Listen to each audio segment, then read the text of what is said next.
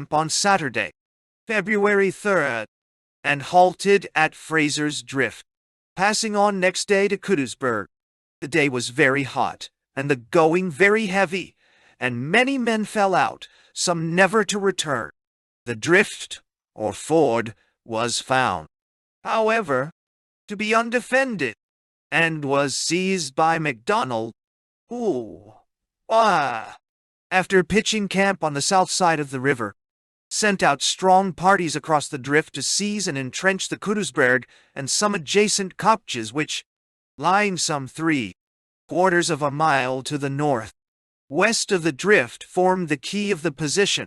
A few Boer scouts were seen hurrying with the news of his coming to the headlogger.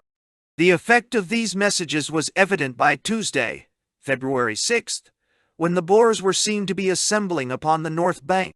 By next morning they were there in considerable numbers, and began an attack upon a crest held by the Seaforth. MacDonald threw 2 companies of the Black Watch and 2 of the Highland Light Infantry into the fight. The Boers made excellent practice with a 7-pounder mountain gun, and their rifle fire, considering the good cover which our men had, was very deadly. Poor Tate of the Black Watch, good sportsman and gallant soldier, with 1 wound hardly healed upon his person, was hit again. "They've got me this time," were his dying words. Blair, of the Seaforths, had his carotid cut by a shrapnel bullet, and lay for hours, while the men of his company took turns to squeeze the artery.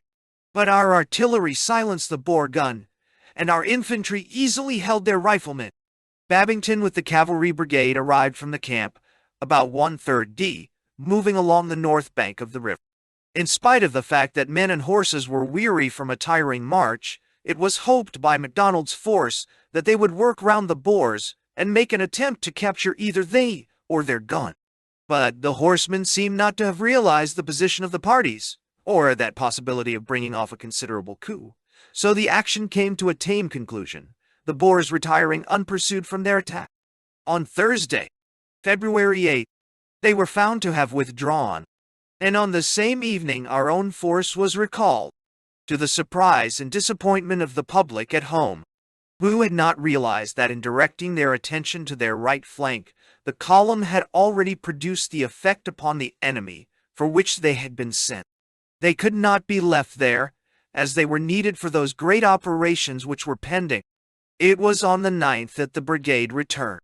On the 10th they were congratulated by Lord Roberts in person, and on the 11th those new dispositions were made which were destined not only to relieve Kimberley, but to inflict a blow upon the Boer cause from which it was never able to recover.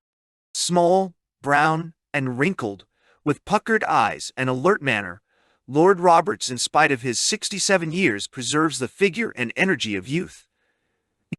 The active open air life of India keeps men fit for the saddle, when in England they would only sit their club armchairs.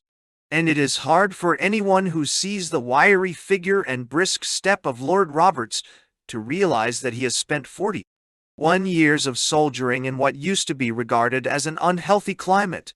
He had carried into late life the habit of martial exercise, and a Russian traveler has left it on record that the sight which surprised him most in India was to see the veteran commander of the army ride forth with his spear and carry off the peg with the skill of a practiced trooper.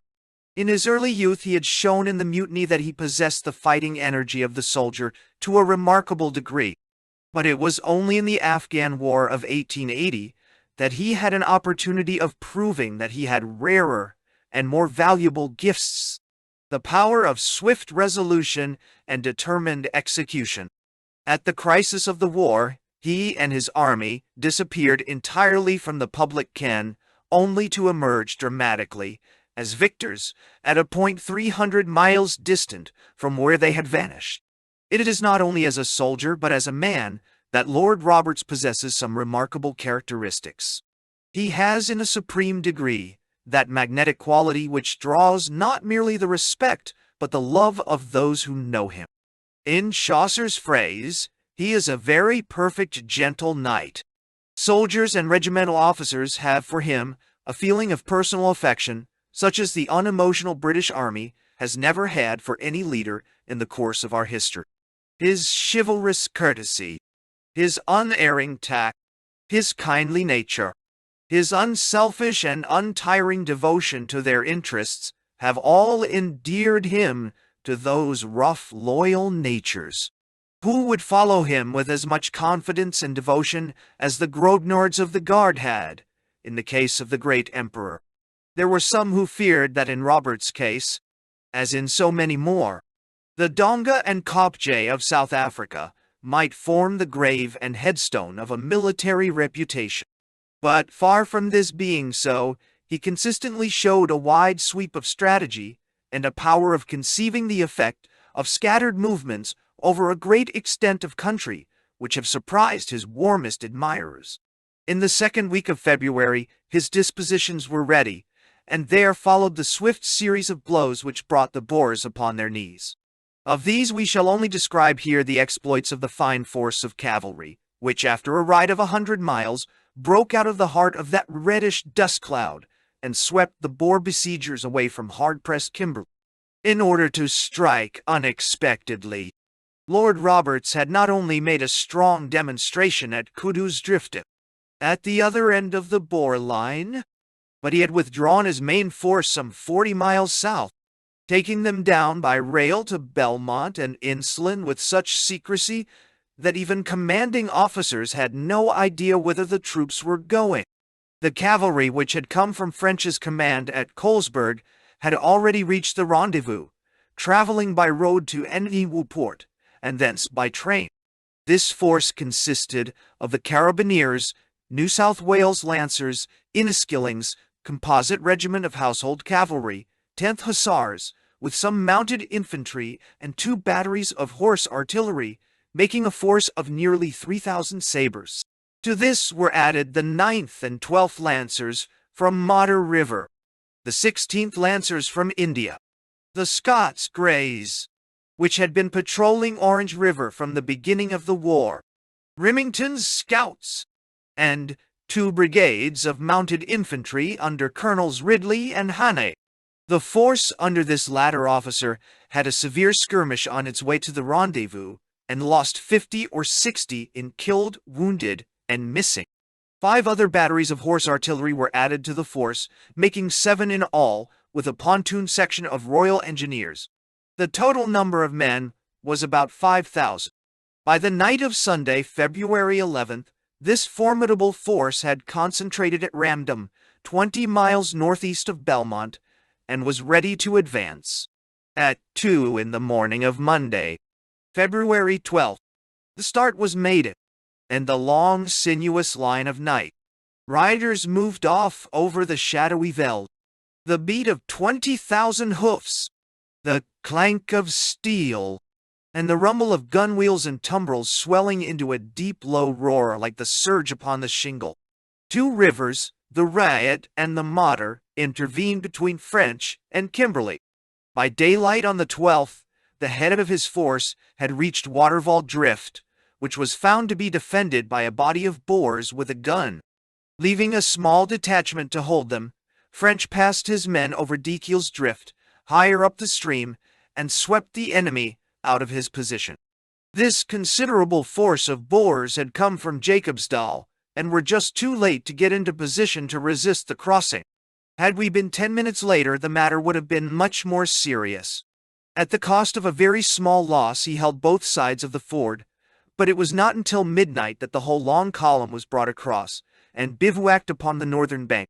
In the morning, the strength of the force was enormously increased by the arrival of 1 more horseman. It was Roberts himself, who had ridden over to give the men a send-off, and the sight of his wiry, erect figure and mahogany face sent them full of fire and confidence upon their way. But the march of this second day, February 13th, was a military operation of some difficulty. 30 long waterless miles had to be done before they could reach the Modder, and it was possible that even then they might have to fight an action before winning the drift. The weather was very hot, and through the long day the sun beat down from an unclouded sky, while the soldiers were only shaded by the dust bank in which they rode.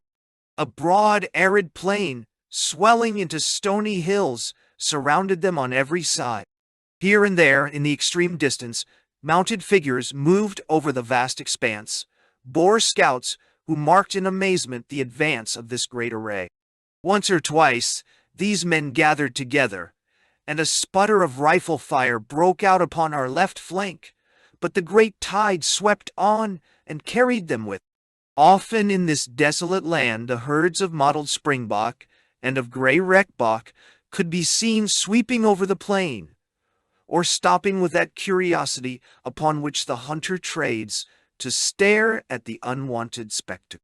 So all day they rode, hussars, dragoons, and lancers, over the withered veld, until men and horses drooped with the heat and the exertion.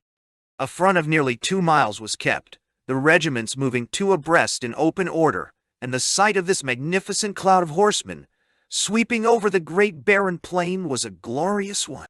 The veld had caught fire upon the right, and a black cloud of smoke with a lurid heart to it covered the flank. The beat of the sun from above and the swelter of dust from below were overpowering. Gun horses fell in the traces and died of pure exhaustion. The men, parched and silent but cheerful, strained their eyes to pierce the continual mirage which played over the horizon, and to catch the first glimpse of the mott. At last, as the sun began to slope down to the west, a thin line of green was discerned, the bushes which skirt the banks of that ill-favored stream. With renewed heart, the cavalry pushed on and made for the drift, while Major Remington, to whom the onerous duty of guiding the force had been entrusted, gave a sigh of relief as he saw that he had indeed struck the very point at which he had aimed. The essential thing in the movements had been speed, to reach each point before the enemy could concentrate to oppose them. Upon this, it depended whether they would find 500 or 5,000 waiting on the further bank. It must have been with anxious eyes that French watched his first regiment ride down to Klipdrift. If the Boers should have had notice of his coming and have transferred some of their 40-pounders, he might lose heavily before he forced the stream. But this time, at last, he had completely outmaneuvered them. He came with the news of his coming, and Broadwood with the 12th Lancers rushed the drift. The small Boer force saved itself by flight, and the camp, the wagons, and the supplies remained with the victors. On the night of the 13th he had secured the passage of the Modder, and up to the early morning the horses and the guns were splashing through its coffee-colored waters. French's force had now come level to the main position of the Boers, but had struck it upon the extreme left wing. The extreme right wing, thanks to the Kudusdrift demonstration, was 50 miles off, and this line was naturally very thinly held, save only at the central position of Magersfontein. Cronje could not denude this central position, for he saw Methuen still waiting in front of him, and in any case Klipdrift is 25 miles from Magersfontein. But the Boer left wing, though scattered, gathered into some sort of cohesion on Wednesday, February 14th, and made an effort to check the victorious progress of the cavalry. It was necessary on this day to rest at Klipdrift, until Kilkenny should come up with the infantry to hold what had been gained. All day the small bodies of Boers came riding in and taking up positions between the column and its objective. Next morning the advance was resumed, the column being still 40 miles from Kimberley, with the enemy in unknown force between. Some 4 miles out French came upon their position, 2 hills with a long low neck between, from which came a brisk rifle fire supported by artillery. But French was not only not to be stopped, but could not even be retarded. Disregarding the Boer fire completely, the cavalry swept in wave after wave over the low neck, and so round the base of the hills. The Boer riflemen upon the kopjes must have seen a magnificent military spectacle as regiment after regiment, the 9th Lancers leading, all in very open order, swept across the plain at a gallop, and so passed over the neck. A few score horses and half as many men were left behind them, but 40 or 50 Boers were cut down in the pursuit. It appears to have been one of the very few occasions during the campaign when that obsolete and absurd weapon, the sword, was anything but a dead weight to its bearer. And now the force had a straight run in before it, for it had outpaced any further force of Boers, which may have been advancing from the direction of Majorsfontein. The horses, which had come 100 miles in 4 days with insufficient food and water, were so done that it was no uncommon sight to see the trooper not only walking to ease his horse, but carrying part of his monstrous weight of saddle gear. But in spite of fatigue, the force pressed on until in the afternoon a distant view was seen, across the reddish plain, of the brick houses and corrugated roofs of Kimberley. The Boer besiegers cleared off in front of it, and that night, February 15th, the relieving column camped on the plain 2 miles away, while French and his staff rode in to the rescued city. The war was a cruel one for the cavalry, who were handicapped throughout by the nature of the country and by the tactics of the enemy. They are certainly the branch of the service which had least opportunity for distinction. The work of scouting and patrolling is the most dangerous which a soldier can undertake, and yet, from its very nature, it can find no chronicle. The war correspondent, like Providence, is always with the big battalions, and there never was a campaign in which there was more unrecorded heroism, the heroism of the picket and of the vedette, which finds its way into no newspaper paragraph. But in the larger operations of the war, it is difficult to say that cavalry, as cavalry, have justified their existence. In the opinion of many, the tendency of the future will be to convert the whole force into mounted infantry. How little is required to turn our troopers into excellent foot soldiers was shown at Majorsfontein, where the 12th Lancers, dismounted by the command of their colonel, Lord Airlie, held back the threatened flank attack all the morning. A little training in taking cover, leggings instead of boots, and a rifle instead of a carbine would give us a formidable force of 20,000 men who could do all that our cavalry does, and a great deal more besides. It is undoubtedly possible on many occasions in this war, at Colesburg, at Diamond Hill, to say, "Here our cavalry did well." They are brave men on good horses, and they may be expected to do well. But the champion of the cavalry cause must point out the occasions where the cavalry did something which could not have been done by the same number of equally brave and equally well-mounted infantry. Only then will the existence of the cavalry be justified. The lesson both of the South African and of the American Civil War is that the light horseman who is trained to fight on foot is the type of the future. A few more words as a sequel to this short sketch of the siege and relief of Kimberley. Considerable surprise has been expressed that the great gun at Camphor's, a piece which must have weighed many tons and could not have been moved by bullock teams at a rate of more than 2 or 3 miles an hour, should have eluded our cavalry. It is indeed a surprising circumstance, and yet it was due to no inertia on the part of our leaders, but rather to one of the finest examples of Boer tenacity in the whole course of the war. The instant that Kekewich was sure of relief, he mustered every available man and sent him out to endeavor to get the gun. It had already been removed, and its retreat was covered by the strong position of Dronfield, which was held both by riflemen and by light artillery. Finding himself unable to force it, Murray, the commander of the detachment, remained in front of it. Next morning, Friday, at 3 o'clock, the weary men and horses of 2 of French's brigades were afoot with the same object. But still, the Boers were obstinately holding on to Dronfield, and still their position was too strong to force and too extended to get round with exhausted horses. It was not until the night after that the Boers abandoned their excellent rearguard action, leaving one light gun in the hands of the Cape Police, but having gained such a start for their heavy one, that Frenchy, who had other and more important objects in view, could not attempt to follow it. Chapter 19. Paardeberg. Lord Roberts's operations, prepared with admirable secrecy and carried out with extreme energy, aimed at 2 different results, each of which he was fortunate enough to attain. The first was that an overpowering force of cavalry should ride round the Boer position and raise the siege of Kimberley. The fate of this expedition has already been described. The second was that the infantry, following hard on the heels of the cavalry, and holding all that they had gained, should establish itself upon Cronje's left flank, and cut his connection with Bloemfontein. It is this portion of the operations which has now to be described. The infantry force which General Roberts had assembled was a very formidable one. The guards he had left under Methuen in front of the lines of Majorsfontein to contain the Boer force. With them, he had also left those regiments which had fought in the 9th Brigade in all Methuen's actions. These, as will be remembered, were the 1st Northumberland Fusiliers, the 2nd Yorkshire Light Infantry, the 2nd Northamptons, and one wing of the loyal North Lancashire Regiment. These stayed to hold Cronje in his position. There remained 3 divisions of infantry, one of which, the 9th, was made up on the spot.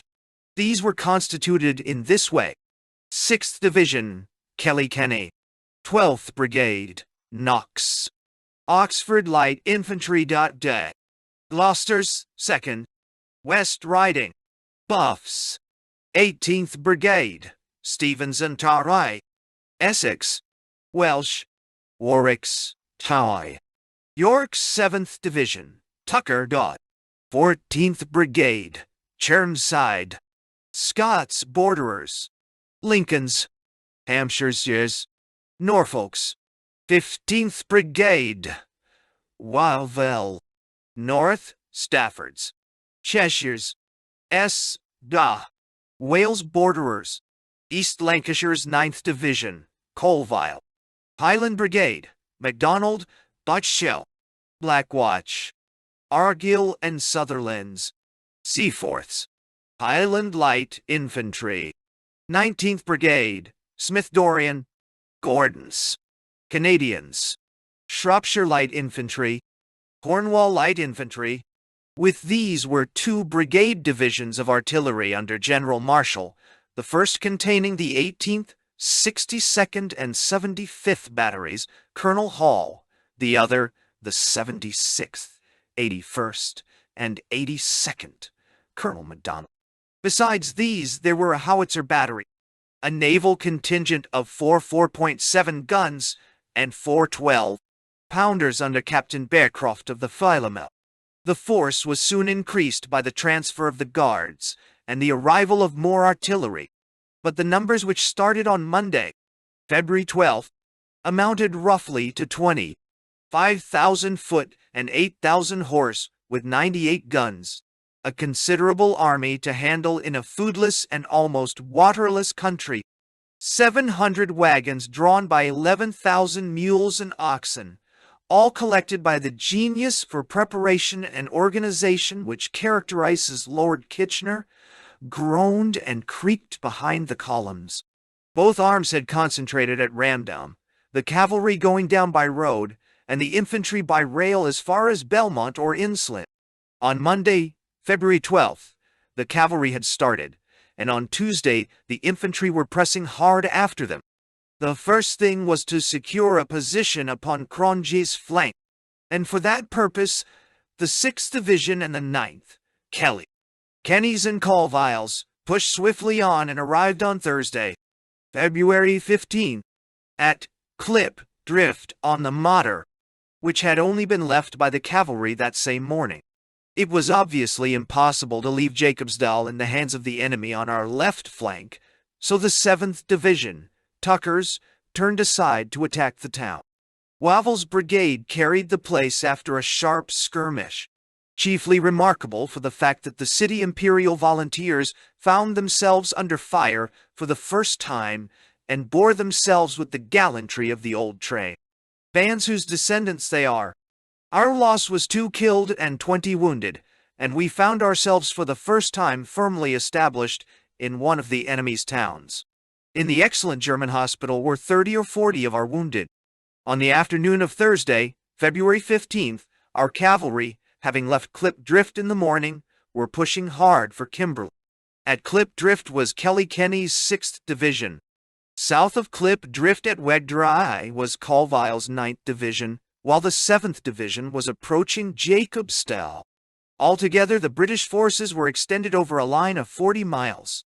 The same evening saw the relief of Kimberley and the taking of Jacobsdal, but it also saw the capture of one of our convoys by the Boers, a dashing exploit which struck us upon what was undoubtedly our vulnerable point. And It has never been cleared up whence the force of Boers came which appeared upon our rear on that occasion. It seems to have been the same body which had already had a skirmish with Hanne's mounted infantry as they went up from Orange River to join the rendezvous at Ramdam. The balance of evidence is that they had not come from Colesberg or any distant point, but that they were a force under the command of Piet de Wet, the younger of two famous brothers. Descending to Waterval Drift, the ford over the riot, they occupied a line of kopjes, which one would have imagined to have been carefully guarded by U.S., and opened a brisk fire from rifles and guns upon the convoy as it ascended the northern bank of the river. Numbers of bullocks were soon shot down, and the removal of the 180 wagons made impossible.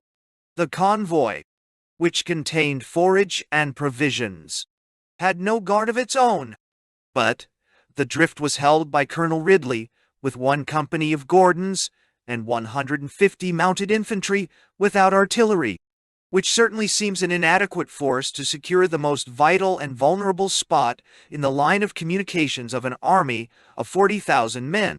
The Boers numbered at the first some 500 or 600 men, but their position was such that they could not be attacked.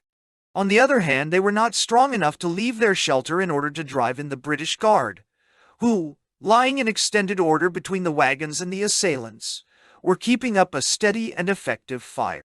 Captain Head of the East Lancashire Regiment, a fine natural soldier, commanded the British firing line, and neither he nor any of his men doubted that they could hold off the enemy for an indefinite time. In the course of the afternoon, reinforcements arrived for the Boers, but Kitchener's horse and a field battery came back and restored the balance of power. In the evening, the latter swayed altogether in favor of the British, as Tucker appeared upon the scene with the whole of the 14th Brigade. But as the question of an assault was being debated, a positive order arrived from Lord Roberts that the convoy should be abandoned and the force returned. If Lord Roberts needed justification for this decision, the future course of events will furnish it. One of Napoleon's maxims in war was to concentrate all one's energies upon one thing at one time. Roberts's aim was to outflank and possibly to capture Cronje's army. If he allowed a brigade to be involved in a rearguard action, his whole swift-moving plan of campaign might be dislocated. It was very annoying to lose 180 wagons, but it only meant a temporary inconvenience. The plan of campaign was the essential thing. Therefore, he sacrificed his convoy and hurried his troops upon their original mission. It was with heavy hearts and bitter words that those who had fought so long abandoned their charge, but now at least there are probably few of them who do not agree in the wisdom of the sacrifice. Our loss in this affair was between 50 and 60 killed and wounded. The Boers were unable to get rid of the stores, and they were eventually distributed among the local farmers and recovered again as the British forces flowed over the country. Another small disaster occurred to us on the preceding day in the loss of 50 men of E Company of Kitchener's horse, which had been left as a guard to a well in the desert.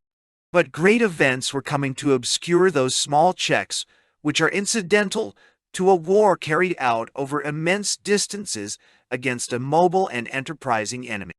Cronje had suddenly become aware of the net which was closing round him.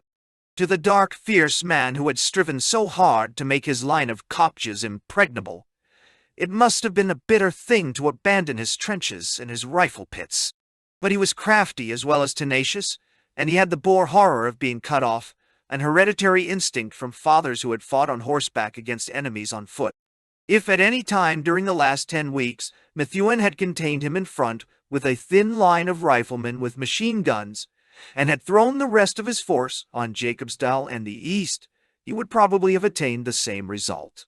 Now, at the rumor of English upon his flank, Cronje instantly abandoned his position and his plans, in order to restore those communications with Bloemfontein upon which he depended for his supplies. With furious speed, he drew in his right wing, and then, one huge mass of horsemen, guns, and wagons, He swept through the gap between the rear of the British cavalry, bound for Kimberley, and the head of the British infantry at Clip Drift. There was just room to pass, and at it he dashed with the furious energy of a wild beast rushing from a trap. A portion of his force with his heavy guns had gone north round Kimberley to Warrenton. Many of the Free Staters also had slipped away and returned to their farm. The remainder, numbering about 6,000 men, the majority of whom were Transvaalers, swept through between the British forces. This movement was carried out on the night of February 15th, and had it been a little quicker it might have been concluded before we were aware of it. But the lumbering wagons impeded it, and on the Friday morning, February 16th, a huge rolling cloud of dust on the northern veld, moving from west to east, told our outposts at Klipdrift that Cronje's army had almost slipped through our fingers. Lord Kitchener, who was in command at Klipdrift at the moment, instantly unleashed his mounted infantry in direct pursuit, while Knox's brigade sped along the northern bank of the river to cling on to the right haunch of the retreating column. Cronje's men had made a night march of 30 miles from Magersfontein, and the wagon bullocks were exhausted. It was impossible, without an absolute abandonment of his guns and stores, for him to get away from his pursuers. This was no deer which they were chasing, however, but rather a grim old Transvaal wolf, with his teeth flashing ever over his shoulder. The sight of those distant white-tilted wagons fired the blood of every mounted infantryman, and sent the Oxfords, the Buffs, the West Ridings, and the Gloucesters racing along the river bank in the glorious virile air of an African morning. But there were kopjes ahead, sown with fierce dapper Boers, and those tempting wagons were only to be reached over their bodies. The broad plain across which the English were hurrying was suddenly swept with a storm of bullets. The long infantry line extended yet further, and lapped round the flank of the Boer position. And once more the terrible duet of the Mauser and the Lee. Metford was sung, while the 81st Field Battery hurried up in time to add its deep roar to their higher chorus.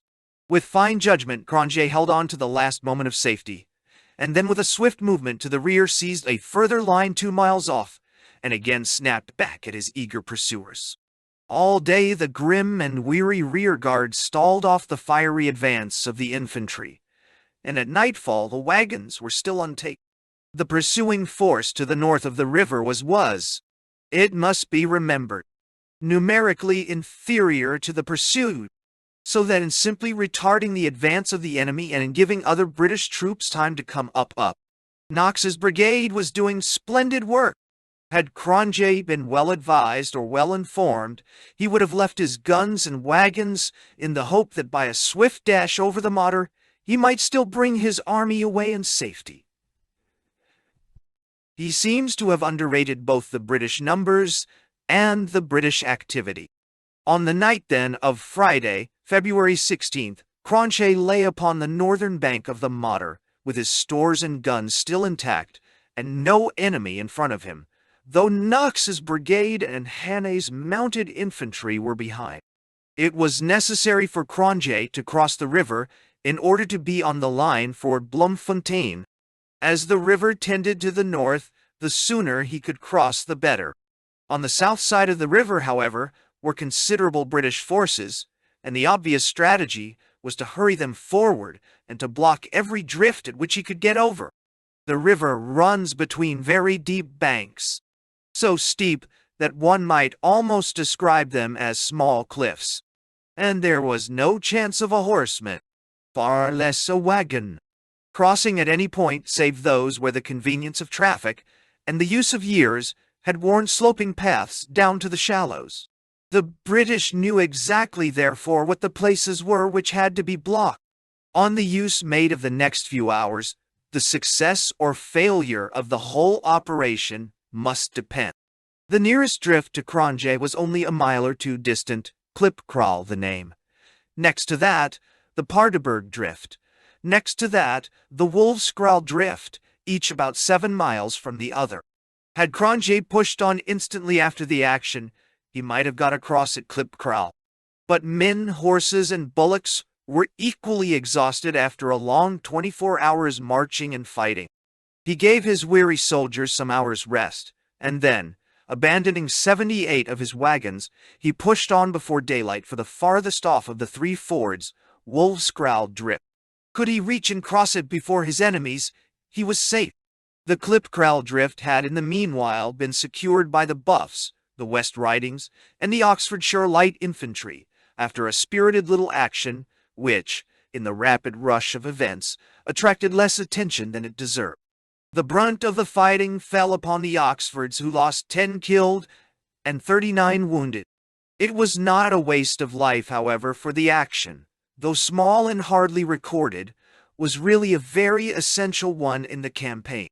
But Lord Roberts's energy had infused itself into his divisional commanders, his brigadiers, his colonels, and so down to the humblest Tommy who tramped and stumbled through the darkness with a devout faith that Bobs was going to catch old Cronje this time. The mounted infantry had galloped round from the north to the south of the river, crossing at Clip Drift and securing the southern end of Klipkraal.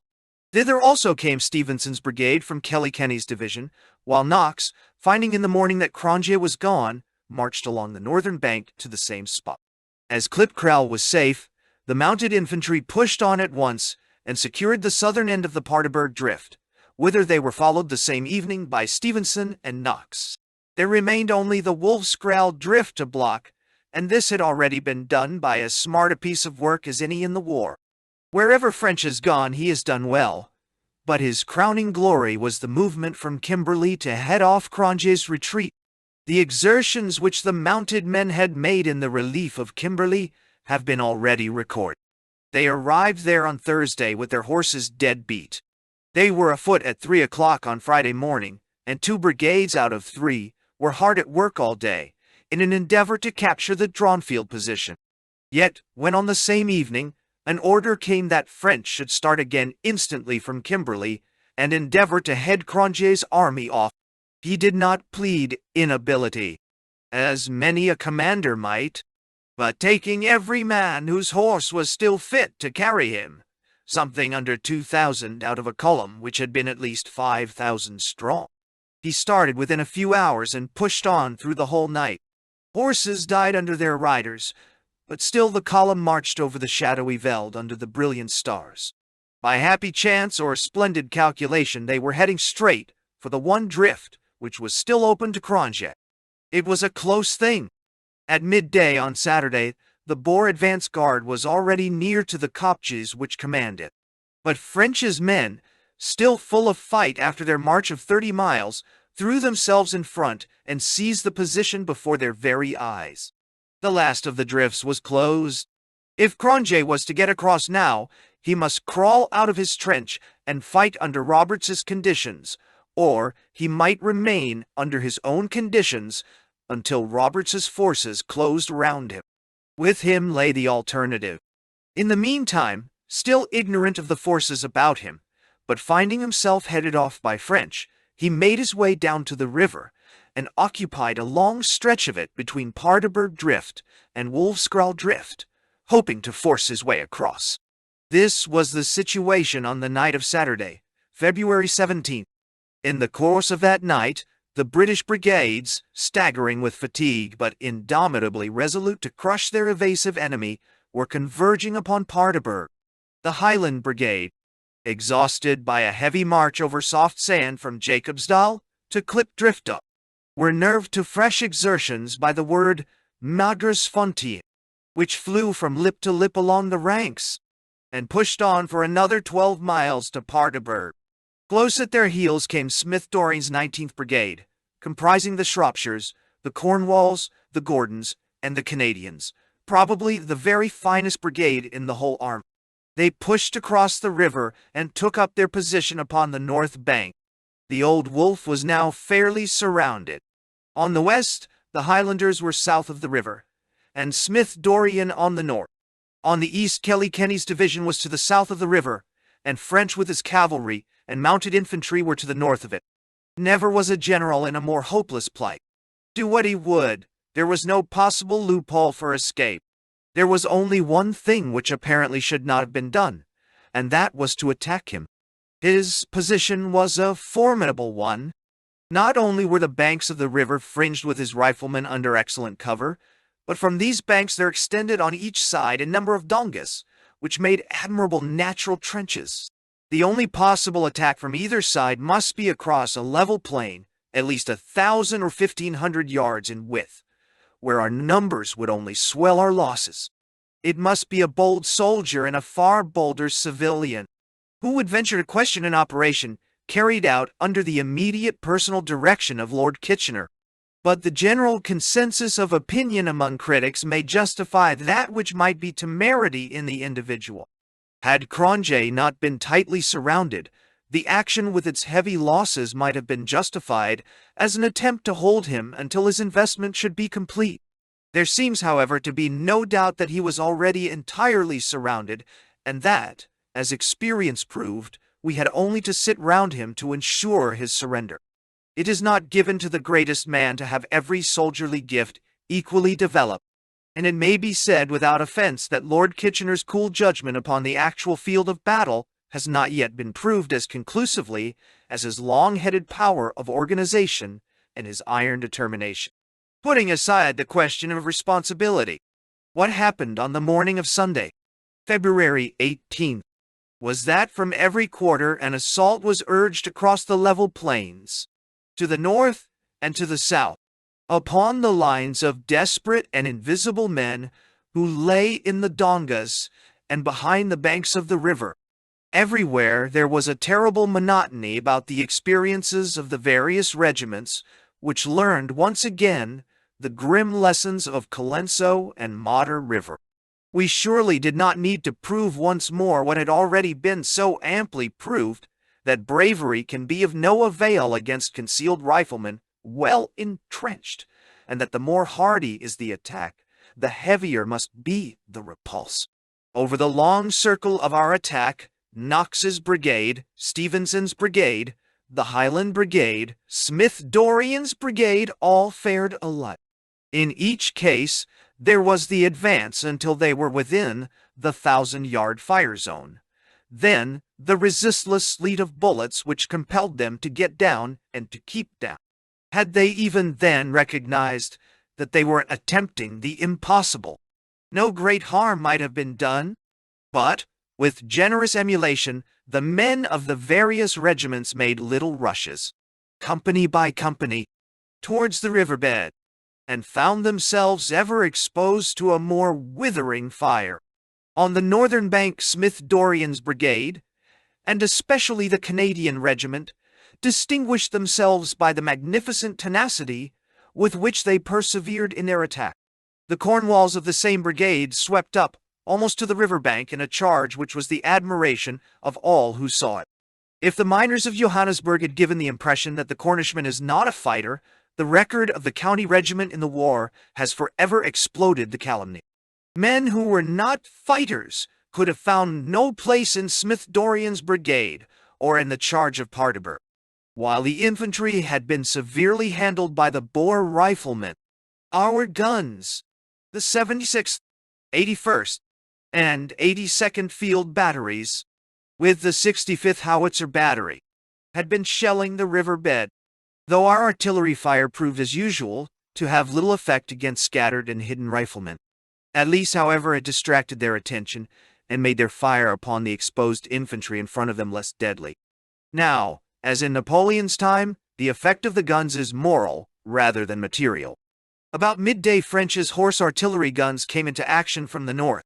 Smoke and flames from the dongas told that some of our shells had fallen among the wagons and their combustible stores.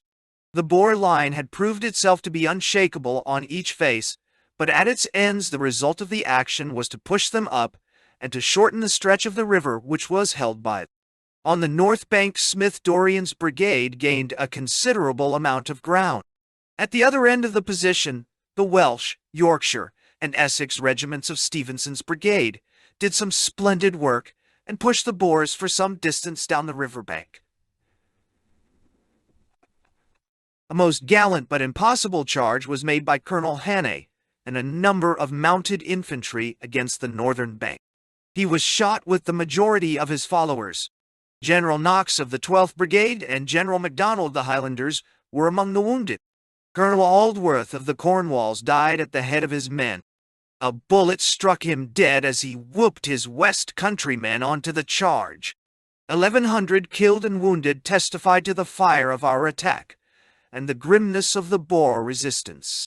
The distribution of the losses among the various battalions: 80 among the Canadians, 90 in the West Riding Regiment, 120 in the Seaforths, 90 in the Yorkshires, 76 in the Argyll and Sutherlands, 96 in the Black Watch, 31 in the Oxfordshires, 50 in the Underwell, 6 in the Cornwalls, 46 in the Shropshires.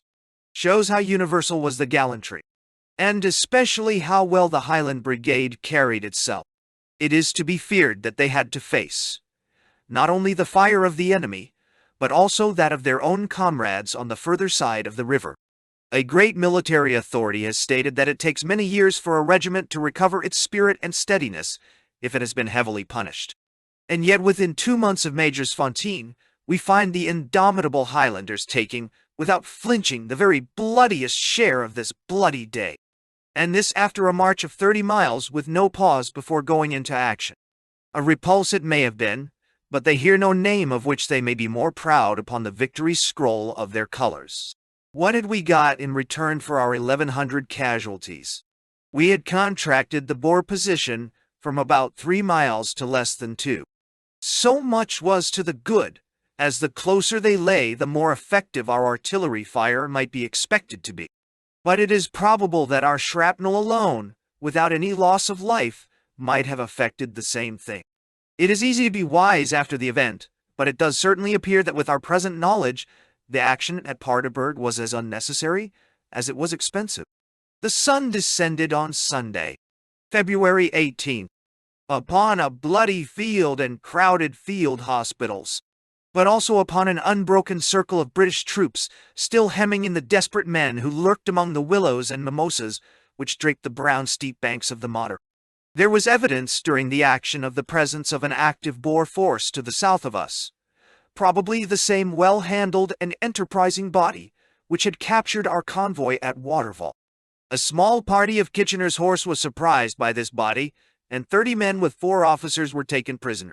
Much has been said of the superiority of South African scouting to that of the British regulars, but it must be confessed that a good many instances might be quoted in which the colonials, though second to none in gallantry, have been defective in that very quality in which they were expected to excel.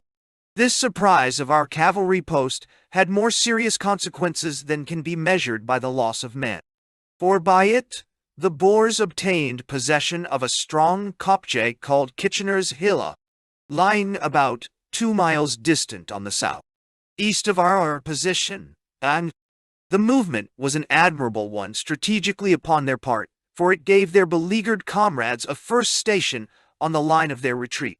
Could they only win their way to that kopje, a rearguard action might be fought from there, which would cover the escape of at least a portion of the force.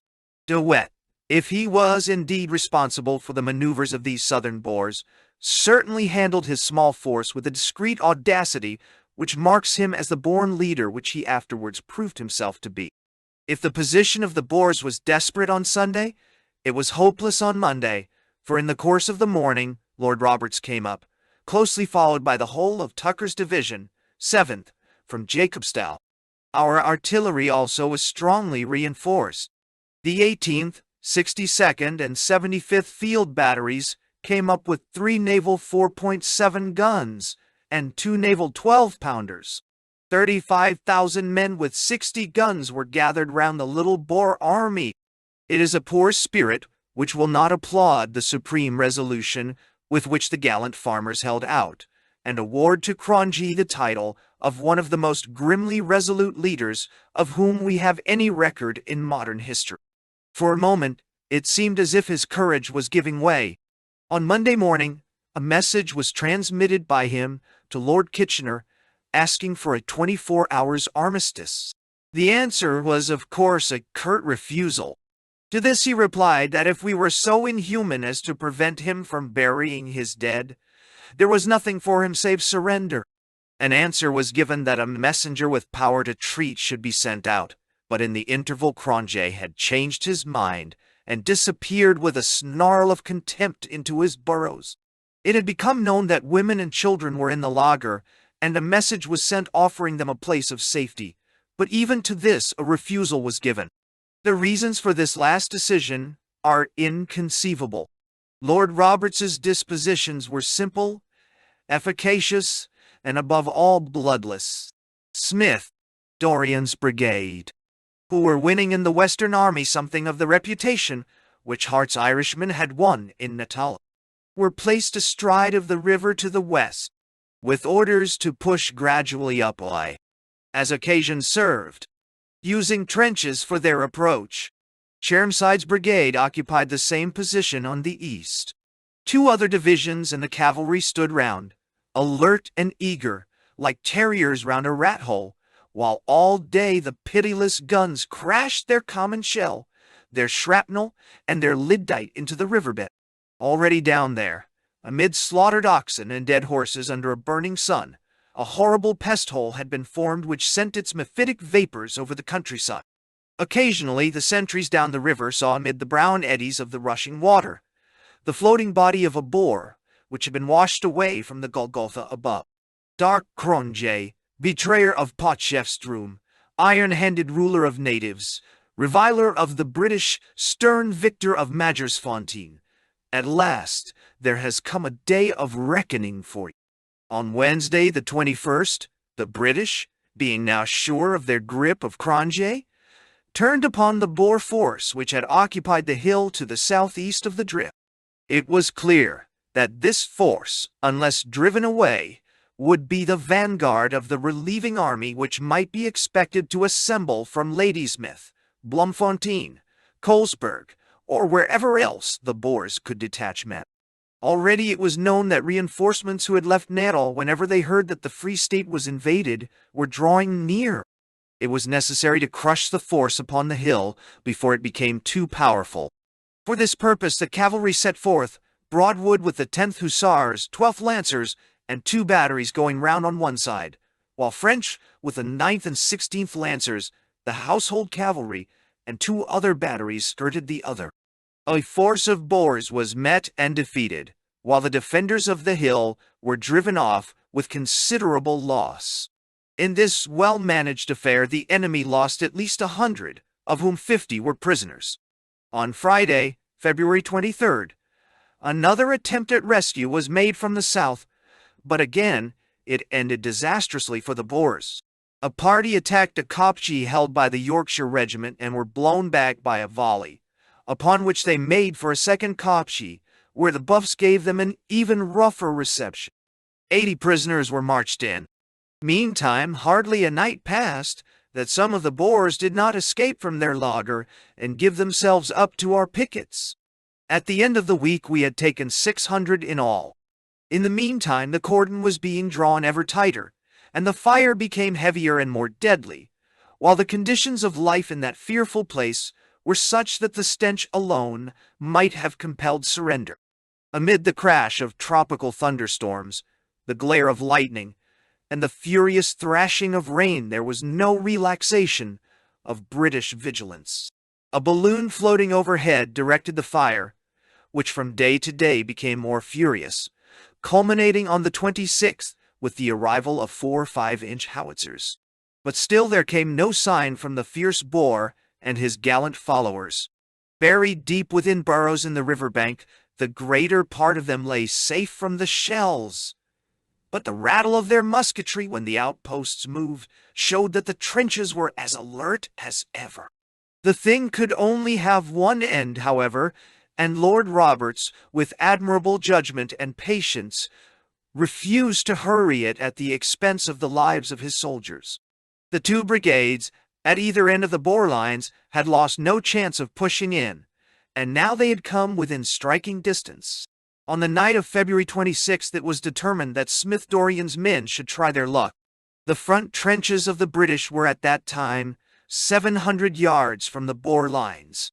They were held by the Gordons and by the Canadians, the latter being the nearer to the river. It is worthwhile entering into details as to the arrangement of the attack, as the success of the campaign was at least accelerated by it. The orders were that the Canadians were to advance, the Gordons to support, and the Shropshires to take such a position on the left as would outflank any counterattack upon the part of the Boers. The Canadians advanced in the darkness of the early morning before the rise of the moon. The front rank held their rifles in the left hand, and each extended right hand grasped the sleeve of the man next it. The rear rank had their rifles slung and carried spades. Nearest the river bank were 2 companies, G and H, who were followed by the 7th Company of Royal Engineers carrying picks and empty sandbags.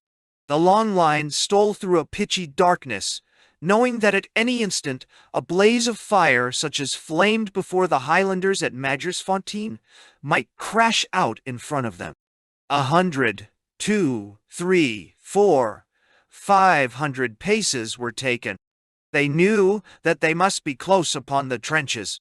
If they could only creep silently enough, they might spring upon the defenders unannounced. On and on they stole, step by step, praying for silence. Would the gentle shuffle of feet be heard by the men who lay within stone throw of them? Their hopes had begun to rise when there broke upon the silence of the night a resonant, metallic rattle, the thud of a falling man, an empty clatter. They had walked into a line of meat cans slung upon a wire. By measurement, it was only 90 yards from the trench. At that instant, a single rifle sounded, and the Canadians hurled themselves down upon the ground. Their bodies had hardly touched it when from a line 600 yards long there came one furious glare of rifle fire, with a hiss like water on a red-hot plate, of speeding bullets. In that terrible red light, the men as they lay and scraped desperately for cover could see the heads of the Boers pop up and down, and the fringe of rifle barrels quiver and gleam. How the regiment, lying helpless under this fire, escaped destruction is extraordinary. To rush the trench in the face of such a continuous blast of lead seemed impossible, and it was equally impossible to remain where they were. In a short time the moon would be up, and they would be picked off to a man. The outer companies upon the plain were ordered to retire. Breaking up into loose order, they made their way back with surprisingly little loss. But a strange contretemps occurred, for leaping suddenly into a trench held by the Gordons, they transfixed themselves upon the bayonets of the men. A subaltern and 12 men received bayonet thrusts, none of them, fortunately, of a very serious nature. While these events had been taking place upon the left of the line, the right was hardly in better plight. All firing had ceased for the moment, the Boers being evidently under the impression that the whole attack had recoiled. Uncertain whether the front of the small party on the right of the second line, now consisting of some 60, 5 sappers and Canadians lying in one mingled line, was clear for firing should the Boers leave their trenches. Captain Doyle, of the sappers, crawled forward along the bank of the river, and discovered Captain Stairs and 10 men of the Canadians, the survivors of the firing line, firmly ensconced in a crevice of the river bank overlooking the lager, quite happy on being reassured as to the proximity of support. This brought the total number of the daring band up to 75 rifles. Meanwhile, the Gordons, somewhat perplexed by the flying phantoms who had been flitting into and over their trenches for the past few minutes, sent a messenger along the river bank to ascertain in their turn, if their own front was clear to fire, and if not, what state the survivors were in. To this message Colonel Kincaid, R.E., now in command of the remains of the assaulting party, replied that his men would be well entrenched by daylight. The little party had been distributed for digging, as well as the darkness and their ignorance of their exact position to the Boers would permit. Twice the sound of the picks brought angry volleys from the darkness, but The work was never stopped, and in the early dawn, the workers found not only that they were secure themselves, but that they were in a position to enfilade over half a mile of Boer trenches. Before daybreak, the British crouched low in their shelter, so that with the morning light the Boers did not realize the change which the night had wrought. It was only when a burgher was shot as he filled his pannikin at the river that they understood how their position was overlooked. For half an hour a brisk fire was maintained, at the end of which time a white flag went up from the trench. Kincaid stood up on his parapet, and a single haggard figure emerged from the Boer warren. "The burghers have had enough. What are they to do?" said he. As he spoke, his comrades scrambled out behind him and came walking and running over to the British lines. It was not a moment likely to be forgotten by the parched and grimy warriors who stood up and cheered until the cry came crashing back to them again from the distant British camps. No doubt Cronje had already realized that the extreme limit of his resistance was come. But it was to that handful of sappers and Canadians that the credit is immediately due for that white flag which fluttered on the morning of Majuba Day over the lines of Paardeberg. It was 6 o'clock in the morning when General Preeteman rode up to Lord Roberts's headquarters. Behind him upon a white horse was a dark-bearded man, with the quick, restless eyes of a hunter, middle-sized, thickly built, with grizzled hair flowing from under a tall brown felt hat. He wore the black broadcloth of the burgher with a green summer overcoat, and carried a small whip in his hands. His appearance was that of a respectable London vestryman, rather than of a most redoubtable soldier with a particularly sinister career behind him. The generals shook hands, and it was briefly intimated to Cronje that his surrender must be unconditional, to which, after a short silence, he agreed. His only stipulations were personal: that his wife, his grandson, his secretary, his adjutant, and his servant might accompany him. The same evening he was dispatched to Cape Town, receiving those honorable attentions which were due to his valor rather than to his character. His men, a pallid, ragged crew, emerged from their holes and burrows and delivered up their rifles. It is pleasant to add that, with much in their memories to exasperate them, the British privates treated their enemies with as large-hearted a courtesy as Lord Roberts had shown to their leader. Our total capture numbered some 3,000 of the Transvaal and 1,100 of the Free State. That the latter were not far more numerous was due to the fact that many had already shredded off to their farms. Besides Cronje, Wolverons of the Transvaal, and the German artillerist Albrecht, with 44 other field cornets and commandants, fell into our hands. 6 small guns were also secured. The same afternoon saw the long column of the prisoners on its way to Modder River, there to be entrained for Cape Town. The most singular lot of people to be seen at that moment upon earth. Ragged, patched, grotesque, some with galoshes, some with umbrellas, coffee, pots, and Bibles, their favorite baggage. So they passed out of their 10 days of glorious history. A visit to the lager showed that the horrible smells which had been carried across to the British lines, and the swollen carcasses which had swirled down the muddy river were true portents of its condition. Strong-nerved men came back white and sick from a contemplation of the place in which women and children had for 10 days been living. From end to end, it was a festering mass of corruption, overshadowed by incredible swarms of flies. Yet the engineer who could face evil sights and nauseous smells was repaid by an inspection of the deep, narrow trenches in which a rifleman could crouch with the minimum danger from shells, and the caves in which the non-combatants remained in absolute safety. Of their dead we have no accurate knowledge, but 200 wounded in Adonga represented their losses, not only during a bombardment of 10 days, but also in that Paardeberg engagement, which had cost us 1,100 casualties. No more convincing example could be adduced both of the advantage of the defense over the attack, and of the harmlessness of the fiercest shell fire, if those who are exposed to it have space and time to make preparations. A fortnight had elapsed since Lord Roberts had launched his forces from Ramdam, and that fortnight had wrought a complete revolution in the campaign. It is hard to recall any instance in the history of war where a single movement has created such a change over so many different operations. On February 14th, Kimberley was in danger of capture.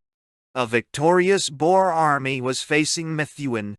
The lines of Majorsfontein appeared impregnable. Clements was being pressed at Colesberg. Gattaker was stopped at Stormberg.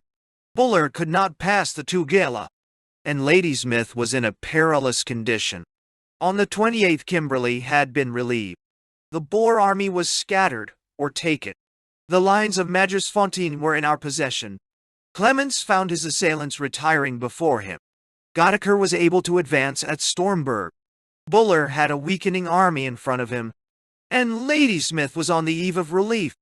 And all this had been done at the cost of a very moderate loss of life, for most of which Lord Roberts was in no sense answerable. Here at last was a reputation so well founded that even South African warfare could only confirm and increase it. A single master hand had in an instant turned England's night to day, and had brought us out of that nightmare of miscalculation and disaster which had weighed so long upon our spirits. His was the master hand, but there were others at his side without whom that hand might have been paralyzed. Kitchener the organizer, French the cavalry leader, to these two men, second only to their chief, are the results of the operations due. Henderson, the most capable head of intelligence, and Richardson, who under all difficulties fed the army, may each claim his share in the success. Chapter 20. Roberts's advance on Bloemfontein. The surrender of Cronje had taken place on February 27th, obliterating forever the triumphant memories which the Boers had for 20 years associated with that date. A halt was necessary to provide food for the hungry troops, and above all to enable the cavalry horses to pick up. The supply of forage had been most inadequate, and the beasts had not yet learned to find a living from the dry, withered herbage of the veld. Footnote: a battery which turned out its horses to graze found that the puzzled creatures simply galloped about the plain, and could only be reassembled by blowing the call which they associated with feeding, when they rushed back and waited in lines for their nosebags to be put on. In addition to this, they had been worked most desperately during the fortnight which had elapsed. Lord Roberts waited therefore at Osfontein, which is a farmhouse close to Paardeberg, until his cavalry were fit for an advance. On March 6th, he began his march for Bloemfontein. The force, which had been hovering to the south and east of him during the Paardeberg operations, had meanwhile been reinforced from Colesberg and from Ladysmith until it had attained considerable proportions. This army, under the leadership of De Wet, had taken up a strong position a few miles to the east, covering a considerable range of kopjes. On March 3rd, a reconnaissance was made of it, in which some of our guns were engaged, but it was not until 3 days later that the army advanced with the intention of turning or forcing it. In the meantime, reinforcements had been arriving in the British camp, derived partly from the regiments which had been employed at other points during these operations, and partly from newcomers from the Outer Empire. The Guards came up from Klipdrift, the City Imperial Volunteers, the Australian Mounted Infantry, the Burmese Mounted Infantry, and a detachment of light horse from Ceylon helped to form this strange invading army, which was drawn from 5 continents and yet had no alien in its ranks. The position which the enemy had taken up at Poplar's Grove, so called from a group of poplars round a farmhouse in the center of their position, extended across the Modder River, and was buttressed on either side by well-marked hills, with intermittent kopjes between. With guns, trenches, rifle pits, and barbed wire, a bull-headed general might have found it another Majorsfontein. But it is only just to Lord Roberts's predecessors in command to say that it is easy to do things with 3 cavalry brigades, which it is difficult to do with 2 regiments. The ultimate blame does not rest with the man who failed with the 2 regiments, but with those who gave him inadequate means for the work which he had to do. And in this estimate of means our military authorities, our politicians, and our public were all in the first instance equally mistaken. Lord Roberts's plan was absolutely simple, and yet, had it been carried out as conceived, absolutely effective. It was not his intention to go near any of that entanglement of ditch and wire which had been so carefully erected for his undoing. The weaker party, if it be wise, atones for its weakness by entrenchments. The stronger party, if it be wise, leaves the entrenchments alone and uses its strength to go round them. Lord Roberts meant to go round. With his immense preponderance of men and guns, the capture or dispersal of the enemy's army might be reduced to a certainty. Once surrounded, they must either come out into the open or they must surrender. On March 6th, the cavalry were brought across the river, and in the early morning of March 7th, they were sent off in the darkness to sweep round the left wing of the Boers and to establish themselves on the line of their retreat.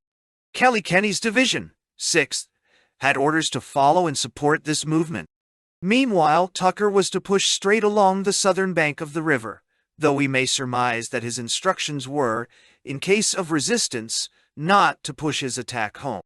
Colville's 9th Division, with part of the Naval Brigade, were north of the river, the latter to shell the drifts in case the Boers tried to cross, and the infantry to execute a turning movement which would correspond with that of the cavalry on the other flank.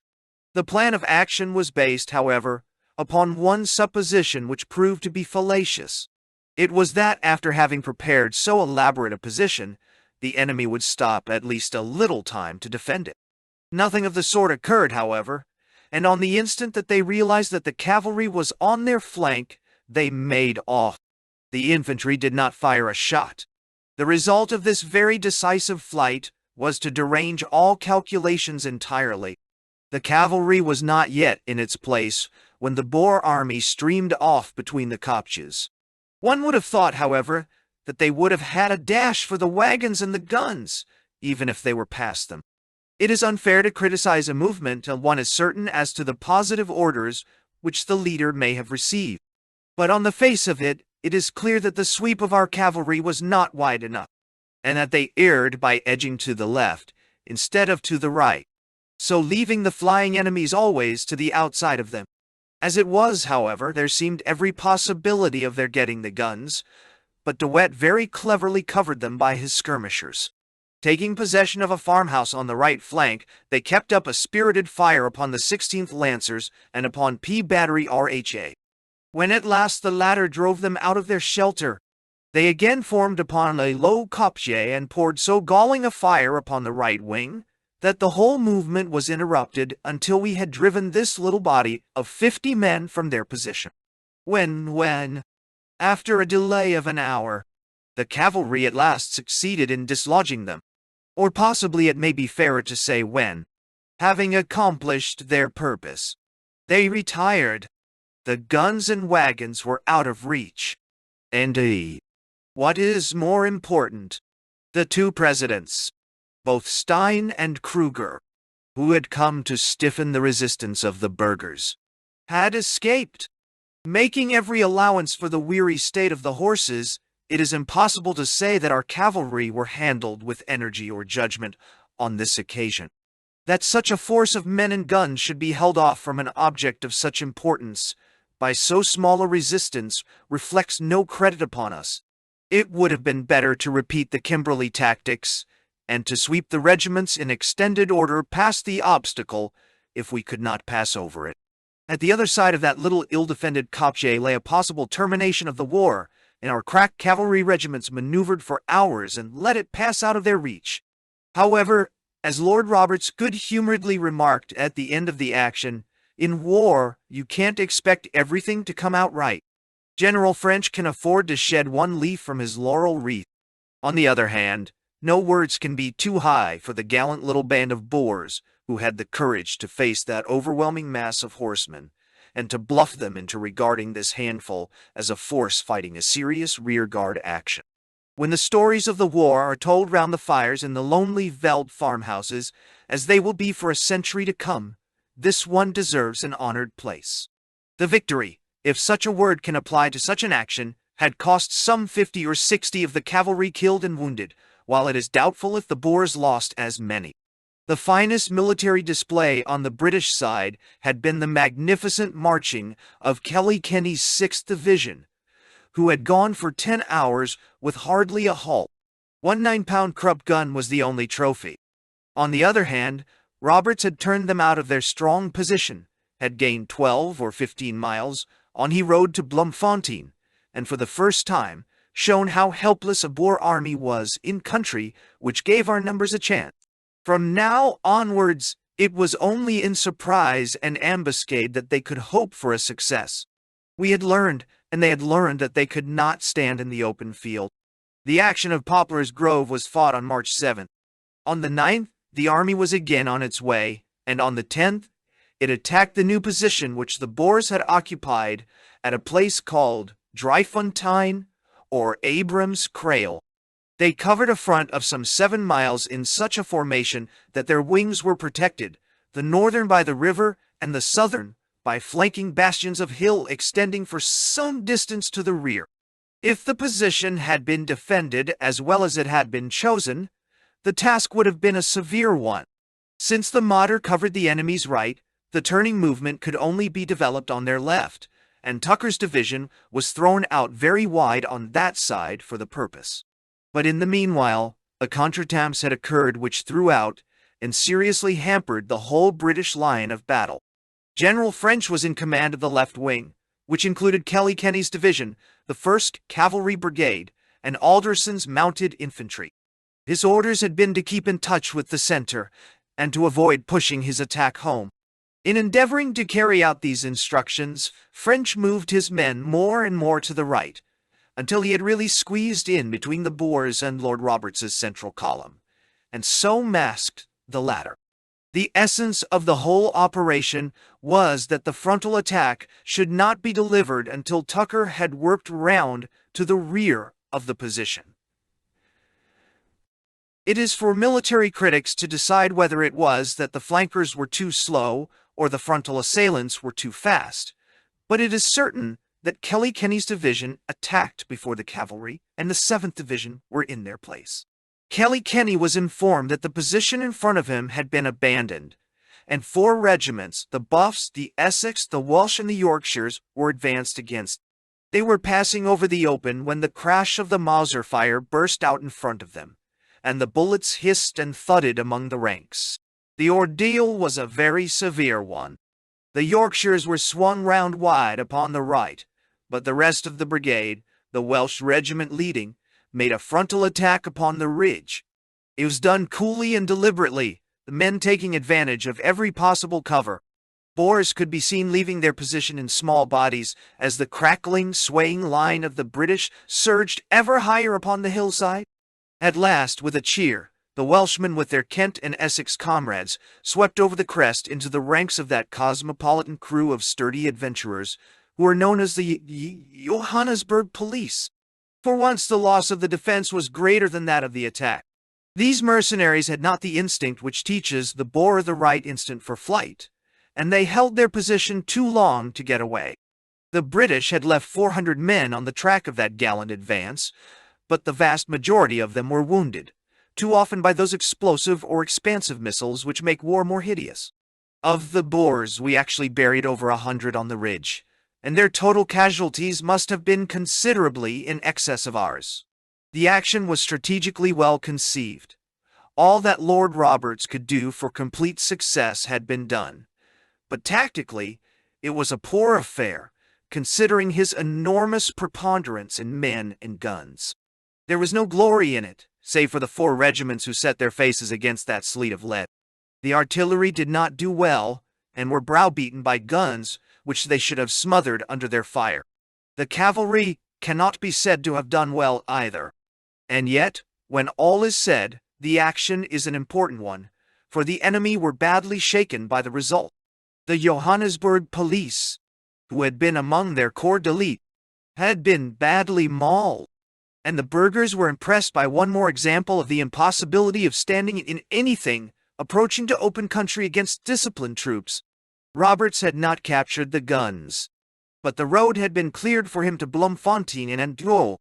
What is more singular? Doyle, for though hundreds of miles intervened between the field of Driefontein and the Transvaal capital, he never again met a force which was willing to look his infantry in the eyes in a pitched battle. Surprises and skirmishes were many, but it was the last time, save only at Doornkop, that a chosen position was ever held for an effective rifle fire, to say nothing of the push of bayonet. And now the army flowed swiftly onwards to the capital. The indefatigable 6th Division, which had done march after march, one more brilliant than another, since they had crossed the Riet River, reached Asvogelkop on the evening of Sunday, March 11th, the day after the battle. On Monday, the army was still pressing onwards, disregarding all else and striking straight for the heart as Blucher struck at Paris in 1814. At midday, they halted at the farm of Gregorowski, he who had tried the reform prisoners after the raid. The cavalry pushed on down Kalsproot, and in the evening crossed the southern railway line which connects Bloemfontein with the colony, cutting it at a point some 5 miles from the town. In spite of some not very strenuous opposition from a Boer force, a hill was seized by a squadron of Greys with some mounted infantry and Remington's guides, aided by U Battery RHA, and was held by them all that night. On the same evening, Major Hunter Weston, an officer who had already performed at least one brilliant feat in the war, was sent with Lieutenant Charles and a handful of mounted sappers and hussars to cut the line to the north. After a difficult journey, on a very dark night, he reached his object and succeeded in finding and blowing up a culvert. There is a Victoria Cross gallantry which leads to nothing save personal decoration. And there is another and far higher gallantry of calculation, which springs from a cool brain as well as a hot heart, and it is from the men who possess this rare quality that great warriors arise. Such feats as the cutting of this railway, or the subsequent saving of the Bethune Bridge by Grant and Popham, are of more service to the country than any degree of mere valor untempered by judgment. Among other results, the cutting of the line secured for us 28 locomotives, 250 trucks, and 1,000 tons of coal, all of which were standing ready to leave Bloemfontein Station. The gallant little band were nearly cut off on their return, but fought their way through with the loss of 2 horses, and so got back in triumph. The action of Driefontein was fought on the 10th. The advance began on the morning of the 11th.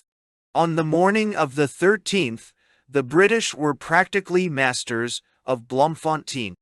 The distance is 40 miles. No one can say that Lord Roberts cannot follow a victory up as well as win it. Some trenches had been dug and sangars erected to the northwest of the town.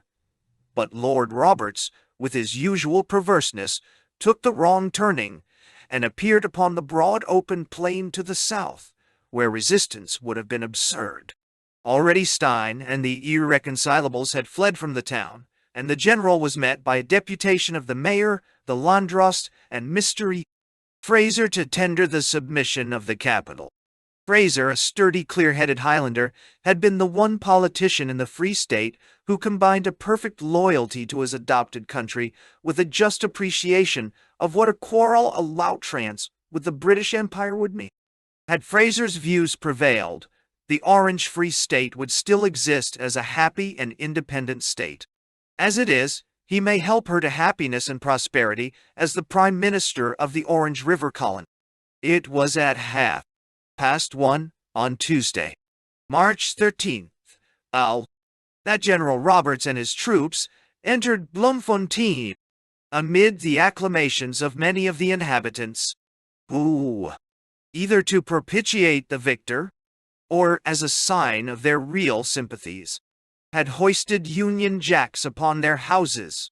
Spectators have left it upon record how from all that interminable column of yellow, clad weary men, worn with half rations and whole day marches, there came never one jeer, never one taunting or exultant word, as they tramped into the capital of their enemies, The bearing of the troops was chivalrous in its gentleness, and not the least astonishing sight to the inhabitants was the passing of the guards, the dandy troops of England, the body servants of the great Queen, black with sun and dust, staggering after a march of 38 miles, gaunt and haggard, with their clothes in such a state that decency demanded that some of the men should be discreetly packed away in the heart of the dense column.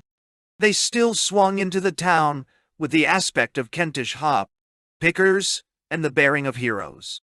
She, the venerable mother, could remember the bearded ranks who marched past her when they came with sadly thin files back from the Crimean winter.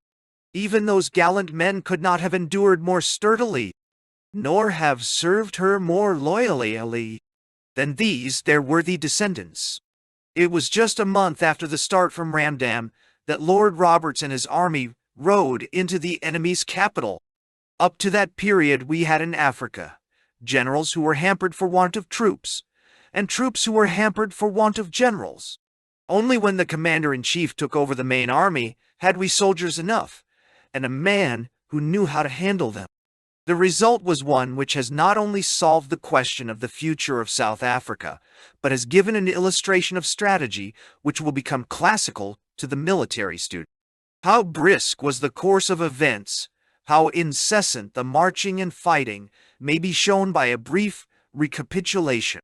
On February 13th, cavalry and infantry were marching to the utmost capacity of men and horses. On the 14th, the cavalry were halted, but the infantry were marching hard. On the 15th, the cavalry covered 40 miles, fought in action, and relieved Kimberley. On the 16th, the cavalry were in pursuit of the Boer guns all day, and were off on a 30-mile march to the Modder at night, while the infantry were fighting Cronje's rearguard action, and closing up all day. On the 17th, the infantry were marching hard. On the 18th was the Battle of Paardeberg. From the 19th to the 27th was incessant fighting, with Cronje inside the laager and with De Wet outside. From the 28th to March 6th was rest. On March 7th was the action of Poplar's Grove with heavy marching. On March 10th, the Battle of Driefontein. On the 11th and 12th, the infantry covered 40 miles, and on the 13th were in Bloemfontein. All this was accomplished by men on half rations, with horses which could hardly be urged beyond a walk, in a land where water is scarce, and the sun semi-tropical, each infantryman carrying a weight of nearly 40 pounds. There are few more brilliant achievements in the history of British arms. The tactics were occasionally faulty, and the Battle of Paardeberg was a blot upon the operations. But the strategy of the general and the spirit of the soldier were alike admirable. Chapter 21. Strategic Effects of Lord Roberts's March. From the moment that Lord Roberts with his army advanced from Ramdam, all the other British forces in South Africa, the Colesberg Force, the Stormberg Force, Brabant's Force, and the Natal Force, had the pressure relieved in front of them, a tendency which increased with every fresh success of the main body. A short chapter must be devoted to following rapidly the fortunes of these various armies, and tracing the effect of Lord Roberts's strategy upon their movements. They may be taken in turn from west to east. The force under General Clements, formerly French's, had, as has already been told, been denuded of nearly all its cavalry and horse artillery, and so left in the presence of a very superior body of the enemy.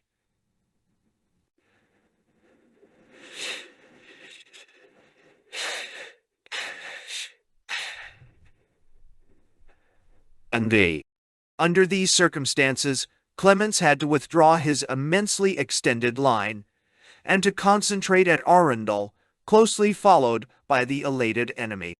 The situation was a more critical one than has been appreciated by the public, for if the force had been defeated, the Boers would have been in a position to cut Lord Roberts's line of communications, and the main army would have been in the air.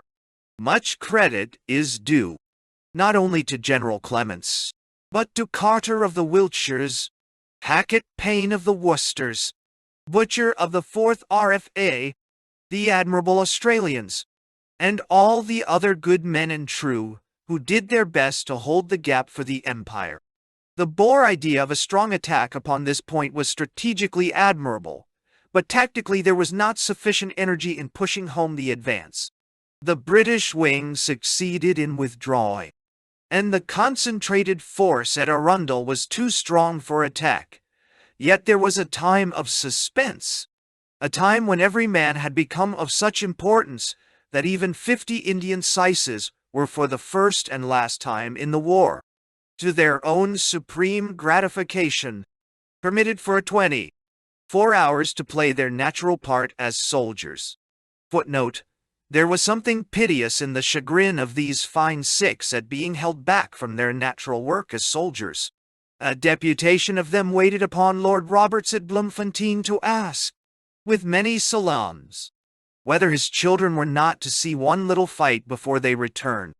But then, with the rapid strokes in front, the hour of danger passed, and the Boer advance became first a halt and then a retreat.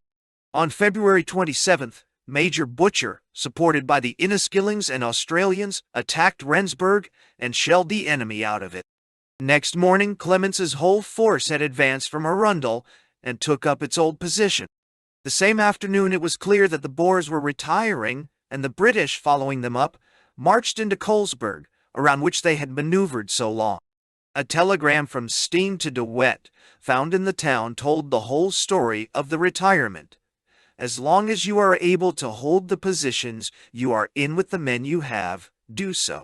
If not, come here as quickly as circumstances will allow, as matters here are taking a serious turn.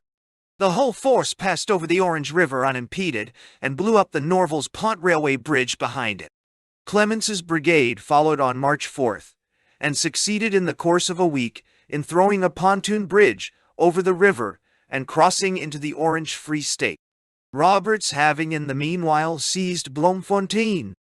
Communication was restored by railway between the forces, and Clemens was dispatched to Philippolis, Forest-Smith, and the other towns in the south west to receive the submission of the inhabitants and to enforce their disarmament. In the meantime, the engineers worked furiously at the restoration of the railway bridge over the Orange River, which was not, however, accomplished until some weeks later. During the long period which had elapsed since the repulse at Stormberg, General Gattaker had held his own at Sturkstrom, under orders not to attack the enemy, repulsing them easily upon the only occasion when they ventured to attack him. Now it was his turn also to profit by the success which Lord Roberts had won. On February 23rd, he reoccupied Molteno, and on the same day sent out a force to reconnoiter the enemy's position at Stormberg. The incident is memorable as having been the cause of the death of Captain de Montmorency. Footnote: de Montmorency had established a remarkable influence over his rough followers. To the end of the war they could not speak of him without tears in their eyes. When I asked Sergeant Howe why his captain went almost alone up the hill, his answer was, because the captain knew no fear. Byrne, his soldier servant, an Omdurman V.C., like his master, galloped madly off next morning with a saddled horse to bring back his captain alive or dead, and had to be forcibly seized and restrained by our cavalry. One of the most promising of the younger officers of the British Army. He had formed a corps of scouts, consisting originally of 4 men, but soon expanding to 70 or 80. At the head of these men, he confirmed the reputation for desperate valor which he had won in the Sudan, and added to it proofs of the enterprise and judgment which go to make a leader of light cavalry. In the course of the reconnaissance he ascended a small kopje accompanied by 3 companions: Colonel Hoskier, a London volunteer soldier, Weiss, a civilian, and Sergeant Howe. "They are right on the top of us," he cried to his comrades, as he reached the summit and dropped next instant with a bullet through his heart. Hoskier was shot in 5 places, and Weiss was mortally wounded, only Howe escaping. The rest of the scouts, being farther back, were able to get cover and to keep up a fight until they were extricated by the remainder of the force. Altogether, our loss was formidable rather in quality than in quantity, for not more than a dozen were hit, while the Boers suffered considerably from the fire of our guns. On March 5th, General Gadaker found that the Boers were retreating in front of him, in response, no doubt, to messages similar to those which had already been received at Colesburg. Moving forward, he occupied the position which had confronted him so long. Thence, having spent some days in drawing in his scattered detachments and in mending the railway, he pushed forward on March 12th to Burgersdorp, and thence on the 13th to Olive Siding, to the south of the Bethune Bridge. There are two bridges which span the broad muddy Orange River, thick with the washings of the Basutoland Mountains. One of these is the magnificent high railway bridge, already blown to ruins by the retreating Boers. Dead men or shattered horses do not give a more vivid impression of the unrelenting brutality of war than the sight of a structure, so graceful and so essential, blown into a huge heap of twisted girders and broken piers.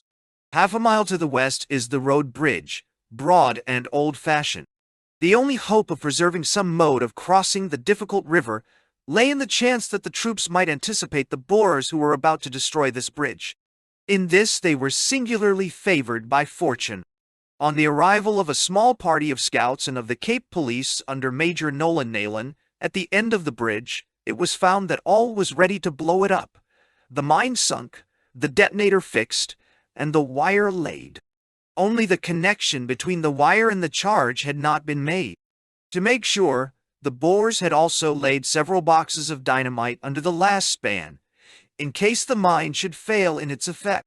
The advance guard of the police, only 6 in number, with Nolan Nayland at their head, threw themselves into a building which commanded the approaches of the bridge, and this handful of men opened so spirited and well, aimed a fire that the Boers were unable to approach it. As fresh scouts and policemen came up, they were thrown into the firing line, and for a whole long day they kept the destroyers from the bridge. Had the enemy known how weak they were and how far from supports, they could have easily destroyed them. But the game of bluff was admirably played, and a fire kept up which held the enemy to their rifle pits. The Boers were in a trench commanding the bridge, and their brisk fire made it impossible to cross. On the other hand, our rifle fire commanded the mine and prevented anyone from exploding it. But at the approach of darkness it was certain that this would be done. The situation was saved by the gallantry of young Popham of the Derbyshires, who crept across with 2 men and removed the detonators. There still remained the dynamite under the further span, and this also they removed, carrying it off across the bridge under a heavy fire. The work was made absolutely complete a little later by the exploit of Captain Grant of the sappers, who drew the charges from the holes in which they had been sunk, and dropped them into the river, thus avoiding the chance that they might be exploded next morning by shell fire. The feat of Popham and of Grant was not only most gallant, but of extraordinary service to the country. But the highest credit belongs to Nolan Nayland of the police, for the great promptitude and gallantry of his attack it, and to McNeil for his support. On that road bridge and on the pontoon bridge at Norval's Pont, Lord Roberts's army was for a whole month dependent for their supplies. On March 15th, Gadaker's force passed over into the Orange Free State, took possession of Bethune, and sent on the cavalry to Springfontein, which is the junction where the railways from Cape Town and from East London. Here they came in contact with 2 battalions of guards under Polkaroo, who had been sent down by train from Lord Roberts's force in the north. With Roberts at Bloemfontein, Gadaker at Springfontein, Clements in the southwest, and Brabant at Aliwal, the pacification of the southern portion of the Free State appeared to be complete. Warlike operations seemed for the moment to be at an end, and scattered parties traversed the country, bill-sticking, as the troops called it, that is, carrying Lord Roberts's proclamation to the lonely farmhouses and outlying village. In the meantime, the colonial division of that fine old African fighter, General Brabant, had begun to play its part in the campaign. Among the many judicious arrangements which Lord Roberts made immediately after his arrival at the Cape was the assembling of the greater part of the scattered colonial bands into one division, and placing over it a general of their own, a man who had defended the cause of the empire both in the legislative assembly and the field. To this force was entrusted the defense of the country lying to the east of Gadiker's position, and on February 15th they advanced from Pinhook upon Dordrecht. Their imperial troops consisted of the Royal Scots and a section of the 79th RFA, the Colonial Brabant's Horse, the Kaffrarian Mounted Rifles, the Cape Mounted Rifles and Cape Police, with Queenstown and East London Volunteers. The force moved upon Dordrecht and on February 18th occupied the town after a spirited action, in which Brabant's Horse played a distinguished part. On March 4th, the division advanced once more with the object of attacking the Boer position at Labuschkine's Neck, some miles to the north. Aided by the accurate fire of the 79th RFA, the Colonials succeeded, after a long day of desultory fighting, in driving the enemy from his position. Leaving a garrison in Dordrecht, Brabant followed up his victory and pushed forward with 2,000 men and 8 guns, 6 of them light 7-pounders, to occupy Jamestown, which was done without resistance. On March 10th, the colonial force approached Aliwal, the frontier town, and so rapid was the advance of Major Henderson with Brabant's Horse that the bridge at Aliwal was seized before the enemy could blow it up. At the other side of the bridge there was a strong stand made by the enemy, who had several Krupp guns in position, but the light horse, in spite of a loss of some 25 men killed and wounded, held on to the heights which command the river. A week or 10 days were spent in pacifying the large northeastern portion of Cape Colony, to which Aliwal acts as a center. Barclay East, Herschel, Lady Grey, and other villages were visited by small detachments of the colonial horsemen, who pushed forward also into the south eastern portion of the Free State, passing through Rouville, and so along the Base-to-land border as far as Wepener.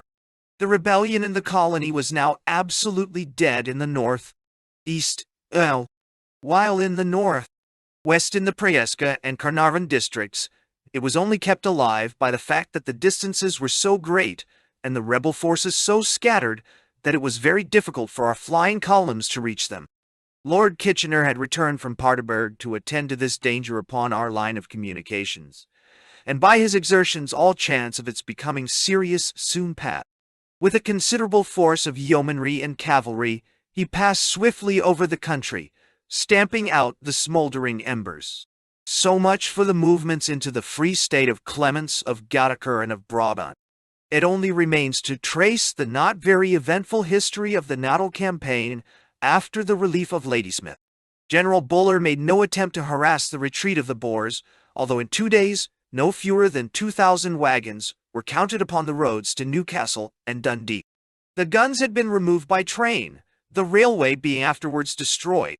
Across the north of Natal lies the chain of the Biggersberg Mountain, and to this the Transvaal Boers had retired, while the Free Staters had hurried through the passes of the Drakensberg in time to make the fruitless opposition to Roberts's march upon their capital. No accurate information had come in as to the strength of the Transvaalers, the estimates ranging from 5 to 10,000 men, but it was known that their position was formidable and their guns mounted in such a way as to command the Dundee and Newcastle roads. General Littleton's division had camped as far out as Elandslacht with Burn Murdoch's cavalry, while Dundonald's brigade covered the space between Burn Murdoch's western outposts and the Drakensberg passes. Few Boers were seen, but it was known that the passes were held in some strength. Meanwhile, the line was being restored in the rear, and on March 9th, the gallant White was enabled to take train for Durban, though it was not until 10 days later that the Colenso Bridge was restored. The Ladysmith garrison had been sent down to Colenso to recruit their help. There they were formed into a new division, the 4th, the brigades being given to Howard and Knox, and the command to Littleton, who had returned his former division, the 2nd to Clary. The 5th and 6th brigades were also formed into one division, the 10th, which was placed under the capable command of Hunter, who had confirmed in the south the reputation which he had won in the north of Africa. In the first week of April, Hunter's division was sent down to Durban and transferred to the western side, where they were moved up to Kimberley, whence they advanced northwards. The man on the horse has had in this war an immense advantage over the man on foot, but there have been times when the man on the ship has restored the balance. Captain Mahan might find some fresh texts in the transference of Hunter's division, or in the subsequent expedition to Beira. On April 10th, the Boers descended from their mountains and woke up our sleepy army corps by a brisk artillery fire. Our own guns silenced it, and the troops instantly relapsed into their slumber. There was no movement for a fortnight afterwards upon either side, save that of Sir Charles Warren, who left the army in order to take up the governorship of British Bechuanaland, a district which was still in a disturbed state, and in which his presence had a peculiar significance, since he had rescued portions of it from Boer domination in the early days of the Transvaal Republic. Hildyard took over the command of the 5th Division. In this state of inertia, the natal force remained until Lord Roberts, after a 6 weeks' halt in Bloemfontein, necessitated by the insecurity of his railway communication and his want of every sort of military supply, more especially horses for his cavalry and boots for his infantry, was at last able on May 2nd to start upon his famous march to Pretoria.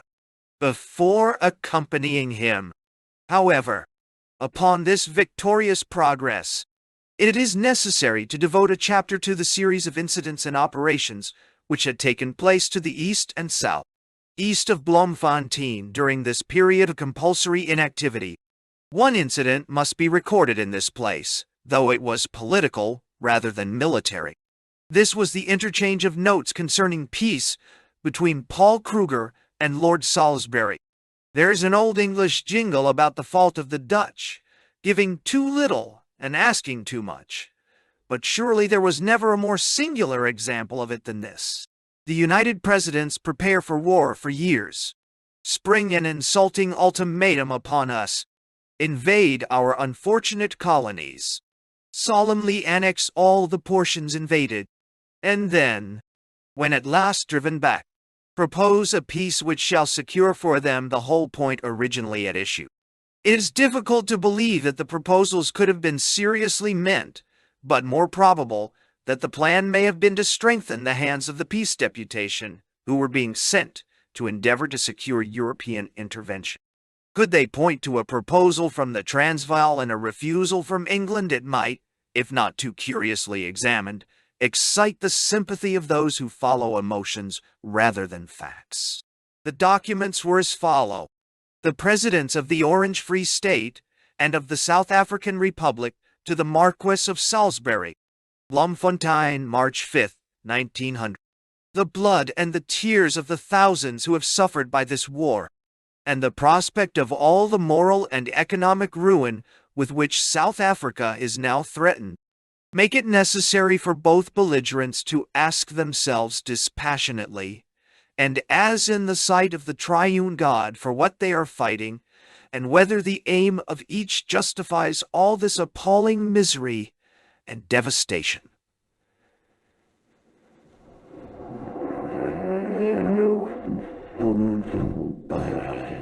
And devastation.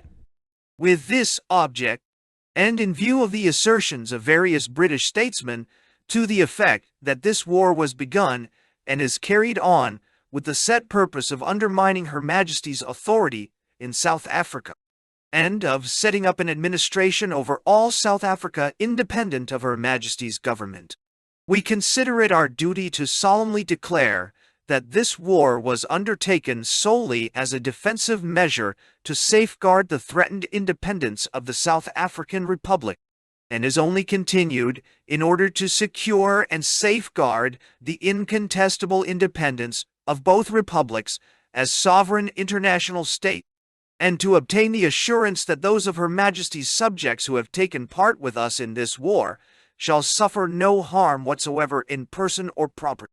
On these conditions, but on these conditions alone, are we now, as in the past, desirous of seeing peace re-established in South Africa. and of putting an end to the evils now reigning over South Africa. While, if Her Majesty's government is determined to destroy the independence of the republics, there is nothing left to us and to our people but to persevere to the end in the course already begun. In spite of the overwhelming pre-eminence of the British Empire, conscious that God who lighted the inextinguishable fire of the love of freedom in our hearts and those of our fathers will not forsake us, but will accomplish his work in us and in our descendants. We hesitated to make this declaration earlier to your Excellency, as we feared that, as long as the advantage was always on our side, and as long as our forces held defensive positions far in Her Majesty's colonies, such a declaration might hurt the feelings of honor of the British people. But now that the prestige of the British Empire may be considered to be assured by the capture of one of our forces, and that we are thereby forced to evacuate other positions which we had occupied, that difficulty is over, and we can no longer hesitate to inform your government and people in the sight of the whole civilized world why we are fighting and on what conditions we are ready to restore peace. Such was the message, deep in its simplicity and cunning in its candor, which was sent by the old president, for it is Kruger's style, which we read in every line of it. One has to get back to facts, after reading it, to the enormous war preparations of the Republic, to the unprepared state of the British colonies, to the ultimatum, to the annexations, to the stirring up of rebellion, to the silence about peace in the days of success, to the fact that by inextinguishable love of freedom is meant inextinguishable determination to hold other white men as helots. Only then can we form a just opinion of the worth of his message. One must remember also, behind the homely and pious phraseology, that one is dealing with a man who has been too cunning for us again and again, a man who is as wily as the savages with whom he has treated and fought. This Paul Kruger with the simple words of peace is the same Paul Kruger who, with gentle sayings, ensured the disarmament of Johannesburg, and then instantly arrested his enemies. The man whose name was a by-word for slimness is true craftiness throughout South Africa. With such a man, the best weapon is absolute naked truth, with which Lord Salisbury confronted him in his reply. Foreign Office, March 11. I have the honor to acknowledge your honor's telegram dated March 5 from Bloemfontein, of which the purport was principally to demand that Her Majesty's government shall recognize the incontestable independence of the South African Republic and Orange Free State as sovereign international states, and to offer, on those terms, to bring the war to a conclusion. In the beginning of October last, peace existed between Her Majesty and the two republics under the conventions which then were in existence. A discussion had been proceeding for some months between Her Majesty's government and the South African Republic, of which the object was to obtain redress for certain very serious grievances under which British residents in the Republic were suffering. In the course of those negotiations, the Republic had, to the knowledge of Her Majesty's government, made considerable armaments, and the latter had consequently taken steps to provide corresponding reinforcements to the British garrisons of Cape Town and Natal. No infringement of the rights guaranteed by the conventions had up to that time taken place on the British side. Suddenly, at 2 days' notice, the South African Republic, after issuing an insulting ultimatum, declared war, and the Orange Free State, with whom there had not even been any discussion, took a similar step. Her Majesty's dominions were immediately invaded by the two republics. Ziga was laid to 3 towns within the British frontier. A large portion of the 2 colonies was overrun with great destruction to property and life, and the republics claimed to treat the inhabitants as if those dominions had been annexed to one or other of them. In anticipation of these operations, the South African Republic had been accumulating for many years past military stores upon an enormous scale, which by their character could only have been intended for use against Great Britain. Your honors make some observations of a negative character upon the object with which these preparations were made. I do not think it necessary to discuss the questions which you have raised. But the result of these preparations, carried on with great secrecy, has been that the British Empire has been compelled to confront an invasion which has entailed a costly war and the loss of thousands of precious lives. This great calamity has been the penalty which Great Britain has suffered for having in recent years acquiesced in the existence of the two republics.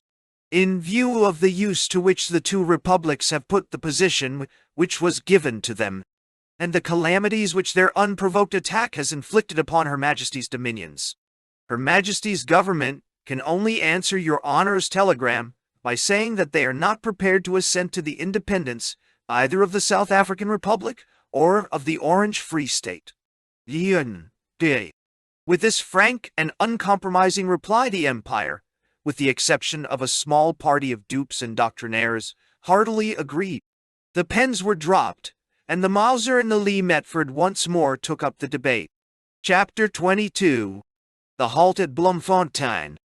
On March 13th, Lord Roberts occupied the capital of the Orange Free State. On May 1st, more than 6 weeks later, the advance was resumed. This long delay was absolutely necessary in order to supply the place of the 10,000 horses and mules which are said to have been used up in the severe work of the preceding month. It was not merely that a large number of the cavalry chargers had died or been abandoned, but it was that of those which remained the majority were in a state which made them useless for immediate service. How far this might have been avoided is open to question, for it is notorious that General French's reputation as a horsemaster does not stand so high as his fame as a cavalry leader. But besides the horses, there was urgent need of every sort of supply, from boots to hospitals, and the only way by which they could come was by two single line railways which unite into one single line railway, with the alternative of passing over a precarious pontoon bridge at Norval's Ponty, or truck by truck over the road bridge at Bethune. To support an army of 50,000 men under these circumstances, 800 miles from a base, is no light matter, and a premature advance which could not be thrust home would be the greatest of misfortune. The public at home and the army in Africa became restless under the inaction, but it was one more example of the absolute soundness of Lord Roberts' judgment and the quiet resolution with which he adheres to it. He issued a proclamation to the inhabitants of the Free State, promising protection to all who should bring in their arms and settle down upon their farms. The most stringent orders were issued against looting or personal violence, but nothing could exceed the gentleness and good humor of the troops. Indeed, there seemed more need for an order which should protect them against the extortion of their conquered enemies. It is strange to think that we are separated by only 90 years from the savage soldiery of Badajoz and San Sebastian. The streets of the little Dutch town formed during this interval a curious object lesson in the resources of the empire. All the scattered Anglo-Celtic races had sent their best blood to fight for the common cause. Peace is the great solvent, as war is the powerful unifier. For the British, as for the German Empire, much virtue had come from the stress and strain of battle. To stand in the market square of Bloemfontein and to see the warrior types around you was to be assured of the future of the race. The middle-sized, square-set, weather-tanned, straw-bearded British regulars crowded the footpath. There also one might see the hard-faced Canadians, the loose-limbed, dashing Australians, fire-blooded and keen, the dark New Zealanders, with a Maori touch here and there in their features, the gallant men of Tasmania, the gentlemen troopers of India and Ceylon, and everywhere the wild South African irregulars with their bandoliers and unkempt wiry horses, Remington's men with the raccoon bands, Roberts's horse with the black plumes, some with pink puggarees, some with bird's eye, but all of the same type, Hardy, rugged, and alert. The man who could look at these splendid soldiers and, remembering the sacrifices of time, money, and comfort which most of them had made before they found themselves fighting in the heart of Africa, doubt that the spirit of the race burned now as brightly as ever, must be devoid of judgment and sympathy. The real glories of the British race lie in the future, not in the past. The Empire walks, and may still walk, with an uncertain step, but with every year its tread will be firmer, for its weakness is that of waxing youth, and not of waning age. The greatest misfortune of the campaign, one which it was obviously impolitic to insist upon at the time, began with the occupation of Bloemfontein. This was the great outbreak of enteric among the troops. For more than 2 months the hospitals were choked with sick. One general hospital with 500 beds held 1,700 sick, nearly all enterics. A half-field hospital with 50 beds held 370 cases. The total number of cases could not have been less than 6,000 or 7,000. And this not of an evanescent and easily treated complaint, but of the most persistent and debilitating of continued fevers. The one, too, which requires the most assiduous attention and careful nursing. How great was the strain only those who had to meet it can tell. The exertions of the military hospitals, and of those others which were fitted out by private benevolence sufficed, after a long struggle, to meet the crisis. At Bloemfontein alone, as many as 50 men died in one day, and more than 1,000 new graves in the cemetery testify to the severity of the epidemic. No men in the campaign served their country more truly than the officers and men of the medical service. Nor can anyone who went through the epidemic forget the bravery and unselfishness of those admirable nursing sisters who set the men around them a higher standard of devotion to duty. Enteric fever is always endemic in the country, and especially at Bloemfontein, but there can be no doubt that this severe outbreak had its origin in the Paardeberg water. All through the campaign, while the machinery for curing disease was excellent, that for preventing it was elementary or absent. If bad water can cost us more than all the bullets of the enemy, then surely it is worth our while to make the drinking of unboiled water a stringent military offense, and to attach to every company and squadron the most rapid and efficient means for boiling it. For filtering alone is useless. An incessant trouble it would be, but it would have saved a division for the army.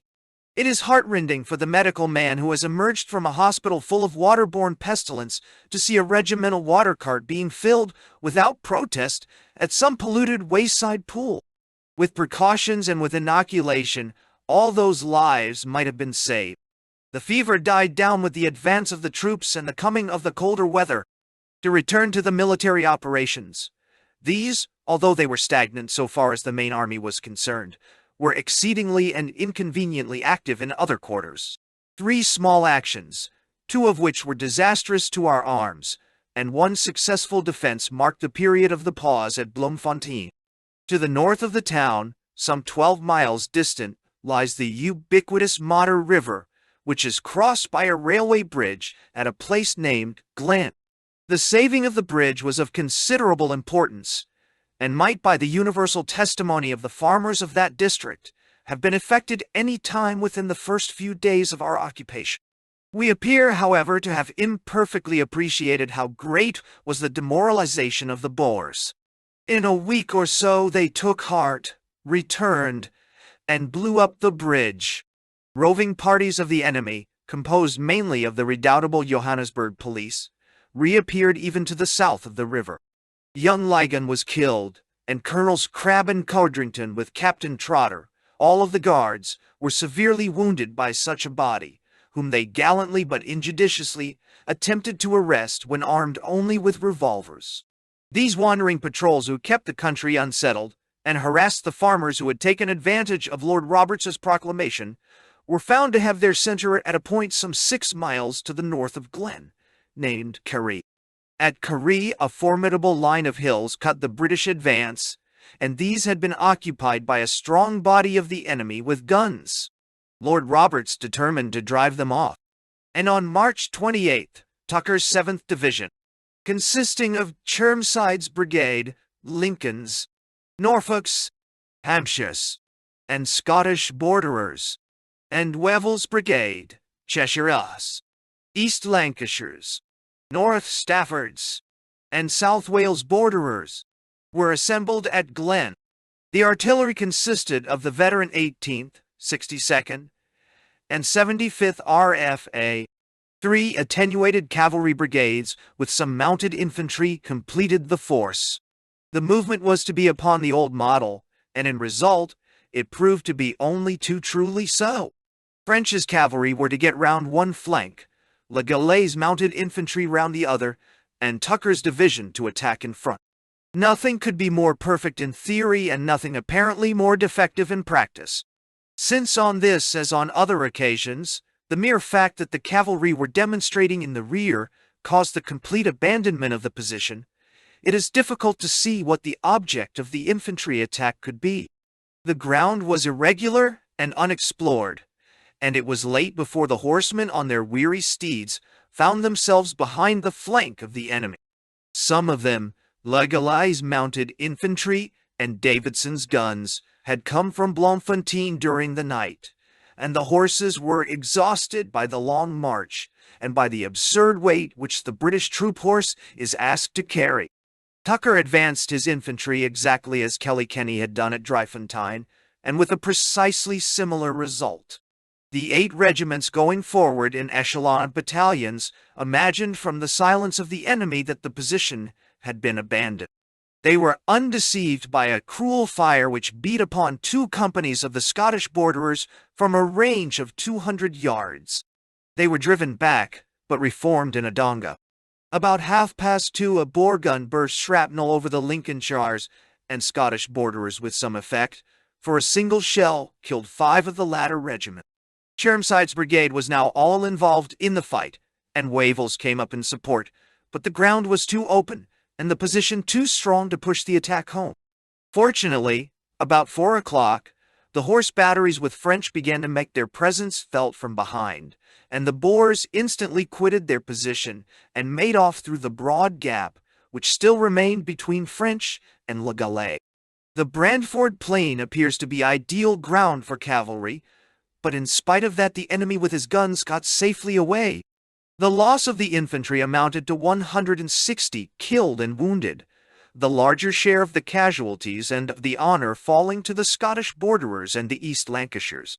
The infantry was not well handled, the cavalry was slow, and the guns were inefficient. Altogether an inglorious day. Yet, strategically it was of importance, for the ridge captured was the last before one came to the great plain which stretched, with a few intermissions, to the north. From March 29th until May 2nd Carey remained the advanced post. In the meanwhile there had been a series of operations in the east, which had ended in a serious disaster. Immediately after the occupation of Bloemfontein, on March 18th, Lord Roberts dispatched to the east a small column, consisting of the 10th Hussars, the Composite Regiment, 2 batteries, Q and U, of the Horse Artillery, some mounted infantry, Roberts's horse, and Remington's guides. On the eastern horizon 40 miles from the capital, but in that clear atmosphere looking only half the distance, there stands the impressive mountain named Thobunchu, the Black Mountain. To all Boers it is an historical spot, for it was at its base that the wagons of the Voortrekkers, coming by devious ways from various parts, assembled. On the further side of Thobunchu, to the north and east of it, lies the richest grain-growing portion of the Free State, the center of which is Ladybrand. The 40 miles which intervene between Bloemfontein and Thobunchu are intersected midway by the Modder River. At this point are the waterworks, erected recently with modern machinery, to take the place of the insanitary wells on which the town had been dependent. The force met with no resistance, and the small town of Thobunchu was occupied. Colonel Pilcher, the leader of the Douglas raid, was inclined to explore a little further, and with 3 squadrons of mounted men, he rode on to the eastward. 2 commandos, supposed to be Grobblers and Oliviers, were seen by them. moving on a line which suggested that they were going to join Stein, who was known to be rallying his forces at Kroonstad, his new seat of government in the north of the Free State.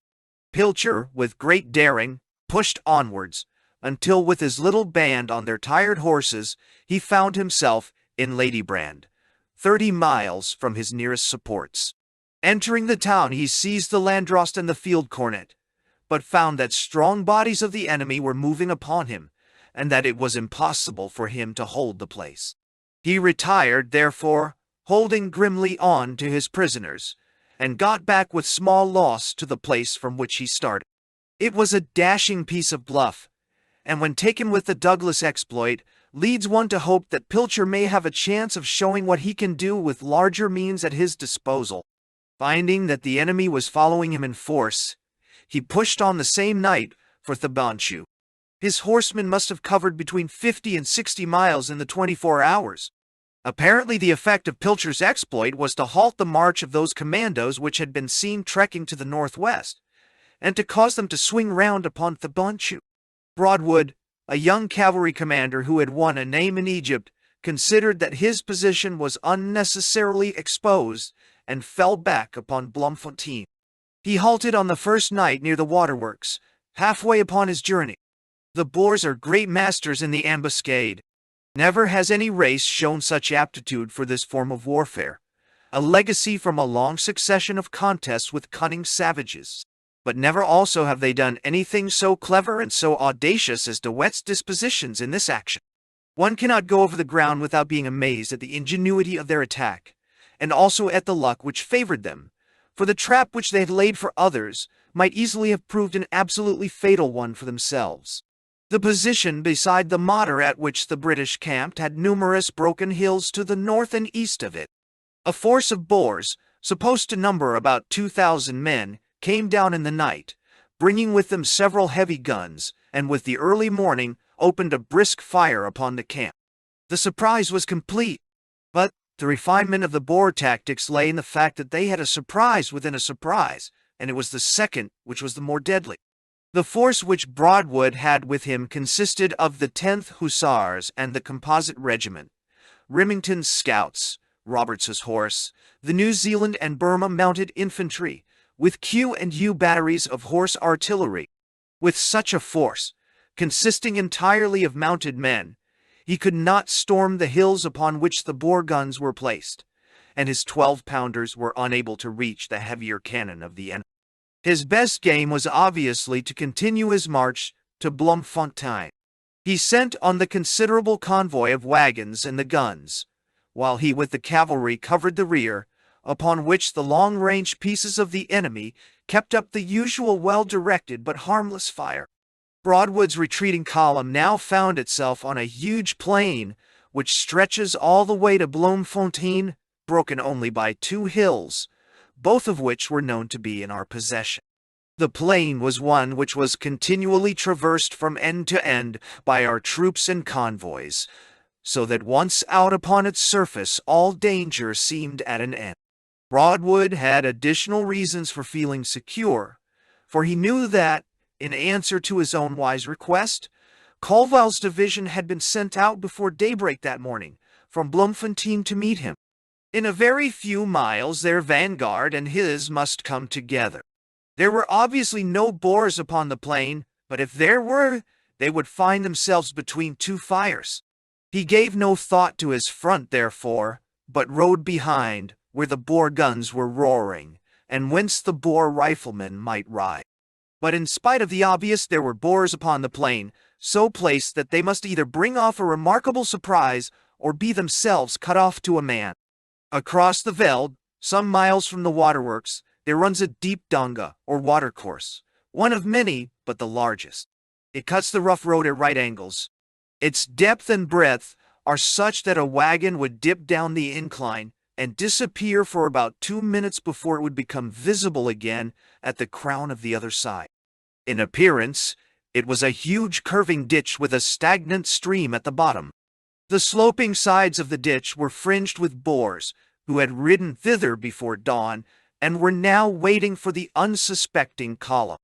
There were not more than 300 of them, and 4 times their number were approaching, but no odds can represent the difference between the concealed man with a magazine rifle and the man upon the plain. There were 2 dangers, however, which the Boers ran, and skillful as their dispositions were, their luck was equally great, for the risks were enormous. One was that a force coming the other way, Colville's, was only a few miles off, would arrive, and that they would be ground between the upper and the lower millstone. The other was that, for once the British scouts might give the alarm, and that Broadwood's mounted men would wheel swiftly to right and left and secure the ends of the long donga. Should that happen, not a man of them could possibly escape. But they took their chances like brave men, and fortune was their friend. The wagons came on without any scouts. Behind them was U Battery, then Q, with Roberts's horse abreast of them and the rest of the cavalry behind. As the wagons, occupied for the most part only by unarmed sick soldiers and black transport drivers, came down into the drift, the Boers quickly but quietly took possession of them and drove them on up the further slope. Thus the troops behind saw their wagons dip down, reappear, and continue on their course. The idea of an ambush could not suggest itself. Only one thing could avert an absolute catastrophe, and that was the appearance of a hero who would accept certain death in order to warn his comrades. Such a man rode by the wagons, though unhappily in the stress and rush of the moment there is no certainty as to his name or rank. We only know that one was found brave enough to fire his revolver in the face of certain death. The outburst of firing which answered his shot was the sequel which saved the column. Not often is it given to a man to die so choice a death as that of this nameless soldier. But the detachment was already so placed that nothing could save it from heavy loss. The wagons had all passed but 9, and the leading battery of artillery was at the very edge of the donga. Nothing is so helpless as a limbered-up battery. In an instant the teams were shot down, and the gunners were made prisoners. A terrific fire burst at the same instant upon Roberts's horse, who were abreast of the guns. "Files about! Gallop!" yelled Colonel Dawson, and by his exertions and those of Major Pack Beresford, the corps was extricated and reformed some hundreds of yards further off. But the loss of horses and men was heavy.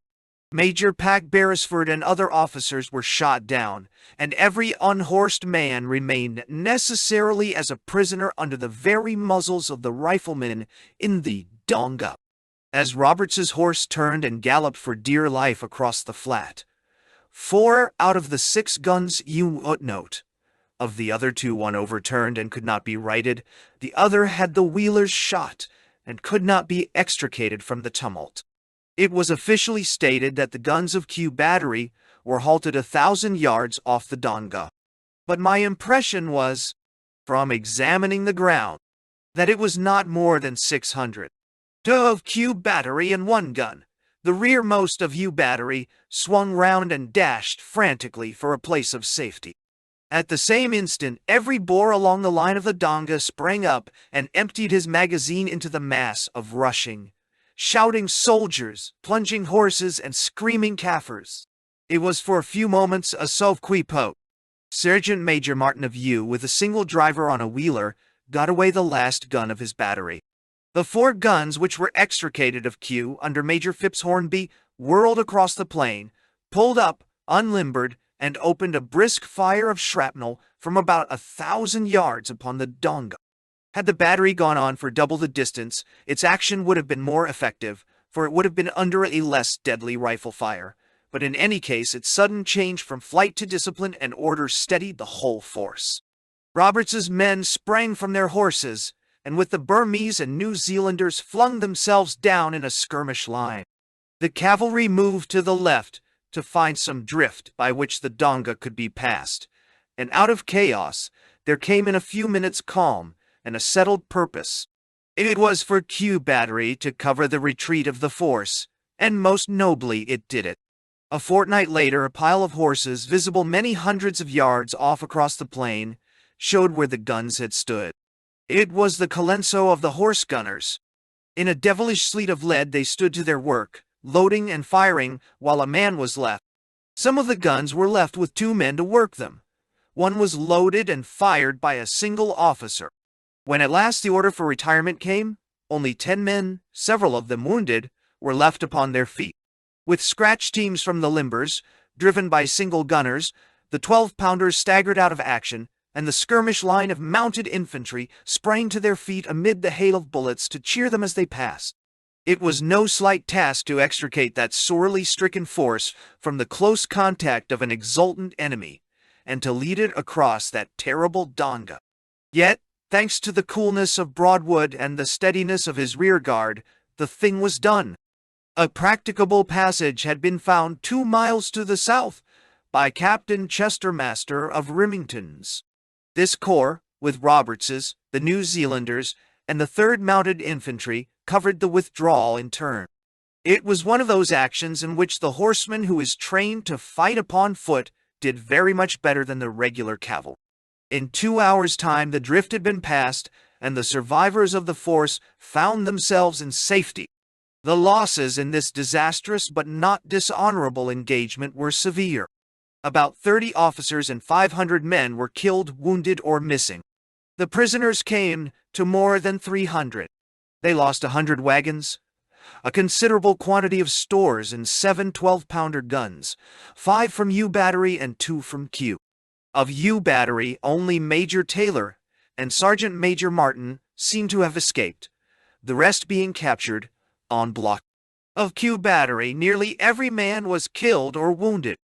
Roberts's horse, the New Zealanders, and the mounted infantry were the other corps which suffered most heavily. Among many brave men who died, none was a greater loss to the service than Major Booth of the Northumberland Fusiliers, serving in the mounted infantry. With 4 comrades, he held a position to cover the retreat, and refused to leave it. Such men are inspired by the traditions of the past, and pass on the story of their own deaths to inspire fresh heroes in the future. Broadwood, the instant that he had disentangled himself, faced about and brought his guns into action. He was not strong enough, however, nor were his men in a condition to seriously attack the enemy. Martyr's mounted infantry had come up, led by the Queenslanders, and at the cost of some loss to themselves, helped to extricate the disordered force. Colville's division was behind Bushman's Cop, only a few miles off, and there were hopes that it might push on and prevent the guns and wagons from being removed. Colville did make an advance, but slowly, and in a flanking direction instead of dashing swiftly forward to retrieve the situation. It must be acknowledged, however, that the problem which faced this general was one of great difficulty. It was almost certain that before he could throw his men into the action, the captured guns would be beyond his reach, and it was possible that he might swell the disaster. With all charity, however, one cannot but feel that his return next morning, after a reinforcement during the night, without any attempt to force the Boer position, was lacking in enterprise. Footnote: it may be urged in General Colville's defense that his division had already done a long march from Bloemfontein. A division, however, which contains 2 such brigades as MacDonald's and Smith-Dorrian's may safely be called upon for any exertions. The gunner officers in Colville's division heard their comrades' guns in section fire and knew it to be the sign of a desperate situation. The victory left the Boers in possession of the waterworks, and Bloemfontein had to fall back upon her wells, a change which reacted most disastrously upon the enteric which was already decimating the troops. The effect of the Sanna's Post defeat was increased by the fact that only 4 days later, on April 4th, a second, even more deplorable disaster befell our troops. This was the surrender of 5 companies of infantry, 2 of them mounted, at Reddersburg. So many surrenders of small bodies of troops had occurred during the course of the war that the public, remembering how seldom the word surrender had ever been heard in our endless succession of European wars, had become very restive upon the subject, and were sometimes inclined to question whether this new and humiliating fact did not imply some deterioration of our spirit. The fear was natural, and yet nothing could be more unjust to this the most splendid army which has ever marched under the red-crossed flag. The fact was new because the conditions were new, and it was inherent in those conditions. In that country of huge distances, small bodies must be detached, for the amount of space covered by the large bodies was not sufficient for all military purposes. In reconnoitering, in distributing proclamations, in collecting arms, in overawing outlying districts, weak columns must be used. Very often these columns must contain infantry soldiers, as the demands upon the cavalry were excessive. Such bodies, moving through a hilly country with which they were unfamiliar, were always liable to be surrounded by a mobile enemy. Once surrounded, the length of their resistance was limited by three things: their cartridges, their water, and their food. When they had all three, as at Wepener or Mafeking, they could hold out indefinitely. When one or other was wanting, as at Rettersburg or Nicholson's Neck, their position was impossible. They could not break away, for how can men on foot break away from horsemen? Hence those repeated humiliations, which did little or nothing to impede the course of the war, and which were really to be accepted as one of the inevitable prices which we had to pay for the conditions under which the war was fought. Numbers, discipline, and resources were with us. Mobility, distances, nature of the country, insecurity of supplies were with them. We need not take it to heart, therefore, if it happened, with all these forces acting against them, that our soldiers found themselves sometimes in a position whence neither wisdom nor valor could rescue them. To travel through that country, fashioned above all others for defensive warfare, with trench and fort of superhuman size and strength, barring every path, one marvels how it was that such incidents were not more frequent and more serious.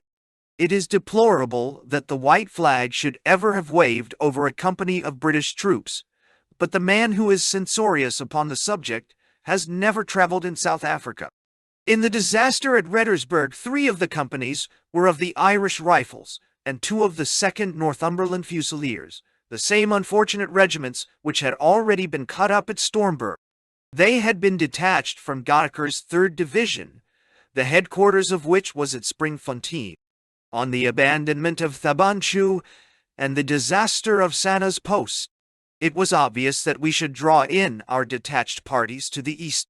So the 5 companies were ordered to leave Duetdorp, which they were garrisoning, and to get back to the railway line. Either the order was issued too late, or they were too slow in obeying it, for they were only halfway upon their journey, near the town of Rettersburg, when the enemy came down upon them with 5 guns. Without artillery they were powerless, but having seized a kopje, they took such shelter as they could find, and waited in the hope of succor. Their assailants seem to have been detached from De Wet's force in the north, and contained among them many of the victors of Sana's Post. The attack began at 11 a.m. of April 3rd, and all day the men lay among the stones, subjected to the pelt of shell and bullet. The cover was good, however, and the casualties were not heavy. The total losses were under 50 killed and wounded. More serious than the enemy's fire was the absence of water, save a very limited supply in a cart. A message was passed through of the dire straits in which they found themselves, and by the late afternoon the news had reached headquarters. Lord Roberts instantly dispatched the Camerons, just arrived from Egypt, to Bethany, which is the nearest point upon the line, and telegraphed to Gottaker at Springfontein to take measures to save his compromised detachment. The telegram should have reached Gottaker early on the evening of the 3rd, and he had collected a force of 1,500 men, entrained it, journeyed 40 miles up the line, detrained it, and reached Rettersburg, which is 10 or 12 miles from the line, by 10:30 next morning. Already, however, it was too late, and the besieged force, unable to face a second day without water under that burning sun, had laid down their arms. No doubt the stress of thirst was dreadful, and yet one cannot say that the defense rose to the highest point of resolution. Knowing that help could not be far off, the garrison should have held on while they could lift a rifle. If the ammunition was running low, it was bad management which caused it to be shot away too fast. Captain McWhinney, who was in command, behaved with the utmost personal gallantry. Not only the troops, but General Gadiker also was involved in the disaster. Blame may have attached to him for leaving a detachment at De Wetdorp, and not having a supporting body at Reddersburg upon which it might fall back. But it must be remembered that his total force was small, and that he had to cover a long stretch of the lines of communication. As to General Gadiker's energy and gallantry, it is a byword in the army. But coming after the Stormberg disaster, this fresh mishap to his force made the continuance of his command impossible. Much sympathy was felt with him in the army, where he was universally liked and respected by officers and men. He returned to England, and his division was taken over by General Chermside. In a single week, at a time when the back of the war had seemed to be broken, we had lost nearly 1,200 men with 7 guns. The men of the Free State, for the fighting was mainly done by commandos from the Lady Brand, Wynberg, Bethlehem, and Harrismith districts, deserve great credit for this fine effort, and their leader De Wet confirmed the reputation which he had already gained as a dashing and indefatigable leader. His force was so weak that when Lord Roberts was able to really direct his own against it, he brushed it away before him. But the manner in which De Wet took advantage of Roberts's immobility and dared to get behind so mighty an enemy was a fine exhibition of courage and enterprise. The public at home chafed at this sudden and unexpected turn of affairs. But the general, constant to his own fixed purpose, did not permit his strength to be wasted, and his cavalry to be again disorganized by flying excursions, but waited grimly until he should be strong enough to strike straight at Pretoria. In this short period of depression, there came one gleam of light from the west. This was the capture of a commando of 60 Boers, or rather, of 60 foreigners fighting for the Boers, and the death of the gallant Frenchman, de Villebois Mareuil, who appears to have had the ambition of playing Lafayette in South Africa to Kruger's Washington. From the time that Kimberley had been reoccupied, the British had been accumulating their force there, so as to make a strong movement which should coincide with that of Roberts from Bloemfontein. Hunter's division from Natal was being moved round to Kimberley, and Methuen already commanded a considerable body of troops, which included a number of the newly arrived Imperial yeomanry. With these Methuen pacified the surrounding country, and extended his outposts to Barkley West on the one side, to Boshoff on the other, and to Warrenton upon the Vale River in the center. On April 4th, news reached Boshoff that a Boer commando had been seen some 10 miles to the east of the town, and a force consisting of yeomanry, Kimberley light horse, and half of Butcher's veteran 4th Battery was sent to attack them. They were found to have taken up their position upon a kopje, which, contrary to all Boer custom, had no other kopjes to support it. French generalship was certainly not so astute as Boer cunning. The kopje was instantly surrounded, and the small force upon the summit, being without artillery in the face of our guns, found itself in exactly the same position which our men had been in 24 hours before at Reddersburg. Again was shown the advantage which the mounted rifleman has over the cavalry, for the yeomanry and light horsemen left their horses and ascended the hill with the bayonet. In 3 hours all was over, and the Boers had laid down their arms.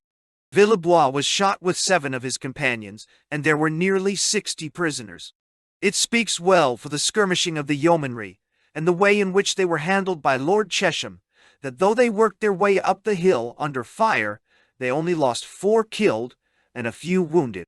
The affair was a small one, but it was complete, and it came at a time when a success was very welcome. One bustling week had seen the expensive victory of Carré, the disasters of Sanna's Post and Reddersburg, and the successful skirmish of Boshoff. Another chapter must be devoted to the movement towards the south of the Boer forces and the dispositions which Lord Roberts made to meet it. Chapter 23. The clearing of the southeast. Lord Roberts never showed his self-command and fixed purpose more clearly than during his 6 weeks' halt at Bloemfontein. Doyle, the most enterprising and aggressive of the Boer commanders, was attacking his eastern posts and menacing his line of communication. A fussy or nervous general would have harassed his men and worn out his horses by endeavoring to pursue a number of will-o'-the-wisp commandos. Roberts contented himself by building up his strength at the capital and by spreading nearly 20,000 men along his line of rail from Bloemfontein to Bethune. When the time came, he would strike, but until then he rested. His army was not only being rehorsed and reshod, but in some respects was being reorganized.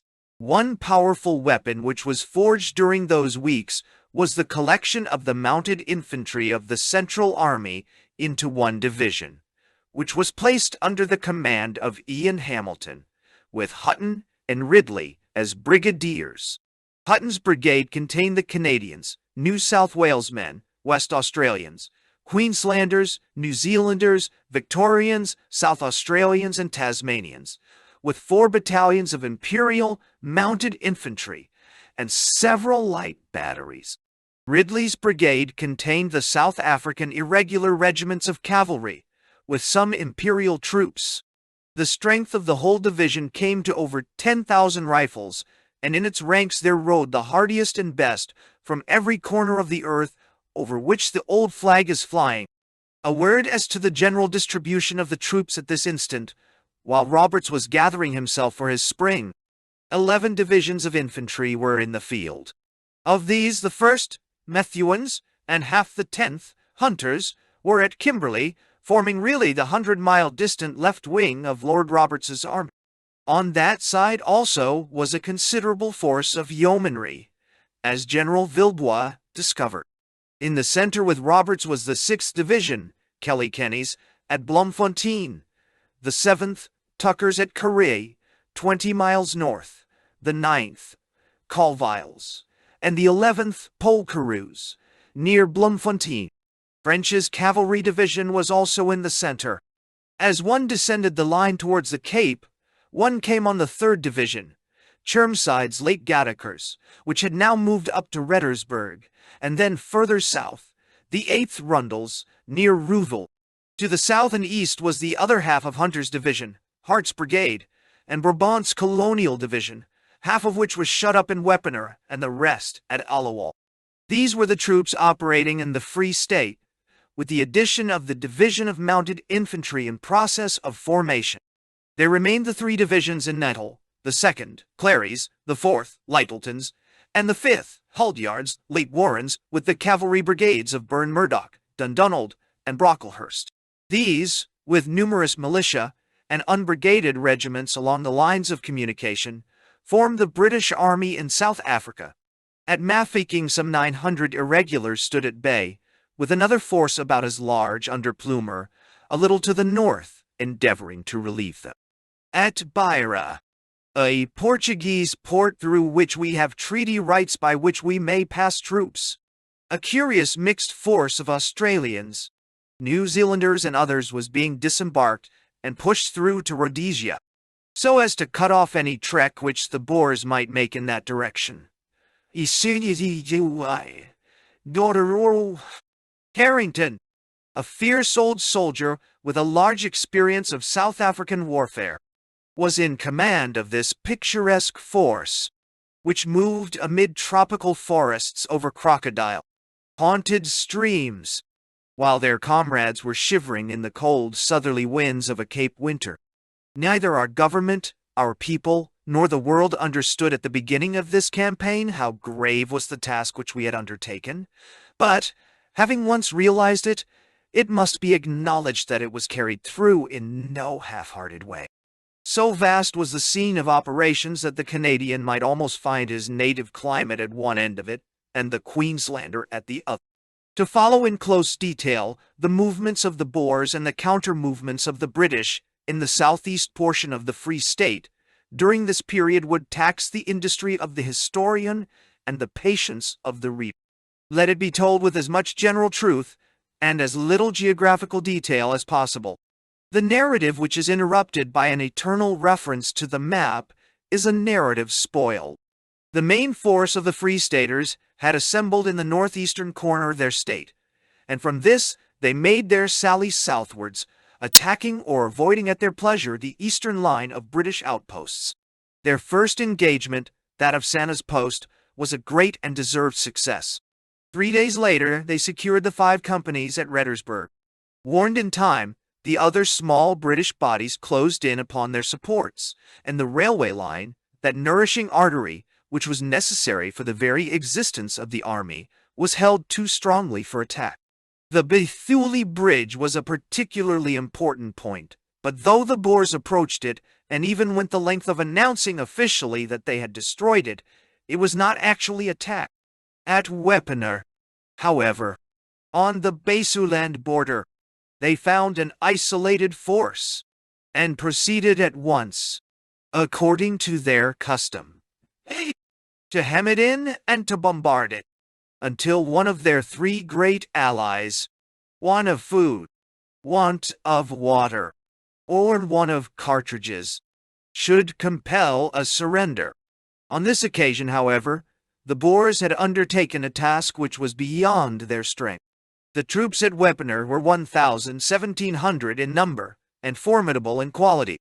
The place had been occupied by part of Brabant's colonial division, consisting of hardy irregulars, men of the stuff of the defenders of Maffei. Such men are too shrewd to be herded into an untenable position, and too valiant to surrender a tenable one.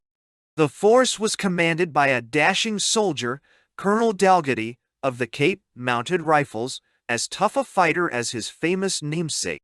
There were with him nearly 1,000 men of Brabant's horse, 400 of the Cape Mounted Rifles, 400 Kaffrarian horse, with some scouts, and 100 regulars, including 20 invaluable sappers. They were strong in guns, 2 7-pounders, 2 naval 12-pounders, 2 15-pounders, and several machine guns. The position which they had taken up, Jammersburg, 3 miles north of Wepener, was a very strong one, and it would have taken a larger force than De Wet had at his disposal to turn them out of it.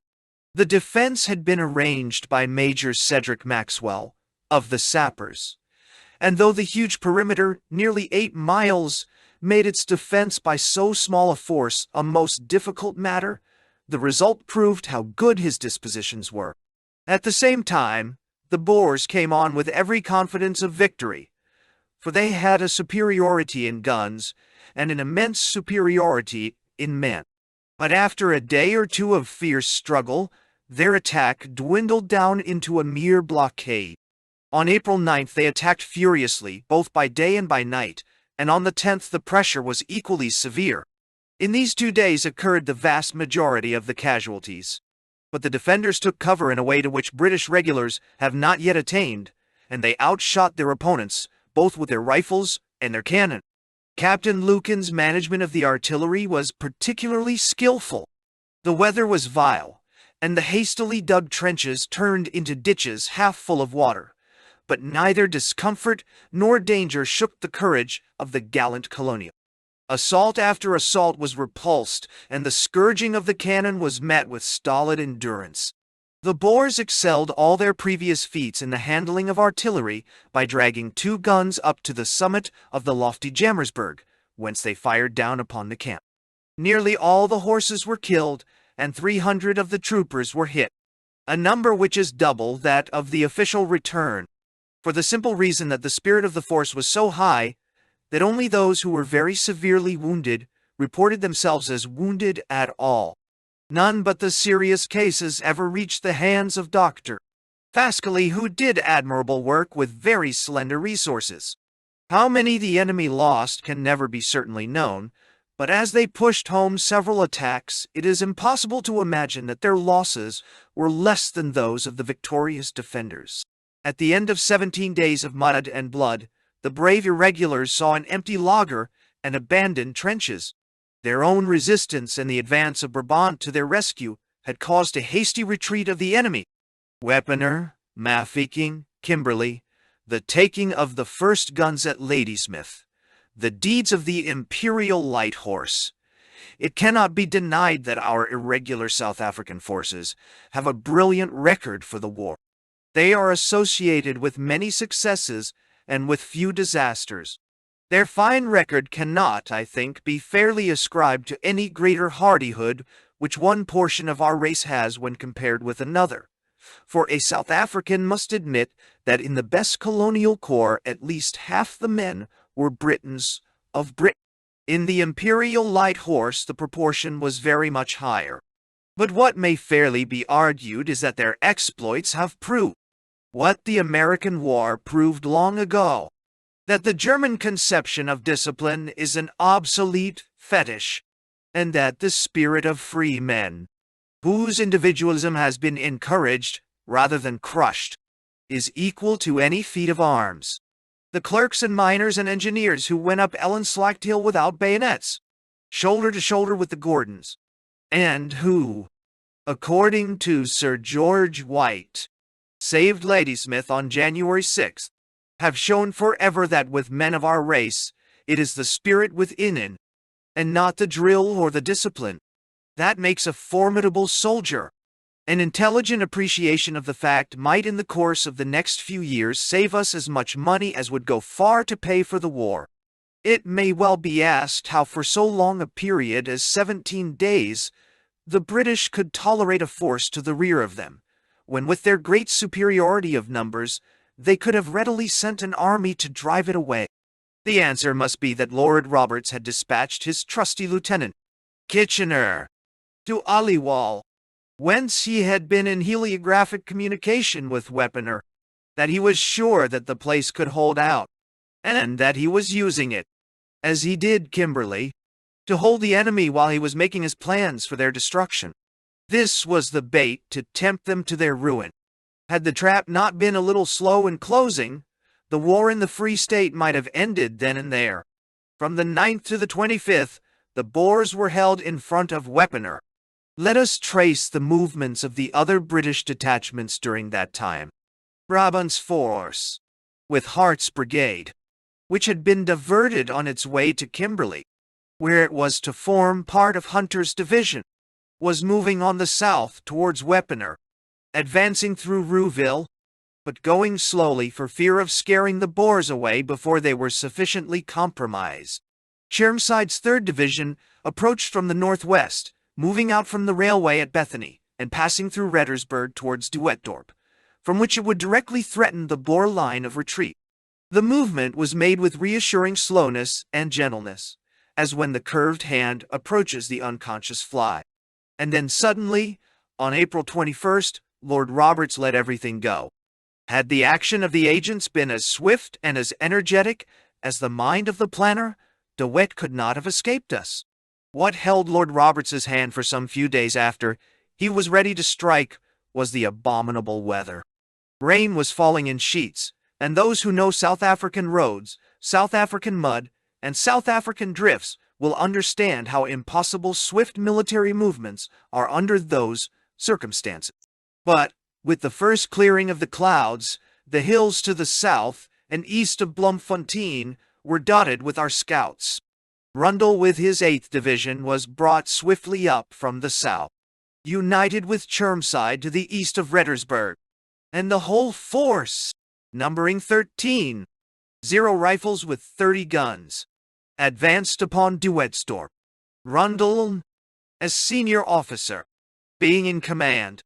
As they marched, the blue hills of Weaponer lined the sky, some 20 miles to the south, eloquent to every man of the aim and object of their march.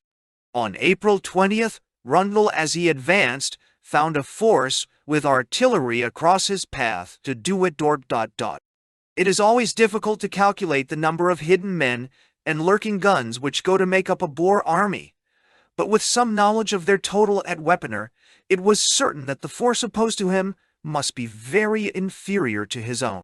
At Constantia Farm, where he found them in position, it is difficult to imagine that there were more than 3,000 men. Their left flank was their weak point, as a movement on that side would cut them off from Weaponer and drive them up towards our main force in the north. One would have thought that a containing force of 3,000 men and a flanking movement from 8,000 would have turned them out, as it has turned them out so often before and since. Yet a long-range action began on Friday, April 20th, and lasted the whole of the 21st, the 22nd, and the 23rd, in which we sustained few losses, but made no impression upon the enemy. 30 of the 1st Worcesters wandered at night into the wrong line, and were made prisoners, but with this exception, the 4 days of noisy fighting does not appear to have cost either side 50 casualties. It is probable that the deliberation with which the operations were conducted was due to Rundle's instructions to wait until the other forces were in position. His subsequent movements showed that he was not a general who feared to strike. On Sunday night, April 22nd, Paul Carew sallied out from Bloemfontein on a line which would take him round the right flank of the Boers who were facing Rundle.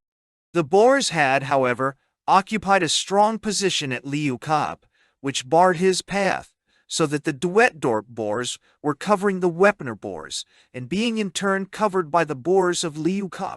Before anything could be done, they must be swept out of the way. Paul Carew is one of those finds which help to compensate us for the war.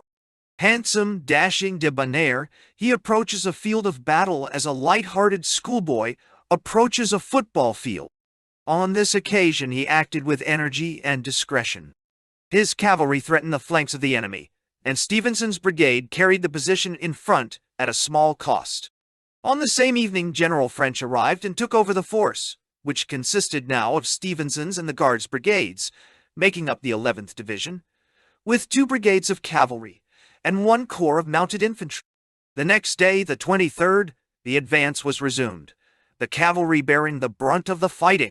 That gallant corps, Roberts's horse, whose behavior at Santa's Post had been admirable, again distinguished itself, losing among others its colonel, Brazier Creek. On the 24th again, it was to the horsemen that the honor and the casualties fell. The 9th Lancers, the regular cavalry regiment which bears away the honors of the war, lost several men and officers, and the 8th Hussars also suffered, but the Boers were driven from their position, and lost more heavily in this skirmish than in some of the larger battles of the campaign. The palms, which had been supplied to us by the belated energy of the Ordnance Department, were used with some effect in this engagement, and the Boers learned for the first time how unnerving are those noisy but not particularly deadly fireworks which they had so often crackled round the ears of our gunners. On the Wednesday morning Rundle, with the addition of Paul Carew's division, was strong enough for any attack, while French was in a position upon the flank. Every requisite for a great victory was there except the presence of an enemy. The Wepener siege had been raised, and the force in front of Rundle had disappeared as only Boer armies can disappear. The combined movement was an admirable piece of work on the part of the enemy. Finding no force in front of them, the combined troops of French, Rundle, and Chermside occupied De Wetdorp, where the latter remained, while the others pushed on to Thabanchu, the storm center from which all our troubles had begun nearly a month before. All the way they knew that De Wet's retreating army was just in front of them, and they knew also that a force had been sent out from Bloemfontein to Thabanchu to head off the Boers. Lord Roberts might naturally suppose, when he had formed 2 cordons through which De Wet must pass, that one or other must hold him. But with extraordinary skill and mobility De Wet, aided by the fact that every inhabitant was a member of his intelligence department, slipped through the double net which had been laid for him. The first net was not in its place in time, and the second was too small to hold him. While Rundle and French had advanced on De Wetdorp as described, the other force, which was intended to head off De Wet, had gone direct to Thabanchu. The advance began by a movement of Ian Hamilton on April 22nd with 800 mounted infantry upon the waterworks. The enemy, who held the hills beyond, allowed Hamilton's force to come right down to the Modder before they opened fire from 3 guns. The mounted infantry fell back and encamped for the night out of range. Footnote: this was a remarkable exhibition of the harmlessness of shell fire against troops in open formation. I myself saw at least 40 shells, all of which burst, fall among the ranks of the mounted infantry, who retired at a contemptuous walk. There were no casualties. Before morning, they were reinforced by Smith Dorrion's brigade, Gordon's, Canadians, and Shropshire's. The Cornwalls had been left behind, and some more mounted infantry. With daylight, a fine advance was begun, the brigade moving up in very extended order, and the mounted men turning the right flank of the defense. By evening, we had regained the waterworks, a most important point for Bloemfontein, and we held all the line of hills which command it. This strong position would not have been gained so easily if it had not been for Paul Carewe's and French's actions 2 days before, on their way to join Rundle, which enabled them to turn it from the south. Ian Hamilton, who had already done good service in the war, having commanded the infantry at Ellenslacht, and been one of the most prominent leaders in the defense of Ladysmith, takes from this time onwards a more important and a more independent position. A thin, aquiline man, of soft voice and gentle manners, he had already proved more than once during his adventurous career that he not only possessed in a high degree the courage of the soldier, but also the equanimity and decision of the born leader. A languid elegance in his bearing covered a shrewd brain and a soul of fire. A distorted and half-paralyzed hand reminded the observer that Hamilton, as a young lieutenant, had known at Majuba what it was to face the Boer rifles. Now, in his 47th year, he had returned, matured and formidable, to reverse the results of that first deplorable campaign. This was the man to whom Lord Roberts had entrusted the command of that powerful flanking column, which was eventually to form the right wing of his main advance. Being reinforced upon the morning after the capture of the waterworks by the Highland Brigade, the Cornwalls, and 2 heavy naval guns, his whole force amounted to not less than 7,000 men. From these he detached a garrison for the waterworks, and with the rest he continued his march over the hilly country which lies between them and the Banchu. One position, Israel's Port, a neck between 2 hills, was held against them on April 25th, but was gained without much trouble, the Canadians losing 1 killed and 2 wounded. Colonel Otter, their gallant leader, was one of the latter, while Marshall's horse, a colonial corps raised in Grahamstown, had no fewer than 7 of their officers and several men killed or wounded. Next morning, the town of Thabanchu was seized, and Hamilton found himself upon the direct line of the Boer retreat. He seized the pass which commands the road, and all next day he waited eagerly, and the hearts of his men beat high, when at last they saw a long trail of dust winding up to them from the south. At last the wily De Wet had been headed off. Deep and earnest were the curses when out of the dust there emerged a khaki column of horsemen, and it was realized that this was French's pursuing force, closely followed by Rundle's infantry from Duitsdorp. The Boers had slipped round and were already to the north of us. It is impossible to withhold our admiration for the way in which the Boer force was maneuvered throughout this portion of the campaign. The mixture of circumspection and audacity, the way in which French and Rundle were hindered until the Weppener force had disengaged itself, the manner in which these covering forces were then withdrawn, and finally the clever way in which they all slipped past Hamilton, make a brilliant bit of strategy. Louis Botha, the generalissimo, held all the strings in his hand, and the way in which he pulled them showed that his countrymen had chosen the right man for that high office, and that his was a master spirit even among those fine natural warriors who led the separate commando. Having got to the north of the British forces, Botha made no effort to get away, and refused to be hustled by a reconnaissance developing it into an attack, which French made upon April. In a skirmish the night before, Kitchener's horse had lost 14 men, and the action of the 27th cost us about as many casualties. It served to show that the Boer force was a compact body, some 6,000 or 7,000 strong, which withdrew in a leisurely fashion, and took up a defensive position at Houtneck, some miles further on. French remained at Thabanchu, from which he afterwards joined Lord Roberts' advance, while Hamilton now assumed complete command of the flanking column, with which he proceeded to march north upon Winburg. The Houtneck position is dominated upon the left of the advancing British force by Thoba Mountain and it was this point which was the center of Hamilton's attack. It was most gallantly seized by Kitchener's horse, who were quickly supported by Smith Dorrie's men. The mountain became the scene of a brisk action, and night fell before the crest was clear. At dawn upon May 1st the fighting was resumed, and the position was carried by a determined advance of the Shropshires, the Canadians, and the Gordons. The Boers, escaping down the reverse slope of the hill, came under a heavy fire of our infantry, and 50 of them were wounded or taken. It was in this action, during the fighting on the hill, that Captain Towse of the Gordons, though shot through the eyes and totally blind, encouraged his men to charge through a group of the enemy who had gathered round.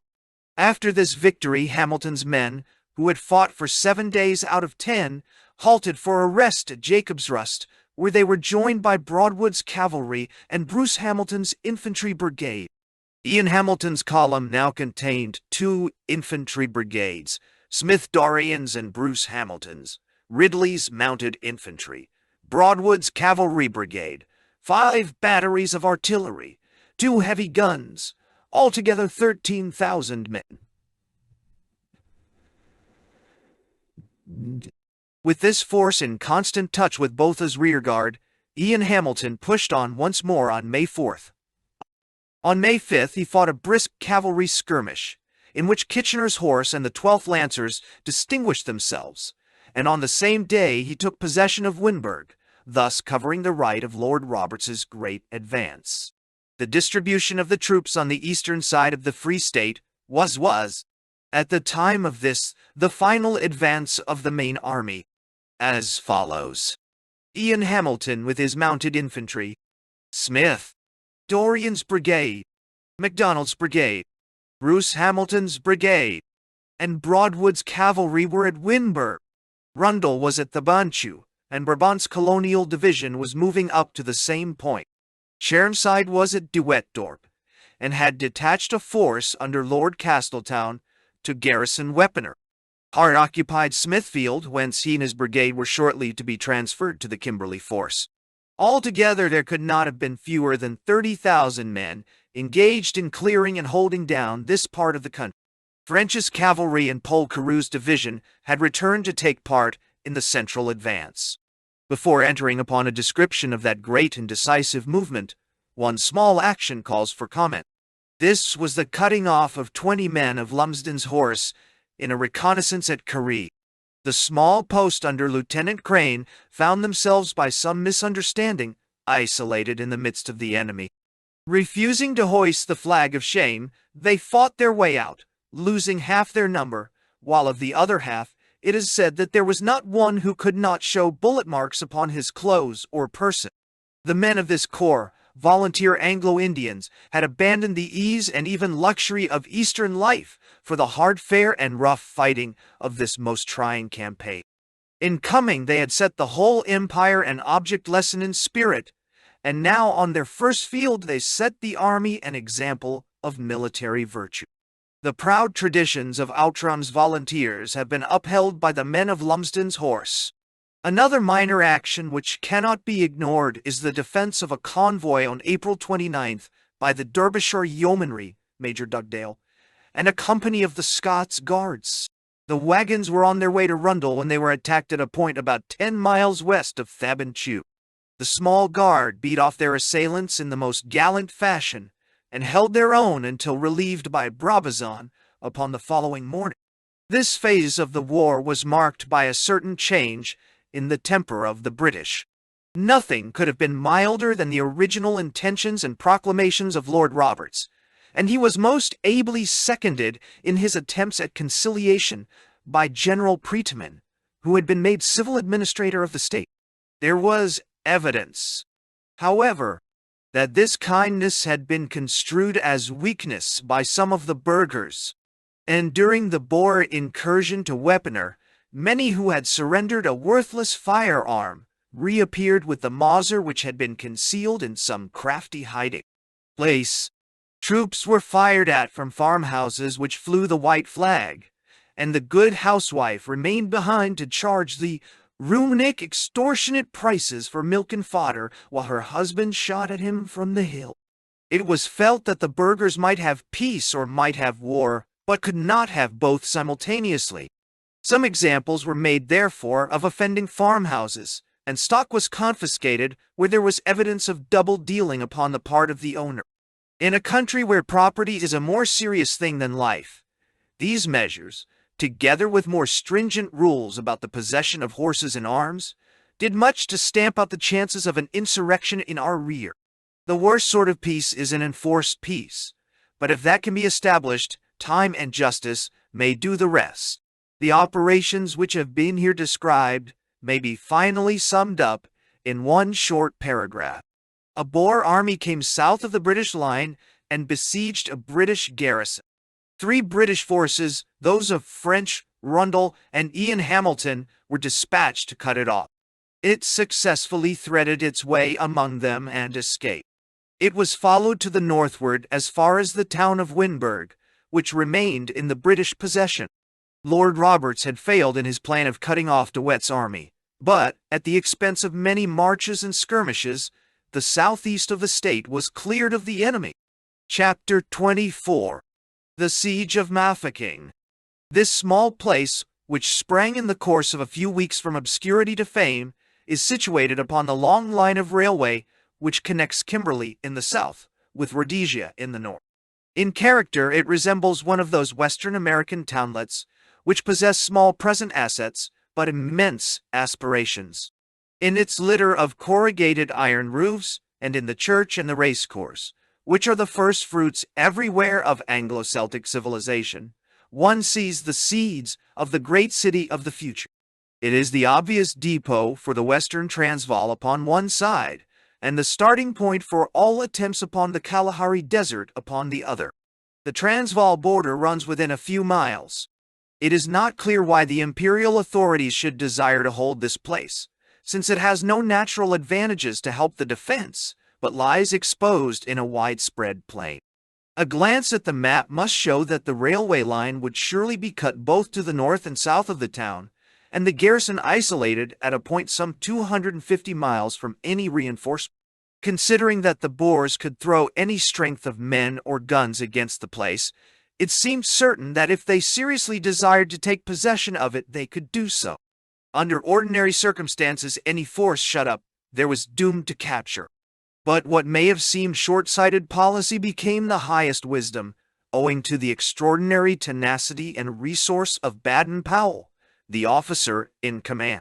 Through his exertions, the town acted as a bait to the Boers, and occupied a considerable force in a useless siege at a time when their presence at other seats of war might have proved disastrous to the British cause.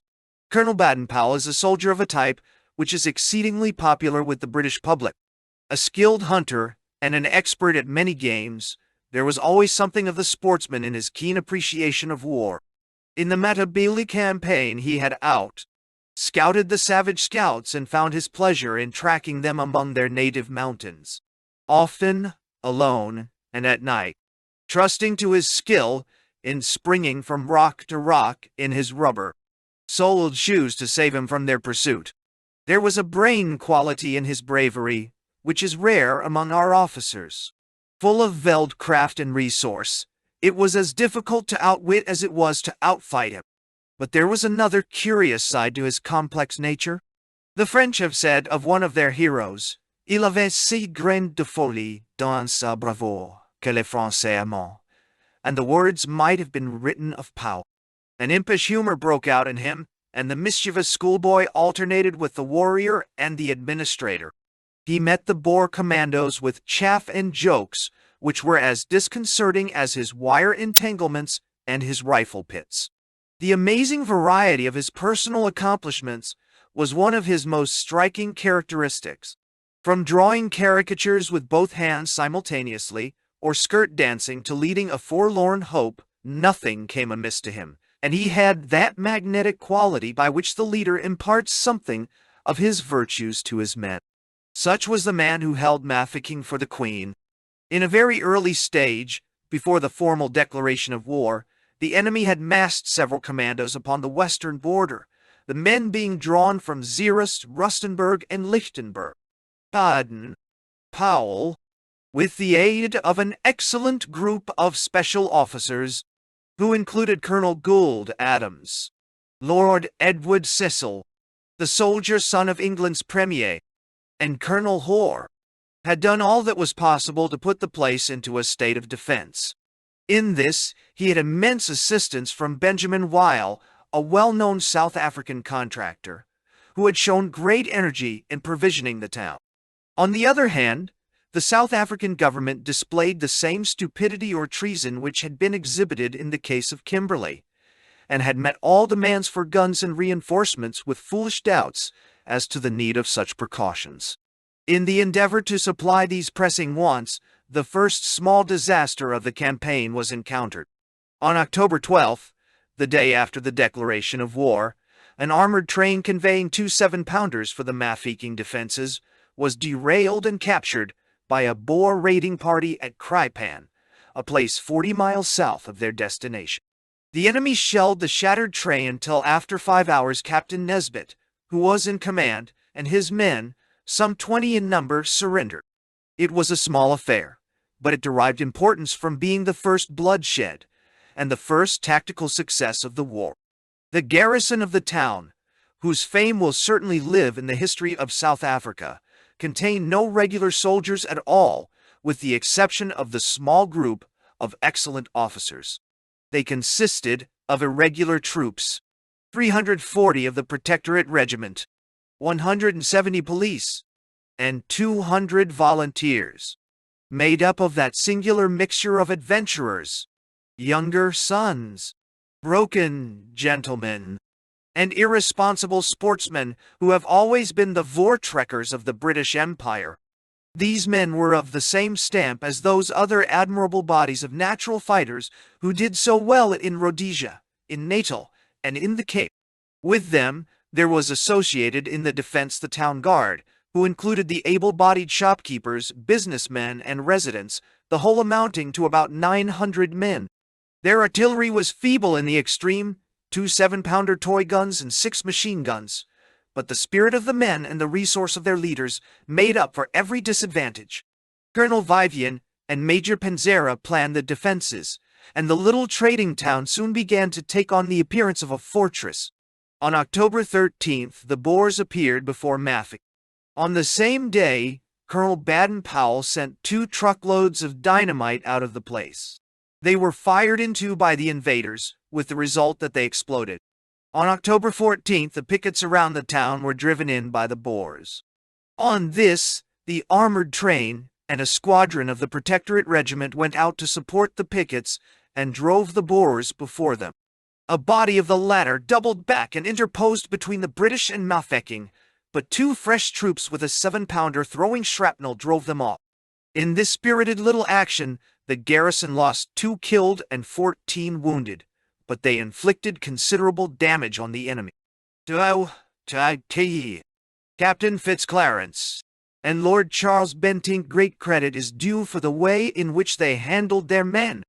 But the whole affair was ill-advised, for if a disaster had occurred, Mafeking must have fallen, being left without a garrison. No possible results which could come from such a sortie could justify the risk which was run. On October 16th, the siege began in earnest. On that date, the Boers brought up 2 12-pounder guns, and the first of that interminable flight of shells fell into the town. The enemy got possession of the water supply, but the garrison had already dug wells. Before October 20th, 5,000 Boers, under the formidable Cronje, had gathered round the town. Surrender to avoid bloodshed was his message. "When is the bloodshed going to begin?" asked Powell. When the Boers had been shelling the town for some weeks, the light-hearted colonel sent out to say that if they went on any longer, he should be compelled to regard it as equivalent to a declaration of war. It is to be hoped that Cronje also possessed some sense of humor, or else he must have been as sorely puzzled by his eccentric opponent as the Spanish generals were by the vagaries of Lord Peterborough. Among the many difficulties which had to be met by the defenders of the Doyle town. The most serious was one, the fact that the position had a shape circumference of 5 or 6 miles to be held by about 1,000 men against a force who we at their own time and their royally unto own place could at any moment attempt to gain a footing. Well, an ingenious system of small forts was devised to meet the situation. Each of these held from 10 to 40 riflemen and was furnished with bomb-proofs and covered ways. The central bomb-proof was connected by telephone with all the outlying ones, so as to save the use of orderly. A system of bells was arranged by which each quarter of the town was warned when a shell was coming in time to enable the inhabitants to scuttle off to shelter. Every detail showed the ingenuity of the controlling mind. The armored train, painted green and tied round with scrub, stood unperceived among the clumps of bushes which surrounded the town. On October 24th, a savage bombardment commenced, which lasted with intermissions for 7 months. The Boers had brought an enormous gun across from Pretoria, throwing a 96-pound shell, and this, with many smaller pieces, played upon the town. The result was as futile as our own artillery fire has so often been when directed against the Boers. As the Mafeking guns were too weak to answer the enemy's fire, the only possible reply lay in a sortie, and upon this Colonel Powell decided. It was carried out with great gallantry on the evening of October 27th, when about 100 men under Captain Fitzclarence moved out against the Boer trenches with instructions to use the bayonet only. The position was carried with a rush, and many of the Boers bayoneted before they could disengage themselves from the tarpaulins which covered them. The trenches behind fired wildly in the darkness, and it is probable that as many of their own men as of ours were hit by their rifle fire. The total loss in this gallant affair was 6 killed, 11 wounded, and 2 prisoners. The loss of the enemy, though shrouded as usual in darkness, was certainly very much higher. On October 31st, the Boers ventured upon an attack on Conan, which is a small fort and eminence to the south of the town. It was defended by Colonel Walford, of the British South African Police, with 57 of his men and 3 small guns. The attack was repelled with heavy loss to the Boers. The British casualties were 6 killed and 5 wounded. Their experience in this attack seems to have determined the Boers to make no further expensive attempts to rush the town, and for some weeks the siege degenerated into a blockade. Cronje had been recalled for more important work, and Commandant Snyman had taken over the uncompleted task.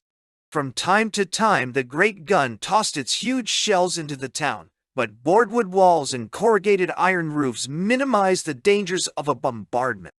On November 3rd, the garrison rushed the brickfields, which had been held by the enemy's sharpshooters, and on the 7th, another small sally kept the game going. On the 18th, Powell sent a message to Snyman that he could not take the town by sitting and looking at it.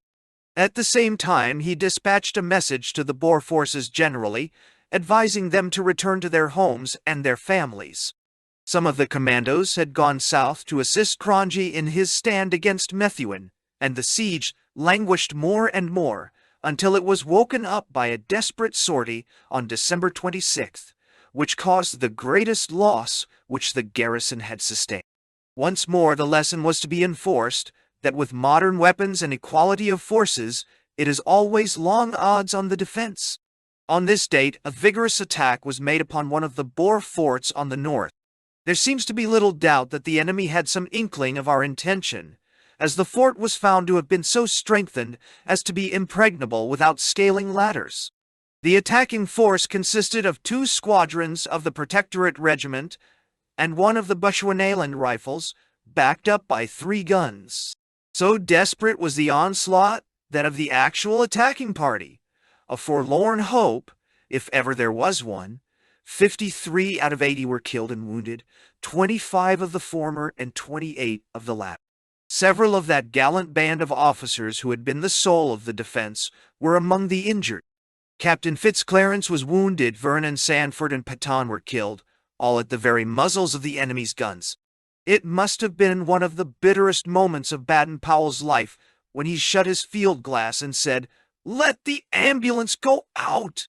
Even this heavy blow did not damp the spirits nor diminish the energies of the defense, though it must have warned Baden-Powell that he could not afford to drain his small force by any more expensive attempts at the offensive, and that from then onwards he must content himself by holding grimly on until Plumer from the north or Methuen from the south should at last be able to stretch out to him a helping hand.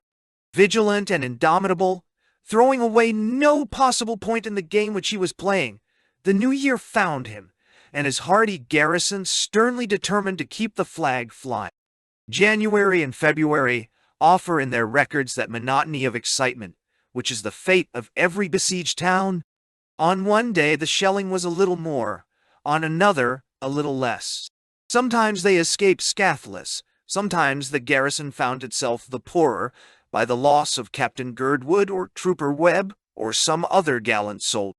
Occasionally they had their little triumph when a too curious Dutchman, peering for an instant from his cover to see the effect of his shot, was carried back in the ambulance to the laager. On Sunday a truce was usually observed, and the snipers who had exchanged rifle shots all the week met occasionally on that day with good-humored chaff. Snyman, the Boer general, showed none of that chivalry at Mafeking which distinguished the gallant old Joubert at Ladysmith. Not only was there no neutral camp for women or sick, but it is beyond all doubt or question that the Boer guns were deliberately turned upon the women's quarters inside Mafeking in order to bring pressure upon the inhabitants. Many women and children were sacrificed to this brutal policy, which must in fairness be set to the account of the savage leader, and not of the rough but kindly folk with whom we were fighting. In every race there are individual ruffians, and it would be a political mistake to allow our action to be influenced or our feelings permanently embittered by their crime. It is from the man himself, and not from his country, that an account should be exacted. The garrison, in the face of increasing losses and decreasing food, lost none of the high spirits which it reflected from its commander. The program of a single day of Jubilee, heaven only knows what they had to hold Jubilee over, shows a cricket match in the morning, sports in the afternoon, a concert in the evening, and a dance given by the bachelor officers to wind up. Baden-Powell himself seems to have descended from the eyrie from which, like a captain on the bridge, he rang bells and telephoned orders to bring the house down with a comic song and a humorous recitation. The ball went admirably, save that there was an interval to repel an attack which disarranged the program. Sports were zealously cultivated, and the grimy inhabitants of casemates and trenches were pitted against each other at cricket or football. Footnote: Sunday cricket so shocked Snyman that he threatened to fire upon it if it were continued. The monotony was broken by the occasional visits of a postman, who appeared or vanished from the vast barren lands to the west of the town, which could not all be guarded by the besiegers. Sometimes a few words from home came to cheer the hearts of the exiles, and could be returned by the same uncertain and expensive means. The documents which found their way up were not always of an essential or even of a welcome character. At least one man received an unpaid bill from an angry tailor. In one particular, Mafeking had, with much smaller resources, rivaled Kimberley. An ordnance factory had been started, formed in the railway workshops, and conducted by Conley and Cloughlin of the locomotive department. Daniels of the police, supplemented their efforts by making both powder and fuses. The factory turned out shells and eventually constructed a 5.5-inch smooth-bore gun, which threw a round shell with great accuracy to a considerable range. April found the garrison, in spite of all losses, as efficient and as resolute as it had been in October. So close were the advanced trenches upon either side that both parties had recourse to the old-fashioned hand grenades thrown by the Boers and cast on a fishing line by ingenious Sergeant Page of the Protectorate Regiment. Sometimes the besiegers and the number of guns diminished, forces being detached to prevent the advance of Plumer's relieving column from the north. But as those who remained held their forts, which it was beyond the power of the British to storm, the garrison was now much the better for the alleviation. Putting Mafeking for Ladysmith and Plumer for Buller, the situation was not unlike that which had existed in Natal. At this point, some account might be given of the doings of that northern force whose situation was so remote that even the ubiquitous correspondent hardly appears to have reached it. No doubt the book will eventually make up for the neglect of the journal, but some short facts may be given here of the Rhodesian column. Their action did not affect the course of the war, but they clung like bulldogs to a most difficult task, and eventually, when strengthened by the relieving column, made their way to Mafeking. The force was originally raised for the purpose of defending Rhodesia, and it consisted of fine material pioneers, farmers, and miners from the great new land which had been added through the energy of Mr. Rhodes to the British Empire. Many of the men were veterans of the native wars, and all were imbued with a hardy and adventurous spirit. On the other hand, the men of the northern and western Transvaal, whom they were called upon to face the burghers of Watersburg and Zoutpansberg, were tough frontiersmen living in a land where a dinner was shot. Shaggy, hairy, half-savage men, handling a rifle as a medieval Englishman handled a bow, and skilled in every wile of veldcraft, they were as formidable opponents as the world could show.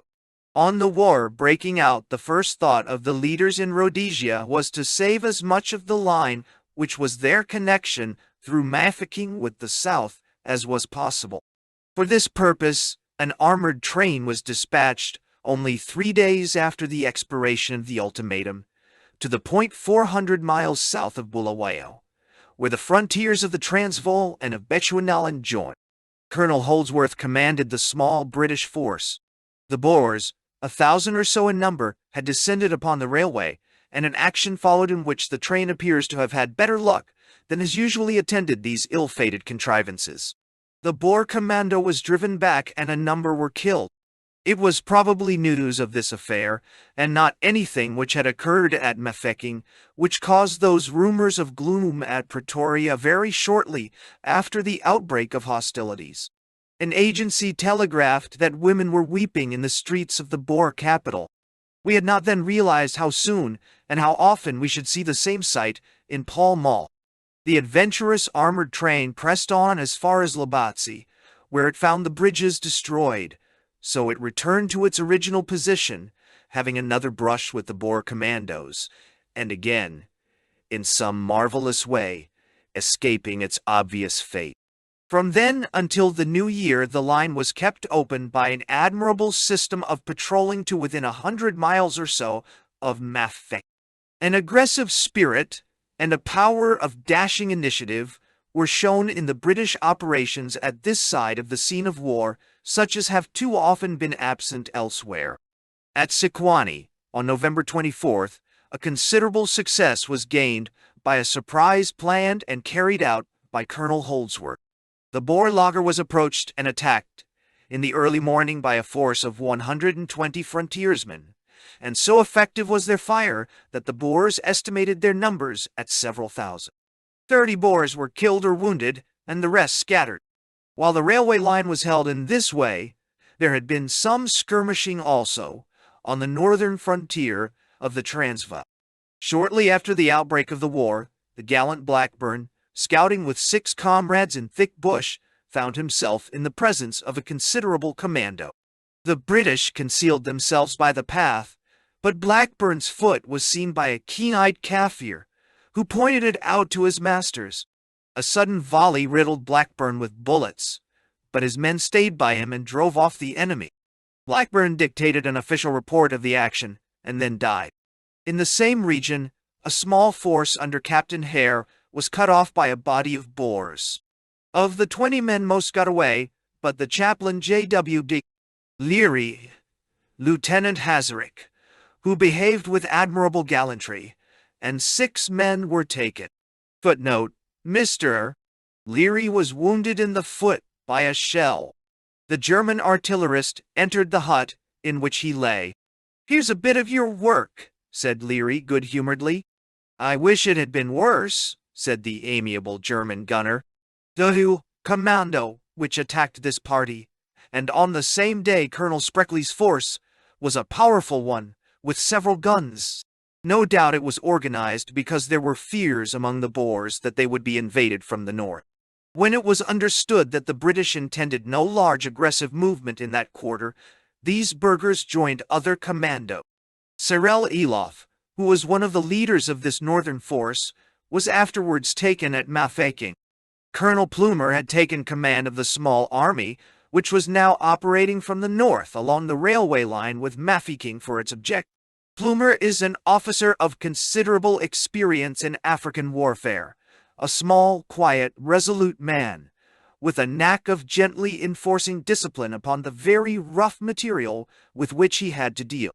With his weak force, which never exceeded 1,000 men, and was usually from 600 to 700, he had to keep the long line behind him open, build up the ruined railway in front of him, and gradually creep onwards in face of a formidable and enterprising enemy. For a long time Gaborone, which is 80 miles north of Mafeking, remained his headquarters, and thence he kept up precarious communications with the besieged garrison. In the middle of March, he advanced as far south as Lobatse, which is less than 50 miles from Mafeking, but the enemy proved to be too strong, and Plumer had to drop back again with some loss to his original position at Gaborone. Sticking doggedly to his task, Plumer again came south, and this time made his way as far as Ramathlabama, within a day's march of Mafeking. He had with him, however, only 350 men, and had he pushed through the effect might have been an addition of hungry men to the garrison. The relieving force was fiercely attacked, however, by the Boers and driven back onto their camp, with a loss of 12 killed, 26 wounded, and 14 missing. Some of the British were dismounted men, and it says much for Plumer's conduct of the fight that he was able to extricate these safely from the midst of an aggressive mounted enemy.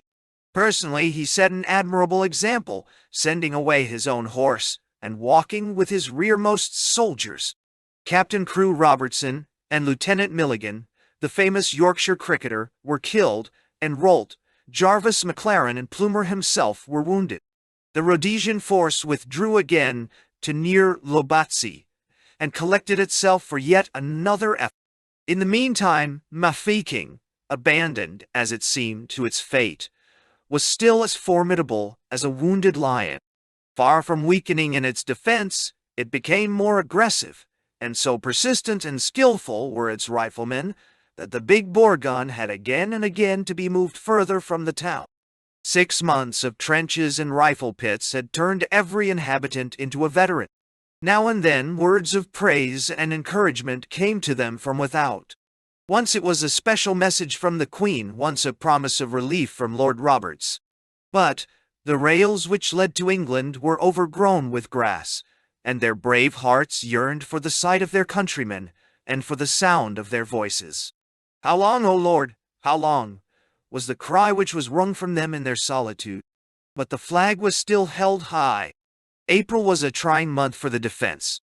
They knew that Methuen, who had advanced as far as 14 streams upon the Vaal River, had retired again upon Kimberley. They knew also that Plumer's force had been weakened by the repulse at Ramathlabama, and that many of his men were down with fever. 6 weary months had this village withstood the pitiless pelt of rifle, bullet, and shell. Help seemed as far away from them as ever.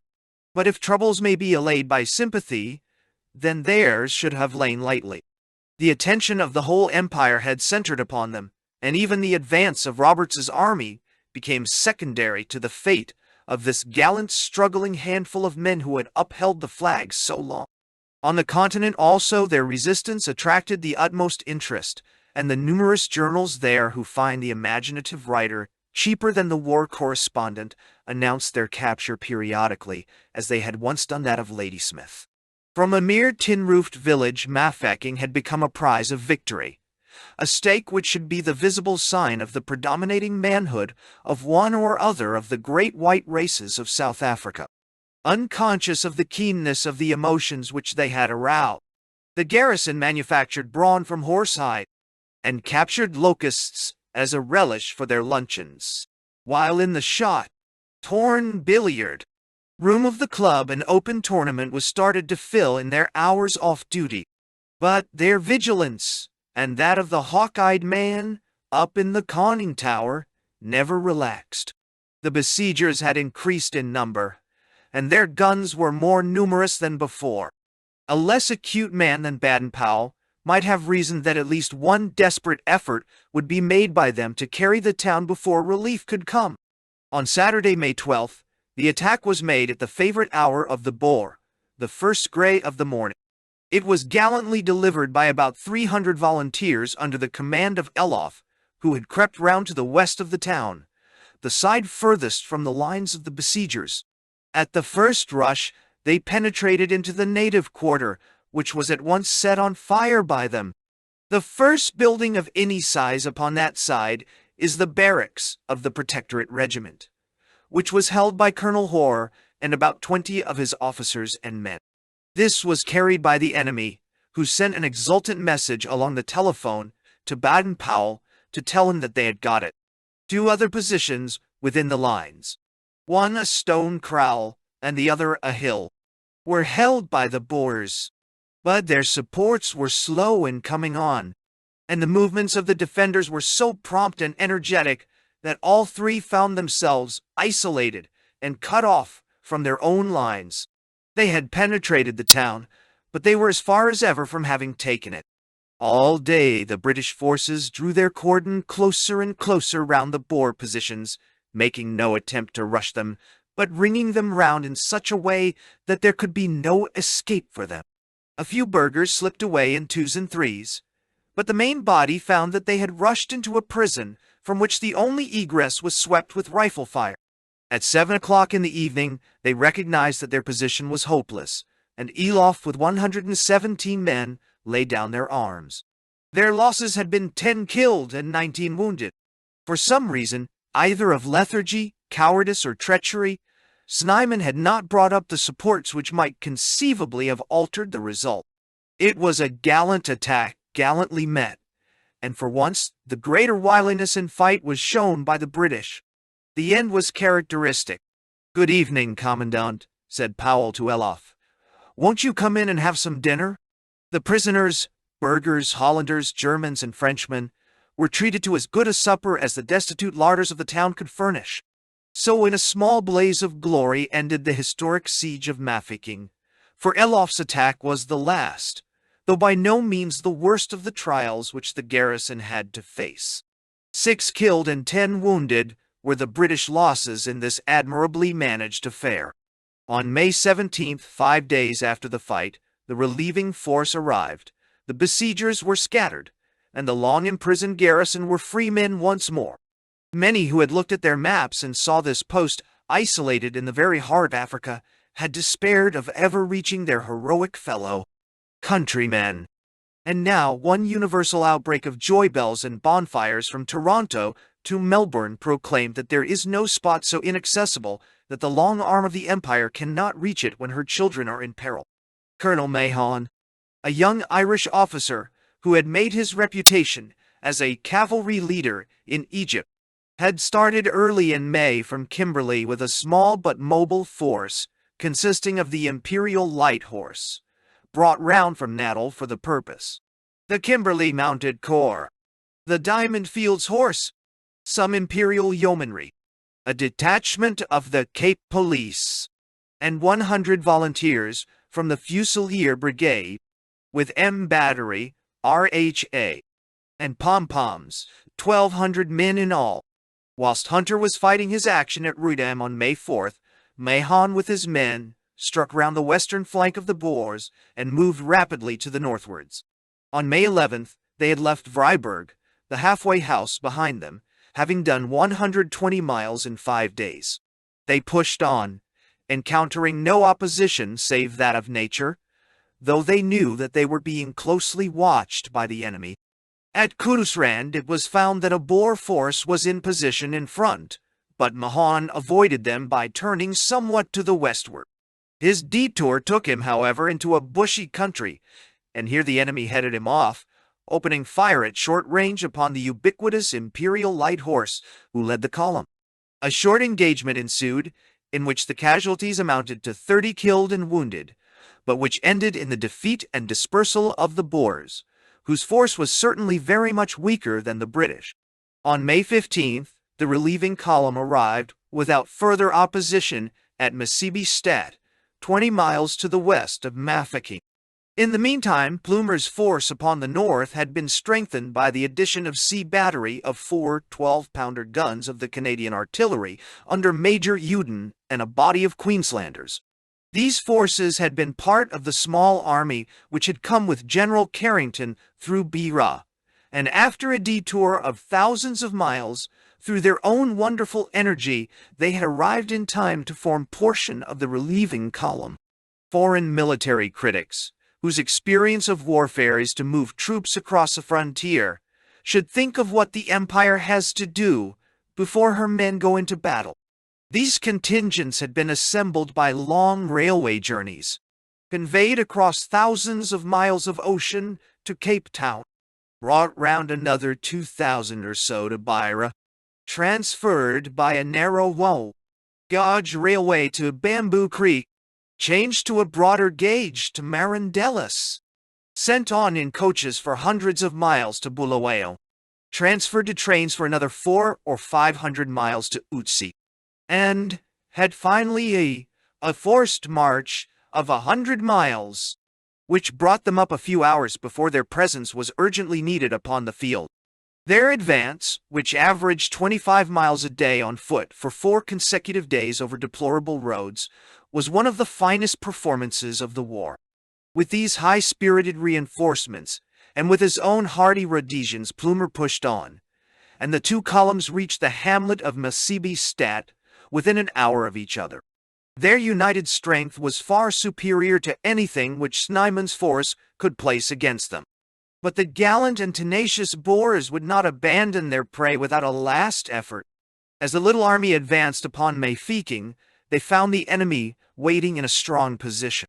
For some hours the Boers gallantly held their ground, and their artillery fire was, as usual, most accurate. But our own guns were more numerous and equally well served, and the position was soon made untenable.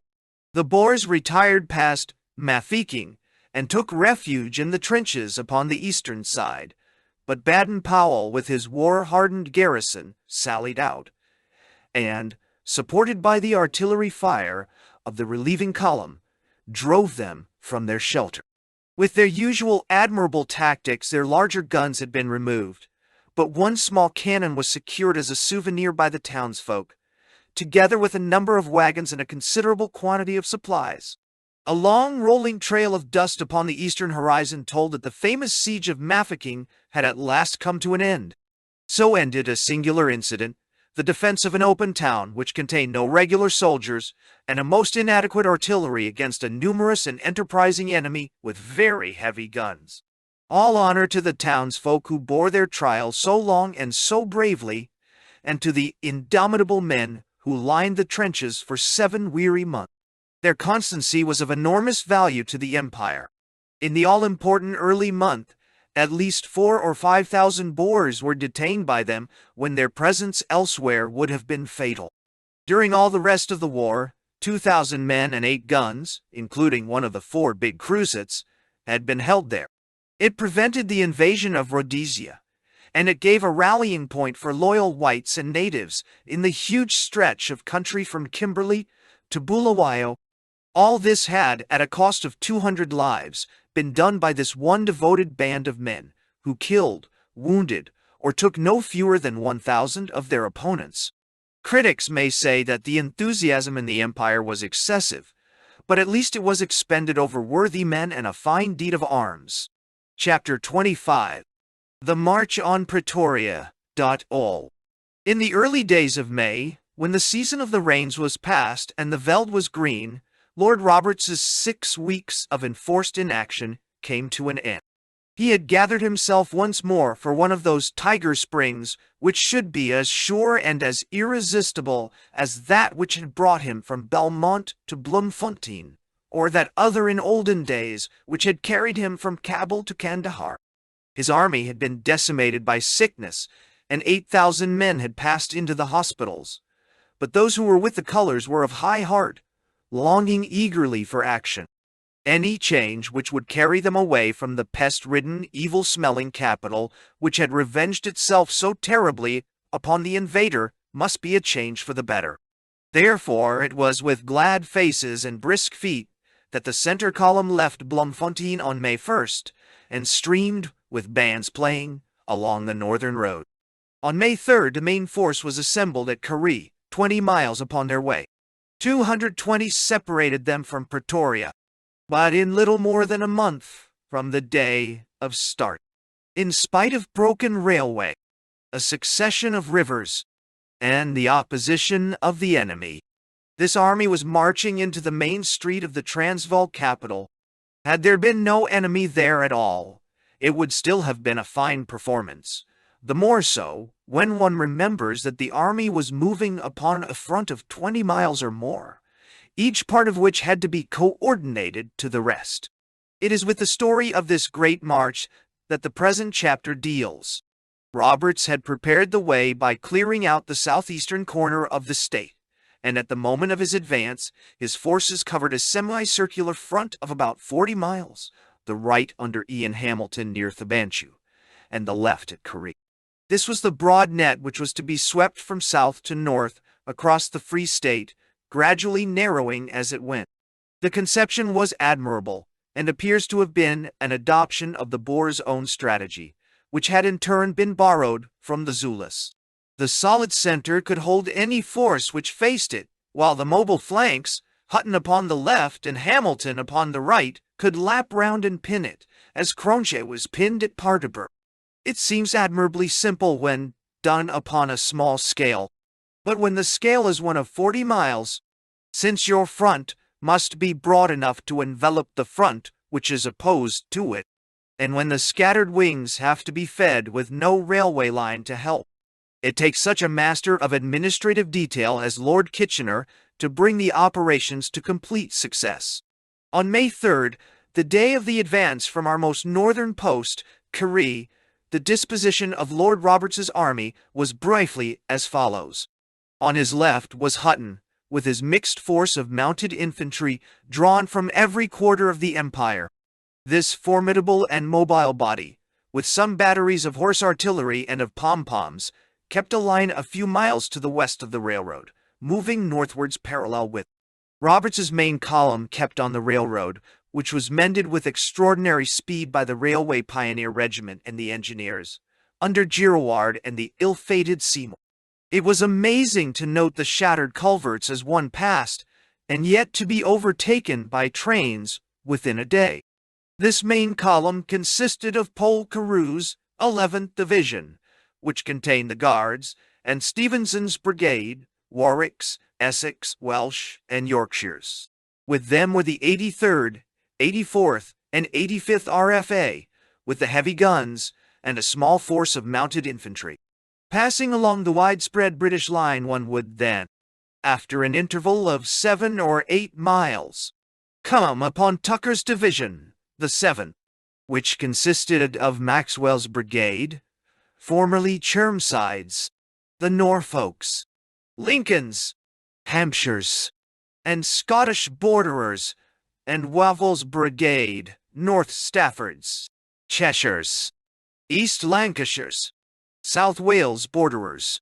To the right of these was Ridley's mounted infantry. Beyond them, extending over very many miles of country, and with considerable spaces between. There came Broadwood's cavalry, Bruce Hamilton's brigade, Derbyshire's, Sussex, Cameron's, and CIV, and finally on the extreme right of all Ian Hamilton's force of Highlanders, Canadians, Shropshires, and Cornwalls, with cavalry and mounted infantry, starting 40 miles from Lord Roberts, but edging westwards all the way, to merge with the troops next to Ide, and to occupy Wynberg in the way already described. This was the army, between 40 and 50,000 strong, with which Lord Roberts advanced upon the Transvaal. In the meantime, he had anticipated that his mobile and enterprising opponents would work round and strike at our rear. Ample means had been provided for dealing with any attempt of the kind. Rundle with the 8th Division and Brabant's Colonial Division remained in rear of the right flank to confront any force which might turn it. At Bloemfontein were Kelly-Kenny's division, the 6th, and Chermside's, the 3rd, with a force of cavalry and guns. Methuen, working from Kimberley towards Boshoff, formed the extreme left wing of the main advance, though distant 100 miles from it. With excellent judgment, Lord Roberts saw that it was on our right flank that danger was to be feared, and here it was that every precaution had been taken to meet. The objective of the first day's march was the little town of Brantford, 10 miles north of Carrie. The head of the main column faced it, while the left arm swept round and drove the Boer force from their position. Tucker's division upon the right encountered some opposition, but overbore it with artillery.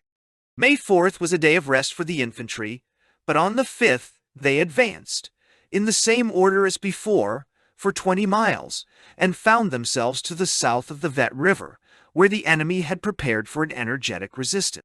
A vigorous artillery duel ensued, the British guns in the open as usual against an invisible enemy.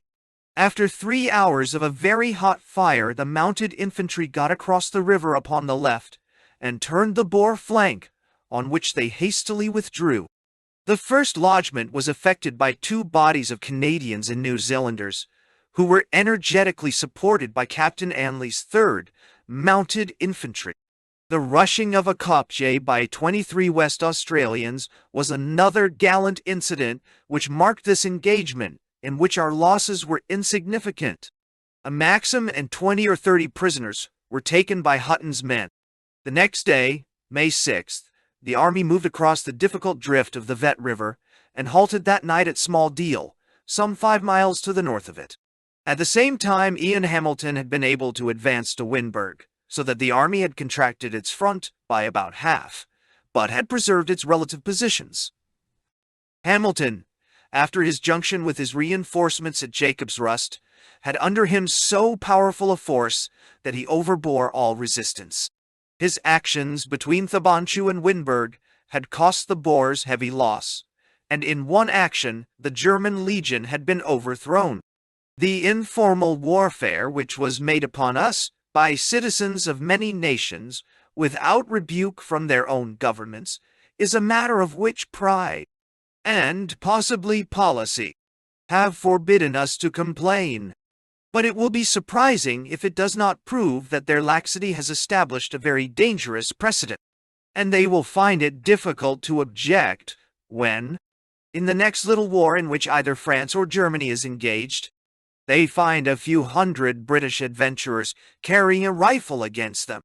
The record of the army's advance is now rather geographical than military, for it rolled northwards with never a check, save that which was caused by the construction of the railway diversions which atoned for the destruction of the larger bridges. The infantry now, as always in the campaign, marched excellently, for though 20 miles in the day may seem a moderate allowance to a healthy man upon an English road, it is a considerable performance under an African sun with a weight of between 30 and 40 pounds to be carried. The good humor of the men was admirable, and they eagerly longed to close with the elusive enemy who flitted ever in front of them. Huge clouds of smoke veiled the northern sky, for the Boers had set fire to the dry grass, partly to cover their own retreat, and partly to show up our khaki upon the blackened surface. Far on the flanks, The twinkling heliographs revealed the position of the widespread wings. On May 10th, Lord Roberts's force, which had halted for 3 days at Small Deal, moved onwards to Welgeligen. French's cavalry had come up by road and quickly strengthened the center and left wing of the army. On the morning of the 10th, the invaders found themselves confronted by a formidable position which the Boers had taken up on the northern bank of the Sand River. Their army extended over 20 miles of country, the two Bothas were in command, and everything pointed to a pitched battle. Had the position been rushed from the front, there was every material for a second Colenso, but the British had learned that it was by brains, rather than by blood, that such battles may be won. French's cavalry turned the Boers on one side, and Bruce Hamilton's infantry on the other. Theoretically, we never passed the Boer flanks, but practically their line was so overextended that we were able to pierce it at any point. There was never any severe fighting, but rather a steady advance upon the British side and a steady retirement upon that of the Boers. On the left, the Sussex Regiment distinguished itself by the dash with which it stormed an important Kopje. The losses were slight, save among a detached body of cavalry which found itself suddenly cut off by a strong force of the enemy and lost Captain Elworthy killed, and Haig of the Inniskillings, Wilkinson of the Australian Horse, and 20 men prisoners. We also secured 40 or 50 prisoners, and the enemy's casualties amounted to about as many more. The whole straggling action fought over a front as broad as from London to Woking cost the British at the most a couple of hundred casualties, and carried their army over the most formidable defensive position which they were to encounter. The war in its later phases certainly has the pleasing characteristic of being the most bloodless, considering the number of men engaged and the amount of powder burned that has been known in history. It was at the expense of their boots, and not of their lives, that the infantry won their way. On May 11th, Lord Roberts's army advanced 20 miles to Geneva Siding, and every preparation was made for a battle next day, as it was thought certain that the Boers would defend their new capital, Kroonstad. It proved, however, that even here they would not make a stand, and on May 12th, at 1 o'clock, Lord Roberts rode into the town. Stein, Botha, and De Wet escaped, and it was announced that the village of Lindley had become the new seat of government. The British had now accomplished half their journey to Pretoria, and it was obvious that on the south side of the Vaal, no serious resistance awaited them.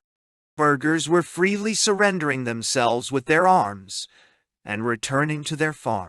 In the southeast, Rundle and Brabant were slowly advancing, while the Boers who faced them fell back towards Lindley.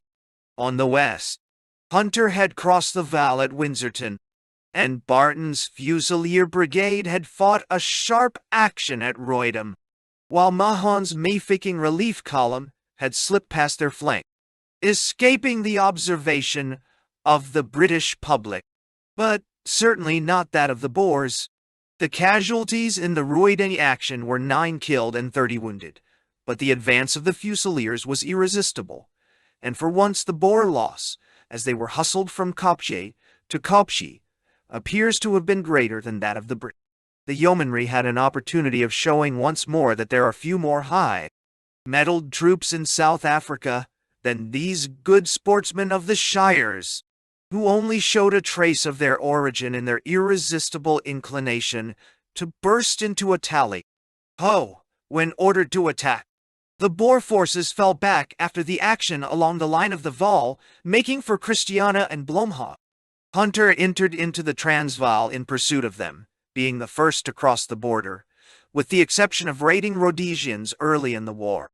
Methuen, in the meanwhile, was following a course parallel to Hunter but south of him, Hoopstad being his immediate objective. The little Union Jacks, which were stuck in the war maps in so many British households, were now moving swiftly upwards. Buller's force was also sweeping northwards, and the time had come when the Ladysmith garrison, restored at last to health and strength, should have a chance of striking back at those who had tormented them so long. Many of the best troops had been drafted away to other portions of the seat of war, Hart's Brigade and Barton's Fusilier Brigade had gone with Hunter to form the 10th Division upon the Kimberley side, and the Imperial Light Horse had been brought over for the relief of Mafeking. There remained, however, a formidable force, the regiments in which had been strengthened by the addition of drafts and volunteers from home. Not less than 20,000 sabers and bayonets were ready and eager for the passage of the Biggersberg Mountains. This line of rugged hills is pierced by only 3 passes, each of which was held in strength by the enemy. Considerable losses must have ensued from any direct attempt to force them. Buller, however, with excellent judgment, demonstrated in front of them with Hildyard's men, while the rest of the army, marching round, outflanked the line of resistance, and on May 15th pounced upon Dundee. Much had happened since that October day when Penn Simons led his 3 gallant regiments up to Lana Hill. But now at last, after 7 weary months, the ground was reoccupied which he had gained. His old soldiers visited his grave, and the national flag was raised over the remains of as gallant a man as ever died for the sake of it. The Boers, whose force did not exceed a few thousands, were now rolled swiftly back through northern Natal into their own country. The long strain at Ladysmith had told upon them, and the men whom we had to meet were very different from the warriors of Spion Kop and Nicholson's Neck. They had done magnificently, but there is a limit to human endurance, and no longer would these peasants face the bursting lyddite and the bayonets of angry soldiers. There is little enough for us to boast of in this. Some pride might be taken in the campaign, when at a disadvantage we were facing superior numbers. But now we could but deplore the situation in which these poor valiant burghers found themselves, the victims of a rotten government and of their own delusions. Hofer's Tyrolese, Charette's Vendians, or Bruce's Scotchmen never fought a finer fight than these children of the veld, but in each case they combated a real and not an imaginary tyrant. It is heart-sickening to think of the butchery, the misery, the irreparable losses, the blood of men, and the bitter tears of women, all of which might have been spared had one obstinate and ignorant man been persuaded to allow the state which he ruled to conform to the customs of every other civilized state upon the earth. Buller was now moving with a rapidity and decision which contrasts pleasantly with some of his earlier operation.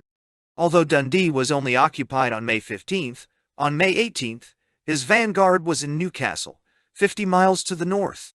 In 9 days, he had covered 138 miles. On the 19th, the army lay under the loom of that Majuba which had cast its sinister shadow for so long over South African politics.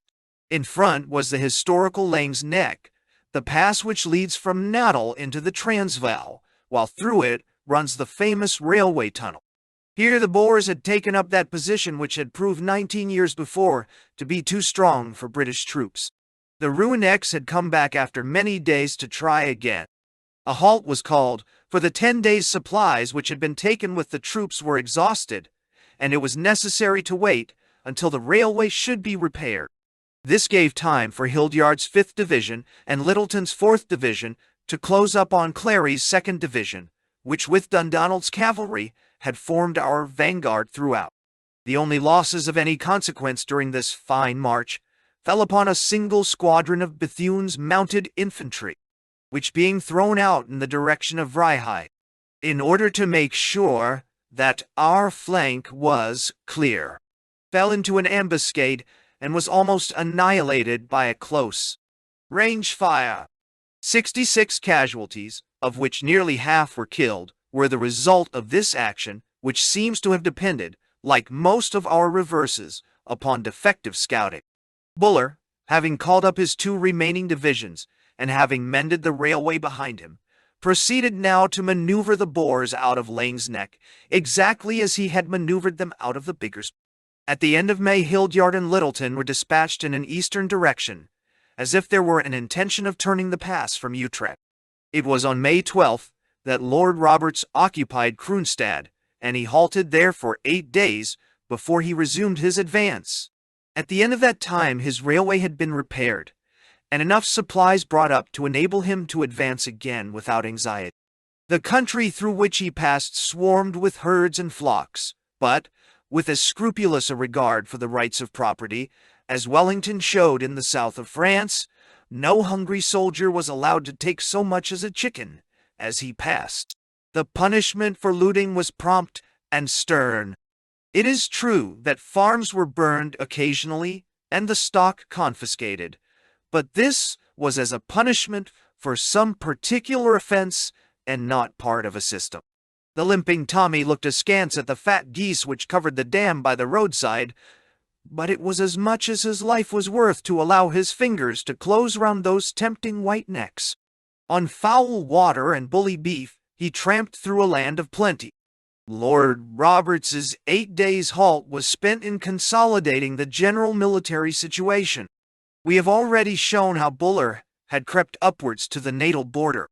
On the west, Methuen reached Hoopstad and Hunter Christiana, settling the country and collecting arms as they went. Rundle in the southeast took possession of the rich grain lands, and on May 21st entered Ladybrand. In front of him lay that difficult hilly country about Senecal, Vicksburg, and Bethlehem, which was to delay him so long. Ian Hamilton was feeling his way northwards to the right of the railway line, and for the moment cleared the district between Lindley and Heilbronn, passing through both towns and causing Stein to again change his capital, which became Vreda, in the extreme north, east of the state. During these operations, Hamilton had the two formidable De Wet brothers in front of him and suffered nearly 100 casualties in the continual skirmishing which accompanied his advance. His right flank and rear were continually attacked, and these signs of forces outside our direct line of advance were full of menace for the future. On May 22nd, the main army resumed its advance, moving forward 15 miles to Honingsproot. On the 23rd, another march of 20 miles over a fine rolling prairie brought them to Renister River. The enemy had made some preparations for a stand, but Hamilton was near Heilbronn upon their left, and French was upon their right flank. The river was crossed without opposition. On the 24th, the army was at Vreda Fort Road, and on the 26th, the vanguard crossed the Val River at Viljoensdrift, the whole army following on the 27th. Hamilton's force had been cleverly swung across from the right to the left flank of the British, so that the Boers were massed on the wrong side. Preparations for resistance had been made on the line of the railway, but the wide turning movements on the flanks by the indefatigable French and Hamilton rendered all opposition of no avail. The British columns flowed over and onwards without a pause, tramping steadily northwards to their destination. The bulk of the Free State forces refused to leave their own country, and moved away to the eastern and northern portion of the state, where the British generals thought, incorrectly, as the future was to prove, that no further harm would come from them. The state which they were in arms to defend had really ceased to exist, for already it had been publicly proclaimed at Bloemfontein in the Queen's name that the country had been annexed to the Empire, and that its style henceforth was that of the Orange River Colony. Those who think this measure unduly harsh must remember that every mile of land which the Free Staters had conquered in the early part of the war had been solemnly annexed by them. At the same time, those Englishmen who knew the history of this state, which had once been the model of all that a state should be, were saddened by the thought that it should have deliberately committed suicide for the sake of one of the most corrupt governments which have ever been known. Had the Transvaal been governed as the Orange Free State was, such an event as the Second Boer War could never have occurred. Lord Roberts's tremendous march was now drawing to a close. On May 28th, the troops advanced 20 miles and passed Klip River without fighting. It was observed with surprise that the Transvaalers were very much more careful of their own property than they had been of that of their allies, and that the railway was not damaged at all by the retreating forces. The country had become more populous, and far away upon the low curves of the hills were seen high chimneys and gaunt iron pumps, which struck the north of England soldier with a pang of homesickness. This long-distant hill was the famous Rand, and under its faded grasses lay such riches as Solomon never took from Ophir. It was the prize of victory, and yet the prize is not to the victor, for the dust-grimed officers and men looked with little personal interest at this treasure house of the world. Not one penny the richer would they be for the fact that their blood and their energy had brought justice and freedom to the goldfields. They had opened up an industry for the world. Men of all nations would be the better for their labors. The miner and the financier, or the trader, would equally profit by them. But the men in khaki would tramp on, unrewarded and uncomplaining, to India, to China, to any spot where the needs of their worldwide empire called them. The infantry, streaming up from the Vaal River to the famous Ridge of Gold, had met with no resistance upon the way, but great mist banks of cloud by day, and huge twinkling areas of flame by night, showed the handiwork of the enemy. Hamilton and French, moving upon the left flank, found Boers thick upon the hills, but cleared them off in a well-managed skirmish which cost us a dozen casualties. On May 29th, pushing swiftly along, French found the enemy posted very strongly with several guns at Doornkop, a point west of Klip River Bergdijk. The cavalry leader had with him at this stage 3 horse batteries, 4 pom-poms, and 3,000 mounted men. The position being too strong for him to force, Hamilton's infantry, 19th and 21st Brigades, were called up, and the Boers were driven out. That splendid corps, the Gordons, lost nearly 100 men in their advance over the open, and the CIVIs on the other flank fought like a regiment of veterans. There had been an inclination to smile at these citizen soldiers when they first came out, but no one smiled now save the general, who felt that he had them at his back. Hamilton's attack was assisted by the menace rather than the pressure of French's turning movement on the Boer right, but the actual advance was as purely frontal as any of those which had been carried through at the beginning of the war. The open formation of the troops, the powerful artillery behind them, and perhaps also the lowered morale of the enemy, combined to make such a movement less dangerous than of old. In any case, it was inevitable, as the state of Hamilton's commissariat rendered it necessary that at all hazards he should force his way through. Whilst this action of Doornkop was fought by the British left flank, Henry's mounted infantry in the center moved straight upon the important junction of Germiston, which lies amid the huge white heaps of tailings from the mines. At this point, or near it, the lines from Johannesburg and from Natal joined the line to Pretoria.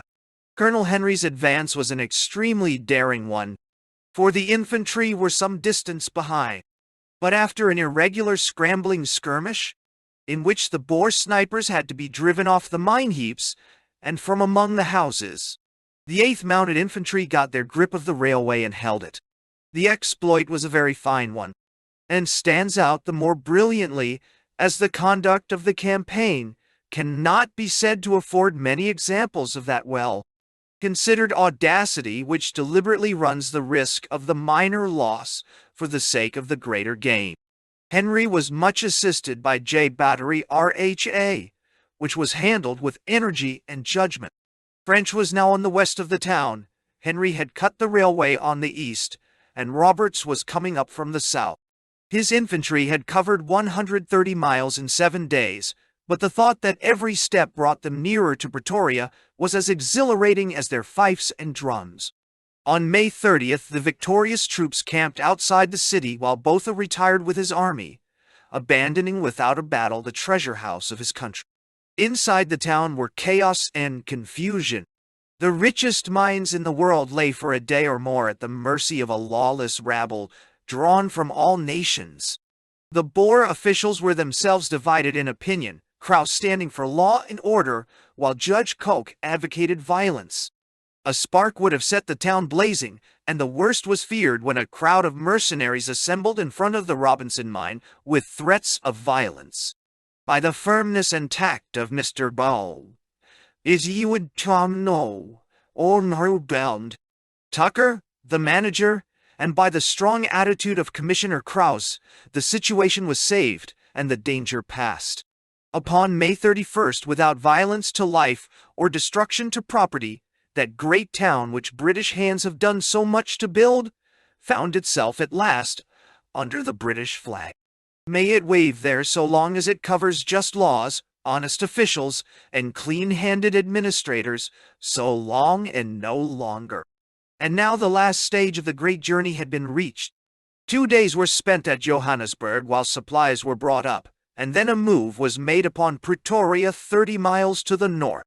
Here was the Boer capital, the seat of government, the home of Kruger, the center of all that was anti-British, crouching amid its hills, with costly forts guarding every face of it.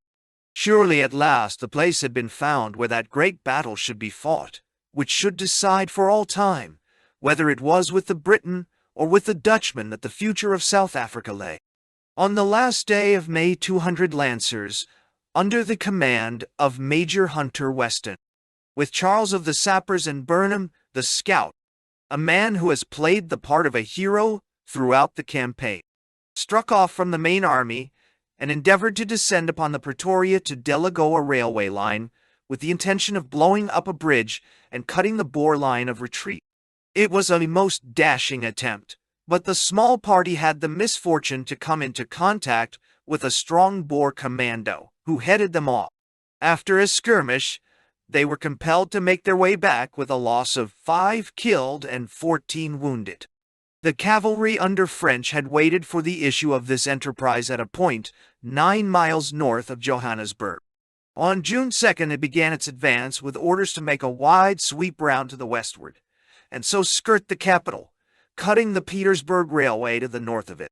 The country in the direct line between Johannesburg and Pretoria consists of a series of rolling downs which are admirably adapted for cavalry work.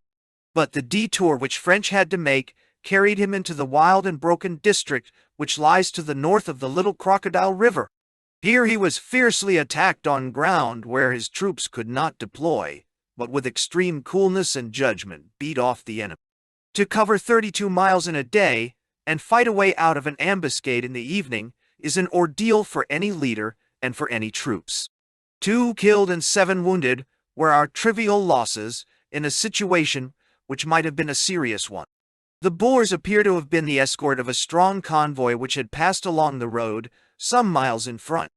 Next morning, both convoy and opposition had disappeared. The cavalry rode on amid a country of orange groves, the troopers standing up in their stirrups to pluck the golden fruit.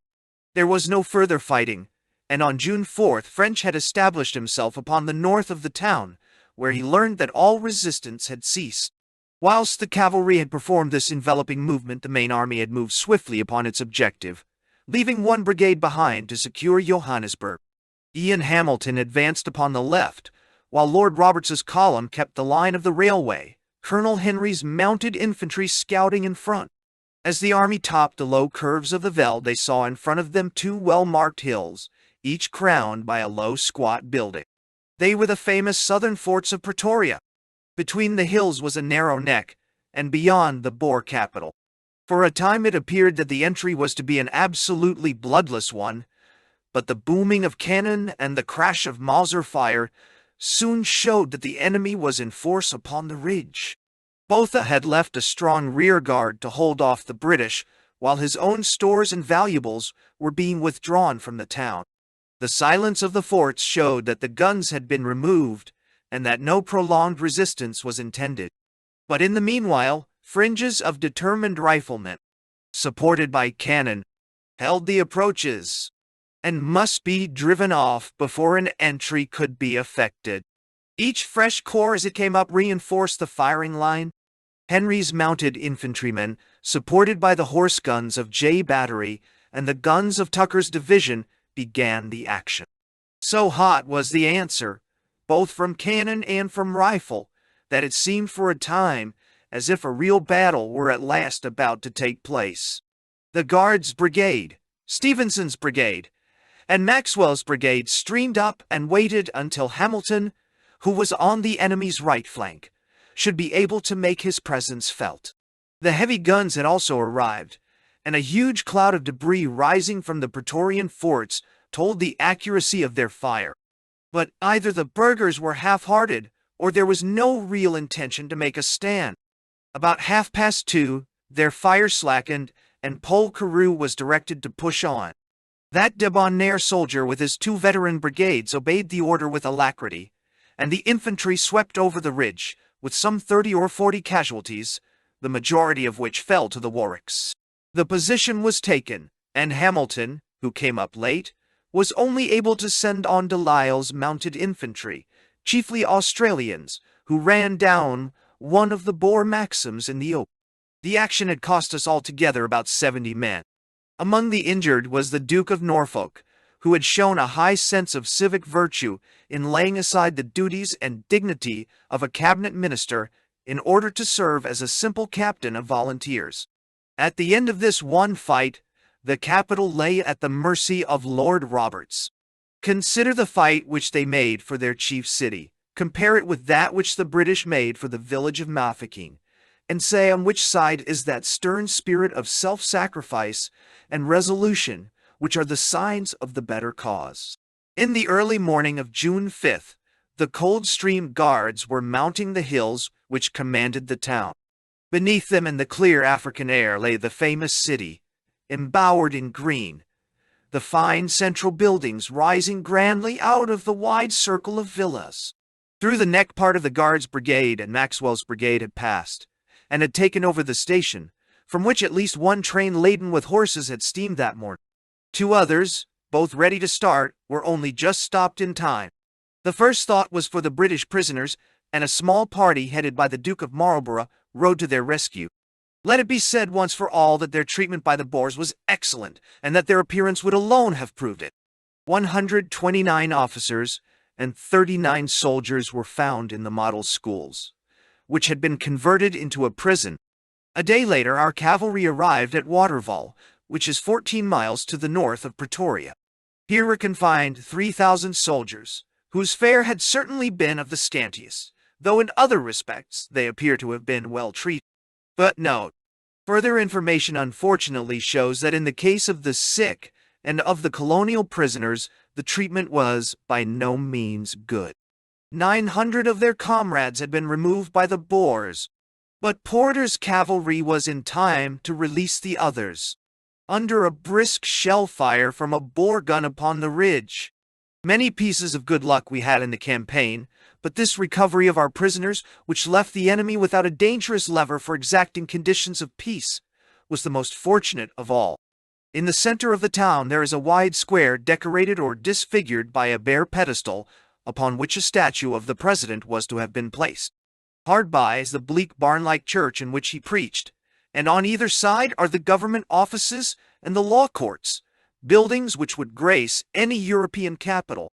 Here, at 2 o'clock on the afternoon of June 5th, Lord Roberts sat his horse and saw pass in front of him the men who had followed him so far and so faithfully: the Guards, the Essex, the Welsh, the Yorks, the Warwicks, the guns, the mounted infantry, the dashing irregulars, the Gordons, the Canadians, the Shropshires, the Cornwalls, the Camerons, the Derbys, the Sussex, and the London Volunteers. For over 2 hours, the khaki waves with their crests of steel went sweeping by. High above their heads, from the summit of the Rad Sail, the broad Union Jack streamed for the first time.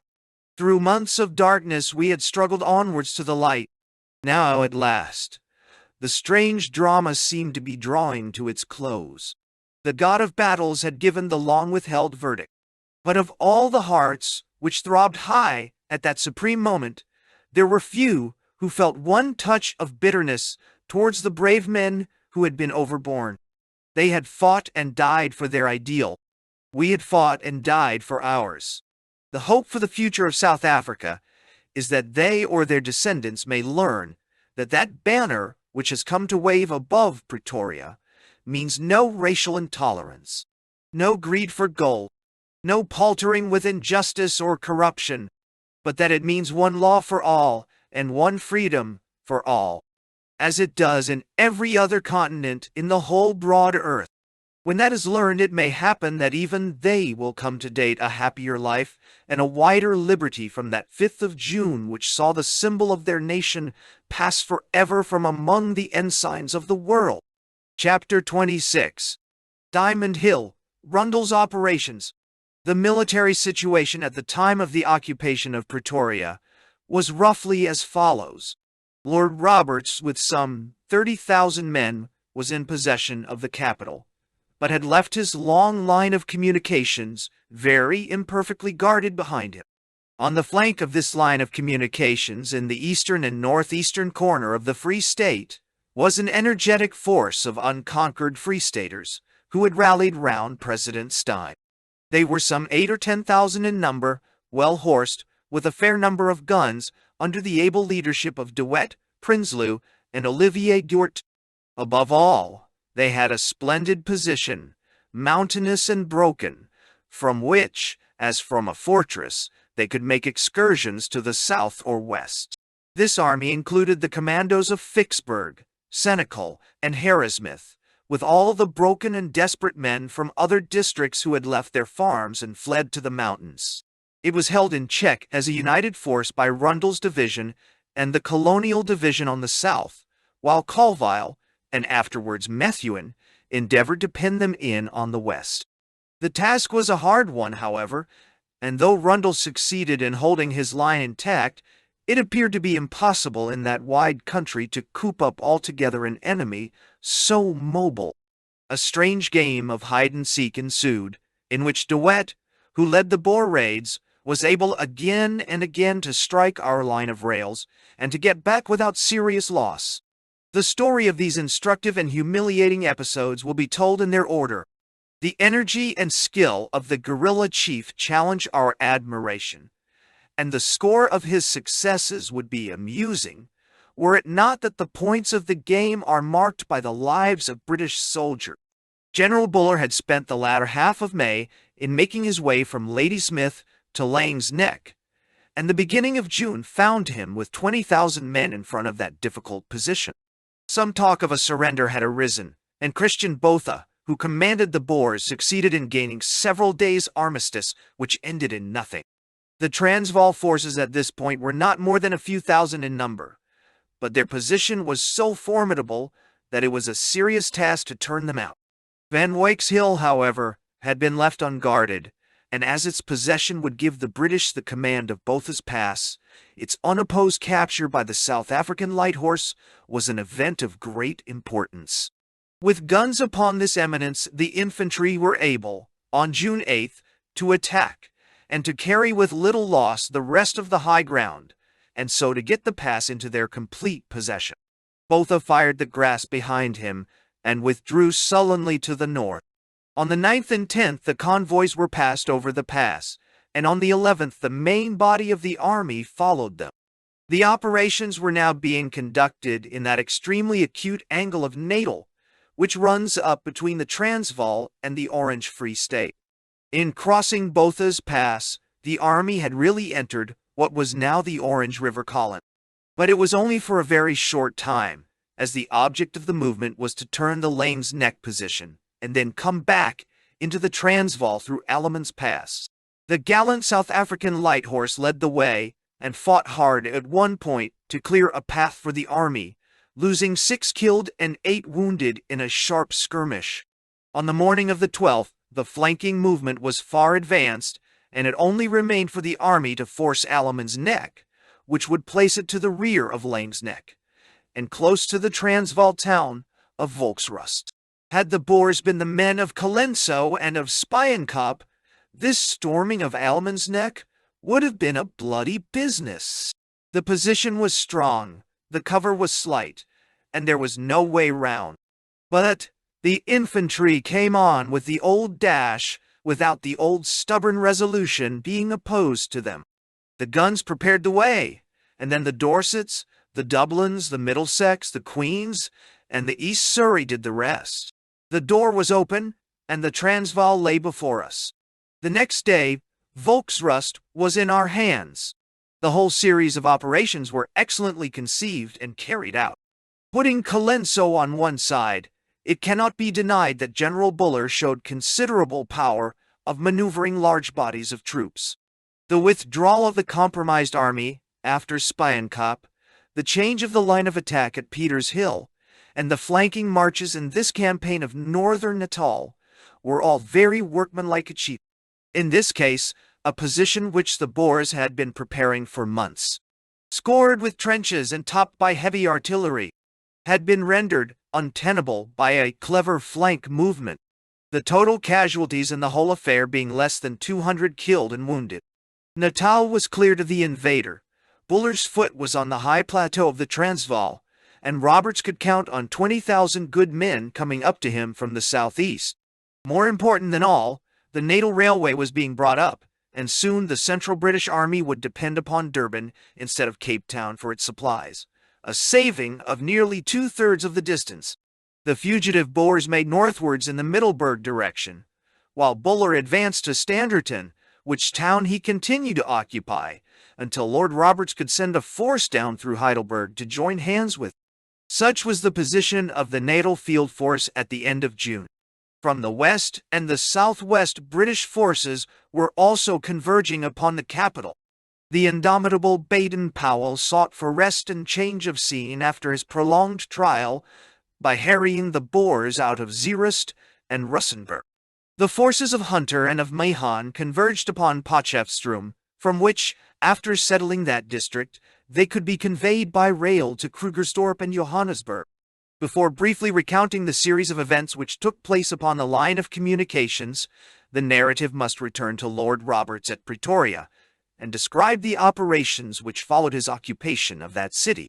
In leaving the undefeated forces of the Free State behind him, the British general had unquestionably run a grave risk, and was well aware that his railway communication was in danger of being cut. By the rapidity of his movements, he succeeded in gaining the enemy's capital before that which he had foreseen came to pass. But if Botha had held him at Pretoria while De Wet struck at him behind, the situation would have been a serious one. Having once attained his main object, Roberts could receive with equanimity the expected news that De Wet, with a mobile force of less than 2,000 men, had, on June 7th, cut the line at Roodeval to the north of Kroonstad. Both rail and telegraph were destroyed, and for a few days the army was isolated. Fortunately, there were enough supplies to go on with, and immediate steps were taken to drive away the intruder, though, like a mosquito, he was brushed from one place only to settle upon another. Leaving others to restore his broken communications, Lord Roberts turned his attention once more to Botha, who still retained 10 or 15,000 men under his command. The president had fled from Pretoria with a large sum of money, estimated at over 2 million sterling, and was known to be living in a saloon railway carriage, which had been transformed into a seat of government, even more mobile than that of President Steyn.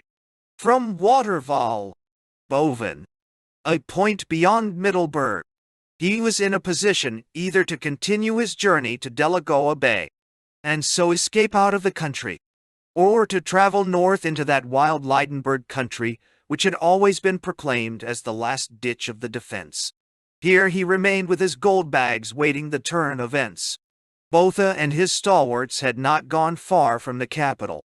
50 miles out to the east, the railway line runs through a gap in the hills called Pienaar's Poort, and here was such a position as the Boer loves to hold. It was very strong in front, and it had widely spread formidable flanking hills to hamper those turning movements which had so often been fatal to the Boer general. Behind was the uncut railway line along which the guns could, in case of need, be removed. The whole position was over 15 miles from wing to wing, and it was well known to the Boer general that Lord Roberts had no longer that preponderance of force which would enable him to execute wide-turning movements, as he had done in his advance from the south. His army had decreased seriously in numbers. The mounted men, the most essential branch of all, were so ill-horsed that brigades were not larger than regiments. One brigade of infantry, the 14th, had been left to garrison Johannesburg, and another, the 18th, had been chosen for special duty in Pretoria. Smith Dorrien's brigade had been detached for duty upon the line of communications, With all these deductions and the wastage caused by wounds and disease, the force was in no state to assume a vigorous offensive. So hard-pressed were they for men that the 3,000 released prisoners from Waterval were hurriedly armed with Boer weapons and sent down the line to help to guard the more vital points. Had Botha withdrawn to a safe distance, Lord Roberts would certainly have halted, as he had done at Bloemfontein, and waited for remounts and reinforcements. But the war could not be allowed to languish when an active enemy lay only 15 miles off, within striking distance of 2 cities and of the line of rail. Taking all the troops that he could muster, the British general moved out once more on Monday, June 11th, to drive Botha from his position. He had with him Pole, Carews' 11th Division, which numbered about 6,000 men with 20 guns, Ian Hamilton's force, which included 1 infantry brigade, Bruce Hamilton's, 1 cavalry brigade, and a corps of mounted infantry, say 6,000 in all, with 30 guns. There remained French's cavalry division, with Hutton's mounted infantry, which could not have exceeded 2,000 sabres and rifles. The total force was, therefore, not more than 16 or 17,000 men, with about 70 guns. Their task was to carry a carefully prepared position, held by at least 10,000 burghers, with a strong artillery. Had the Boer of June been the Boer of December, the odds would have been against the British. There had been some negotiations for peace between Lord Roberts and Botha, but the news of De Wet's success from the south had hardened the Boer general's heart, and on June 9th the cavalry had their orders to advance. Hamilton was to work round the left wing of the Boers, and French round their right, while the infantry came up in the center. So wide was the scene of action that the attack and the resistance in each flank and in the center constituted, on June 11th, 3 separate actions. Of these the latter was of least importance, as it merely entailed the advance of the infantry to a spot whence they could take advantage of the success of the flanking forces when they had made their presence felt. The center did not on this, as on several other occasions in the campaign, make the mistake of advancing before the way had been prepared for it.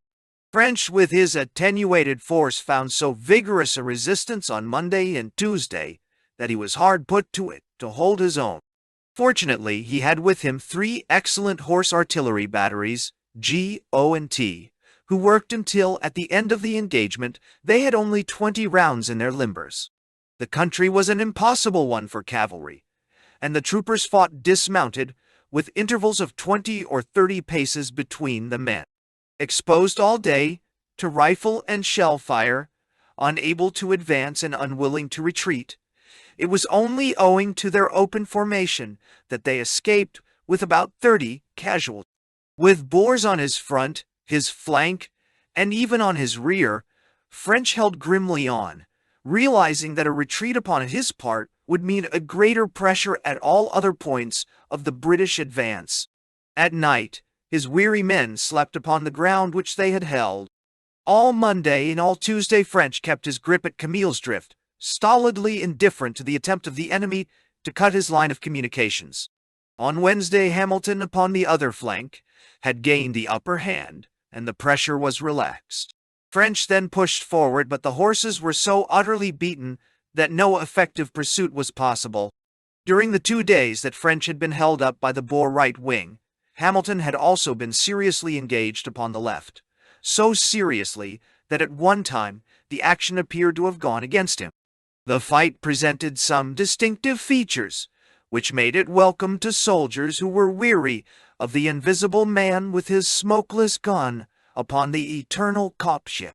It is true that man, gun, and Kopje were all present upon this occasion, but in the endeavors to drive him off some new developments took place, which formed for 1 brisk hour a reversion to picturesque warfare. Perceiving a gap in the enemy's line, Hamilton pushed up the famous Q battery, the guns which had plucked glory out of disaster at Sanna's Post. For the second time in one campaign, they were exposed and in imminent danger of capture. A body of mounted Boers with great dash and hardihood galloped down within close range and opened fire. Instantly, the 12th Lancers were let loose upon them. How they must have longed for their big-boned, long-striding English troop horses as they strove to raise a gallop out of their spiritless, overworked Argentine. For once, however, the lance meant more than 5 pounds dead weight and an encumbrance to the rider. The guns were saved, the Boers fled, and a dozen were left upon the ground. But a cavalry charge has to end in a reformation, and that is the instant of danger if any unbroken enemy remains within range. Now a sleet of bullets hissed through their ranks as they retired, and the gallant Lord Airlie, as modest and brave a soldier as ever drew sword, was struck through the heart. "Pray moderate your language," was his last characteristic remark, made to a battle-drunken sergeant. 2 officers, 17 men, and 30 horses went down with their colonel, the great majority only slightly injured. In the meantime, the increasing pressure upon his right caused Broadwood to order a second charge of the Life Guards this time to drive off the assailant. The appearance rather than the swords of the guards prevailed, and cavalry as cavalry had vindicated their existence more than they had ever done during the campaign. The guns were saved, the flank attack was rolled back, but one other danger had still to be met, for the Heidelberg Commando, a corps d'élite of the Boers, had made its way outside Hamilton's flank and threatened to get past him. With cool judgment, the British general detached a battalion and a section of a battery, which pushed the Boers back into a less menacing position.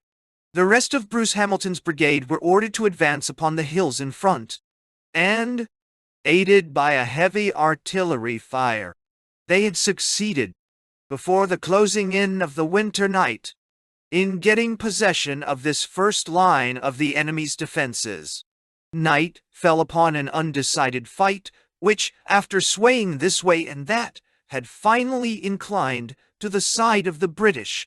The Sussex and the City Imperial Volunteers were clinging to the enemy's left flank, while the 11th Division were holding them in front. All promised well for the morrow.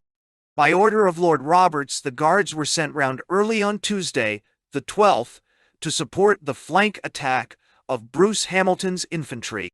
It was afternoon before all was ready for the advance, and then the Sussex, the London Volunteers, and the Derbyshires won a position upon the ridge, followed later by the 3 regiments of Guards. But the ridge was the edge of a considerable plateau, swept by Boer fire, and no advance could be made over its bare expanse, save at a considerable loss. The infantry clung in a long fringe to the edge of the position, but for 2 hours no guns could be brought up to their support, as the steepness of the slope was insurmountable. It was all that the stormers could do to hold their ground, as they were enfiladed by a Vickers Maxim, and exposed to showers of shrapnel as well as to an incessant rifle fire. Never were guns so welcome as those of the 82nd Battery, brought by Major Connolly into the firing line. The enemy's riflemen were only 1,000 yards away, and the action of the artillery might have seemed as foolhardy as that of Long at Colenso. 10 horses went down on the instant, and a quarter of the gunners were hit, but the guns roared one by one into action, and their shrapnel soon decided the day. Undoubtedly it is with Connolly and his men that the honors lie. At 4 o'clock, as the sun sank towards the west, the tide of fight had set in favor of the attack. 2 more batteries had come up, every rifle was thrown into the firing line, and the Boer reply was decreasing in volume. The temptation to an assault was great, but even now it might mean heavy loss of life, and Hamilton shrank from the sacrifice. In the morning, his judgment was justified, for Botha had abandoned the position, and his army was in full retreat. The mounted men followed as far as Ellen's River Station, which is 25 miles from Pretoria, but the enemy was not overtaken, save by a small party of Delisle's Australians and regular mounted infantry. This force, less than 100 in number, gained a kopje, which overlooked a portion of the Boer army. Had they been more numerous, the effect would have been incalculable. As it was, the Australians fired every cartridge which they possessed into the throng, and killed many horses and men. It would bear examination why it was that only this small corps was present at so vital a point, and why, if they could push the pursuit to such purpose, others should not be able to do the same. Time was bringing some curious revenges. Already Paardeberg had come upon Majuba Day. Buller's victorious soldiers had taken Lang's neck. Now, the spruit at which the retreating Boers were so mishandled by the Australians was that same Bronker's spruit at which, 19 years before, a regiment had been shot down. Many might have prophesied that the deed would be avenged, but who could ever have guessed the men who would avenge it? Such was the Battle of Diamond Hill, as it was called from the name of the ridge which was opposite to Hamilton's attack. The prolonged 2 days' struggle showed that there was still plenty of fight in the burghers. Lord Roberts had not routed them, nor had he captured their guns, but he'd cleared the vicinity of the capital. He had inflicted a loss upon them which was certainly as great as his own, and he had again proved to them that it was vain for them to attempt to stand. A long pause followed at Pretoria, broken by occasional small alarms and excursions, which served no end save to keep the army from ennui. In spite of occasional breaks in his line of communications, horses and supplies were coming up rapidly, and by the middle of July, Roberts was ready for the field again. At the same time, Hunter had come up from Potchefstroom, and Hamilton had taken Heidelberg, and his force was about to join hands with Buller at Standerton. Sporadic warfare broke out here and there in the west, and in the course of it Snyman of Mafeking had reappeared, with 2 guns, which were promptly taken from him by the Canadian Mounted Rifles. On all sides it was felt that if the redoubtable De Wet could be captured, there was every hope that the burghers might discontinue a struggle which was disagreeable to the British and fatal to themselves. As a point of honor, it was impossible for Botha to give in while his ally held out. We will turn, therefore, to this famous guerrilla chief, and give some account of his exploits. To understand them, some description must be given of the general military situation in the Free State. When Lord Roberts had swept past to the north, he had brushed aside the flower of the Orange Free State Army, who occupied the considerable quadrilateral which is formed by the northeast of that state. The function of Rundle's 8th Division and of Brabant's Colonial Division was to separate the sheep from the goats by preventing the fighting burghers from coming south and disturbing those districts which had been settled. For this purpose, Rundle formed a long line which should serve as a cordon. Moving up through Trommel and Clocolan, Vicksburg was occupied on May 25th by the Colonial Division, while Rundle seized Senecal, 40 miles to the northwest. A small force of 40 yeomanry, who entered the town some time in advance of the main body, was suddenly attacked by the Boers, and the gallant Dalbiac, famous rider and sportsman, was killed, with 4 of his men. He was a victim, as so many have been in this campaign, to his own proud disregard of danger. The Boers were in full retreat, but now, as always, they were dangerous. One cannot take them for granted, for the very moment of defeat is that at which they are capable of some surprising effort. Rundle, following them up from Senecal, found them in strong possession of the Kopjes at Biddlesburg, and received a check in his endeavor to drive them off. It was an action fought amid great grass fires, where the possible fate of the wounded was horrible to contemplate. The 2nd Grenadiers, the Scots Guards, the East Yorkshires, and the West Kents were all engaged, with the 2nd and 79th Field Batteries, and a force of yeomanry. Our losses incurred in the open from unseen rifles were 30 killed and 130 wounded, including Colonel Lloyd of the Grenadiers. 2 days later, Rundle, from Senecal, joined hands with Brabant from Vicksburg, and a defensive line was formed between those 2 places, which was held unbroken for 2 months. When the operations ended in the capture of the greater part of the force opposed to him, Clemence's brigade, consisting of the 1st Royal Irish, the 2nd Bedfords, the 2nd Worcesters, and the 2nd Wiltshires, had come to strengthen Rundle, and altogether he may have had as many as 12,000 men under his order. It was not a large force with which to hold a mobile adversary at least 8,000 strong, who might attack him at any point of his extended line. So well, however, did he select his positions that every attempt of the enemy, and there were many, ended in failure. Badly supplied with food, He and his half-starved men held bravely to their task, and no soldiers in all that great host deserved better of their country. At the end of May, then, the Colonial Division, Rundle's Division, and Clement's Brigade held the Boers from Vicksburg on the Basuto border to Senegal. This prevented them from coming south. But what was there to prevent them from coming west and falling upon the railway line? There was the weak point of the British position. Lord Methuen had been brought across from Boshoff and was available with 6,000 men. Colville was on that side also, with the Highland Brigade. A few details were scattered up and down the line, waiting to be gathered up by an enterprising enemy. Kroonstad was held by a single militia battalion. Each separate force had to be nourished by convoys with weak escorts. Never was there such a field for a mobile and competent guerrilla leader. And, as luck would have it, such a man was at hand, ready to take full advantage of his opportunities. Chapter 27. The Lines of Communication. Christian de Wet, the elder of two brothers of that name, was at this time in the prime of life, a little over 40 years of age. He was a burly, middle-sized, bearded man, poorly educated, but endowed with much energy and common sense. His military experience dated back to Majuba Hill, and he had a large share of that curious race hatred which is intelligible in the case of the Transvaal, but inexplicable in a Free Stater who has received no injury from the British Empire. Some weakness of his sight compels the use of tinted spectacles, and he had now turned these, with a pair of particularly observant eyes behind them, upon the scattered British forces and the long exposed line of railway. De Wet's force was an offshoot from the army of Free Staters under de Villiers, Olivier, and Prinsloo, which lay in the mountainous northeast of the state. To him were committed 5 guns, 1,500 men, and the best of the horses.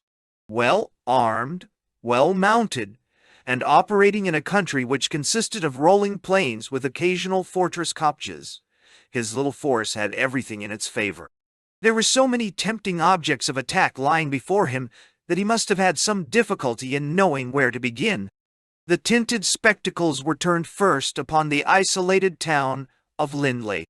Colville with the Highland Brigade had come up from Ventersburg with instructions to move onward to Heilbronn, pacifying the country as he passed. The country, however, refused to be pacified, and his march from Ventersburg to Lindley was harassed by snipers every mile of the way. Finding that De Wet and his men were close upon him, he did not linger at Lindley, but passed on to his destination. His entire march of 126 miles costing him 63 casualties, of which 9 were fatal. It was a difficult and dangerous march, especially for the handful of Eastern Province horse, upon whom fell all the mounted work. By evil fortune, a force of 500 yeomanry, the 18th Battalion, including the Duke of Cambridge's own and the Irish companies, had been sent from Kroonstad to join Colville at Lindley. Colonel Sprague was in command. On May 27th, this body of horsemen reached their destination, only to find that Colville had already abandoned it. They appear to have determined to halt for a day in Lindley, and then follow Colville to Heilbronn. Within a few hours of their entering the town, they were fiercely attacked by De Wet. Colonel Sprague seems to have acted for the best. Under a heavy fire, he caused his troopers to fall back upon his transport, which had been left at a point a few miles out upon the Kroonstad road, where 3 defensible kopjes sheltered a valley in which the cattle and horses could be herded. A stream ran through it. There were all the materials there for a stand which would have brought glory to the British arms. The men were of peculiarly fine quality, many of them from the public schools and from the universities, and if any would fight to the death, these with their sporting spirit and their high sense of honor might have been expected to do so.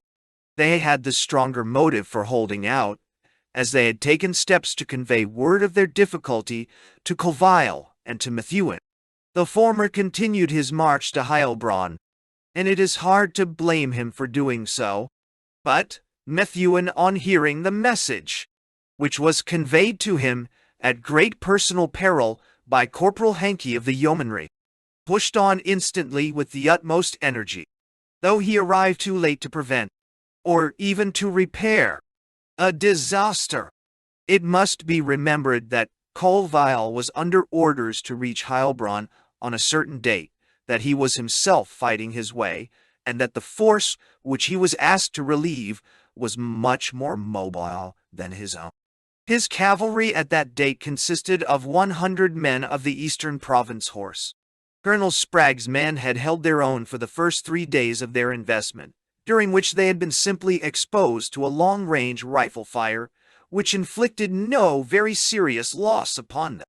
Their principal defense consisted of a stone corral about 20 yards square, which sheltered them from rifle bullets, but must obviously be a perfect death trap in the not improbable event of the Boers sending for artillery. The spirit of the troopers was admirable. Several dashing sorties were carried out under the leadership of Captain Humby and Lord Longford. The latter was a particularly dashing business, ending in a bayonet charge which cleared a neighboring ridge. Early in the siege, the gallant Keith met his end. On the 4th day, the Boers brought up 5 guns. One would have thought that during so long a time as 3 days, eternity would have only ultimately been done possible for the Union officer in command to make such preparations against this obvious possibility as were so successfully taken at a later stage of the war by the handful who garrison Lady Brand. Surely in this period, even without engineers, it would not have been hard to construct such trenches as the Boers have again and again opposed to our own artillery. But the preparations which were made proved to be quite inadequate. One of the 2 smaller kopjes was carried, and the garrison fled to the other. This also was compelled to surrender, and finally the main kopje also hoisted the white flag. No blame can rest upon the men, for their presence there at all is a sufficient proof of their public spirit and their gallantry. But the lessons of the war seem to have been imperfectly learned, especially that very certain lesson that shell fire in a close formation is insupportable, while in an open formation with a little cover, it can never compel surrender. The casualty lists, 80 killed and wounded out of a force of 470, show that the yeomanry took considerable punishment before surrendering, but do not permit us to call the defense desperate or heroic. It is only fair to add that Colonel Sprague was acquitted of all blame by a court of inquiry, which agreed, however, that the surrender was premature, and attributed it to the unauthorized hoisting of a white flag upon one of the detached kopjes. With regard to the subsequent controversy as to whether General Colville might have returned to the relief of the yeomanry, it is impossible to see how that general could have acted in any other way than he. Some explanation is needed of Lord Methuen's appearance upon the central scene of warfare. His division having, when last described, been at Boshoff, not far from Kimberley, where early in April he fought the successful action which led to the death of Villebois. Thence he proceeded along the Val, and then south to Kroonstad, arriving there on May 28. He had with him the 9th Brigade, Douglas's, which contained the troops which had started with him for the relief of Kimberley 6 months before. These were the Northumberland Fusiliers, Loyal North Lancashires, Northamptons, and Yorkshire Light Infantry. With him also were the Munsters, Lord Chesham's Yeomanry, 5 companies, with the 4th and 37th batteries, 2 howitzers, and 2 pom-poms. His total force was about 6,000 men. On arriving at Kroonstad, he was given the task of relieving Heilbronn, where Colville, with the Highland Brigade, some colonial horse, Lovat's scouts, 2 naval guns, and the 5th battery, were short of food and ammunition. The more urgent message from the yeoman at Lindley, however, took him on a fruitless journey to that town on June 1st. So vigorous was the pursuit of the yeomanry that the leading squadrons, consisting of South Notts Hussars and Sherwood Rangers, actually cut into the Boer convoy and might have rescued the prisoners had they been supported. As it was, they were recalled and had to fight their way back to Lindley with some loss, including Colonel Ralston, the commander, who was badly wounded.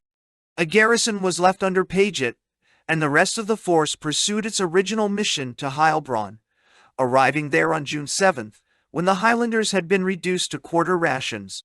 The Salvation Army was the nickname by which they expressed their gratitude to the relieving force. A previous convoy sent to the same destination had less good fortune. On June 1st, 55, wagons started from the railway line to reach Heilbronn. The escort consisted of 160 details belonging to Highland regiments without any guns, Captain Corballis in command. But the gentleman with the tinted glasses was waiting on the way. "I have 1,200 men and 5 guns. Surrender at once." Such was the message which reached the escort, and in their defenseless condition there was nothing for it but to comply. Thus one disaster leads to another. For, away, had the yeomanry held out at Lindley, De Wet would not, on June 4th, have laid hands upon our wagons.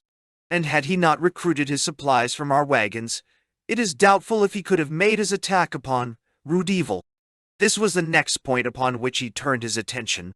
2 miles beyond Rudeville station, there is a well-marked kopje by the railway line, with other hills some distance to the right and the left. A militia regiment, the 4th Derbyshire, had been sent up to occupy this post. There were rumors of Boers on the line, and Major Haig, who with 1,000 details of various regiments commanded at Railhead, had been attacked on June 6th, but had beaten off his assailants. De Wet, acting sometimes in company with and sometimes independently of Doyle, his lieutenant Nell, passed down the line looking for some easier prey, and on the night of June 7th came upon the militia regiment, which was encamped in a position which could be completely commanded by artillery. It is not true that they had neglected to occupy the kopje under which they lay, for 2 companies had been posted upon it. But there seems to have been no thought of imminent danger, and the regiment had pitched its tents and gone very comfortably to sleep without a thought of the gentleman in the tinted glasses. In the middle of the night he was upon them with a hissing sleet of bullets. At the first dawn the guns opened, and the shells began to burst among them. It was a horrible ordeal for raw troops. The men were miners and agricultural laborers, who had never seen more bloodshed than a cut finger in their lives. They had been 4 months in the country, but their life had been a picnic, as the luxury of their baggage shows. Now in an instant the picnic was ended, and in the grey cold dawn war was upon them. Grim war, with the whine of bullets, the screams of pain, the crash of shell, the horrible rending and riving of body and lip. In desperate straits, which would have tried the oldest soldiers, the brave miners did well. They never from the beginning had a chance save to show how gamely they could take punishment, but that at least they did. Bullets were coming from all sides at once, and yet no enemy was visible. They lined one side of the embankment, and they were shot in the back. They lined the other, and were again shot in the back. Bear Douglas, the colonel, vowed to shoot the man who should raise the white flag, and he fell dead himself before he saw the hated emblem. But it had to come. 140 of the men were down, many of them suffering from the horrible wounds which shell inflicts. The place was a shambles. Then the flag went up, and the Boers at last became visible. Outnumbered, outgeneraled, and without guns, there is no shadow of stain upon the good name of the one militia regiment which was ever seriously engaged during the war. Their position was hopeless from the first, and they came out of it with death, mutilation, and honor. 2 miles south of the Renister kopje stands Rudeville station, in which on that June morning there stood a train containing the mails for the army, a supply of greatcoats, and a truck full of enormous shells.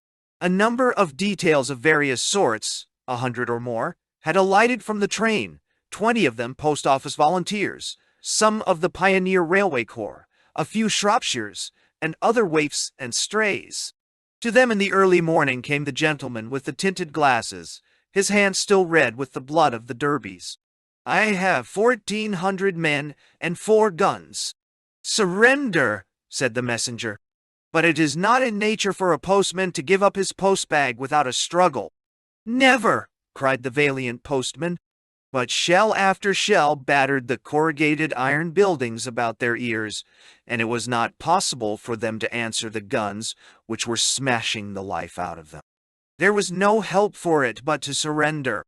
De Wet added samples of the British Volunteer and of the British Regular to his bag of militia. The station and train were burned down, the greatcoats looted, the big shells exploded, and the mails burned. The latter was the one unsportsmanlike action which can up to that date be laid to De Wet's charge. 40,000 men to the north of him could forego their coats and their food, but they yearned greatly for those home letters, charred fragments of which are still blowing about the veld. Footnote: fragments continually met the eye, which must have afforded curious reading for the victors. "I hope you have killed all those Boers by now," was the beginning of one letter, which I could not help observing. Nay. For 3 days De Wet held the line, and during all that time he worked his wicked will upon it. For miles and miles it was wrecked with most scientific completeness. The Rennister Bridge was destroyed. So, for the second time, was the Rudeville Bridge. The rails were blown upwards with dynamite, until they looked like an unfinished line to heaven. De Wet's heavy hand was everywhere. Not a telegraph post remained standing within 10 miles. His headquarters continued to be the Kopje at Rudeville. On June 10th, 2 British forces were converging upon the point of danger. One was Methuen from Heilbronn. The other was a small force, consisting of the Shropshires, the South Wales borderers, and a battery which had come south with Lord Kitchener. The energetic chief of the staff was always sent by Lord Roberts to the point where a strong man was needed, and it was seldom that he failed to justify his mission. Lord Methuen, however, was the first to arrive and at once attacked De Wet, who moved swiftly away to the eastward. With a tendency to exaggeration, which has been too common during the war, the affair was described as a victory. It was really a strategic and almost bloodless move upon the part of the Boers. It is not the business of guerrillas to fight pitched battles. Methuen pushed for the south, having been informed that Kroonstad had been captured. Finding this to be untrue, he turned again to the eastward in search of De Wet. That wily and indefatigable man was not long out of our ken. On June 14th he appeared once more at Rennister, where the construction trains under the famous Girouard were working furiously at the repair of the damage which he had already done. This time the guard was sufficient to beat him off, and he vanished again to the eastward. He succeeded, however, in doing some harm, and very nearly captured Lord Kitchener himself. A permanent post had been established at Rennister under the charge of Colonel Spens of the Shropshires, with his own regiment and several guns. Smith Dorrien, one of the youngest and most energetic of the divisional commanders, had at the same time undertaken the supervision and patrolling of the line. An attack had at this period been made by a commando of some 100 Boers at the Sand River to the south of Kroonstad, where there is a most important bridge. The attempt was frustrated by the Royal Lancaster Regiment and the Railway Pioneer Regiment, helped by some mounted infantry and yeomanry. The fight was for a time a brisk one, and the pioneers, upon whom the brunt of it fell, behaved with great steadiness. The skirmish is principally remarkable for the death of Major Seymour of the Pioneers, a noble American, who gave his services and at last his life for what? In the face of all slander and misrepresentation, he knew to be the cause of justice and of liberty. It was hoped now, after all these precautions, that the last had been seen of the gentleman with the tinted glasses, but on June 21st he was back in his old haunts once more. Koningsspruit Station, about midway between Kroonstad and Rudeville, was the scene of his new raid. On that date, his men appeared suddenly as a train waited in the station and ripped up the rails on either side of it. There were no guns at this point, and the only available troops were 300 of the prisoners from Pretoria, armed with Martini Henry rifles and obsolete ammunition. A good man was in command, however, the same Colonel Bullock of the Devons who had distinguished himself at Colenso, and every tattered, half-starved wastrel was nerved by a recollection of the humiliations which he had already endured. For 7 hours they lay helpless under the shell fire, but their constancy was rewarded by the arrival of Colonel Brookfield, with 300 yeomanry and 4 guns of the 17th RFA, followed in the evening by a larger force from the south. The Boers fled, but left some of their number behind them, while of the British, Major Hobbs and 4 men were killed and 19 wounded. This defense of 300 half-armed men against 700 Boer riflemen, with 3 guns firing shell and shrapnel, was a very good performance. The same body of burghers immediately afterwards attacked a post held by Colonel Evans with 2 companies of the Shropshires and 50 Canadians. They were again beaten back with loss, the Canadians under Inglis especially distinguishing themselves by their desperate resistance in an exposed position. All these attacks, irritating and destructive as they were not able to hinder the general progress of the war. After the Battle of Diamond Hill, the captured position was occupied by the mounted infantry, while the rest of the forces returned to their camps round Pretoria, there to await the much-needed remount. At other parts of the seat of war, the British cordon was being drawn more tightly round the Boer forces. Buller had come as far as Standerton, and Ian Hamilton in the last week of June had occupied Heidelberg. A week afterwards the 2 forces were able to join hands, and so to completely cut off the Free State from the Transvaal armies. Hamilton in these operations had the misfortune to break his collarbone, and for a time the command of his division passed to Hunter, the one man perhaps whom the army would regard as an adequate successor. It was evident now to the British commanders that there would be no peace and no safety for their communications while an undefeated army of 7,000 or 8,000 men, under such leaders as De Wet and Olivier, was lurking amid the hills which flanked their railroad. A determined effort was made, therefore, to clear up that corner of the country. Having closed the only line of escape by the junction of Ian Hamilton and of Buller, the attention of 6 separate bodies of troops was concentrated upon the stalwart Free State.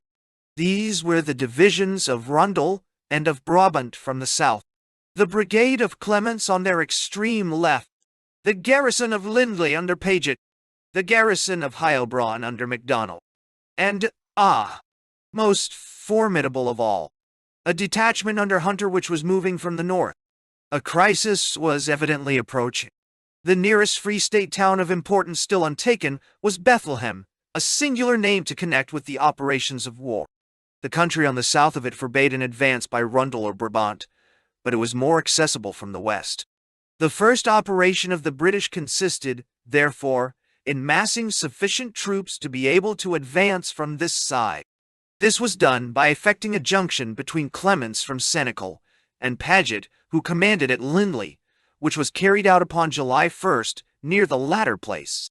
Clements encountered some opposition, but besides his excellent infantry regiments, the Royal Irish, Worcesters, Wiltshires, and Bedfords, he had with him the 2nd Brabant's Horse, with yeomanry, mounted infantry, 2 5-inch guns, and the 38th RFA. Aided by a demonstration on the part of Grenfell and of Brabant, he pushed his way through after 3 days of continual skirmish. On getting into touch with Clements, Paget sallied out from Lindley, leaving the Buffs behind to garrison the town. He had with him Brookfield's mounted brigade, 1,000 strong, 8 guns, and 2 fine battalions of infantry, the Munster Fusiliers and the Yorkshire Light Infantry. On July 3rd, he found near Leucop a considerable force of Boers with 3 guns opposed to him, Clements being at that time too far off upon the flank to assist him. 4 guns of the 38th RFA, Major Oldfield, and 2 belonging to the City Volunteers came into action. The Royal Artillery guns appear to have been exposed to a very severe fire, and the losses were so heavy that for a time they could not be served. The escort was inadequate, insufficiently advanced, and badly handled, for the Boer riflemen were able, by creeping up a donga, to get right into the 38th Battery, and the gallant major, with Lieutenant Belcher, was killed in the defense of the guns. Captain Fitzgerald, the only other officer present, was wounded in 2 places, and 20 men were struck down, with nearly all the horses of one section. Captain Marks, who was brigade major of Colonel Brookfield's yeomanry, with the help of Lieutenant Keevil Davis and the 15th IY, came to the rescue of the disorganized and almost annihilated section. At the same time, the CIVE guns were in imminent danger, but were energetically covered by Captain Budworth, adjutant of the battery. Soon, however, the infantry, Munster Fusiliers, and Yorkshire Light Infantry, which had been carrying out a turning movement, came into action, and the position was taken. The force moved onwards, and on July 6th they were in front of Bethlehem. The place is surrounded by hills, and the enemy was found strongly posted. Clemens's force was now on the left and Paget's on the right. From both sides an attempt was made to turn the Boer flanks, but they were found to be very wide and strong. All day long, range action was kept up while Clemens felt his way in the hope of coming upon some weak spot in the position. But in the evening a direct attack was made by Paget's 2 infantry regiments upon the right, which gave the British a footing on the Boer position. Doyle, the Munster Fusiliers and the Yorkshire Light Infantry lost 40 killed and wounded, including 4 officers in this gallant affair, the heavier loss and the greater honor going to the men of Munster. The center of the position was still held, and on the morning of July 7th, Clemens gave instructions to the Colonel of the Royal Irish to storm it, if the occasion should seem favorable. Such an order to such a regiment means that the occasion will seem favorable. Up they went in 3 extended lines, dropping 40 or 50 on the way, but arriving breathless and enthusiastic upon the crest of the ridge. Below them, upon the further side, lay the village of Bethlehem. On the slopes beyond, hundreds of horsemen were retreating, and a gun was being hurriedly dragged into the town. For a moment, it seemed as if nothing had been left as a trophy, but suddenly a keen-eyed sergeant raised a cheer, which was taken up again and again until it resounded over the veld. Under the crest, lying on its side with a broken wheel, was a gun, one of the 15-pounders of Stormberg, which it was a point of honor to regain once more. Many a time had the gunners been friends in need to the infantry. Now it was the turn of the infantry to do something in exchange. That evening Clemens had occupied Bethlehem, and one more of their towns had passed out of the hands of the Free Staters. A word now as to that force under General Hunter, which was closing in from the north. The gallant and energetic Hamilton, lean, aquiline, and tireless, had, as already stated, broken his collarbone at Heidelberg, and it was as his lieutenant that Hunter was leading these troops out of the Transvaal into the Orange River colony. Most of his infantry was left behind at Heidelberg, but he took with him Broadwood's cavalry, 2 brigades, and Bruce Hamilton's 21st Infantry Brigade, with Ridley's mounted infantry, some 7,000 men in all. On the 2nd of July, this force reached Frankfurt in the north of the Free State without resistance, and on July 3rd, they were joined there by MacDonald's force from Heilbronn, so that Hunter found himself with over 11,000 men under his command. Here was an instrument with which surely the coup de grace could be given to the dying state. Passing south, still without meeting serious resistance, Hunter occupied Wright's, and finally sent on Broadwood's cavalry to Bethlehem, where on July 8th they joined Paget and Clements.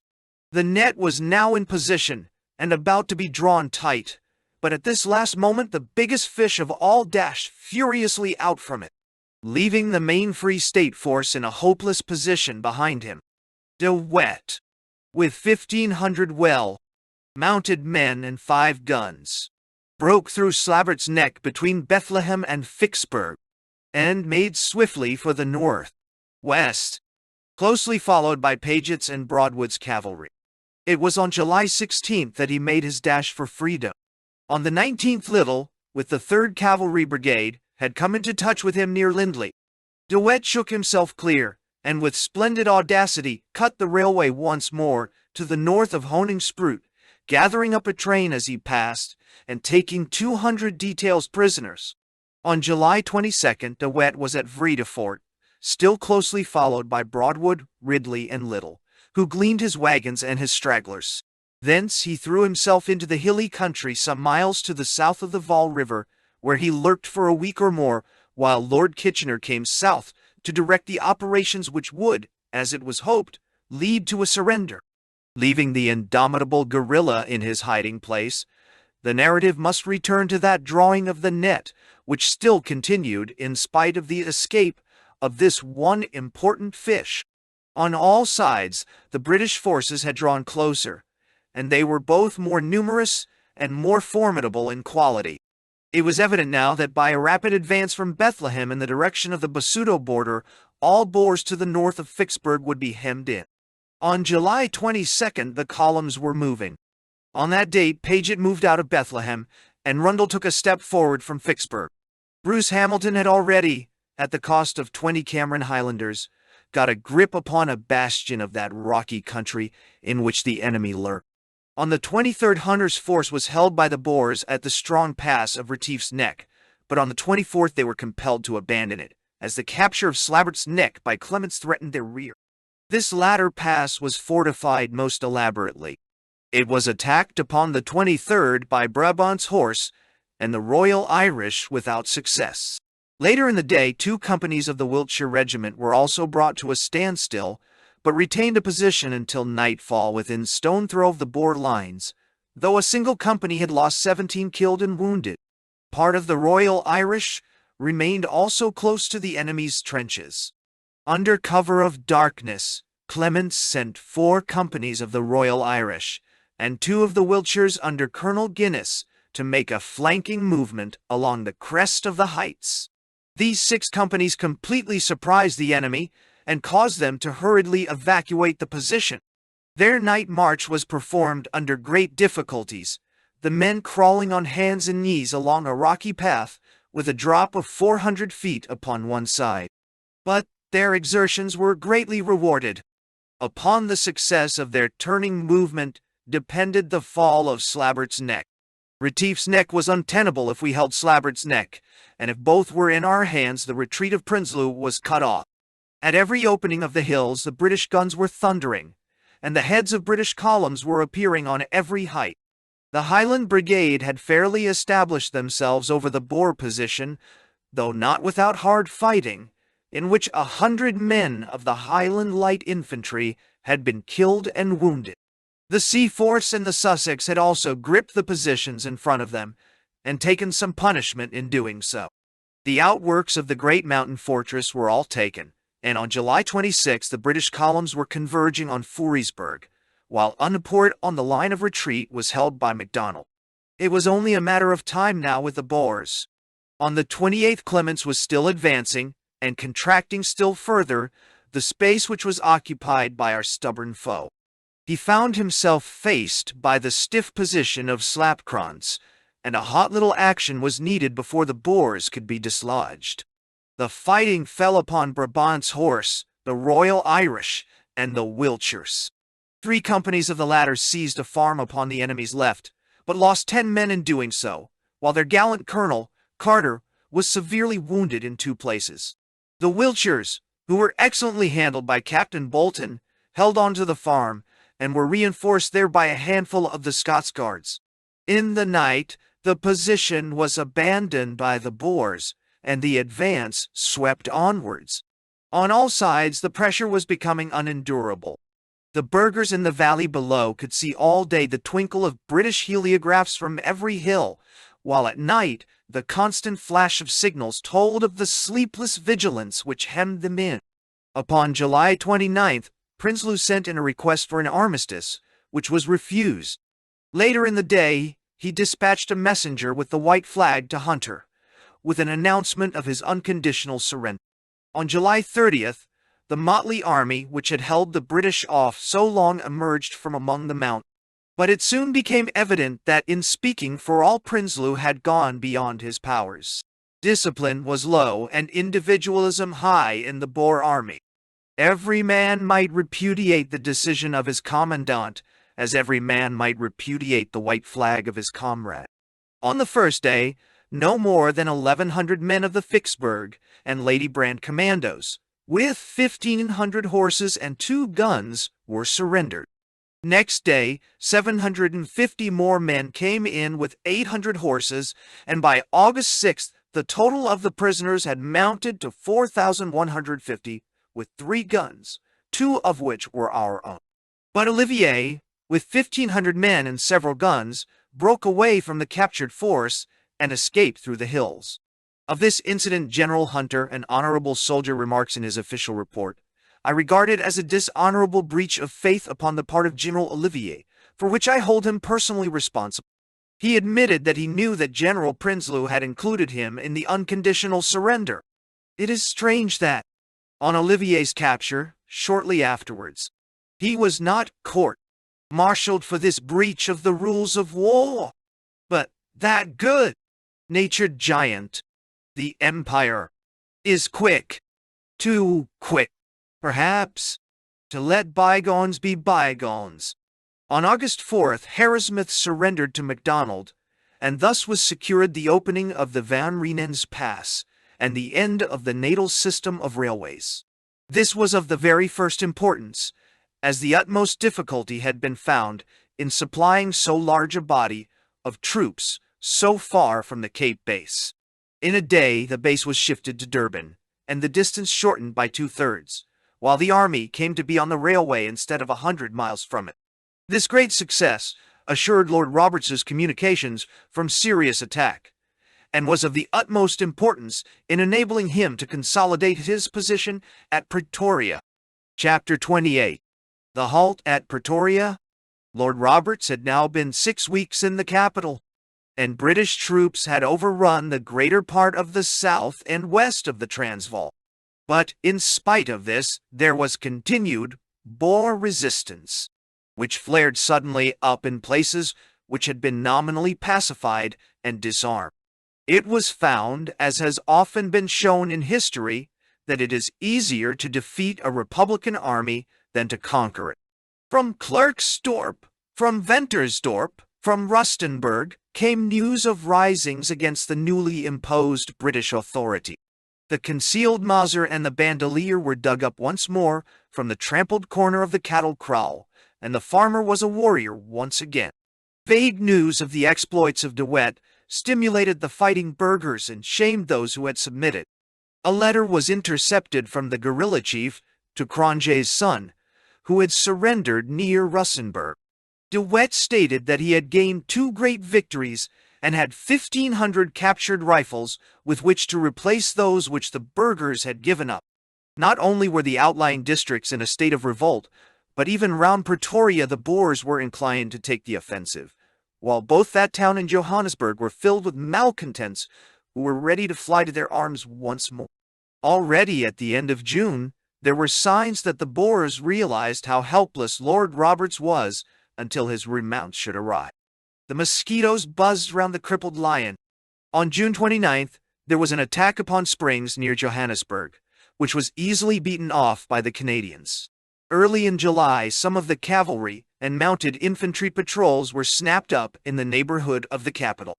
Lord Roberts gave orders accordingly that Hutton and Mahon should sweep the Boers back upon his right and push them as far as Bronkhorst-Spruit. This was done on July 6th and 7th, the British advance meeting with considerable resistance from artillery as well as rifles. By this movement, the pressure upon the right was relieved, which might have created a dangerous unrest in Johannesburg, and it was done at the moderate cost of 34 killed and wounded, half of whom belonged to the Imperial Light Horse.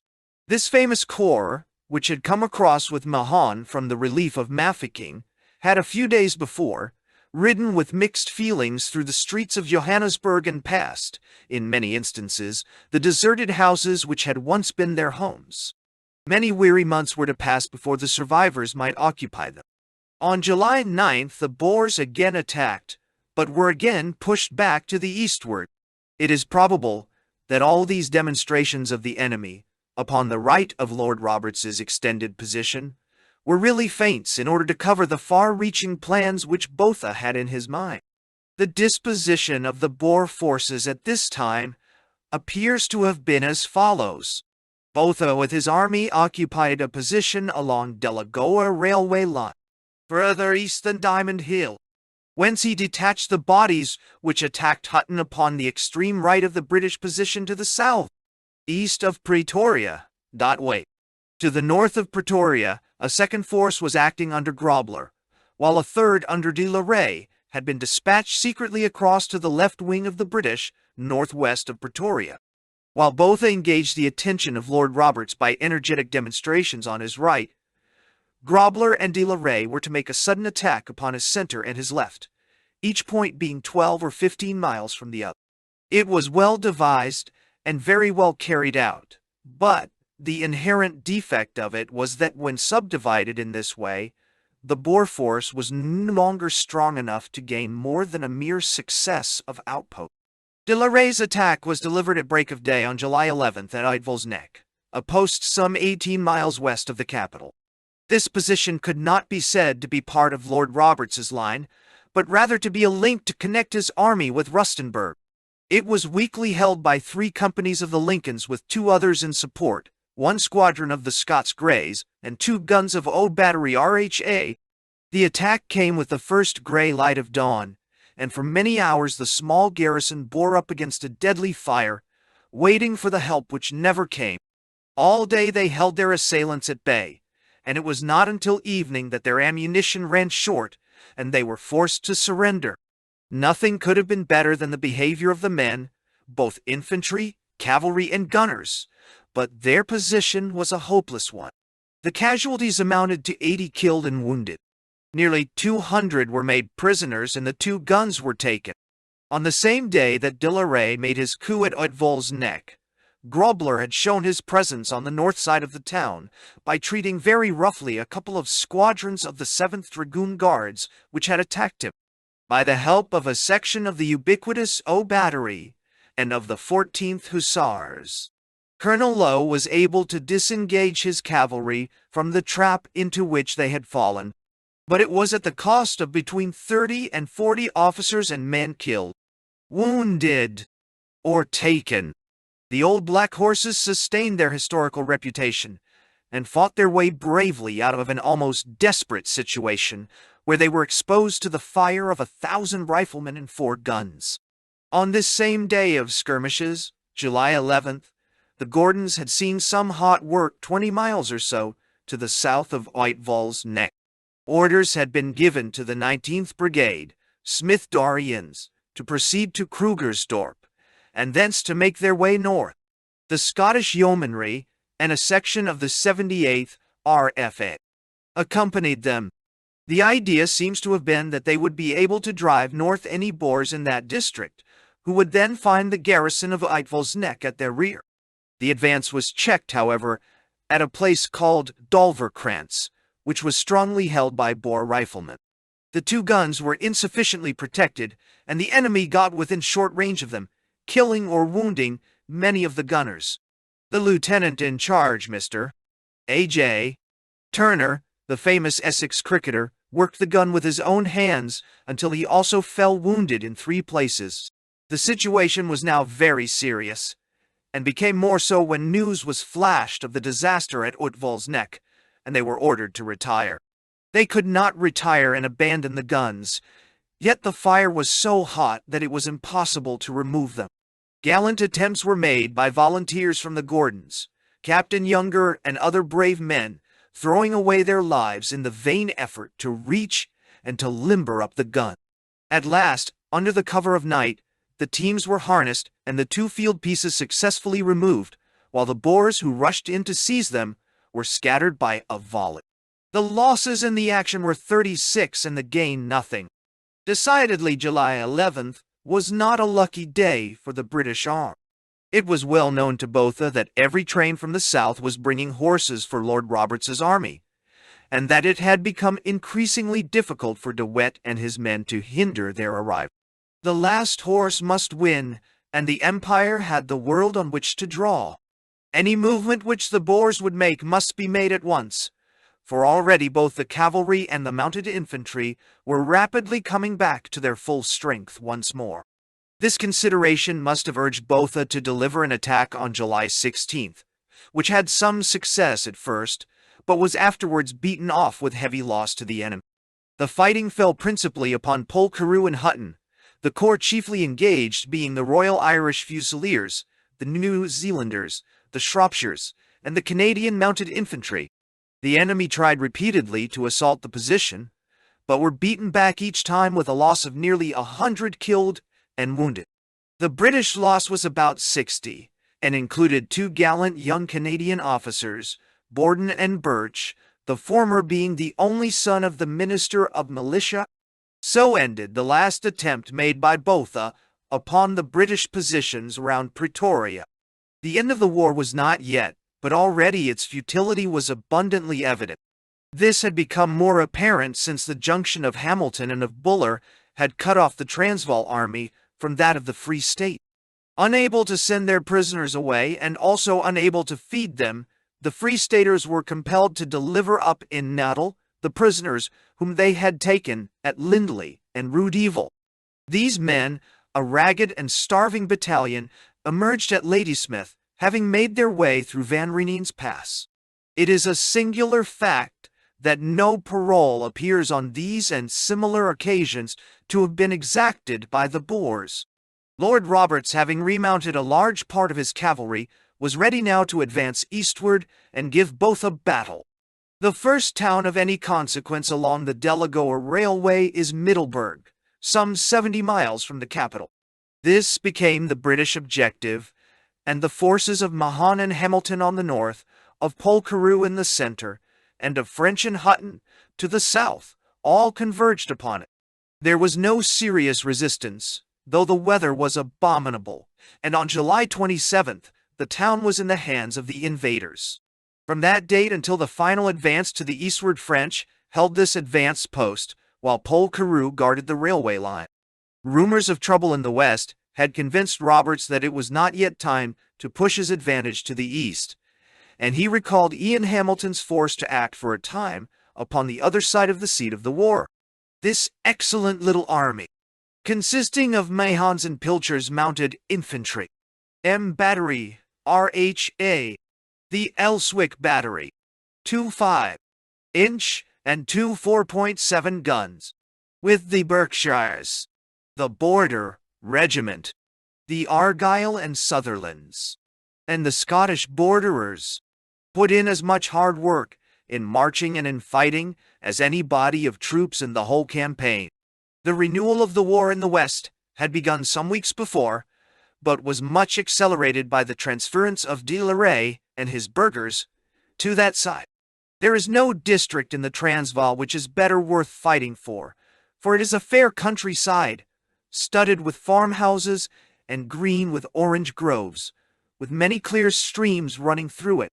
The first sign of activity appears to have been on July 7th, when a commando with guns appeared upon the hills above Rustenburg. Hanbury Tracy, commandant of Rustenburg, was suddenly confronted with a summons to surrender. He had only 120 men and 1 gun, but he showed a bold front. Colonel Holdsworth, at the first whisper of danger, had started from Zeerust with a small force of Australian bushmen, and arrived at Rustenburg in time to drive the enemy away in a very spirited action.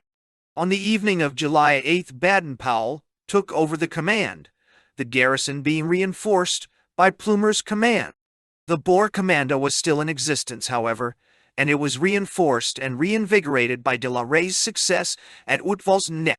On July 18th, they began to close in upon Rustenburg again, and a small skirmish took place between them and the Australians.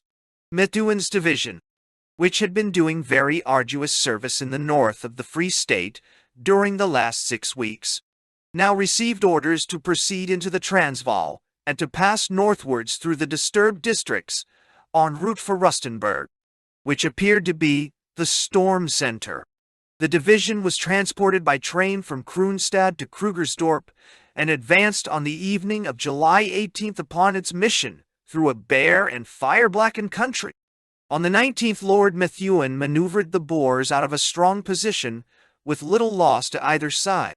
On the 21st, he forced his way through Oliphants and Aki in the Magaliesberg Range, and so established communication with Baden-Powell, whose valiant bushmen, under Colonel Airy, had held their own in a severe conflict near Magado Pass, in which they lost 6 killed, 19 wounded, and nearly 200 horses. The fortunate arrival of Captain Fitzclarence with the Protectorate Regiment helped on this occasion to avert a disaster. The force, only 300 strong without guns, had walked into an ugly ambuscade, and only the tenacity and resource of the men enabled them ever to extricate themselves. Although Methuen came within reach of Rustenburg, he did not actually join hands with Baden-Powell. No doubt he saw and heard enough to convince him that that astute soldier was very well able to take care of himself. Learning of the existence of a Boer force in his rear, Methuen turned, and on July 29th he was back at Fredrikstad on the Potchstroom to Krugersdorp Railway. The sudden change in his plans was caused doubtless by the desire to head off De Wet, in case he should cross the Vaal River. Lord Roberts was still anxious to clear the neighborhood of Rustenburg entirely of the enemy, and he therefore, since Methuen was needed to complete the cordon round De Wet, recalled Hamilton's force from the east and dispatched it, as already described, to the west of Pretoria. Before going into the details of the Great De Wet Hunt, in which Methuen's force was to be engaged, I shall follow Hamilton's division across and give some account of their services. On August 1st, he set out from Pretoria for Rustenburg Doyle. On that day and on the next, he had brisk skirmishes which brought him successfully through the Magaliesberg Range with a loss of 40 wounded, mostly of the Berkshires. On the 5th of August, he had made his way to Rustenburg and drove off the investing force. A smaller siege had been going on to westward, where at Ellen's River another Mafeking man, Colonel Hoare, had been held up by the burghers. For some days it was feared, and even officially announced, that the garrison had surrendered. It was known that an attempt by Carrington to relieve the place on August 5th had been beaten back, and that the state of the country appeared so threatening that he had been compelled, or had imagined himself to be compelled, to retreat as far as Mafeking, evacuating Zeerust and Otto's Hoop, abandoning the considerable stores which were collected at those places. In spite of all these sinister indications, the garrison was still holding its own, and on August 16th it was relieved by Lord Kitchener. This stand at Brackfontein on the Ellens River appears to have been one of the very finest deeds of arms of the war. The Australians have been so split up during the campaign that though their valor and efficiency were universally recognized, they had no single exploit which they could call their own. But now they can point to Ellens River as proudly as the Canadians can to Paardeberg. They were 500 in number, Victorians, New South Welshmen, and Queenslanders, the latter the larger unit, with a corps of Rhodesians. Under Hoare were Major Hopper of the Rhodesians, and Major Tubridge of the Queenslanders. 2,500 Boers surrounded them, and most favorable terms of surrender were offered and scouted. 6 guns were trained upon them, and during 11 days, 1,800 shells fell within their line. The river was half a mile off, and every drop of water for man or beast had to come from there. Nearly all their horses and 75 of the men were killed or wounded. With extraordinary energy and ingenuity, the little band dug shelters, which are said to have exceeded in depth and efficiency any which the Boers have devised. Neither the repulse of Carrington, nor the jamming of their only gun, nor the death of the gallant Annette was sufficient to dishearten them. They were sworn to die before the white flag should wave above them. And so fortune yielded, as fortune will when brave men set their teeth, and Broadwood's troopers, filled with wonder and admiration, rode into the lines of the reduced and emaciated but indomitable garrison. When the ballad makers of Australia seek for a subject, let them turn to Ellens River, for there was no finer resistance in the war. They will not grudge a place in their record to the 130 gallant Rhodesians, who shared with them the honors and the dangers of the exploit. On August 7th, Ian Hamilton abandoned Rustenburg, taking Baden-Powell and his men with him. It was obviously unwise to scatter the British forces too widely by attempting to garrison every single town. For the instant, the whole interest of the war centered upon De Wet and his dash into the Transvaal. One or two minor events, however, which cannot be fitted into any continuous narrative may be here introduced. One of these was the action at Fabersput, by which Sir Charles Warren crushed the rebellion in Griqualand. In that sparsely inhabited country of vast distances, it was a most difficult task to bring the revolt to a decisive ending. This Sir Charles Warren, with his special local knowledge and interest, was able to do, and the success is doubly welcome as bringing additional honor to a man who, whatever view one may take of his action at Spion Kop, has grown grey in the service of the Empire. With a column consisting mainly of colonials and of yeomanry, he had followed the rebels up to a point within 12 miles of Douglas. Here, at the end of May, they turned upon him and delivered a fierce night attack, so sudden and so strongly pressed that much credit is due both to general and to troops for having repelled it. The camp was attacked on all sides in the early dawn. The greater part of the horses were stampeded by the firing, and the enemy's riflemen were found to be at very close quarters. For an hour the action was warm, but at the end of that time the Boers fled, leaving a number of dead behind them. The troops engaged in this very creditable action, which might have tried the steadiness of veterans, were 400 of the Duke of Edinburgh's volunteers, some of Paget's horse, and of the 8th Regiment Imperial Yeomanry, 4 Canadian guns, and 25 of Warren's scouts. Their losses were 18 killed and 30 wounded. Colonel Spence of the Volunteers died at the head of his regiment. A few days before, on May 27th, Colonel Addy had won a small engagement at Kais, some distance to the westward, and the effect of the two actions was to put an end to open resistance. On June 20th, de Villiers, the Boer leader, finally surrendered to Sir Charles Warren, handing over 220 men with stores, rifles, and ammunition. The last sparks had for the time been stamped out in the colony. There remained to be mentioned those attacks upon trains, and upon the railway which had spread from the Free State to the Transvaal. On July 19th, a train was wrecked on the way from Potchefstroom to Krugersdorp without serious injury to the passengers.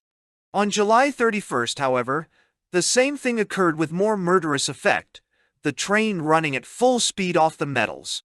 13 of the Shropshires were killed and 37 injured in this deplorable affair, which cost us more than many an important engagement. On August 2nd, a train coming up from Bloemfontein was derailed by Cyril Theron and his gang some miles south of Kroonstad. 35 trucks of stores were burned, and 6 of the passengers, unarmed convalescent soldiers, were killed or wounded. A body of mounted infantry followed up the Boers, who numbered 80, and succeeded in killing and wounding several of them. On July 21st, the Boers made a determined attack upon the railhead at a point 13 miles east of Heidelberg, where over 100 Royal Engineers were engaged upon a bridge. They were protected by 300 Dublin Fusiliers under Major English. For some hours the little party was hard-pressed by the burghers, who had 2 field pieces and a pom-pom die. They could make no impression, however, upon the steady Irish infantry, and after some hours the arrival of General Hart with reinforcements scattered the assailants, who succeeded in getting their guns away in safety. At the beginning of August, it must be confessed that the general situation in the Transvaal was not reassuring. Springs near Johannesburg had in some inexplicable way, without fighting, fallen into the hands of the enemy. Klerksdorp, an important place in the southwest, had also been reoccupied, and a handful of men who garrisoned it had been made prisoners without resistance. Rustenburg was about to be abandoned, and the British were known to be falling back from Zeerust and Otto's Hoop, concentrating upon Mafeking. The sequel proved, however, that there was no cause for uneasiness in all this. Lord Roberts was concentrating his strength upon those objects which were vital, and letting the others drift for a time. At present, the two obviously important things were to hunt down De Wet and to scatter the main Boer army under Botha.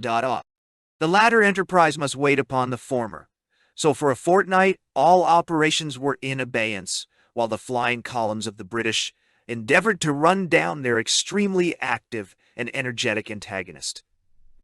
At the end of July, De Wet had taken refuge in some exceedingly difficult country near Wrightsburg, 7 miles south of the Vaal River. The operations were proceeding vigorously at that time against the main army at Foresburg, and sufficient troops could not be spared to attack him. But he was closely observed by Kitchener and Broadwood with a force of cavalry and mounted infantry. With the surrender of Prinsloo, a large army was disengaged, and it was obvious that if De Wet remained where he was, he must soon be surrounded. On the other hand, there was no place of refuge to the south of him. With great audacity, he determined to make a dash for the Transvaal, in the hope of joining hands with de la Rey's force, or else of making his way across the north of Pretoria, and so reaching Botha's army. President Steyn went with him, and a most singular experience it must have been for him to be harried like a mad dog through the country in which he had once been an honored guest. De Wet's force was exceedingly mobile, each man having a led horse, and the ammunition being carried in light Cape carts. In the first week of August, the British began to thicken round his lurking place, and De Wet knew that it was time for him to go. He made a great show of fortifying a position, but it was only a ruse to deceive those who watched him. Traveling as lightly as possible, he made a dash on August 7th at the drift which bears his own name, and so won his way across the Vaal River, Kitchener thundering at his heels with his cavalry and mounted infantry. Methuen's force was at that time at Potchefstroom, and instant orders had been sent to him to block the drifts upon the northern side. It was found as he approached the river that the vanguard of the enemy was already across, and that it was holding the spurs of the hills which would cover the crossing of their comrade. By the dash of the Royal Welsh Fusiliers and the exertions of the artillery ridge after ridge was carried, but before evening De Wet, with supreme skill, had got his convoy across, and had broken away, first to the eastward and then to the north. On the 9th Methuen was in touch with him again, and the two savage little armies, Methuen worrying at the haunch and De Wet snapping back over his shoulder, swept northward over the huge plains. Wherever there was ridge or kopje, the Boer riflemen staved off the eager pursuers. Where the ground lay flat and clear, the British guns thundered onwards and fired into the lines of wagons. Mile after mile the running fight was sustained, but the other British columns, Broadwood's men and Kitchener's men, had for some reason not come up. Methuen alone was numerically inferior to the men he was chasing, but he held on with admirable energy and spirit. The Boers were hustled off the kopjes from which they tried to cover their rear. 20 men of the Yorkshire Yeomanry carried one hill with the bayonet, though only 12 of them were left to reach the top. De Wet trekked onwards during the night of the 9th, shedding wagons and stores as he went. He was able to replace some of his exhausted beasts from the farmhouses which he passed. Methuen on the morning of the 10th struck away to the west, sending messages back to Broadwood and Kitchener in the rear that they should bear to the east, and so nurse the Boer column between them. At the same time he sent on a messenger, who unfortunately never arrived, to warn Smith Dorrien at Bank Station to throw himself across De Wet's path. On the 11th, it was realized that De Wet had succeeded, in spite of great exertions upon the part of Smith Dorrien's infantry, in crossing the railway line, and that he had left all his pursuers to the south of him. But across his front lay the Magaliesberg Range. There are only 3 passes, the Magado Pass, Oliphant's Neck, and Commando Neck. It was understood that all 3 were held by British troops. It was obvious, therefore, that if Methuen could advance in such a way as to cut De Wet off from slipping through to the west, he would be unable to get away. Broadwood and Kitchener would be behind him, and Pretoria, with the main British army, to the east. Methuen continued to act with great energy and judgment. At 3 a.m., on the 12th, he started from Frederickstadt, and by 5 p.m. On Tuesday he had done 80 miles in 60 hours. The force which accompanied him was all mounted, 1,200 of the Colonial Division, 1st Brabants, Cape-mounted rifles, Kaffrarian rifles and border horse, and the yeomanry with 10 guns. Douglas with the infantry was to follow behind, and these brave fellows covered 66 miles in 76 hours in their eagerness to be in time. No men could have made greater efforts than did those of Methuen, for there was not one who did not appreciate the importance of the issue and longed to come to close quarters with the wily leader who had baffled us so long. On the 12th, Methuen's van again overtook De Wet's rear, and the old game of rearguard riflemen on one side and a pushing artillery on the other was once more resumed. All day the Boers streamed over the veld with the guns and the horsemen at their heels. A shot from the 78th Battery struck one of De Wet's guns, which was abandoned and captured. Many stores were taken and much more, with the wagons which contained them, burned by the Boers. Fighting incessantly, both armies traversed 35 miles of ground that day. It was fully understood that Oliphant's Neck was held by the British, so Methuen felt that if he could block the Magado Pass, all would be well. He therefore left De Wet's direct track, knowing that other British forces were behind him, and he continued his swift advance until he had reached the desired position. It really appeared that at last the elusive raider was in a corner. But alas for fallen hopes, and alas for the wasted efforts of gallant men! Oliphant's Neck had been abandoned, and De Wet had passed safely through it into the plains beyond, where De la Rey's force was still in possession. In vain Methuen's weary column forced the Magado Pass and descended into Rustenburg. The enemy was in a safe country once more. Whose the fault, or whether there was a fault at all, it is for the future to determine. At least unalloyed praise can be given to the Boer leader for the admirable way in which he had extricated himself from so many dangers. On the 17th, moving along the northern side of the mountains, he appeared at Commando Neck on the Little Crocodile River, where he summoned Baden-Powell to surrender, and received some chaff in reply from that light-hearted commander. Then, swinging to the eastward, he endeavored to cross to the north of Pretoria. On the 19th he was heard of at Hebron. Baden-Powell and Paget had, however, already barred this path, and De Wet, having sent Steyn on with a small escort, turned back to the Free State.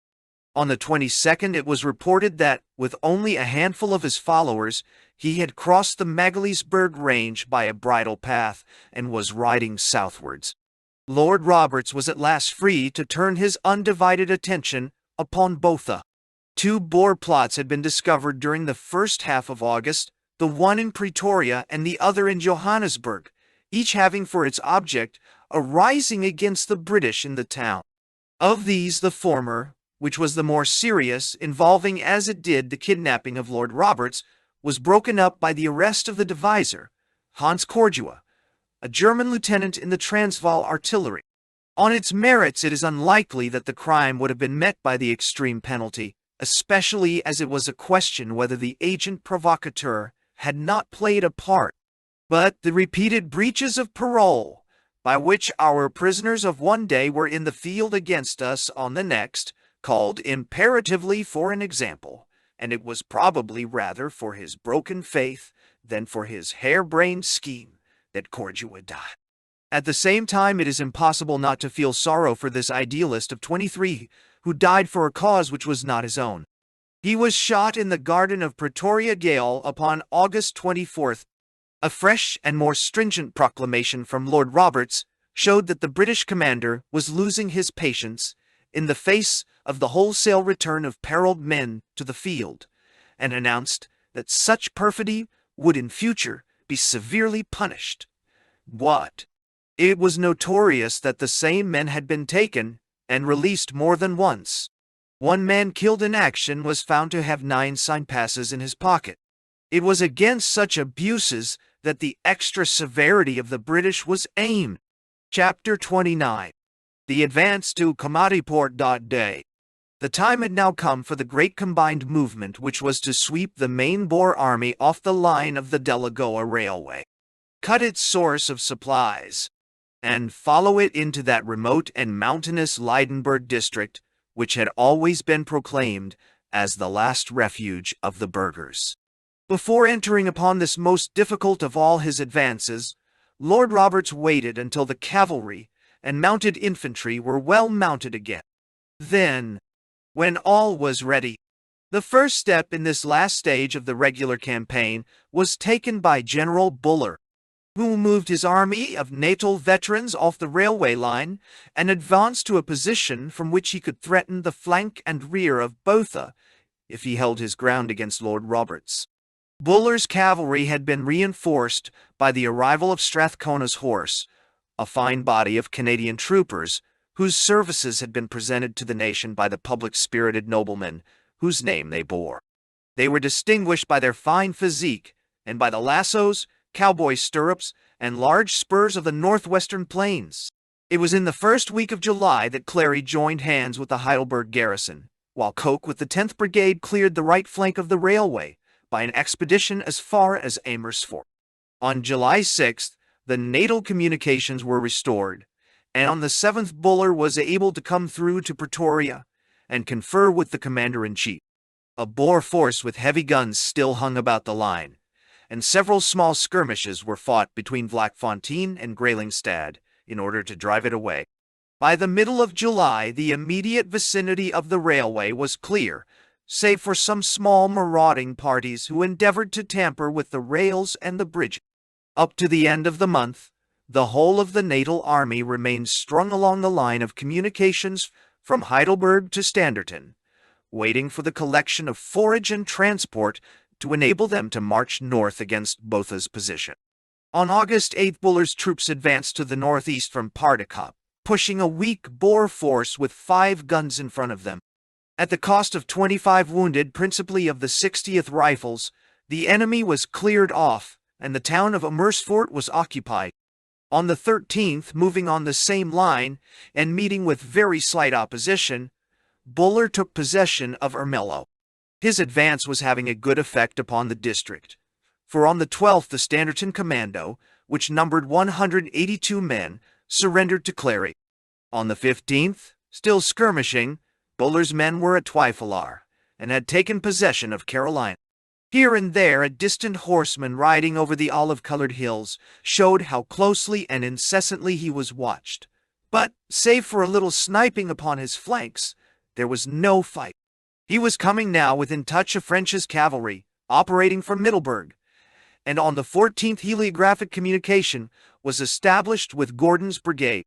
Buller's column had come nearer to its friends, but it was also nearer to the main body of Boers who were waiting in that very rugged piece of country which lies between Belfast in the west and Machadodorp in the east. From this rocky stronghold they had thrown out mobile bodies to harass the British advance from the south, and every day brought Buller into closer touch with these advance guards of the enemy. On August 21st, he had moved 8 miles nearer to Belfast, French operating upon his left flank.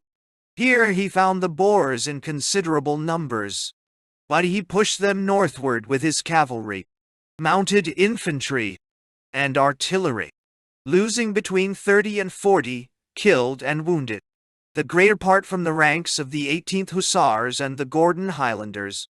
This march brought him within 15 miles of Belfast, which lay due north of him. At the same time, Paul Carew with the central column of Lord Roberts's force had advanced along the railway line, and on August 24th he occupied Belfast with little resistance. He found, however, that the enemy were holding the formidable ridges which lie between that place and Dalmanutha, and that they showed every sign of giving battle, presenting a firm front to Buller on the south, as well as to Roberts's army on the west. On the 23rd, some successes attended their efforts to check the advance from the south. During the day, Buller had advanced steadily, though under incessant fire. The evening found him only 6 miles to the south of Dalmanutha, the center of the Boer position. By some misfortune, however, after dark 2 companies of the Liverpool regiment found themselves isolated from their comrades and exposed to a very heavy fire. They had pushed forward too far and were very near to being surrounded and destroyed. There were 56 casualties in their ranks, and 32, including their wounded captain, were taken. The total losses in the day were 121. On August 25th, it was evident that important events were at hand, for on that date Lord Roberts arrived at Belfast and held a conference with Buller, French, and Carew. The general communicated his plans to his 3 lieutenants, and on the 26th and following days, the fruits of the interview were seen in a succession of rapid maneuvers which drove the Boers out of the strongest position which they had held since they left the banks of the Tugela. The advance of Lord Roberts was made, as his wont is, with 2 widespread wings and a central body to connect them. Such a movement leaves the enemy in doubt as to which flank will really be attacked, while if he denudes his center in order to strengthen both flanks, there's the chance of a frontal advance which might cut him in 2. French with 2 cavalry brigades formed the left advance, Carew the center, and Buller the right, the whole operations extending over 30 miles of infamous country. It is probable that Lord Roberts had reckoned that the Boer right was likely to be their strongest position, since if it were turned it would cut off their retreat upon Lydenburg, so his own main attack was directed upon their left. This was carried out by General Buller on August 26th and 27th. On the first day, the movement upon Buller's part consisted in a very deliberate reconnaissance of and closing in upon the enemy's position, his troops bivouacking upon the ground which they had won. On the second, finding that all further progress was barred by the strong ridge of Bergendal, he prepared his attack carefully with artillery, and then let loose his infantry upon it. It was a gallant feat of arms upon either side. The Boer position was held by a detachment of the Johannesburg police, who may have been bullies in peace, but were certainly heroes in war. The fire of 60 guns was concentrated for a couple of hours upon a position only a few hundred yards in diameter. In this infernal fire which left the rocks yellow with lyddite, the survivors still waited grimly for the advance of the infantry. No finer defense was made in the war. The attack was carried out across an open glacis by the 2nd Rifle Brigade and by the Inniskilling Fusiliers, the men of Peter's Hill. Through a deadly fire, the gallant infantry swept over the position, though Metcalfe, the brave colonel of the Rifles, with 8 other officers and 70 men were killed or wounded.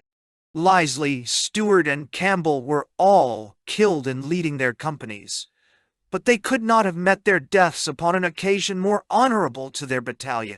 Great credit must also be given to A and B companies of the Inniskilling Fusiliers, who were actually the first over the Boer position. The cessation of the artillery fire was admirably timed.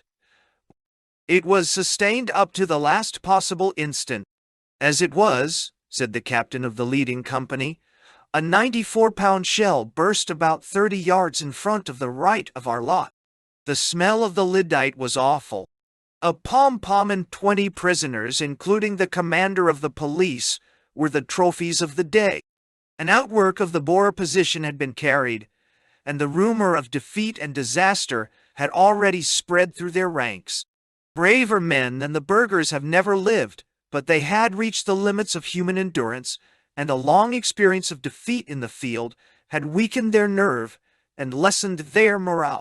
They were no longer men of the same fiber as those who had crept up to the trenches of Spionkop or faced the lean warriors of Ladysmith on that grim January morning at Caesar's camp. Dutch tenacity would not allow them to surrender, and yet they realized how hopeless was the fight in which they were engaged. Nearly 15,000 of their best men were prisoners. 10,000 at the least had returned to their farms and taken the oath. Another 10 had been killed, wounded, or incapacitated. Most of the European mercenaries had left. They held only the ultimate corner of their own country. They had lost their grip upon the railway line, and their supply of stores and of ammunition was dwindling. To such a pass had 11 months of war reduced that formidable army who had so confidently advanced to the conquest of South Africa. While Buller had established himself firmly upon the left of the Boer position, Carew had moved forward to the north of the railway line, and French had advanced as far as Swart Kopjes upon the Boer right. These operations on August 26th and 27th were met with some resistance and entailed a loss of 40 or 50 killed and wounded. But it soon became evident that the punishment which they had received at Bergendal had taken the fight out of the Boers, and that this formidable position was to be abandoned as the others had been.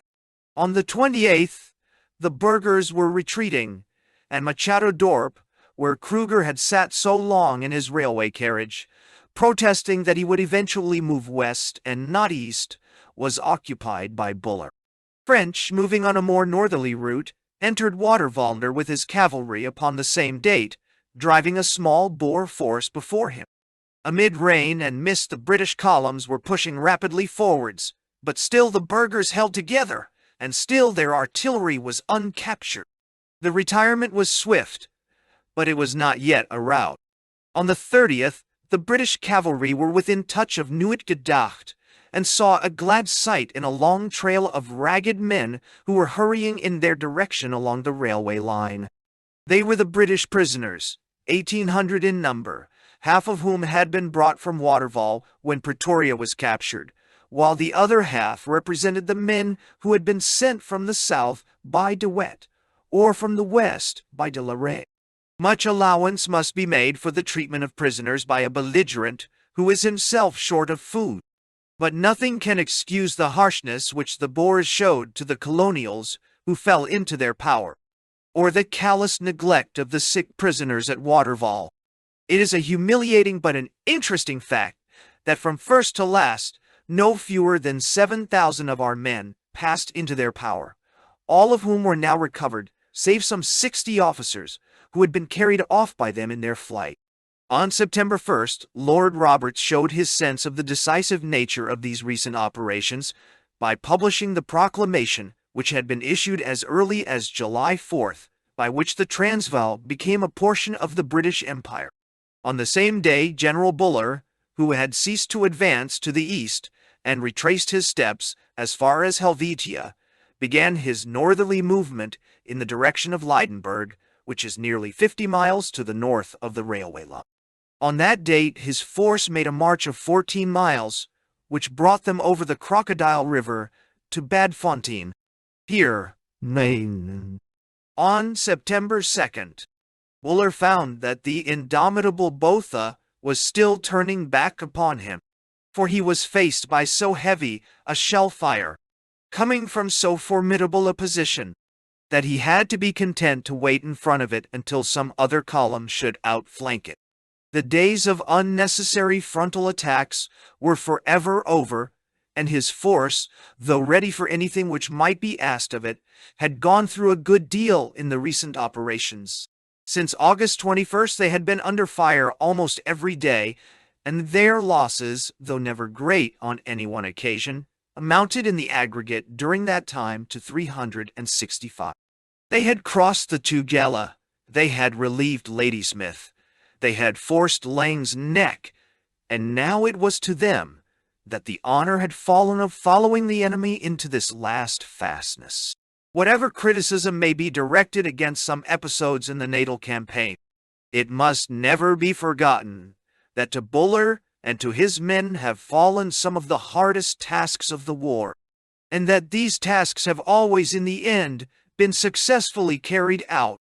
The controversy about the unfortunate message to White and the memory of the abandoned guns at Colenso must not lead us to the injustice of ignoring all that is to be set to the credit account.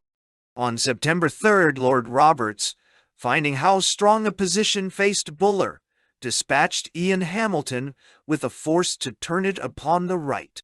Brocklehurst's brigade of cavalry joined Hamilton in his advance.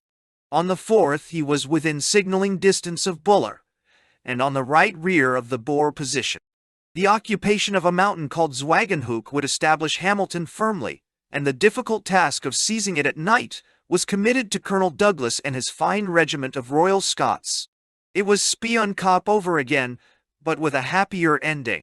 At break of day the Boers discovered that their position had been rendered untenable and withdrew, leaving the road to Lydenburg clear to Buller.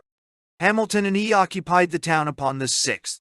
The Boers had split into two parties, the larger one with the guns falling back upon Kruger's post, and the others retiring to Pilgrim's Rest.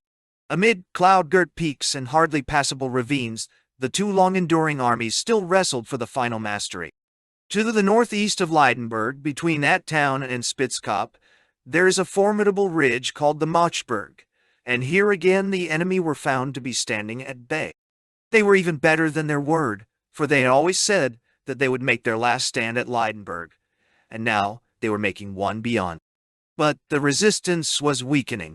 Even this fine position could not be held against the rush of the three regiments, the Devons, the Royal Irish, and the Royal Scots, who were let loose upon it.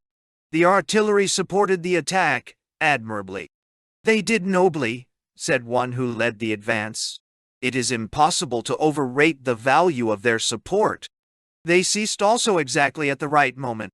One more shell would have hit us. Mountain mist saved the defeated burghers from a close pursuit, but the hills were carried. The British losses on this day, September 8th, were 13 killed and 25 wounded, but of these 38 no less than half were accounted for by one of those strange malignant freaks which can neither be foreseen nor prevented. A shrapnel shell, fired at an incredible distance, burst right over the volunteer company of the Gordons, who were marching in column. 19 men fell, but it is worth recording that, smitten so suddenly and so terribly, the gallant volunteers continued to advance as steadily as before this misfortune befell them.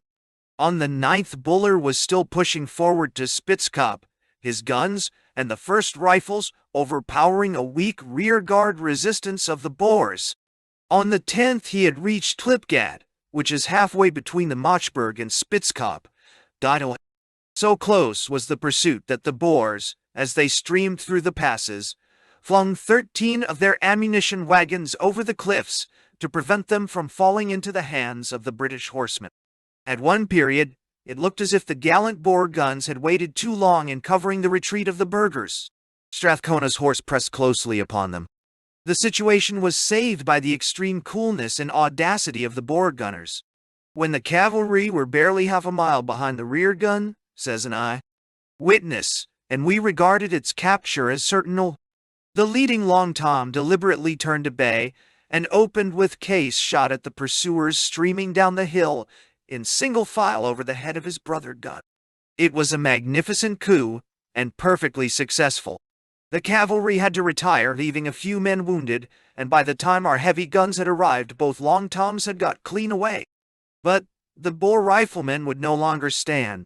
Demoralized after their magnificent struggle of 11 months, the burghers were now a beaten and disorderly rabble flying wildly to the eastward, and only held together by the knowledge that in their desperate situation there was more comfort and safety in numbers.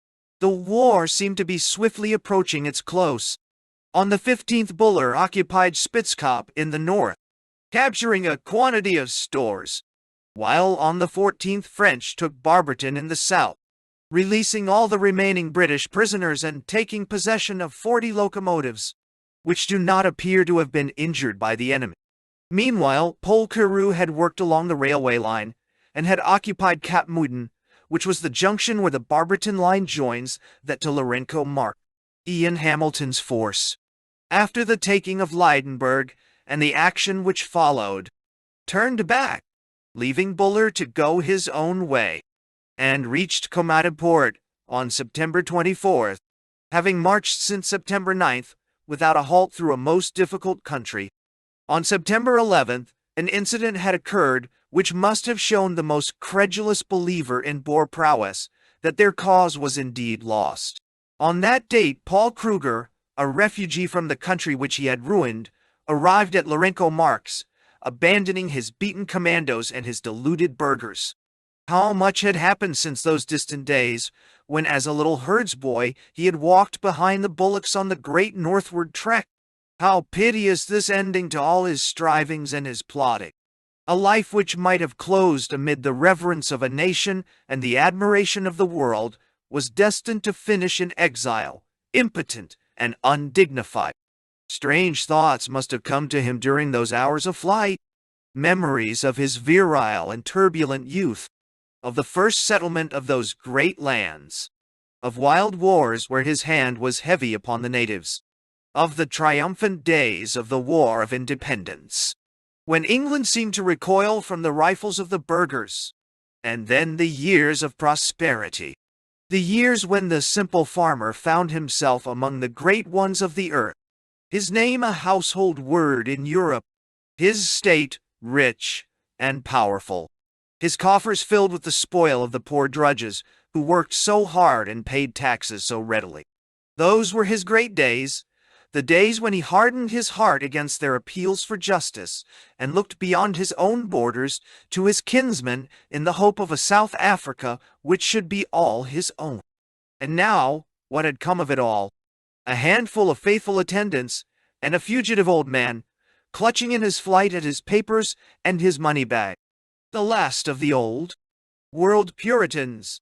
He departed poring over his well-thumbed Bible and proclaiming that the troubles of his country arose, not from his own narrow and corrupt administration, but from some departure on the part of his fellow burghers from the stricter tenets of the Doppersect.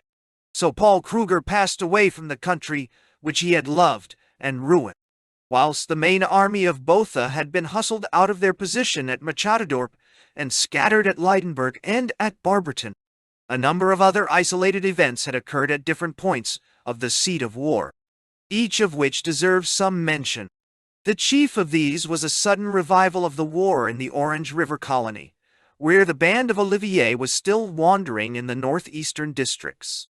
Hunter, moving northwards after the capitulation of Prinsloo at Forysburg, came into contact on August 15th with this force near Heilbronn and had 40 casualties, mainly of the Highland Light Infantry, in a brisk engagement.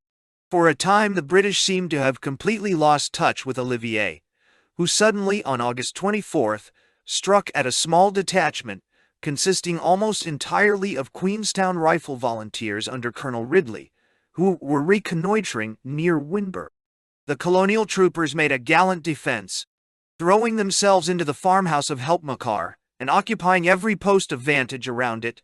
They held off more than 1,000 assailants, in spite of the 3 guns which the latter brought to bear upon them.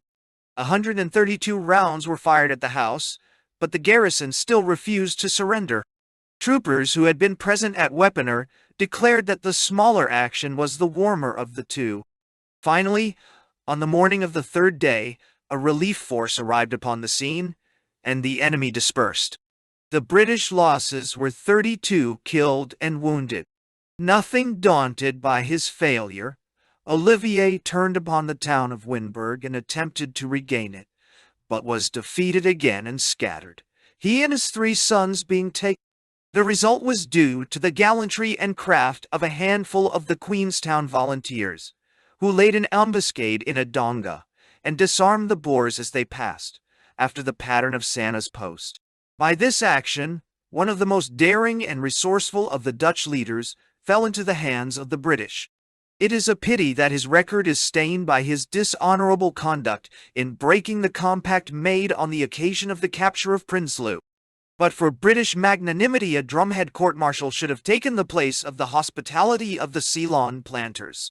On September 2nd, another commando of Free State Boers under Forey emerged from the mountain country on the Basuto border and fell upon Lady Brande, which was held by a feeble garrison consisting of 1 company of the Worcester Regiment and 40 3 men of the Wiltshire Yeomanry.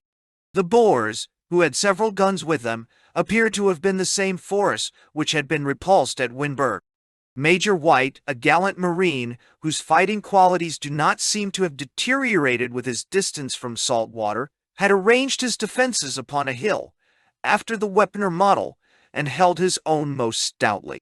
So great was the disparity of the forces that for days acute anxiety was felt lest another of those humiliating surrenders should interrupt the record of victories and encourage the Boers to further resistance. The point was distant, and it was some time before relief could reach them. But the dusky chiefs, who from their native mountains looked down on the military drama which was played so close to their frontier, were again, as on the Jammersburg, to see the Boer attack beaten back by the constancy of the British defense. The thin line of soldiers, 150 of them covering 1.5 miles of ground, endured a heavy shell and rifle fire with unshaken resolution, repulsed every attempt of the burghers, and held the flag flying until relieved by the forces under White and Bruce Hamilton. In this march to the relief, Hamilton's infantry covered 80 miles in 4.5 days.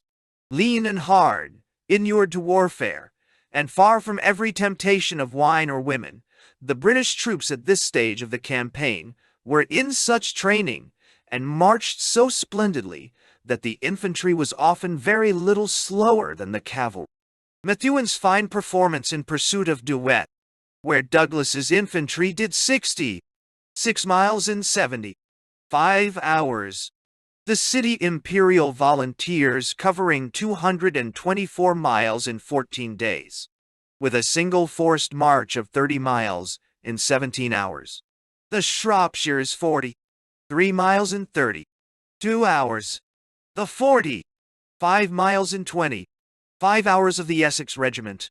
Bruce Hamilton's march recorded above, and many other fine efforts served to show the spirit and endurance of the troops.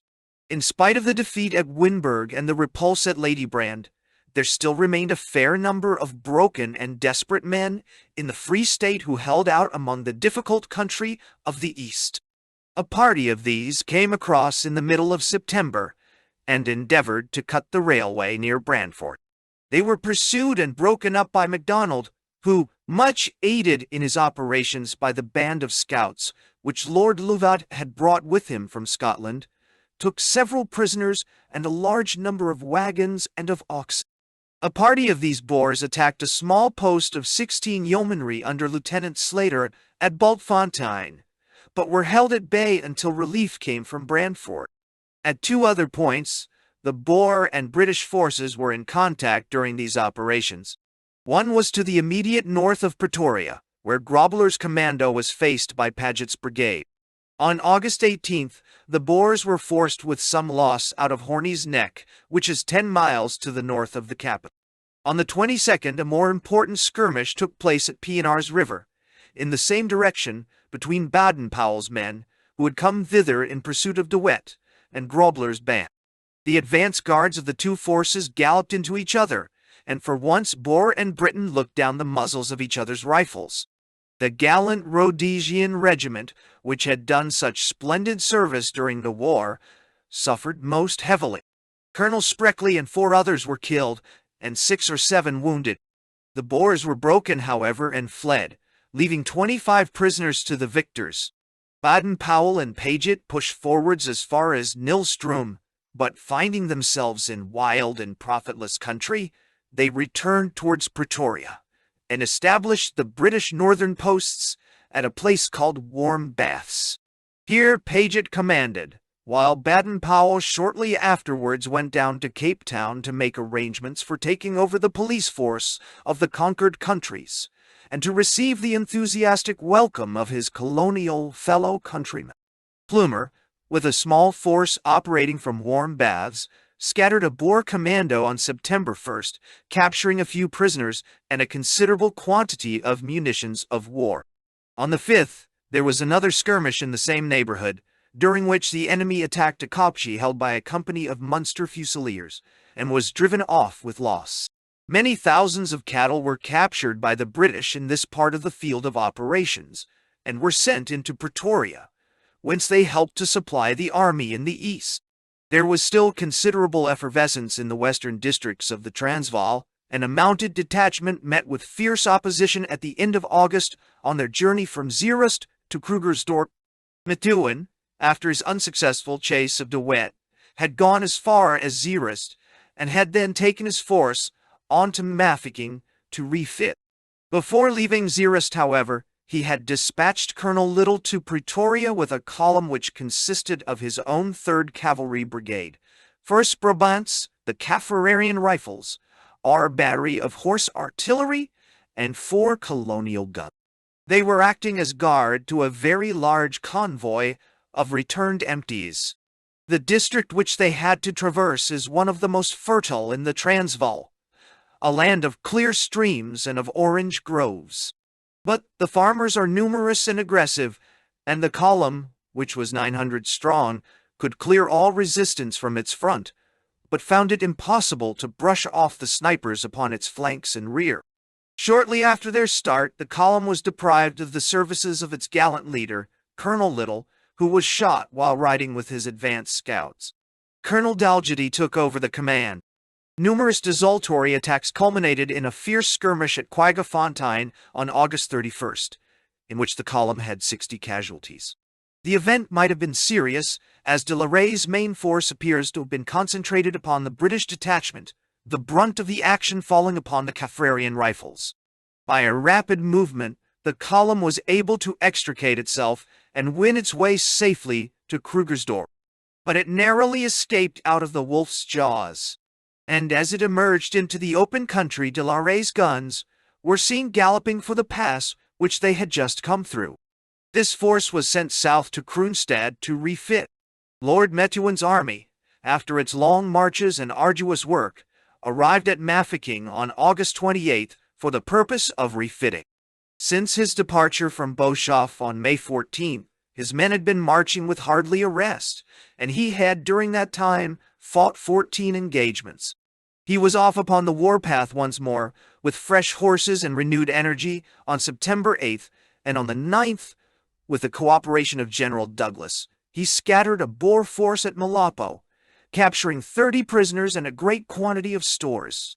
On the 14th, he ran down a convoy and regained one of the Colenso guns and much ammunition. On the 20th, he again made large captures. If, in the early phases of the war, the Boers had given Paul Methuen some evil hours, he was certainly getting his own back again.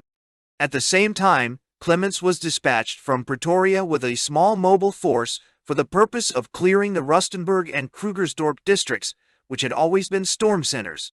These two forces, of Methuen and of Clements, moved through the country, sweeping the scattered Boer bands before them, and hunting them down until they dispersed.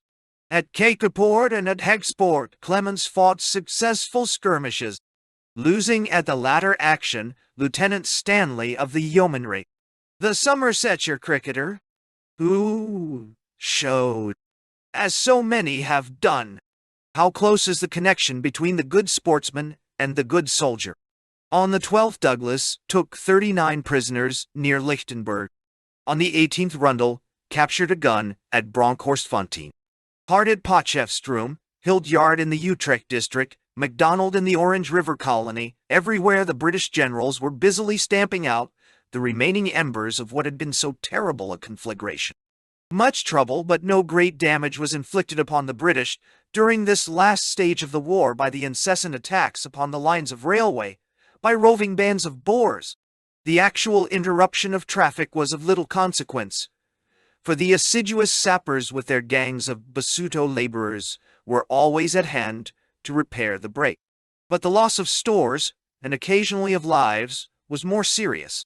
Hardly a day passed that the stokers and drivers were not made targets of by snipers among the kopjes, and occasionally a train was entirely destroyed.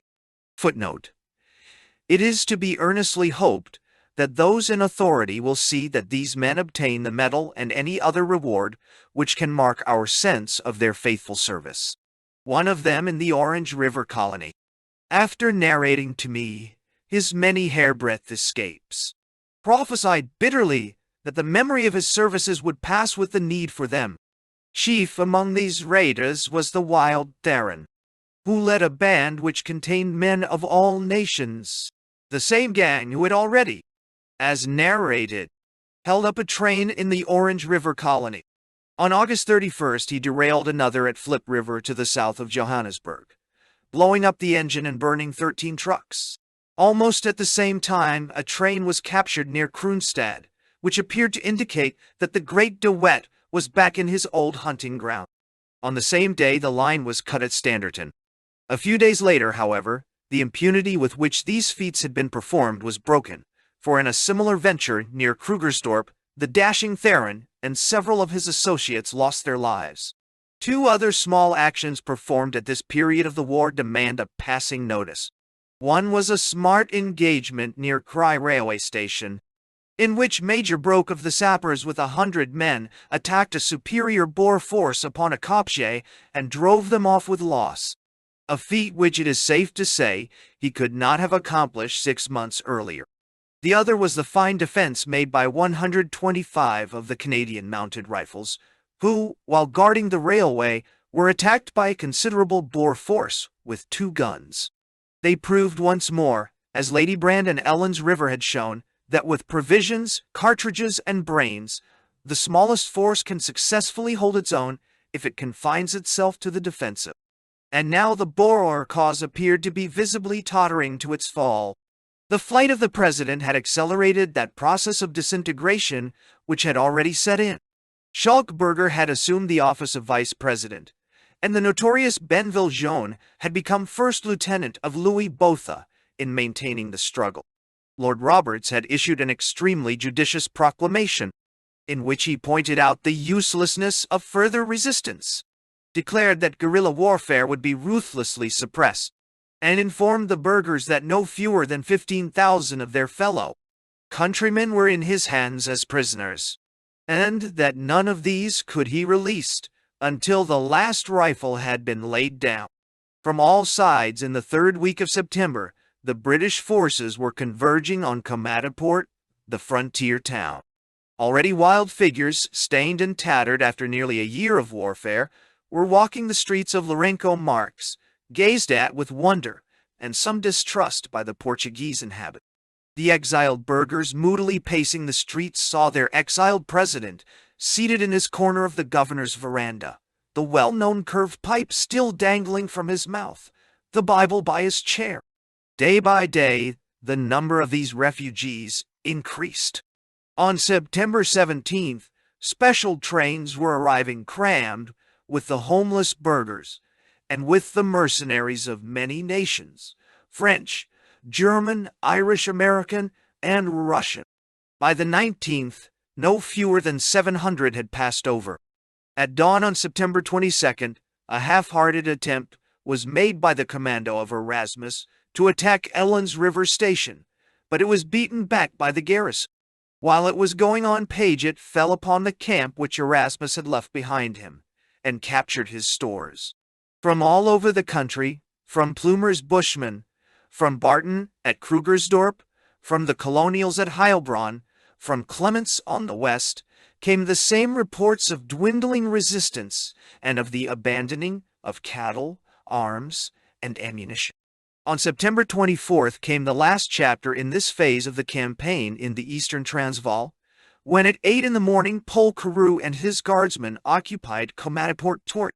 They had made desperate marches, one of them through thick bush, where they went for 19 miles without water, but nothing could shake the cheery gallantry of the men. To them fell the honor, an honor well deserved by their splendid work throughout the whole campaign, of entering and occupying the ultimate eastern point which the Boers could hold. Resistance had been threatened and prepared for, but the grim, silent advance of that veteran infantry took the heart out of the defense. With hardly a shot fired, the town was occupied. The bridge which would enable the troops to receive their supplies from Lourenço Marques was still intact. General Pienaar and the greater part of his force, amounting to over 2,000 men, had crossed the frontier and had been taken down to Delagoa Bay, where they met the respect and attention which brave men in misfortune deserve. Small bands had slipped away to the north and the south, but they were insignificant in numbers and depressed in spirit. For the time it seemed that the campaign was over, but the result showed that there was greater vitality in the resistance of the burghers and less validity in their oaths than anyone had imagined. One find of the utmost importance was made at Comataport, and at Hector Sprout on the Crocodile River. That excellent artillery which had fought so gallant a fight against our own more numerous guns was found destroyed and abandoned.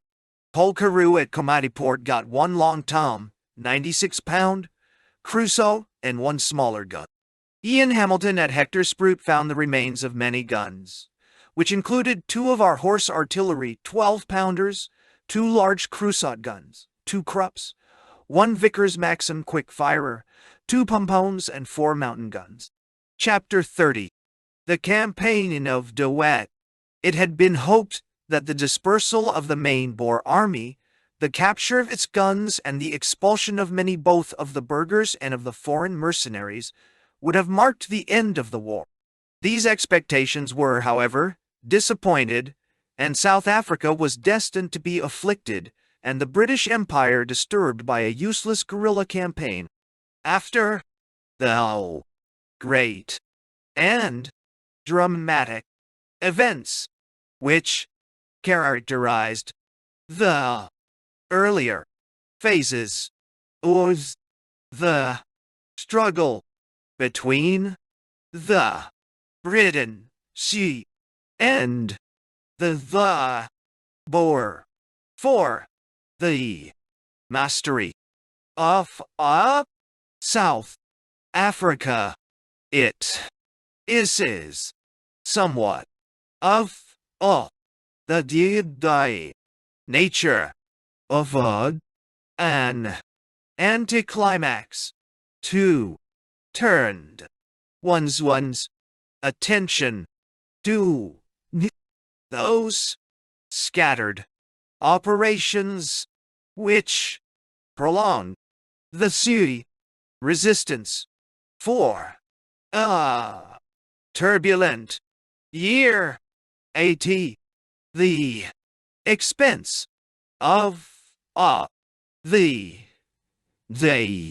lives of many brave men on either side. These raids and skirmishes, which had their origin rather in the hope of vengeance than of victory, inflicted much loss and misery upon the country. But, although we may deplore the desperate resolution which bids brave men prefer death to subjugation, it is not for us, the countrymen of Hereward or Wallace, to condemn it.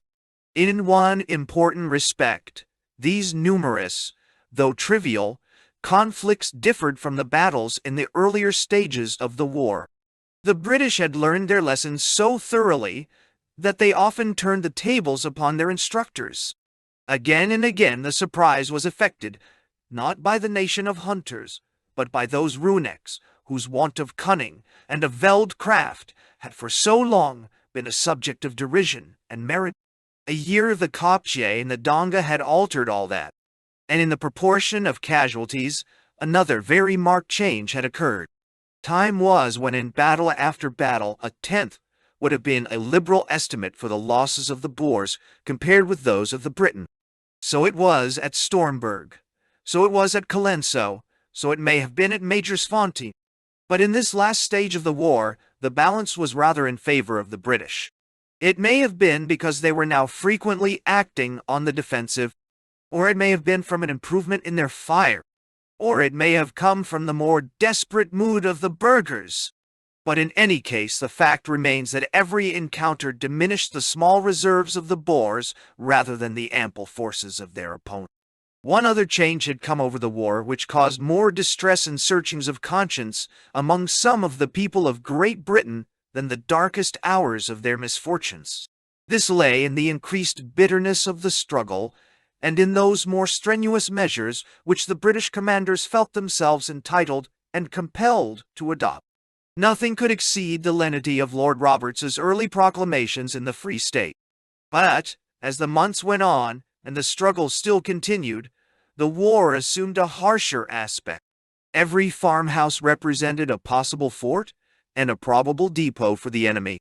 The extreme measure of burning them down was only carried out after a definite offense, such as affording cover for snipers, or as a deterrent to railway wreckers. But in either case it is evident that the women or children who were usually the sole occupants of the farm could not by their own unaided exertions prevent the line from being cut or the riflemen from firing. It is even probable that the Boers may have committed these deeds in the vicinity of houses, the destruction of which they would least regret. Thus, on humanitarian grounds, there were strong arguments against this policy of destruction being pushed too far, and the political reasons were even stronger, since a homeless man is necessarily the last man to settle down, and a burned-out family the last to become contented British citizens. On the other hand, the impatience of the army towards what they regarded as the abuses of lenity was very great, and they argued that the war would be endless if the women in the farm were allowed always to supply the sniper on the kopje. The irregular and brigand-like fashion in which the struggle was carried out had exasperated the soldiers, and though there were few cases of individual outrage or unauthorized destruction, the general orders were applied with some harshness, and repressive measures were taken, which warfare may justify, but which civilization must deplore. After the dispersal of the main army at Komatipoort, there remained a considerable number of men in arms, some of them irreconcilable burghers, some of them foreign adventurers, and some of them Cape rebels, to whom British arms were less terrible than British law. These men, who were still well armed and well mounted, spread themselves over the country and acted with such energy that they gave the impression of a large force. They made their way into the settled districts and brought fresh hope and fresh disaster to many who had imagined that the war had passed forever away from them. Under compulsion from their irreconcilable countrymen, a large number of the farmers broke their parole, mounted the horses which British leniency had left with them, and threw themselves once more into the struggle, adding their honor to the other sacrifices which they had made for their country. In any account of the continual brushes between these scattered bands and the British forces, there must be such a similarity in procedure and result, that it would be hard for the writer and intolerable for the reader if they were set forth in detail. As a general statement, it may be said that during the months to come, there was no British garrison in any one of the numerous posts in the Transvaal, and in that portion of the Orange River colony which lies east of the railway, which was not surrounded by prowling riflemen, there was no convoy sent to supply those garrisons, which was not liable to be attacked upon the road, and there was no train upon any one of the 3 lines which might not find a rail up and 100 raiders covering it with their Mausers, with some 2,000 miles of railroad to guard, so many garrisons to provide, and an escort to be furnished to every convoy. There remained out of the large body of British troops in the country only a moderate force who were available for actual operation. This force was distributed in different districts scattered over a wide extent of country, and it was evident that while each was strong enough to suppress local resistance, still at any moment a concentration of the Boer scattered forces upon a single British column might place the latter in a serious position. The distribution of the British in October and November was roughly as follows. Methuen was in the Rustenburg district, Barton at Krugersdorp and operating down the line to Klerksdorp. Settle was in the west, Paget at Pienaars River, Clements in the Magaliesberg, Hart at Potchbroom, Littleton at Middleburg, Smith, Dorian at Belfast, W.L. Kitchener at Leidenburg, French in the eastern Transvaal, Hunter, Rundle, Brabant, and Bruce Hamilton in the Orange River colony. Each of these forces was occupied in the same sort of work, breaking up small bodies of the enemy, hunting for arms, bringing in refugees, collecting supplies, and rounding up cattle. Some, however, were confronted with organized resistance, and some were not. A short account may be given in turn of each separate column. I would treat first the operations of General Barton, because they form the best introduction to that narrative of the doings of Christian de Wet to which this chapter will be devoted. The most severe operations during the month of October fell to the lot of this British general, who, with some of the faithful fusiliers whom he had led from the first days in Natal, was covering the line from Krugersdorp to Klerksdorp. It is a long stretch, and one which, as the result shows, is as much within striking distance of the Orange Free Staters as of the men of the Transvaal.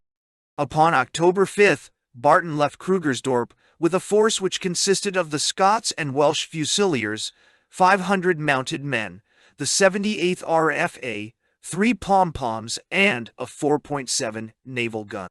For a fortnight, as the small army moved slowly down the line of the railroad, their progress was one continual skirmish. On October 6th, they brushed the enemy aside in an action in which the volunteer company of the Scots Fusiliers gained the applause of their veteran comrades.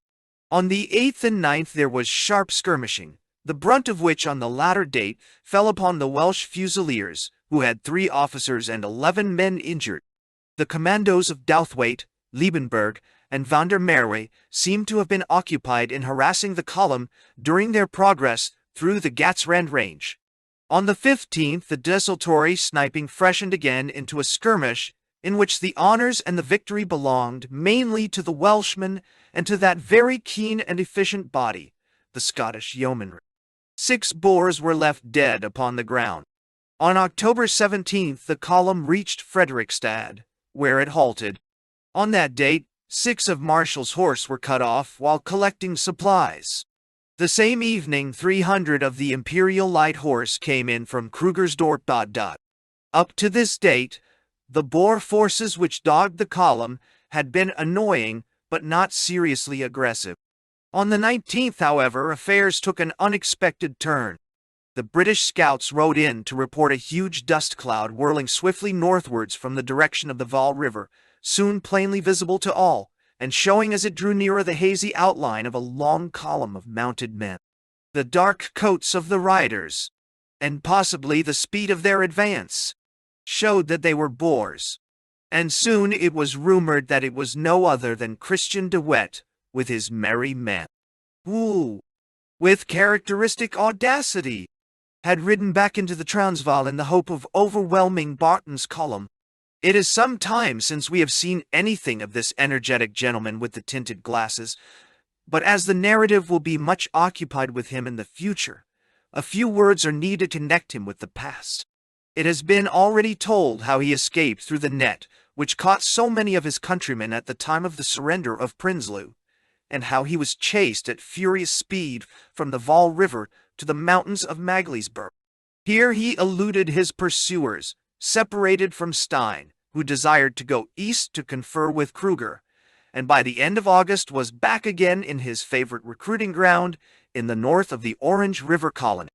Here for nearly 2 months he had lain very quiet, refitting and reassembling his scattered force, until now, ready for action once more, and fired by the hope of cutting off an isolated British force.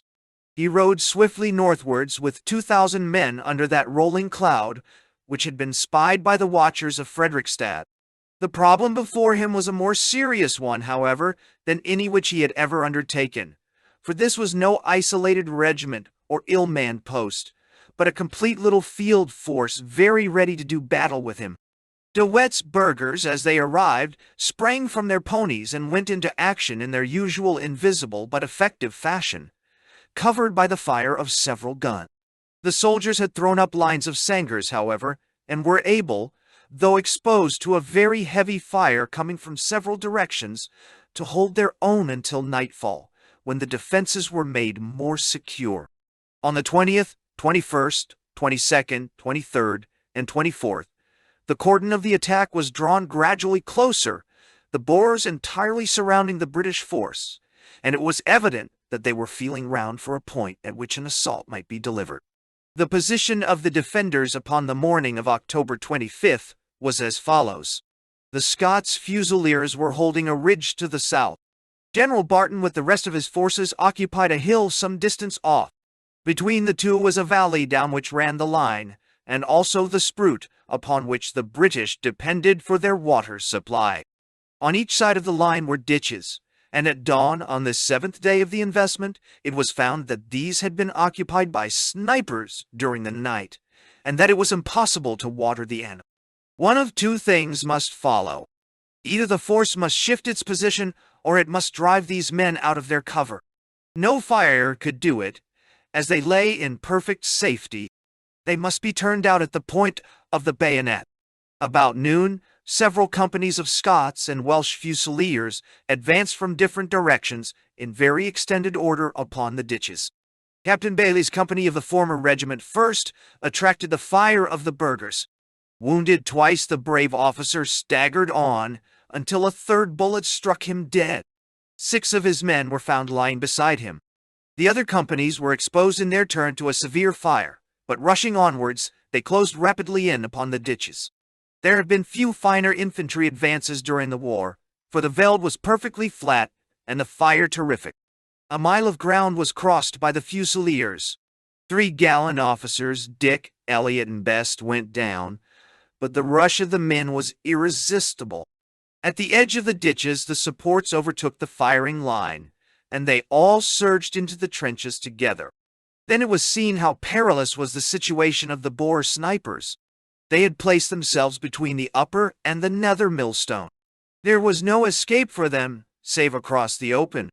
It says much for their courage that they took that perilous choice rather than wave the white flag, which would have ensured their safety. The scene which followed has not often been paralleled. About 150 burghers rushed out of the ditches, streaming across the veld upon foot to the spot where their horses had been secreted. Rifles, pom-poms, and shrapnel played upon them during this terrible race. A black running mob carrying coats, blankets, boots, rifles, and was seen to rise as if from nowhere and rush as fast as they could, dropping the various things they carried as they ran. One of their survivors has described how awful was that wild blind flight through a dust cloud thrown up by the shells. For a mile the veld was dotted with those who had fallen. 36 were found dead, 30 were wounded, and 30 more gave themselves up as prisoners. Some were so demoralized that they rushed into the hospital and surrendered to the British doctor. The Imperial Light Horse were for some reason slow to charge. Had they done so at once, many eyewitnesses agree that not a fugitive should have escaped. On the other hand, the officer in command may have feared that in doing so, he might mask the fire of the British guns. One incident in the action caused some comment at the time. A small party of Imperial Light Horse, gallantly led by Captain Yachny of B Squadron, came to close quarters with a group of Boers. 5 of the enemy, having held up their hands, Yachny passed them and pushed on against their comrades. On this, the prisoners seized their rifles once more and fired upon their captors. A fierce fight ensued with only a few feet between the muzzles of the rifles. 3 Boers were shot dead, 5 wounded, and 8 taken. Of these 8, 3 were shot next day by order of court-martial for having resumed their weapons after surrender, while 2 others were acquitted. The death of these men in cold blood is to be deplored, but it is difficult to see how any rules of civilized warfare can be maintained if a flagrant breach of them is not promptly and sternly punished. On receiving this severe blow, De Wet promptly raised the investment and hastened to regain his favorite haunts. Considerable reinforcements had reached Barton upon the same day, including the Dublins, the Essex, Strathcona's Horse, and the Elswick Battery, with some very welcome supplies of ammunition.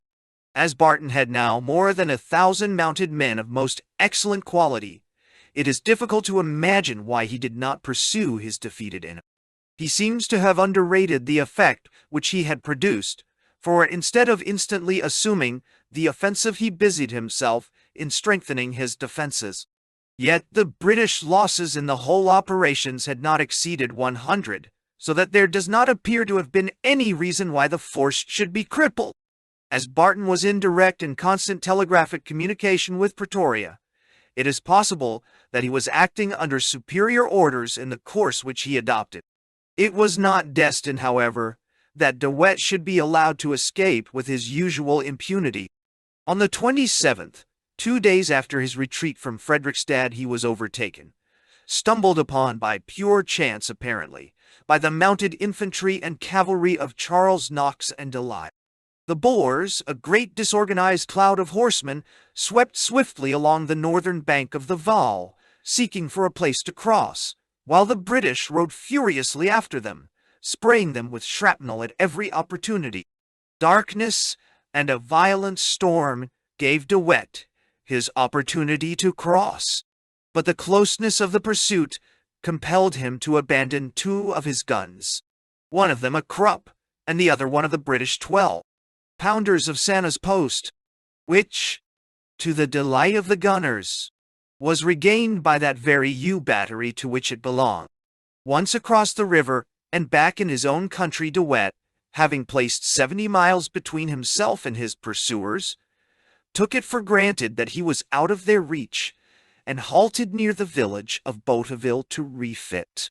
But the British were hard upon his track, and for once they were able to catch this indefatigable man unawares. Yet their knowledge of his position seems to have been most hazy, and on the very day before that on which they found him, General Charles Knox, with the main body of the force, turned north and was out of the subsequent action. Delisle's mounted troops also turned north, but fortunately not entirely out of call. To the third and smallest body of mounted men, that under Le Gallais, fell the honor of the action which I am about to describe. It is possible that the move northwards of Charles Knox and of Delisle had the effect of a most elaborate stratagem, since it persuaded the Boer scouts that the British were retiring. So indeed they were, save only the small force of Le Gallais, which seems to have taken one last cast round to the south before giving up the pursuit. In the grey of the morning of November 6th, Major Lean with 40 men of the 5th Mounted Infantry came upon 3 weary Boers sleeping upon the veld. Having secured the men, and realizing that they were an outpost, Lean pushed on, and topping a rise some hundreds of yards further, he and his men saw a remarkable scene. There before them stretched the camp of the Boers, the men sleeping, the horses grazing, the guns parked, and the wagons outspanned. There was little time for consideration. The Kaffir drivers were already afoot and strolling out for their horses, or lighting the fires for their master's coffee. With splendid decision, although he had but 40 men to oppose to over 1,000, Lean sent back for reinforcements and opened fire upon the camp. In an instant it was buzzing like an overturned hive. Up sprang the sleepers, rushed for their horses, and galloped away across the veld, leaving their guns and wagons behind. A few stalwarts remained, however, and their numbers were increased by those whose horses had stampeded, and who were, therefore, unable to get away. They occupied an enclosed kraal and a farmhouse in front of the British, whence they opened a sharp fire. At the same time, a number of the Boers who had ridden away came back again, having realized how weak their assailants were, and worked round the British flanks upon either side. Le Gallais, with his men, had come up, but the British force was still far inferior to that which it was attacking. A section of U battery was able to unlimber, and open fire at 400 yards from the Boer position. The British made no attempt to attack, but contented themselves with holding on to the position from which they could prevent the Boer guns from being removed. The burghers tried desperately to drive off the stubborn fringe of riflemen. A small stone shed in the possession of the British was the center of the Boer fire, and it was within its walls that Ross of the Durhams was horribly wounded by an explosive ball, and that the brave Jerseyman Le Gallais was killed. Before his fall, he had dispatched his staff officer, Major Hickey, to hurry up men from the rear. On the fall of Ross and Le Gallais, the command fell upon Major Taylor of U Battery. The position at that time was sufficiently alarming. The Boers were working round each flank in considerable numbers, and they maintained a heavy fire from a stone enclosure in the center. The British forces actually engaged were insignificant, consisting of 40 men of the 5th Mounted Infantry, and 2 guns in the center, 6 men of the 17th and 18th Imperial Yeomanry upon the right, and 105 of the 8th Mounted Infantry on the left, or 191 rifles in all. The flanks of this tiny force had to extend a half a mile to hold off the Boer flank attack, but they were heartened in their resistance by the knowledge that their comrades were hastening to their assistance. Taylor, realizing that a great effort must be made to tide over the crisis, sent a messenger back with orders that the convoy should be parked, and every available man sent up to strengthen the right flank, which was the weakest. The enemy got close onto one of the guns and swept down the whole detachment, but a handful of the Suffolk mounted infantry under Lieutenant Peebles most gallantly held them off from it. For an hour the pressure was extreme. Then 2 companies of the 7th mounted infantry came up and were thrown on to each flank. Shortly afterwards Major Welch, with 2 more companies of the same corps, arrived, and the tide began slowly to turn. The Boers were themselves outflanked by the extension of the British line and were forced to fall back. At 8:30 Doyle, whose force had trotted and galloped for 12 miles, arrived with several companies of Australians, and the success of the day was assured. The smoke of the Prussian guns at Waterloo was not a more welcome sight than the dust of Doyle's horsemen. But the question now was whether the Boers, who were in the walled enclosure and farm which formed their center, would manage to escape. The place was shelled, but here, as often before, it was found how useless a weapon is shrapnel against buildings. There was nothing for it but to storm it, and a grim little storming party of 50 men, half British, half Australian, was actually waiting with fixed bayonets for the whistle, which was to be their signal, when the white flag flew out from the farm, and all was over. Warned by many a tragic experience, the British still lay low in spite of the flag. "Come out! Come out!" they shouted.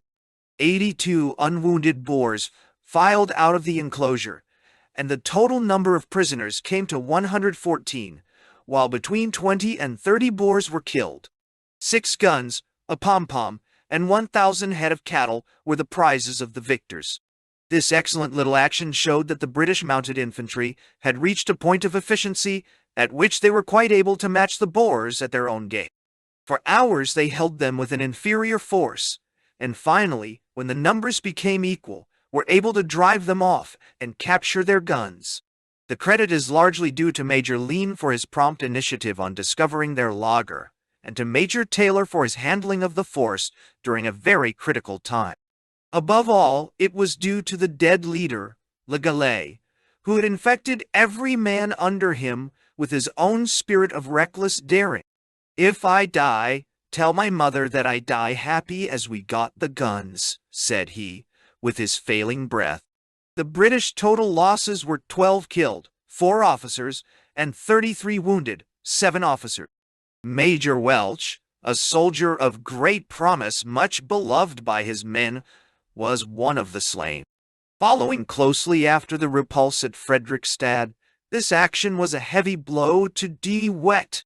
At last the British were beginning to take something off the score which they owed the bold raider, but there was to be many an item on either side before the long reckoning should be closed. The Boers, with De Wet, fled south, where it was not long before they showed that they were still a military force with which we had to reckon.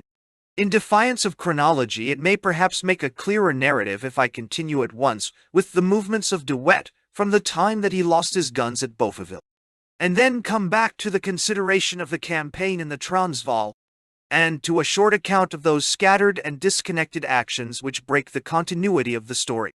Before following De Wet, however, it is necessary to say something of the general state of the Orange River colony, and of some military developments which had occurred there.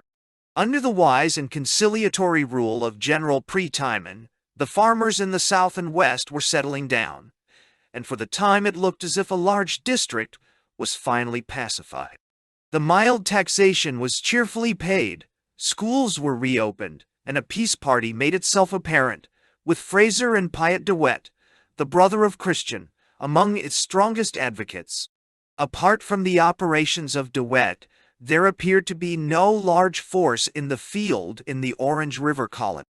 But early in October of 1900, a small but very mobile and efficient Boer force skirted the eastern outposts of the British, struck the southern line of communications, and then came up the western flank, attacking where an attack was possible, each of the isolated and weakly garrisoned townlets to which it came in, and recruiting its strength from a district which had been hardly touched by the ravages of war, and which by its prosperity alone might have proved the amenity of British military rule.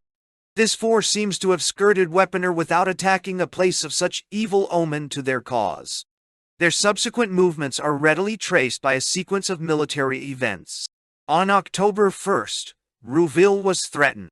On the 9th, an outpost of the Cheshire militia was taken, and the railway cut for a few hours in the neighborhood of Bethune.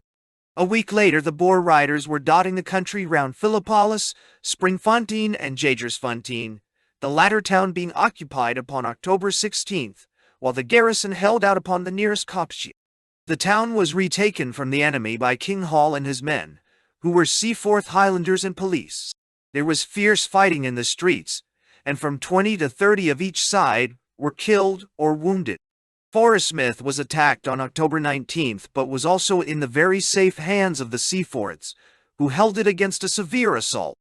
Philippolis was continually attacked between the 18th and the 24th, but made a most notable defense, which was conducted by Gosling, the resident magistrate, with 40 civilians. For a week, this band of stalwarts held their own against 600 Boers, and were finally relieved by a force from the railway. All the operations were not, however, as successful as these three defenses. On October 24th, a party of cavalry details belonging to many regiments were snapped up in an ambuscade. On the next day, Jacobsdal was attacked, with considerable loss to the British. The place was entered in the night, and the enemy occupied the houses which surrounded the square. The garrison, consisting of about 60 men of the Captown Highlanders, had encamped in the square, and were helpless when fire was opened upon them in the morning. There was practically no resistance, and yet for hours a murderous fire was kept up upon the tents in which they cowered, so that the affair seems not to have been far removed from murder. 2/3 of the little force were killed or wounded. The number of the assailants does not appear to have been great, and they vanished upon the appearance of a relieving force from Modder River. After the disaster at Jacobsdal, the enemy appeared on November 1st near Kimberley and captured a small convoy. The country round was disturbed, and Settle was sent south with a column to pacify it.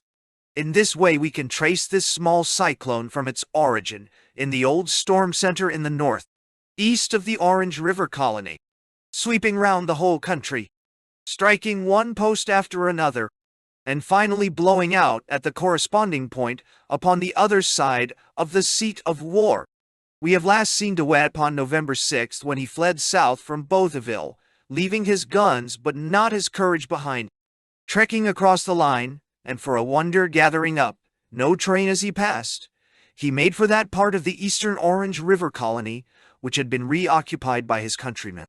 Here, in the neighborhood of Thabanchu, he was able to join other forces, probably the commandos of Hasbrook and Fourie, which still retained some guns. At the head of a considerable force he attacked the British garrison of Duetdorp, a town some 40 miles to the southeast of Bloemfontein. It was on November 18th that De Wet assailed the place, and it fell upon the 24th, after a defense which appears to have been a very creditable one. Several small British columns were moving in the southeast of the colony, but none of them arrived in time to avert the disaster, which is the more inexplicable as the town is within one day's ride of Bloemfontein. The place is a village hemmed in upon its western side by a semicircle of steep rocky hills, broken in the center by a gully. The position was a very extended one, and had the fatal weakness that the loss of any portion of it meant the loss of it all. The garrison consisted of 1 company of Highland Light Infantry on the southern horn of the semicircle, 3 companies of the 2nd Gloucester Regiment on the northern and central part, with 2 guns of the 68th Battery. Some of the Royal Irish Mounted Infantry and a handful of police made up the total of the defenders to something over 400. Major Massey in command. The attack developed at that end of the ridge, which was held by the company of Highlanders. Every night, the Boer riflemen drew in closer, and every morning found the position more desperate.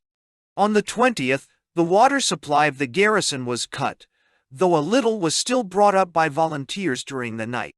The thirst in the sultry trenches was terrible, but the garrison still, with black lips and parched tongues, held on to their lines. On the 22nd, the attack had made such progress that the post had by the Highlanders became untenable and had to be withdrawn. It was occupied next morning by the Boers, and the whole ridge was at their mercy. Out of 18 men who served one of the British guns, 16 were killed or wounded, and the last rounds were fired by the sergeant farrier, who carried, loaded, and fired all by himself. All day the soldiers held out, but the thirst was in itself enough to justify, if not to compel, a surrender. At 5:30 the garrison laid down their arms, having lost about 60 killed or wounded. There does not, as far as one can learn, seem to have been any attempt to injure the 2 guns which fell into the hands of the enemy. De Wet himself was one of the first to ride into the British trenches, and the prisoners gazed with interest at the short, strong figure, with the dark tailcoat and the square-topped bowler hat, of the most famous of the Boer leaders. British columns were converging, however, from several quarters, and De Wet had to be at once on the move. On the 26th, De Wet Dorp was reoccupied by General Charles Knox with 1,500 men.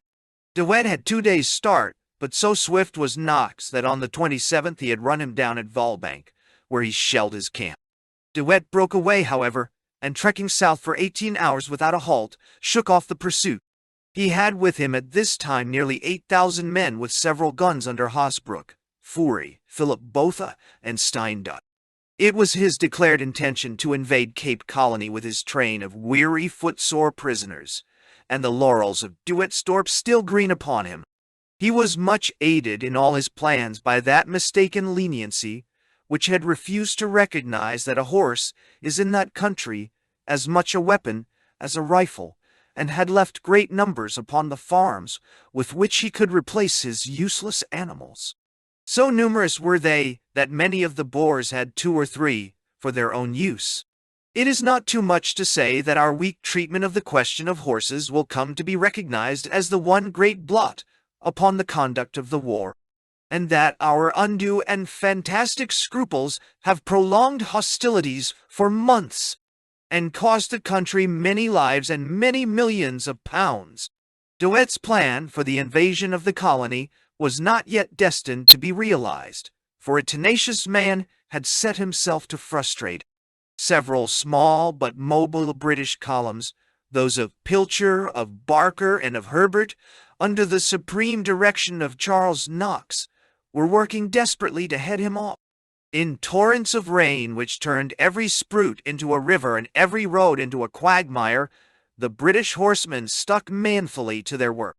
De Wet had hurried south, crossed the Caledon River, and made for Odendale's Drift.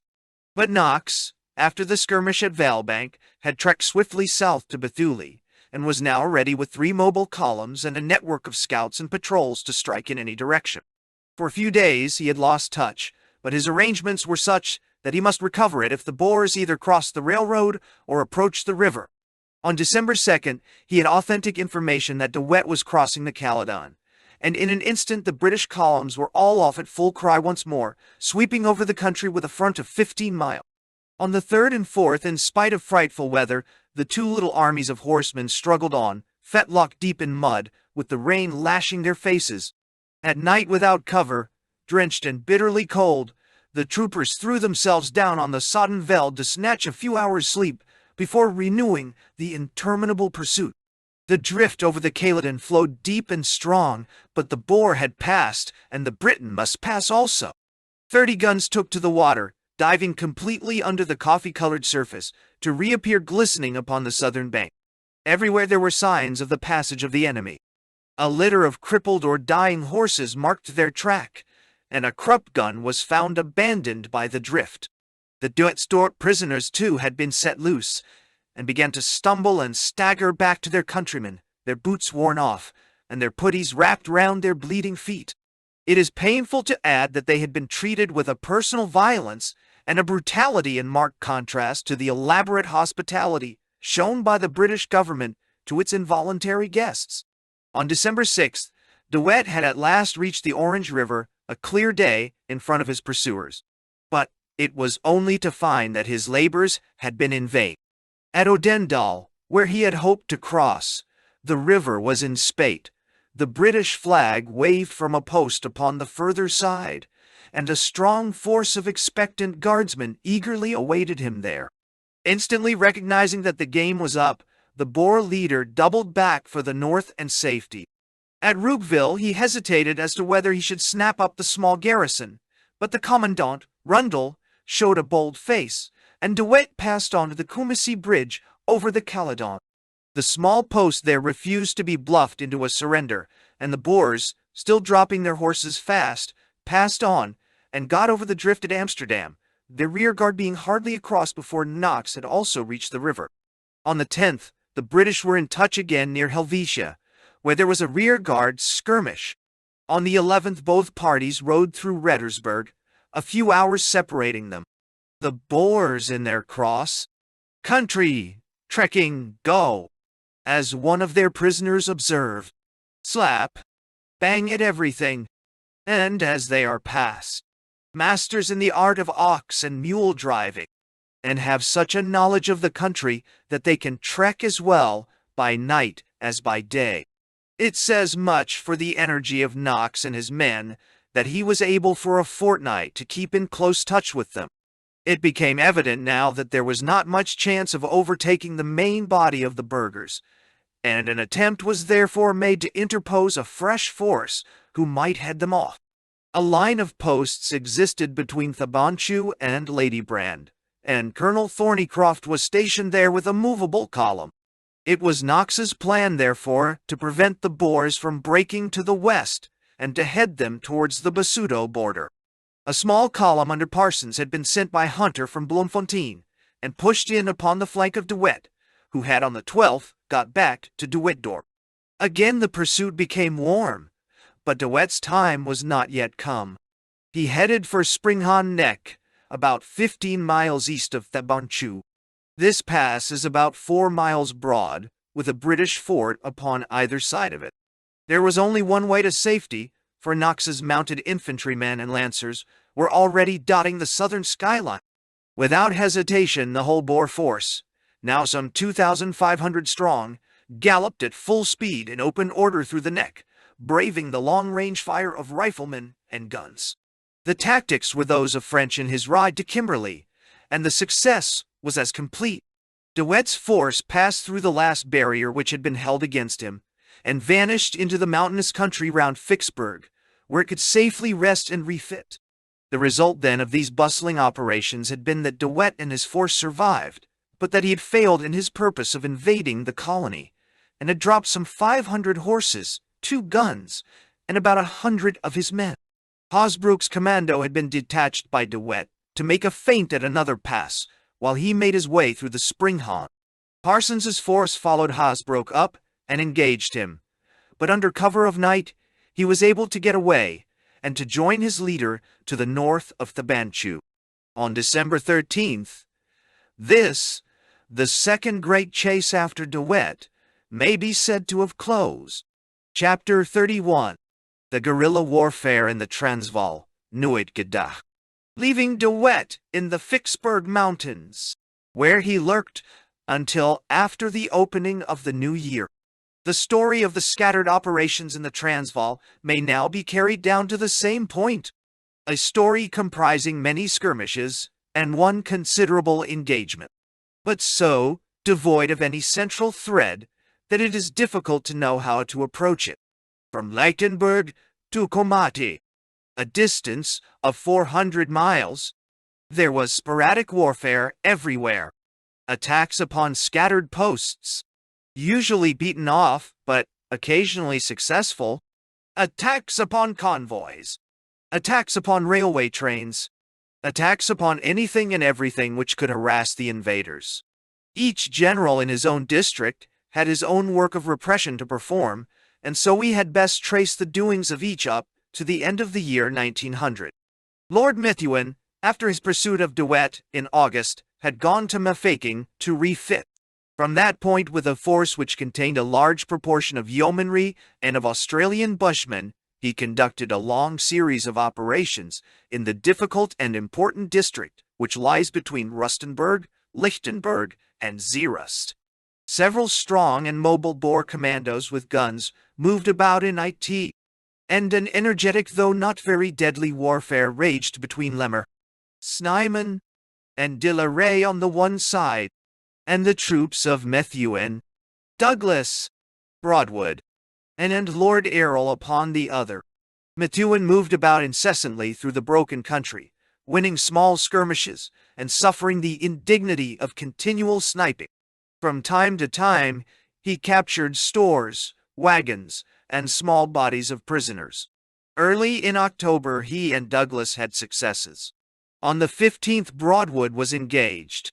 On the 20th, there was a convoy action. On the 25th, Methuen had a success in 28 prisoners. On November 9th, he surprised Snyman and took 30 prisoners. On the 10th, he got a pom-pom down. Early in this month, Douglas separated from Methuen and marched south from Zeerust through Ventersdorp to Klerksdorp, passing over a country which had been hardly touched before, and arriving at his goal with much cattle and some prisoners. Towards the end of the month, a considerable stock of provisions were conveyed to Zeerust, and a garrison left to hold that town so as to release Methuen's column for service elsewhere. Hart's sphere of action was originally round Potchefstroom.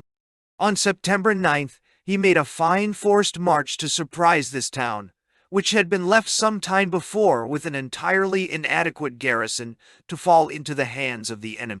His infantry covered 36, and his cavalry 54 miles in 15 hours. The operation was a complete success, the town with 80 Boers falling into his hands with little opposition. On September 30th, Hart returned to Krugersdorp, where, save for one skirmish upon the Gatsrand on November 22nd, he appears to have had no actual fighting to do during the remainder of the year. After the clearing of the eastern border of the Transvaal by the movement of Pole, Carew along the railway line, and of Buller aided by Ian Hamilton in the mountainous country to the north of Eye, there were no operations of importance in this district. A guard was kept upon the frontier to prevent the return of refugees and the smuggling of ammunition, while General Kitchener, the brother of the Sirdar, broke up a few small Boer lagers in the neighborhood of Leidenburg. Smith Dorrien guarded the line at Belfast, and on two occasions, November 1st and November 6th, he made aggressive movements against the enemy. The first, which was a surprise executed in concert with Colonel Spens of the Shropshires, was frustrated by a severe blizzard, which prevented the troops from pushing home their success. The second was a 2 days expedition, which met with a spirited opposition and demands a fuller notice. This was made from Belfast, and the force, which consisted of about 1,400 men, advanced south to the Comati River. The infantry were Suffolks and Shropshires, the cavalry Canadians and 5th Lancers, with 2 Canadian guns and 4 of the 84th Battery. All day the Boer snipers clung to the column as they had done to French's cavalry in the same district. Mere route marches without a very definite and adequate objective appear to be rather exasperating than overawing, for so long as the column is moving onwards, the most timid farmer may be tempted into long-range fire from the flanks or rear. The river was reached, and the Boers driven from a position which they had taken up, but their signal fires brought mounted riflemen from every farm, and the retreat of the troops was pressed as they returned to Belfast. There was all the material for a South African Lexington. The most difficult of military operations, the covering of a detachment from a numerous and aggressive enemy, was admirably carried out by the Canadian gunners and dragoons under the command of Colonel Lesser. So severe was the pressure that 16 of the latter were for a time in the hands of the enemy, who attempted something in the nature of a charge upon the steadfast rearguard. The movement was repulsed, and the total Boer loss would appear to have been considerable, since 2 of their leaders, Commandant Henry Prinsloo and General Joachim Faury, were killed, while General Johann Grobler was wounded. If the rank and file suffered in proportion, the losses must have been severe. The British casualties in the 2 days amounted to 8 killed and 30 wounded, a small total when the arduous nature of the service is considered. The Canadians and the Shropshires seem to have borne off the honors of these trying operations. In the second week of October, General French, with 3 brigades of cavalry, Dixons, Gordons, and Mahons, started for a cross-country ride from Machadodorp. 3 brigades may seem an imposing force, but the actual numbers did not exceed 2 strong regiments, or about 1,500 sabres in all. A wing of the Suffolk Regiment went with them. On October 13th, Mahon's brigade met with a sharp resistance, and lost 10 killed and 29 wounded. On the 14th, the force entered Carolina. On the 16th, they lost 6 killed and 20 wounded, and from the day that they started until they reached Heidelberg on the 27th, there was never a day that they could shake themselves clear of their attendant snipers. The total losses of the force were about 90 killed and wounded, but they brought in 60 prisoners and a large quantity of cattle and stores. The march had at least the effect of making it clear that the passage of a column of troops encumbered with baggage through a hostile country is an inefficient means for quelling a popular resistance. Light and mobile parties acting from a central depot were in future to be employed, with greater hopes of success. Some appreciable proportion of the British losses during this phase of the war arose from railway accidents caused by the persistent tampering with the lines. In the first 10 days of October, there were 4 such mishaps, in which 2 sappers, 23 of the Guards, Coldstreams, and 18 of the 66th Battery were killed or wounded. On the last occasion, which occurred on October 10th near Vlakfontein, the reinforcements who came to aid the sufferers were themselves waylaid, and lost 20, mostly of the Rifle Brigade, killed, wounded, or prisoner. Hardly a day elapsed that the line was not cut at some point.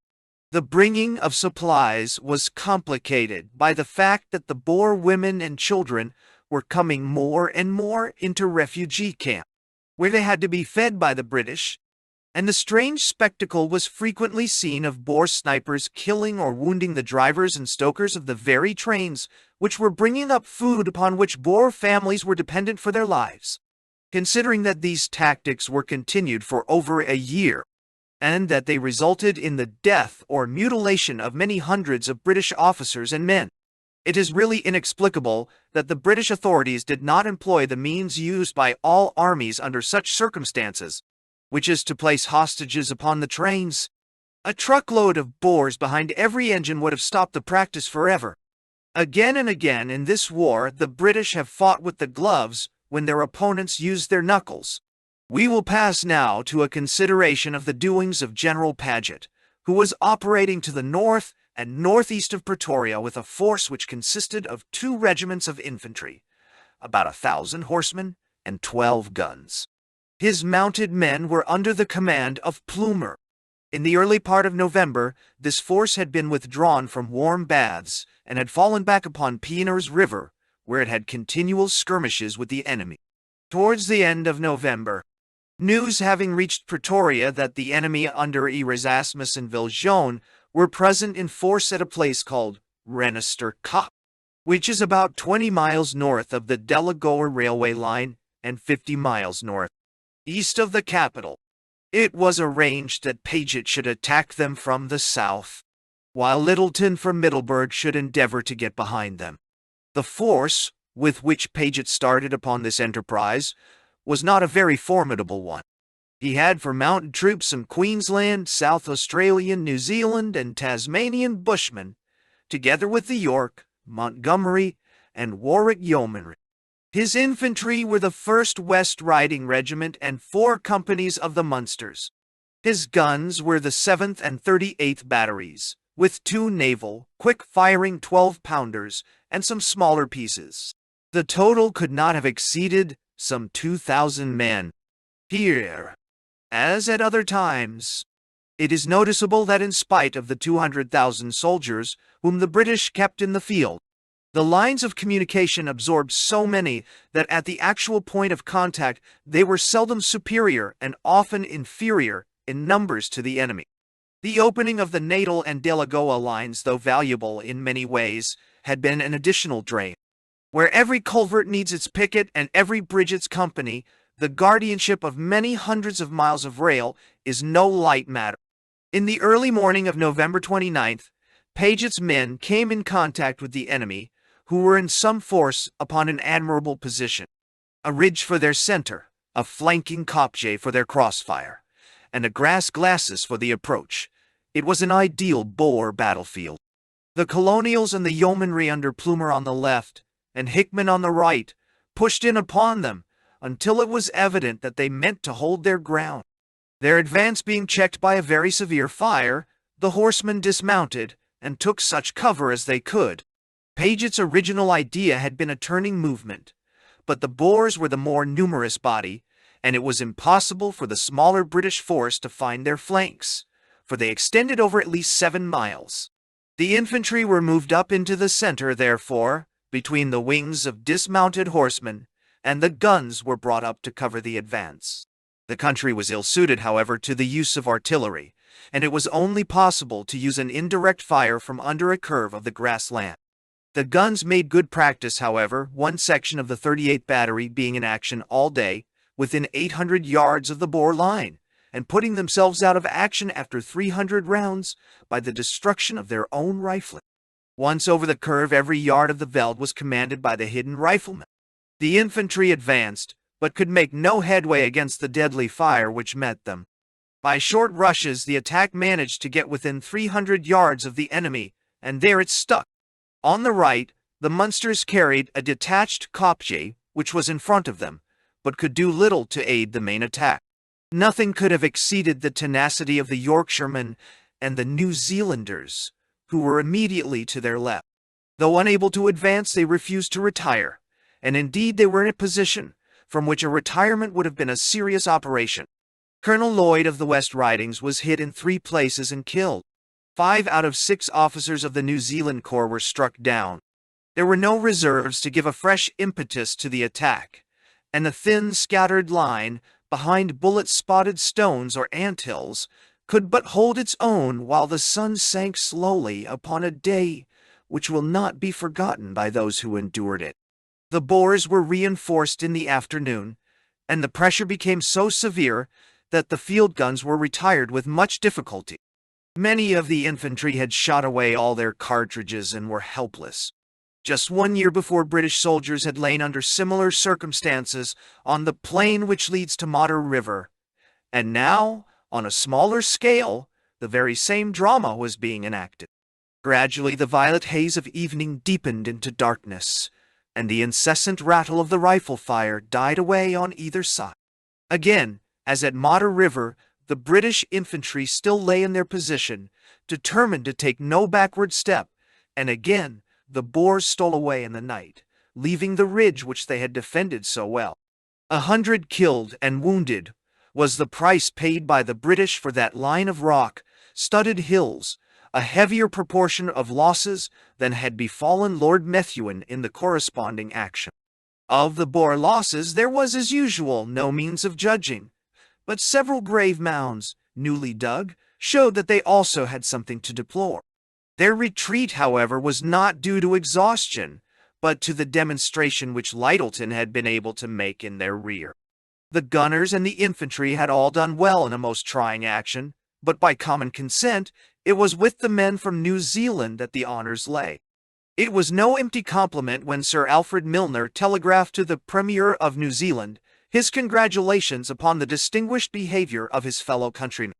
From this time onwards, there was nothing of importance in this part of the seat of war. It is necessary now to turn from the northeast to the northwest of Pretoria, where the presence of De la Rey and the cover afforded by the Magaliesberg Mountains had kept alive the Boer resistance. Very rugged lines of hill, alternating with fertile valleys, afforded a succession of forts and of granaries to the army which held them. To General Clement's column had been committed the task of clearing this difficult piece of country. His force fluctuated in numbers, but does not appear at any time to have consisted of more than 3,000 men, which comprised the Border Regiment, the Yorkshire Light Infantry, The 2nd Northumberland Fusiliers, Mounted Infantry, Yeomanry, the 8th RFA, P Battery RHA, and 1 heavy gun. With this small army he moved about the district, breaking up Boer bands, capturing supplies, and bringing in refugees. On November 13th he was at Krugersdorp, the southern extremity of his beat. On the 24th he was moving north again, and found himself as he approached the hills in the presence of a force of Boers with cannon. This was the redoubtable de la Rey, who sometimes operated in Methuen's country to the north of the Magaliesberg, and sometimes to the south. He had now apparently fixed upon Clements as his definite opponent. De la Rey was numerically inferior, and Clements had no difficulty in this first encounter in forcing him back with some loss. On November 26th, Clements was back at Krugersdorp again with cattle and prisoners. In the early days of December, he was moving northwards once more, where a serious disaster awaited him. Before narrating the circumstances connected with the Battle of Nieuwe Gedacht, there is one incident which occurred in this same region which should be recounted. This consists of the determined attack made by a party of de la Rey's men, upon December 3rd, on a convoy which was proceeding from Pretoria to Russenburg, and had got as far as Buffelshoek. The convoy was a very large one, consisting of 150 wagons, which covered about 3 miles upon the march. It was guarded by 2 companies of the West Yorkshires, 2 guns of the 75th Battery, and a handful of the Victoria mounted rifles. The escort appears entirely inadequate when it is remembered that these stores, which were of great value, were being taken through a country which was known to be infested by the enemy. What might have been foreseen occurred. 500 Boers suddenly rode down upon the helpless line of wagons and took possession of them. The escort rallied, however, upon a kopje, and, though attacked all day, succeeded in holding their own until help arrived. They prevented the Boers from destroying or carrying off as much of the convoy as was under their guns, but the rest was looted and burned. The incident was a most unfortunate one, as it supplied the enemy with a large quantity of stores, of which they were badly in need. It was the more irritating, as it was freely rumored that a Boer attack was pending, and there is evidence that a remonstrance was addressed from the convoy before it left Rietfontein to the general of the district, pointing out the danger to which it was exposed. The result was the loss of 120 wagons and of more than half the escort. The severity of the little action and the hardihood of the defense are indicated by the fact that the small body who held the kopje lost 15 killed and 22 wounded, the gunners losing 9 out of 15. A relieving force appeared at the close of the action, but no vigorous pursuit was attempted, although the weather was wet and the Boers had actually carried away 60 loaded wagons, which could only go very slow. It must be confessed that from its feckless start to its spiritless finish, the story of the Buffelshoek convoy is not a pleasant one to tell. Clements, having made his way once more to the Magaliesberg range, had pitched his camp at a place called Nieuwe Gedacht, not to be confused with the post upon the Delagoa Railway at which the British prisoners had been confined. Here, in the very shadow of the mountain, he halted for 5 days, during which, with the usual insouciance of British commanders, he does not seem to have troubled himself with any entrenching. He knew, no doubt, that he was too strong for his opponent de la Rey, but what he did not know, but might have feared, was that a second Boer force might appear suddenly upon the scene and join with de la Rey in order to crush him. This second Boer force was that of Commandant Byers from Warm Baths. By a sudden and skillful movement the two united, and fell like a thunderbolt upon the British column, which was weakened by the absence of the Border Regiment. The result was such a reverse as the British had not sustained since Sanna's Post, a reverse which showed that, though no regular Boer army might exist, still a sudden coalition of scattered bands could at any time produce a force which would be dangerous to any British column which might be taken at a disadvantage. We had thought that the days of battles in this war were over, but an action which showed a missing and casualty roll of 550 proved that in this, as in so many other things, we were mistaken. As already stated, the camp of Clements lay under a precipitous cliff, upon the summit of which he had placed 4 companies of the 2nd Northumberland Fusiliers. This strong post was 1,000 feet higher than the camp.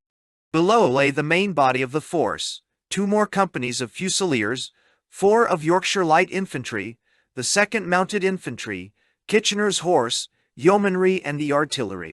The latter consisted of 1 heavy naval gun, 4 guns of the 8th RFA, and P Battery RHA. The whole force amounted to about 1,500 men. It was just at the first break of dawn, the hour of fate in South African warfare, that the battle began. The mounted infantry post between the camp and the mountains were aware of moving figures in front of them. In the dim light they could discern that they were clothed in gray, and that they wore the broad-brimmed hats and feathers of some of our own irregular corps.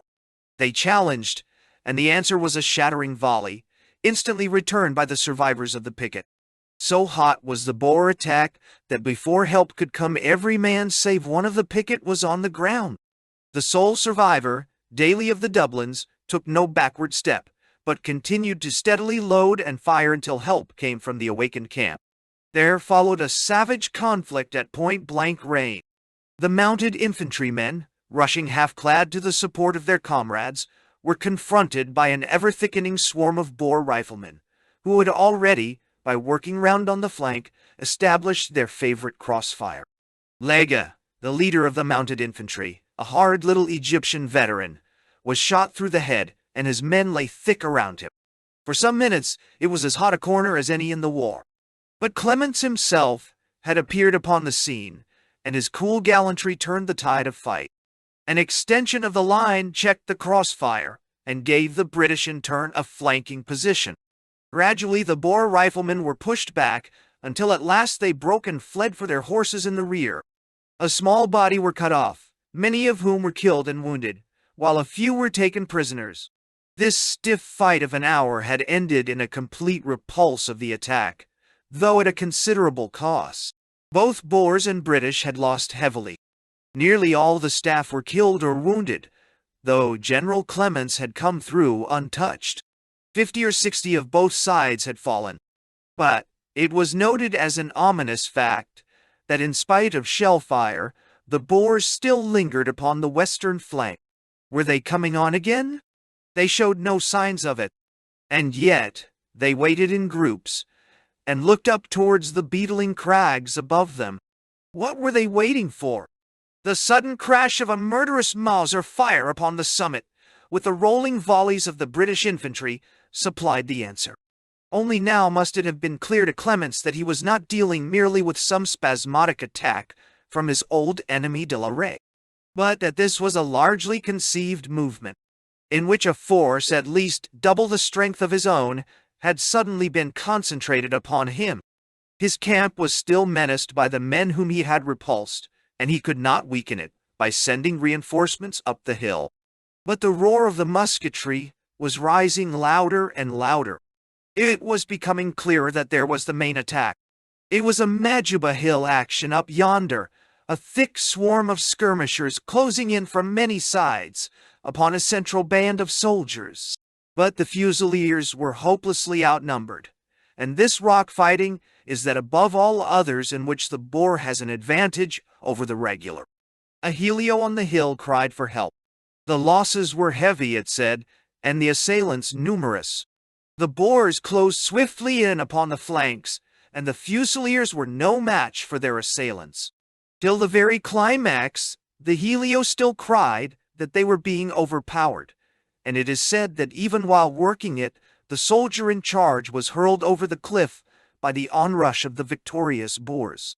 The fight of the mounted infantrymen had been at 4:30.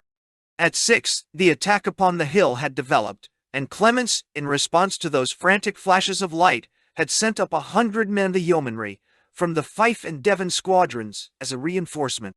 To climb a precipitous 1,000 feet with rifle, bandolier, and spurs is no easy feat, yet that roar of battle above them heartened them upon their way. But in spite of all their efforts, they were only in time to share the general disaster. The head of the line of hard-breathing yeomen reached the plateau just as the Boers, sweeping over the remnants of the Northumberland Fusiliers, reached the brink of the cliff. One by one, the yeomen darted over the edge and endeavored to find some cover in the face of an infernal point-blank fire. Captain Moody of the staff, who went first, was shot down. So was Purvis of the Fifes, who followed him. The others, springing over their bodies, rushed for a small trench and tried to restore the fight. Lieutenant Campbell, a gallant young fellow, was shot dead as he rallied his men. Of 27 of the Fifeshires upon the hill, 6 were killed and 11 wounded. The statistics of the Devons are equally heroic. Those yeomen who had not yet reached the crest were in a perfectly impossible position, as the Boers were firing from complete cover right down upon them. There was no alternative for them but surrender. By 7 o'clock, every British soldier upon the hill, yeoman or fusilier, had been killed, wounded, or taken. It is not true that the supply of cartridges ran out, and the Fusiliers, with the ill luck which has pursued the 2nd Battalion, were outnumbered and outfought by better skirmishers than themselves. Seldom has a general found himself in a more trying position than Clements, or extricated himself more honorably. Not only had he lost nearly half his force, but his camp was no longer tenable, and his whole army was commanded by the fringe of deadly rifles upon the cliff. From the berg to the camp was from 800 to 1,000 yards, and a sleet of bullets whistled down upon it. How severe was the fire may be gauged from the fact that the little pet monkey belonging to the yeomanry, a small enough object, was hit 3 times, though he lived to survive as a battle-scarred veteran. Those wounded in the early action found themselves in a terrible position, laid out in the open under a withering fire, like helpless Aunt Sally's, as one of them described it. "We must get a red flag up, or we shall be blown off the face of the earth," says the same correspondent, a corporal of the Ceylon Mounted Infantry. "We had a pillowcase, but no red paint. Then we saw what would do instead, so they made the upright with my blood, and the horizontal with Paul's." It is pleasant to add that this grim flag was respected by the Boers. Bullocks and mules fell in heaps, and it was evident that the question was not whether the battle could be restored, but whether the guns could be saved. Leaving a fringe of yeomen, mounted infantry, and Kitchener's horse to stave off the Boers, who were already descending by the same steep kloof up which the yeomen had climbed, the general bent all his efforts to getting the big naval gun out of danger. Only 6 oxen were left out of a team of 40, and so desperate did the situation appear that twice dynamite was placed beneath the gun to destroy it. Each time, however, the general intervened, and at last, under a stimulating rain of pom-pom shells, the great cannon lurched slowly forward, quickening its pace as the men pulled on the drag ropes, and the 6 oxen broke into a wheezy canter. Its retreat was covered by the smaller guns which rained shrapnel upon the crest of the hill, and upon the Boers who were descending to the camp. Once the big gun was out of danger, the others limbered up and followed, their rear still covered by the staunch mounted infantry, with whom rest all the honors of the battle. Cookson and Brooks, with 250 men, stood for hours between Clements and absolute disaster. The camp was abandoned as it stood, and all the stores, 400 picketed horses, and, most serious of all, 2 wagons of ammunition fell into the hands of the victors, to have saved all his guns. However, after the destruction of half his force by an active enemy, far superior to him in numbers and in mobility, was a feat which goes far to condone the disaster, and to increase, rather than to impair, the confidence which his troops feel in General Clements. Having retreated for a couple of miles, he turned his big gun round upon the hill, which is called Yeomanry Hill, and opened fire upon the camp, which was being looted by swarms of Boers. So bold a face did he present that he was able to remain with his crippled force upon Yeomanry Hill from about 9 until 4 in the afternoon, and no attack was pressed home, though he lay under both shell and rifle fire all day. At 4 in the afternoon he began his retreat, which did not cease till he had reached Rietfontein, 20 miles off, at 6 o'clock upon the following morning. His weary men had been working for 26 hours, and actually fighting for 14. But the bitterness of defeat was alleviated by the feeling that every man, from the general downwards, had done all that was possible, and that there was every prospect of their having a chance before long of getting their own back. The British losses at the Battle of Nieuwe Gedacht amounted to 60 killed, 180 wounded, and 315 prisoners, all of whom were delivered up a few days later at Rustenburg. Of the Boer losses it is, as usual, impossible to speak with confidence, but all the evidence points to their actual casualties being as heavy as those of the British. There was the long struggle at the camp in which they were heavily punished, the fight on the mountain, where they exposed themselves with unusual recklessness, and the final shelling from shrapnel and from lyddite. All accounts agree that their attack was more open than usual. They were mowed down in 20s that day, but it had no effect. They stood like fanatics, says one who fought against them. From first to last, their conduct was most gallant, and great credit is due to their leaders for the skillful sudden concentration by which they threw their whole strength upon the exposed force. Some 80 miles separate warm baths from Nieuwe Gedacht, and it seems strange that our intelligence department should have remained in ignorance of so large a movement. General Broadwood's 2nd Cavalry Brigade had been stationed to the north of Magaliesburg, some 12 miles westward of Clements, and formed the next link in the long chain of British forces. Broadwood does not appear, however, to have appreciated the importance of the engagement, and made no energetic movement to take part in it. If Colville is open to the charge of having been slow to march upon the cannon at Sanna's Post, it might be urged that Broadwood in turn showed some want of energy and judgment upon this occasion. On the morning of the 13th his force could hear the heavy firing to the eastward, and could even see the shells bursting on the top of the Magaliesburg. It was but 10 or 12 miles distant, and as his Elswick guns have a range of nearly 5, a very small advance would have enabled him to make a demonstration against the flank of the Boers, and so to relieve the pressure upon Clements. It is true that his force was not large, but it was exceptionally mobile. Whatever the reasons, no effective advance was made by Broadwood. On hearing the result, he fell back upon Rustenburg, the nearest British post, his small force being dangerously isolated. Those who expected that General Clements would get his own back had not long to wait. In a few days, he was in the field again. The remains of his former force had, however, been sent into Pretoria to refit, and nothing remained of it save the 8th RFA, and the indomitable cowgun still pocked with the bullets of Nieuwe Gedacht. He had also F Battery RHA, the Inniskillings, the Border Regiment, and a force of mounted infantry under Alderson. More important than all, however, was the cooperation of General French, who came out from Pretoria to assist in the operations. On the 19th, only 6 days after his defeat, Clements found himself on the very same spot, fighting some at least of the very same men.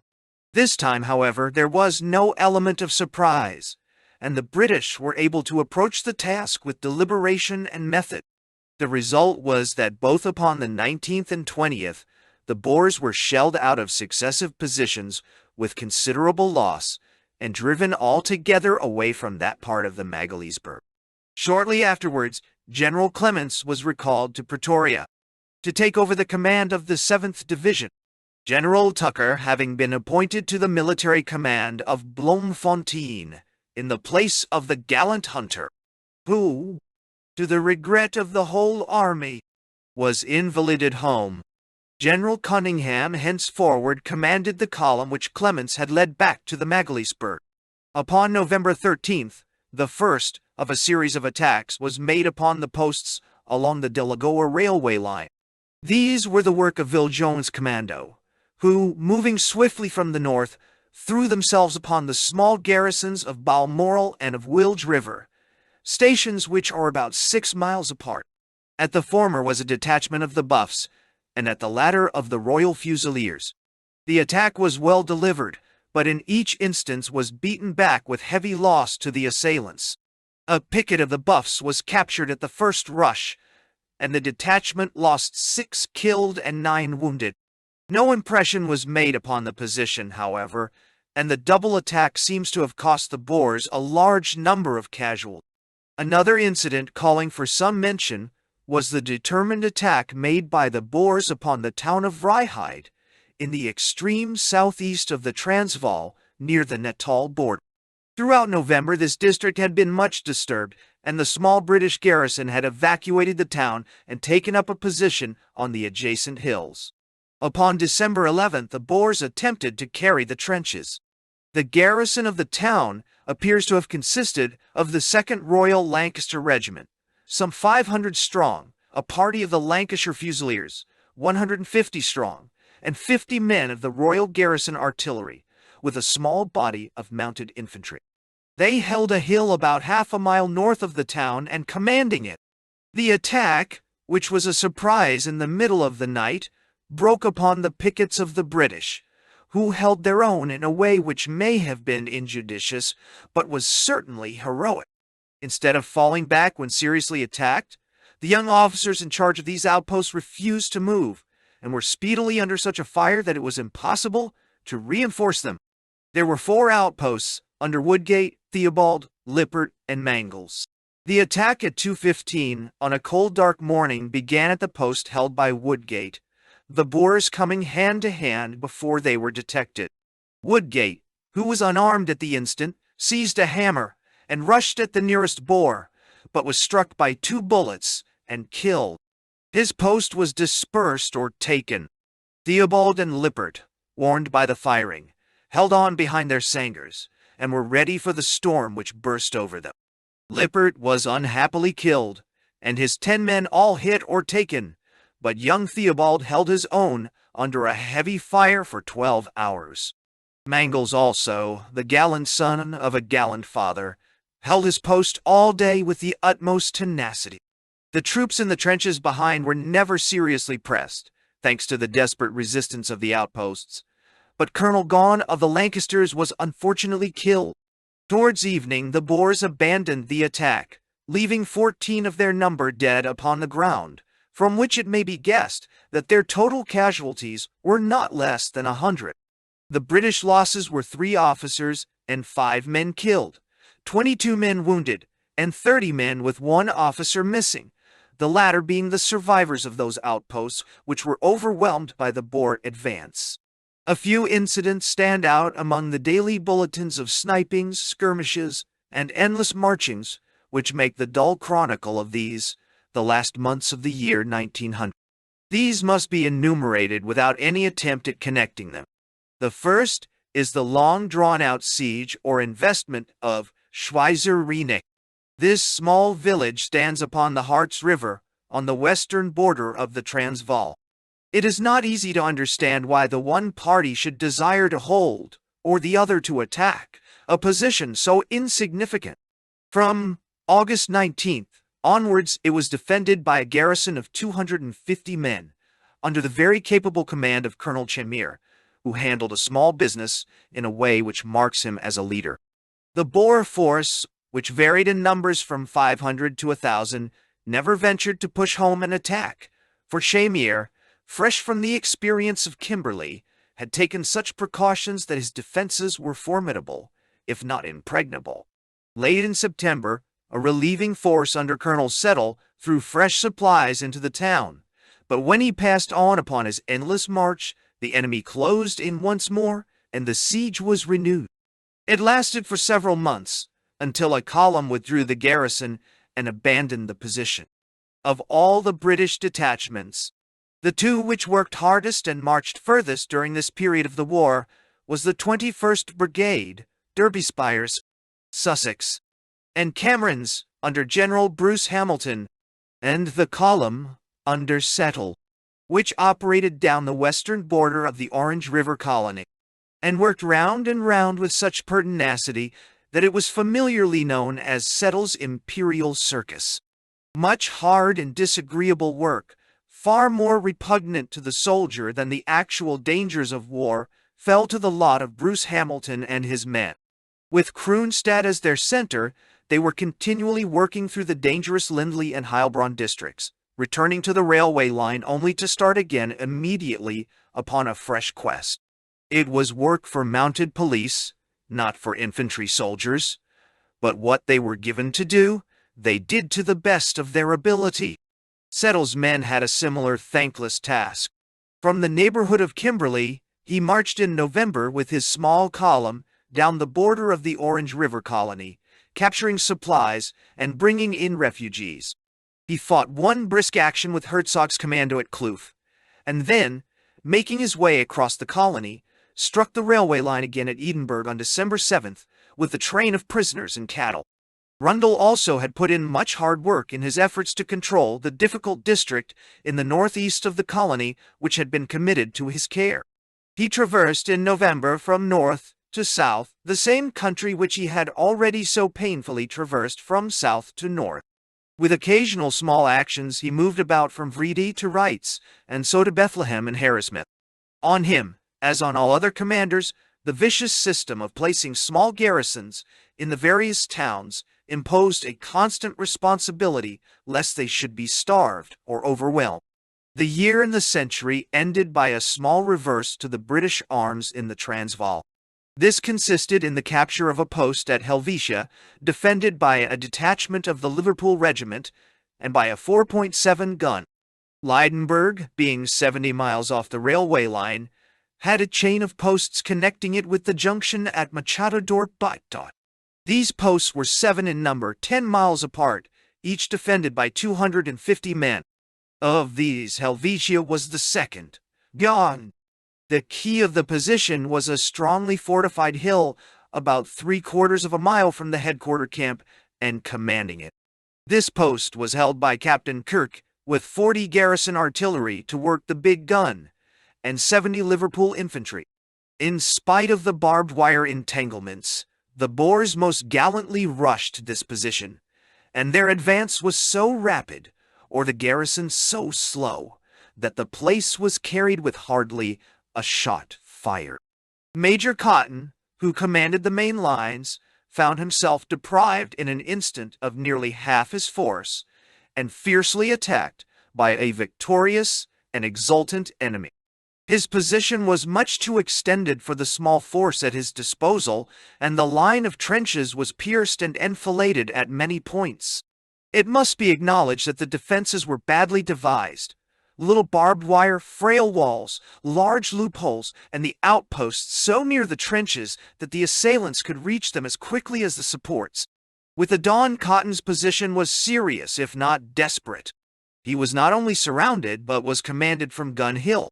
Perhaps it would have been wiser if, after being wounded, he had handed over the command to Jones, his junior officer. A stricken man's judgment can never be so sound as that of the Hale.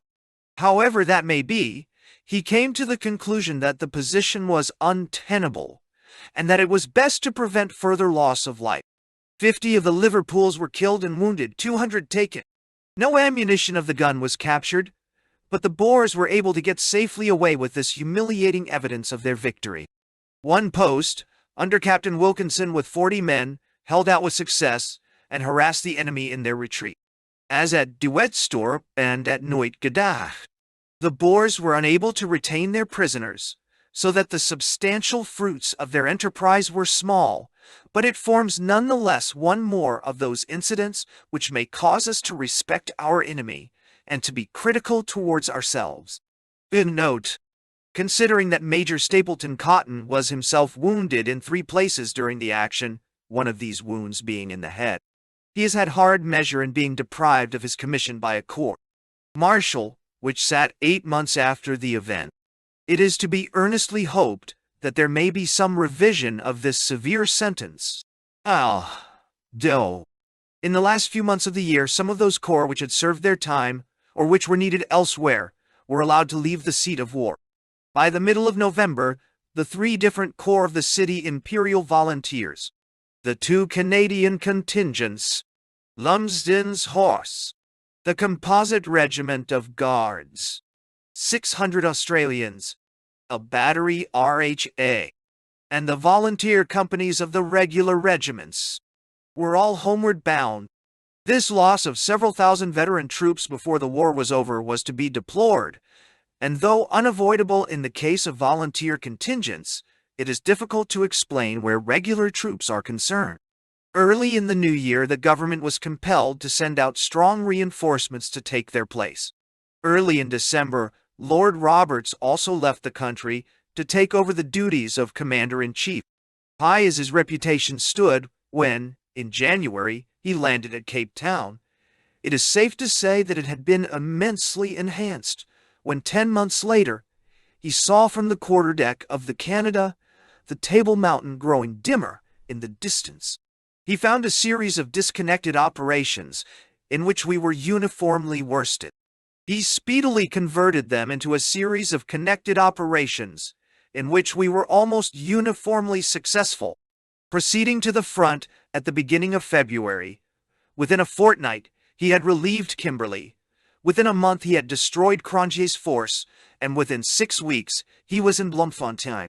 Then, after a 6 weeks' halt which could not possibly have been shortened, he made another of his tiger leaps, and within a month had occupied Johannesburg and Pretoria.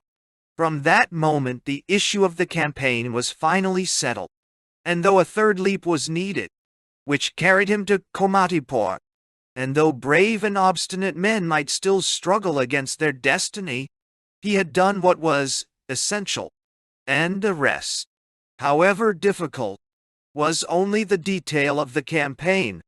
A kindly gentleman, as well as a great soldier, his nature revolted from all harshness, and a worse man might have been a better leader in the last hopeless phases of the war.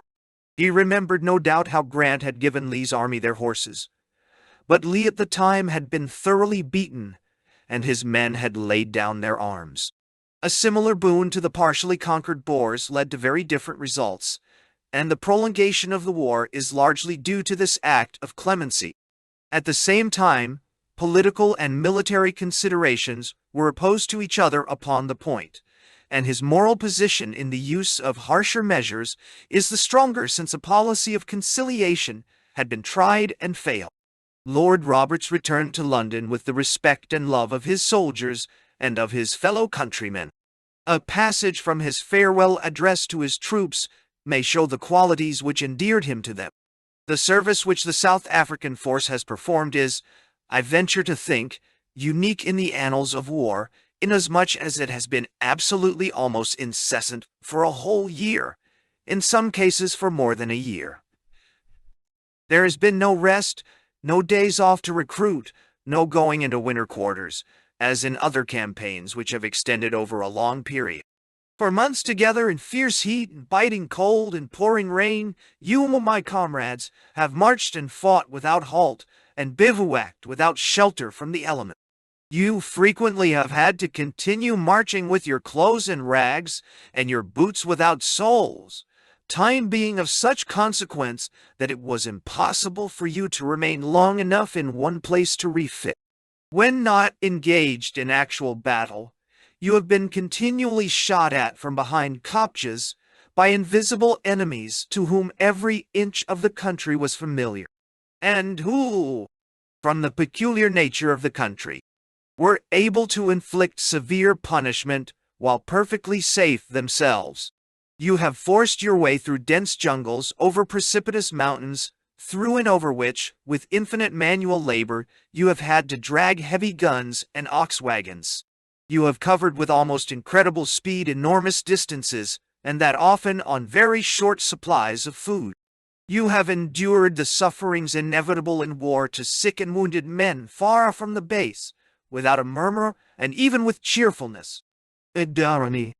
The words reflect honor both upon the troops addressed and upon the man who addressed them. From the middle of December 1900, Lord Kitchener took over the control of the campaign. Chapter 32. The Second Invasion of Cape Colony. December 1900 to April 1901. During the whole war, the task of the British had been made very much more difficult by the openly expressed sympathy with the Boers from the political association known as the Afrikaner Bond, which either inspired or represented the views which prevailed among the great majority of the Dutch inhabitants of Cape Colony. How strong was this rebel impulse may be gauged by the fact that in some of the border districts no less than 90% of the voters joined the Boer invaders upon the occasion of their first entrance into the colony. It is not pretended that these men suffered from any political grievances whatever, and their action is to be ascribed partly to a natural sympathy with their northern kinsmen, and partly to racial ambition and to personal dislike to their British neighbors.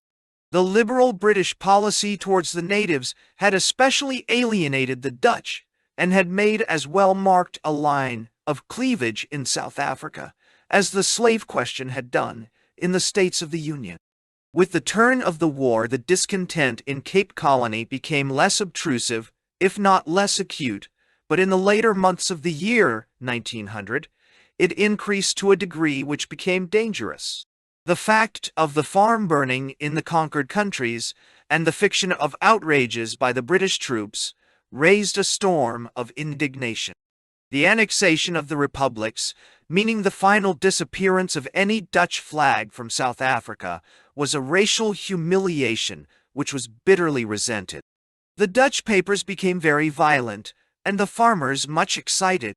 The agitation culminated in a conference at Worcester, upon December 6th, at which some thousands of delegates were present. It is suggestive of the imperial nature of the struggle that the assembly of Dutch Afrikaners was carried out under the muzzles of Canadian artillery and closely watched by Australian cavalry. Had violent words transformed themselves into deeds, all was ready for the crisis. Fortunately, the good sense of the assembly prevailed, and the agitation, though bitter, remained within those wide limits which a British constitution permits. 3 resolutions were passed, one asking that the war be ended, a second that the independence of the republics be restored, and a third protesting against the actions of Sir Alfred Milner. A deputation which carried these to the governor received a courteous but an uncompromising reply. Sir Alfred Milner pointed out that the home government, all the great colonies, and half the Cape were unanimous in their policy, and that it was folly to imagine that it could be reversed on account of a local agitation. All were agreed in the desire to end the war, but the last way of bringing this about was by encouraging desperate men to go on fighting in a hopeless cause. Such was the general nature of the governor's reply, which was, as might be expected, entirely endorsed by the British government and people. Had Doyle, in the operations which have already been described, evaded Charles Knox and crossed the Orange River, his entrance into the colony would have been synchronous with the Congress at Worcester, and the situation would have become more acute. This peril was fortunately averted. The agitation in the colony suggested to the Boer leaders, however, that here was an untouched recruiting ground, and that small mobile invading parties might gather strength and become formidable. It was obvious also that by enlarging the field of operations, the difficulties of the British commander-in-chief would be very much increased, and the pressure upon the Boer guerrillas in the republics relaxed. Therefore, in spite of De Wet's failure to penetrate the colony, several smaller bands under less-known leaders were dispatched over the Orange River. With the help of the information and the supplies furnished by the local farmers, these bands wandered for many months over the great expanse of the colony, taking refuge, when hard-pressed, among the mountain ranges. They moved swiftly about, obtaining remounts from their friends, and avoiding everything in the nature of an action, save when the odds were overwhelmingly in their favor.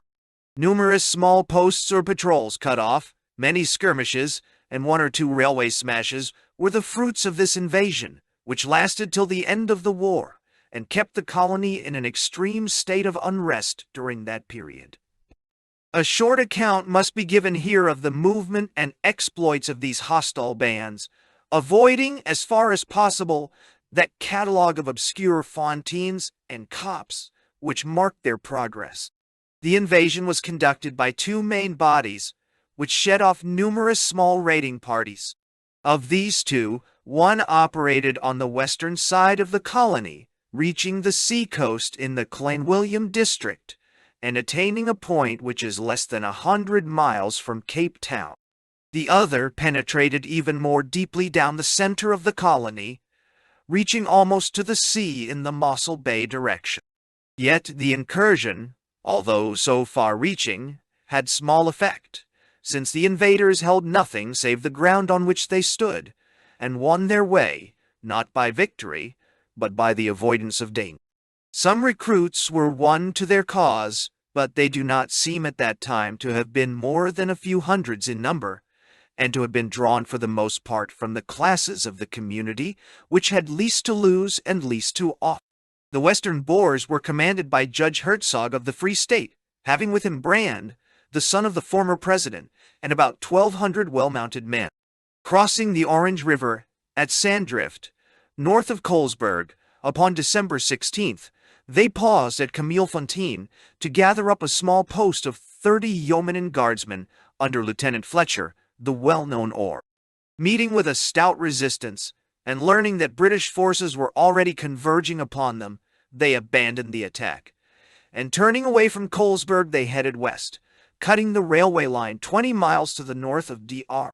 On the 22nd, they occupied Brittstown, which is 80 miles inside the border, and on the same day they captured a small body of yeomanry who had been following them. These prisoners were released again some days later.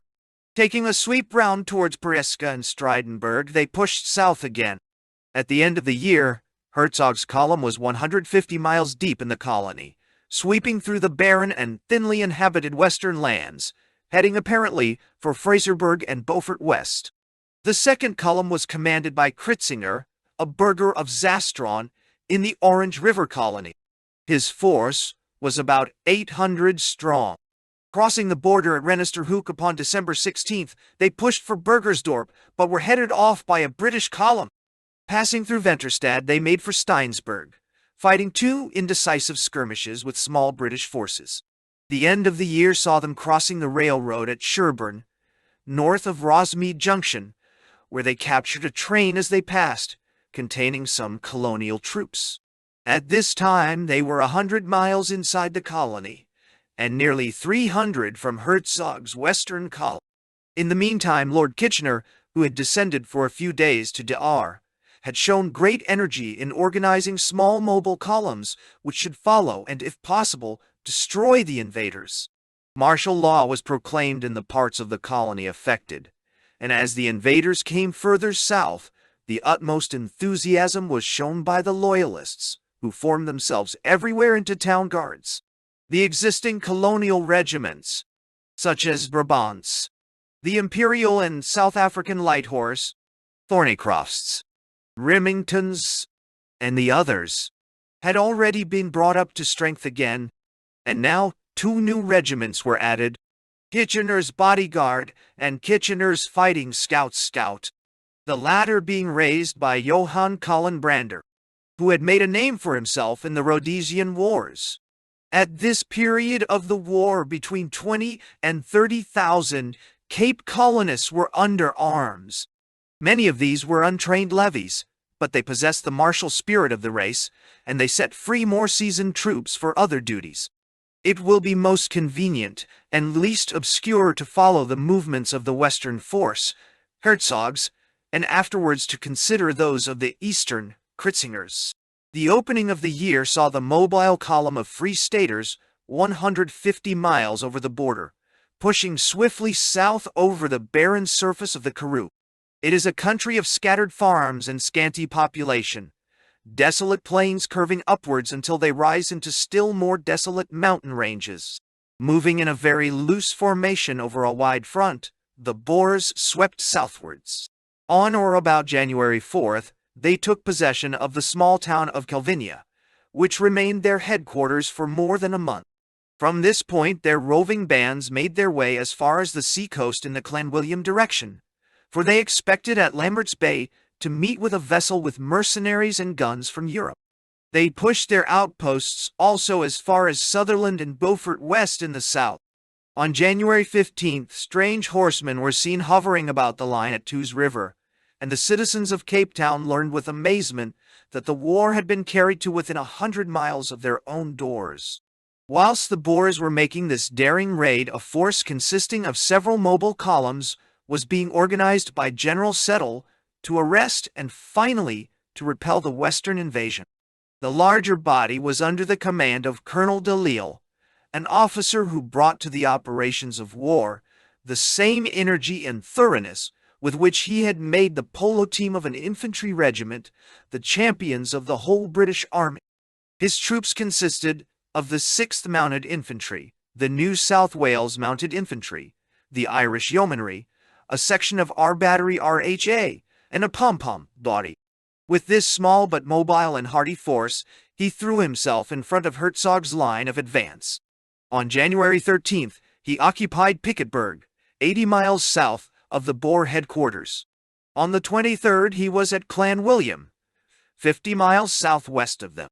To his right were 3 other small British columns under Bethune, Thornycroft, and Henniker, the latter resting upon the railway at Magisfontein, and the whole line extending over 120 miles, barring the southern path to the invader.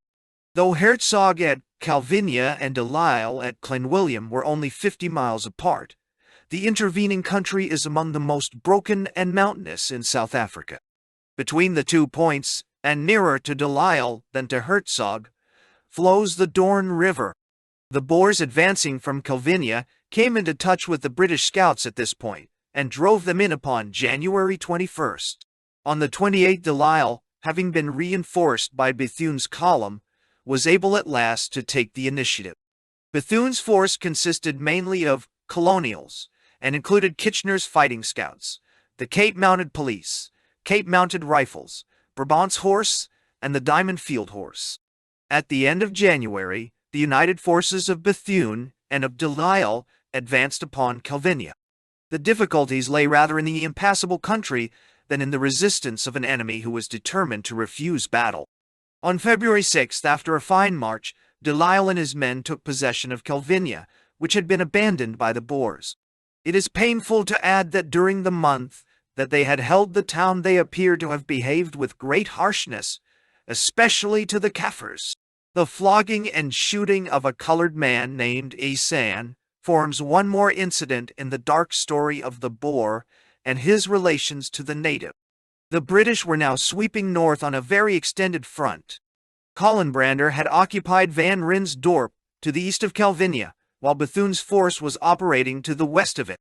Doyle hardly halted at Calvinia, but pushed onwards to Williston, covering 72 miles of broken country in 48 hours, one of the most amazing performances of the war.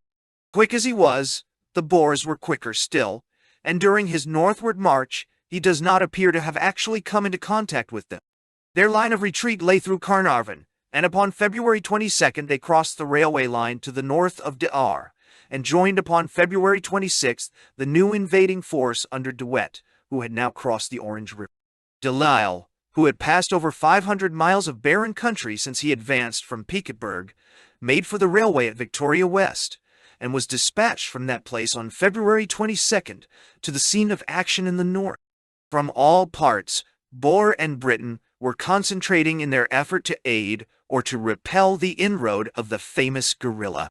Before describing this attempt, it would be well to trace the progress of the Eastern Invasion, Kritzinger's, a movement which may be treated rapidly, since it led to no particular military result at that time, though it lasted long after Hertzog's force had been finally dissipated. Several small columns, those of Williams, Byng, Grenfell, and Lowe, all under the direction of Haig, were organized to drive back these commandos. But so nimble were the invaders, so vast the distances, and so broken the country, that it was seldom that the forces came into contact. The operations were conducted over a portion of the colony which is strongly Dutch in sympathy, and the enemy, though they do not appear to have obtained any large number of recruits, were able to gather stores, horses, and information wherever they went. When last mentioned, Kritzinger's men had crossed the railway north of Rosmy on December 30th, and held up a train containing some colonial troops. From then onwards, a part of them remained in the Middelburg and Graf Rheinett districts, while part moved towards the south. On January 11th, there was a sharp skirmish near Mareisburg, in which Byng's column was engaged, at the cost of 20 casualties, all of Brabant's or the South African Light Horse. On the 16th, a very rapid movement towards the south began. On that date, Boers appeared at Aberdeen, and on the 18th at Willemore, having covered 70 miles in 2 days. Their long, thin line was shredded out over 150 miles, and from Mareisburg in the north to Uniondale, which is only 30 miles from the coast, there was rumor of their presence. In this wild district, and in that of Oudtshoorn, the Boer vanguard flitted in and out of the hills, Haig's column striving hard to bring them to an action.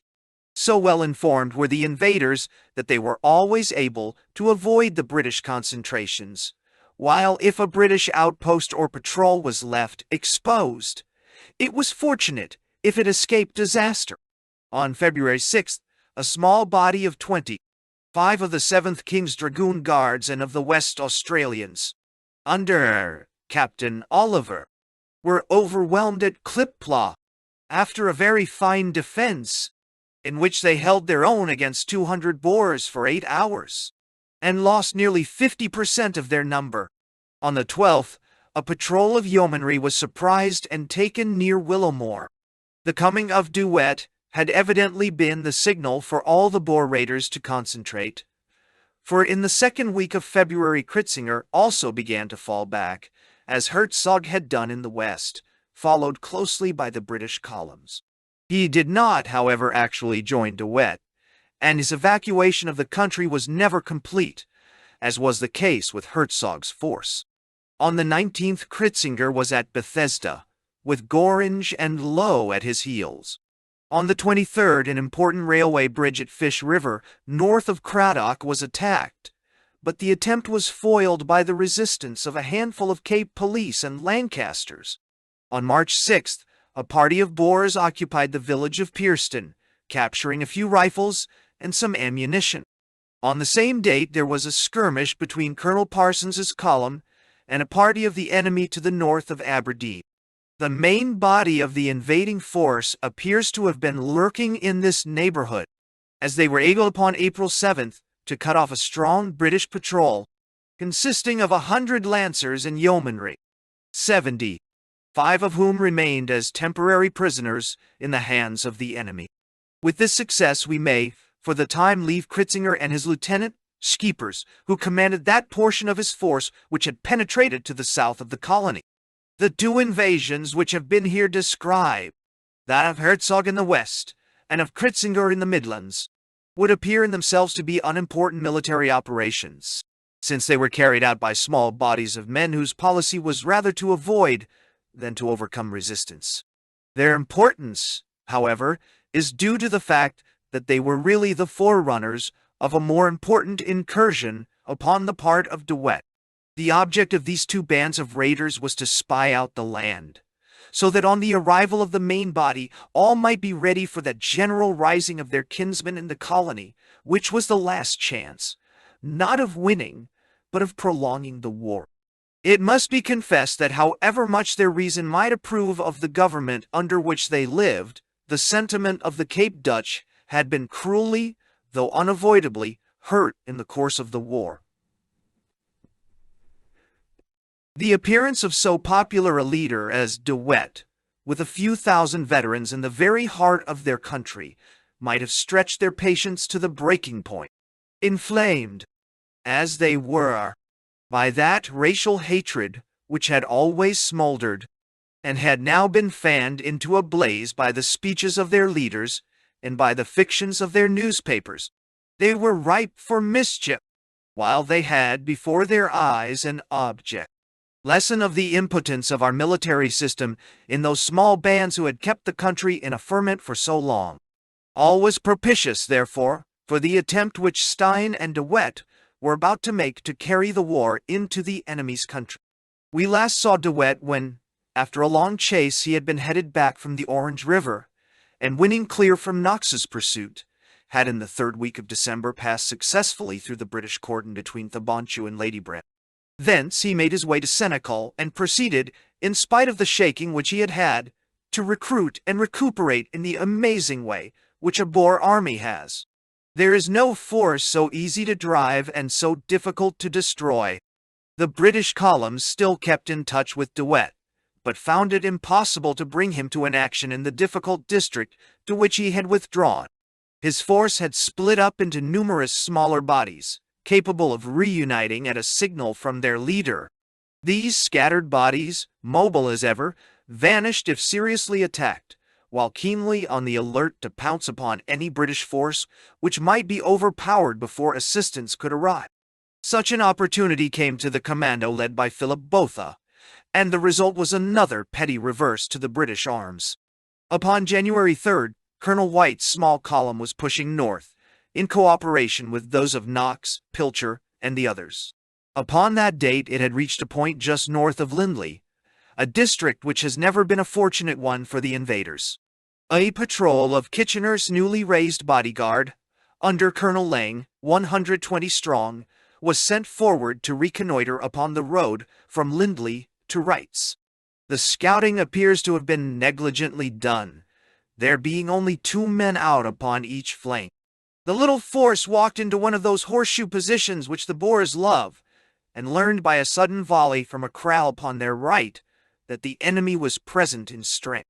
On attempting to withdraw, it was instantly evident that the Boers were on all sides and in the rear with a force which numbered at least 5 to 1.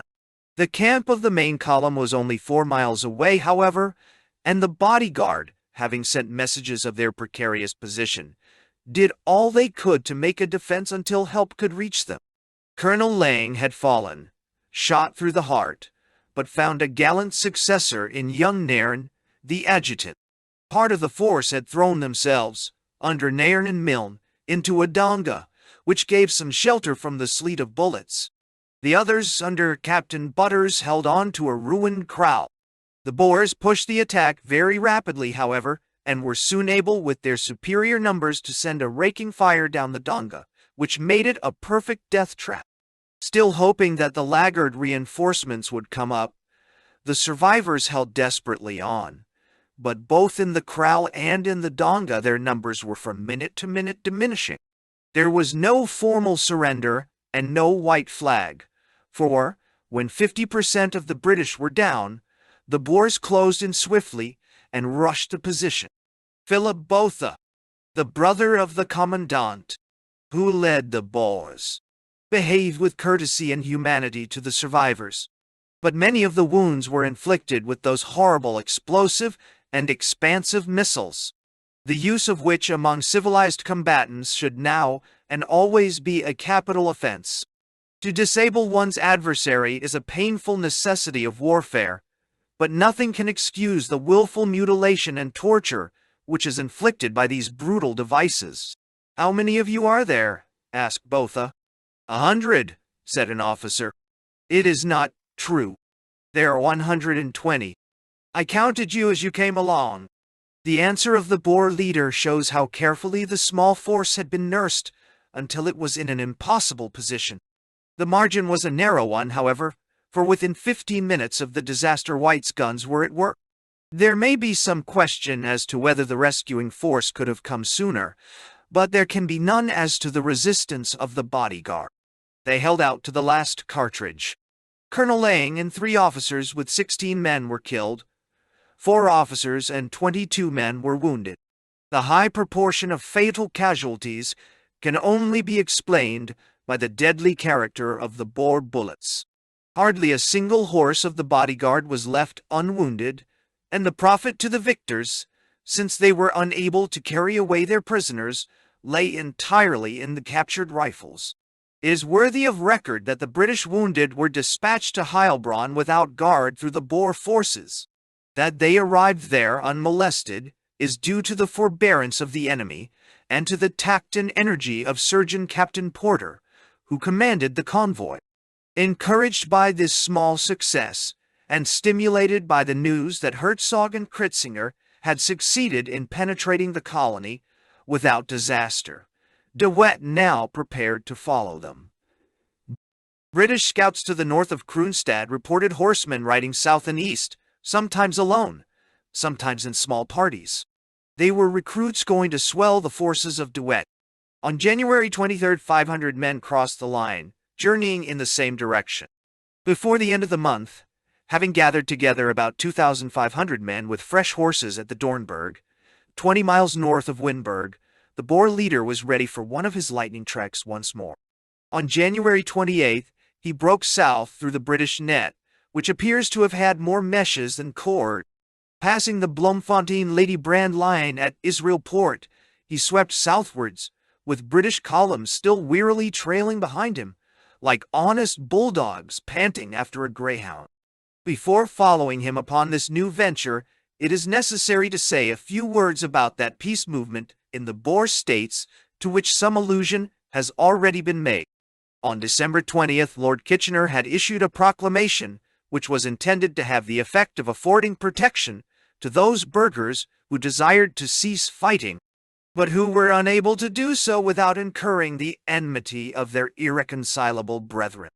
"It is hereby notified," said the document, "to all burghers that they yield, if, after this date, they see voluntarily surrender, they will be allowed to live with their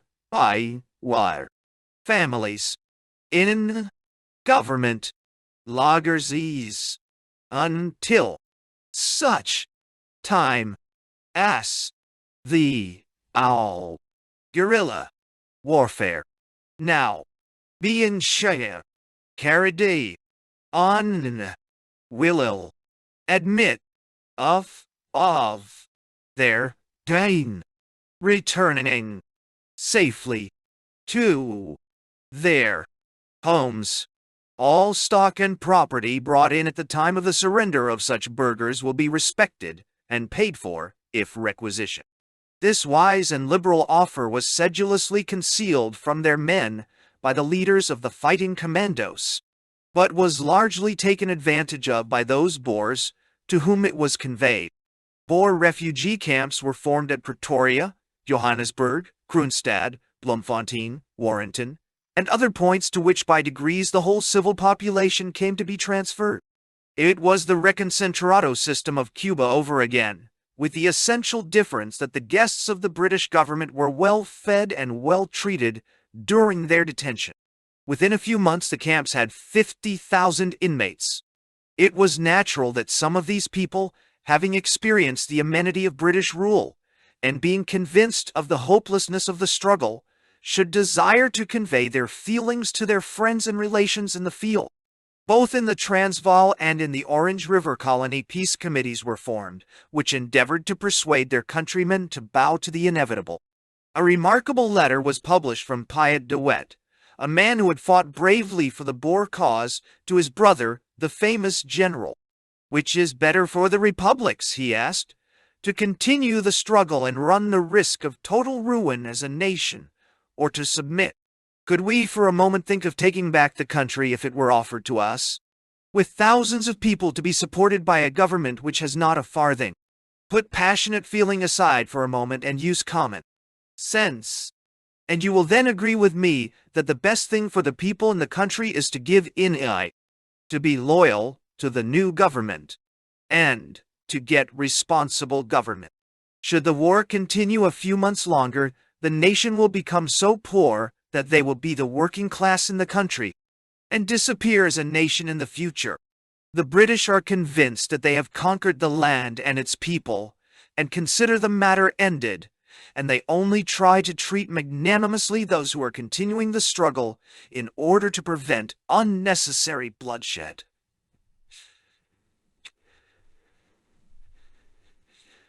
What?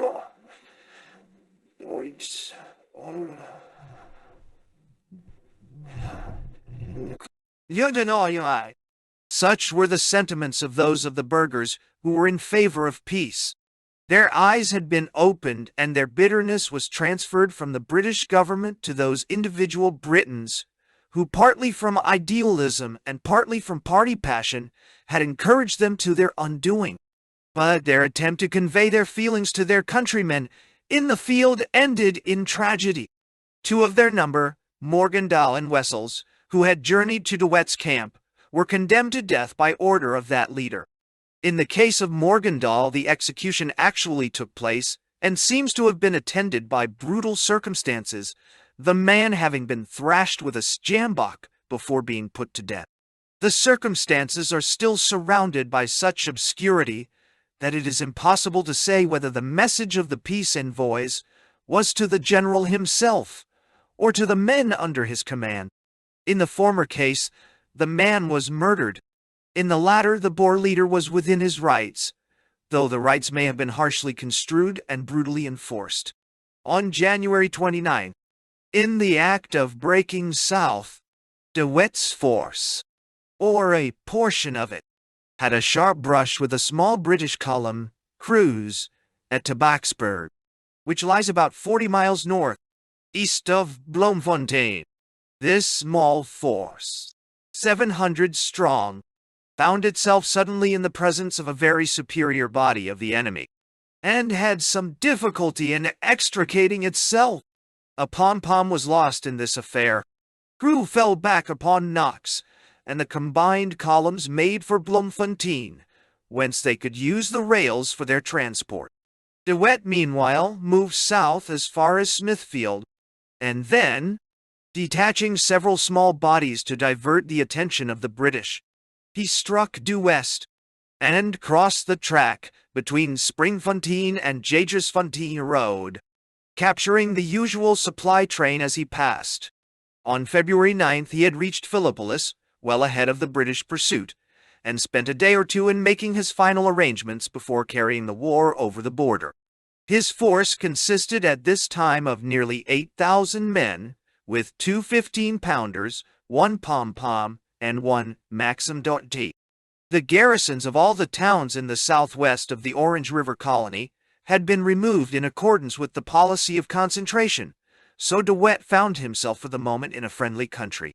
The British, realizing how serious a situation might arise should De Wet succeed in penetrating the colony and in joining Herzog and Kritzinger, made every effort both to head him off and to bar his return.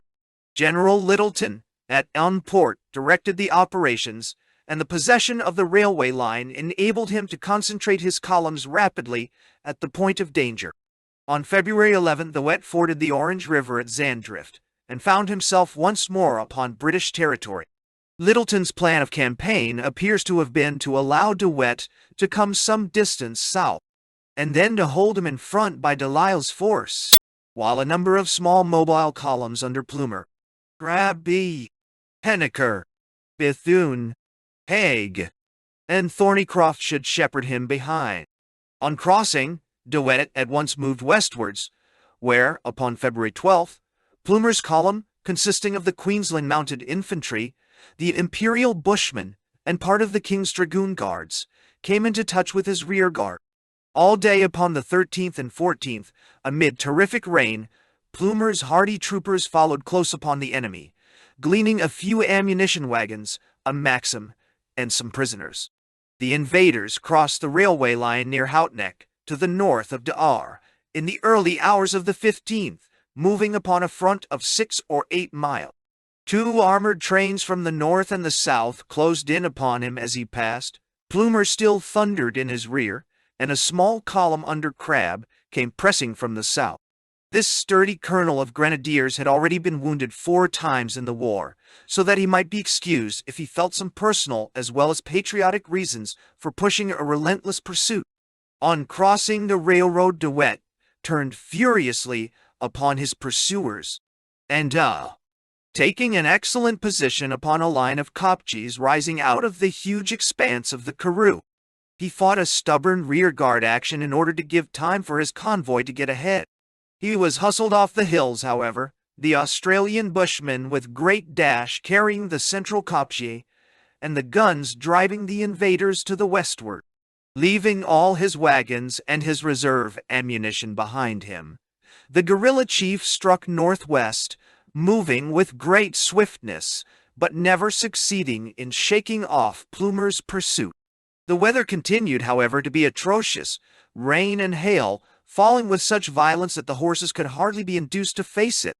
For a week, the two sodden, sleepless, mud-splashed little armies swept onwards over the Karoo.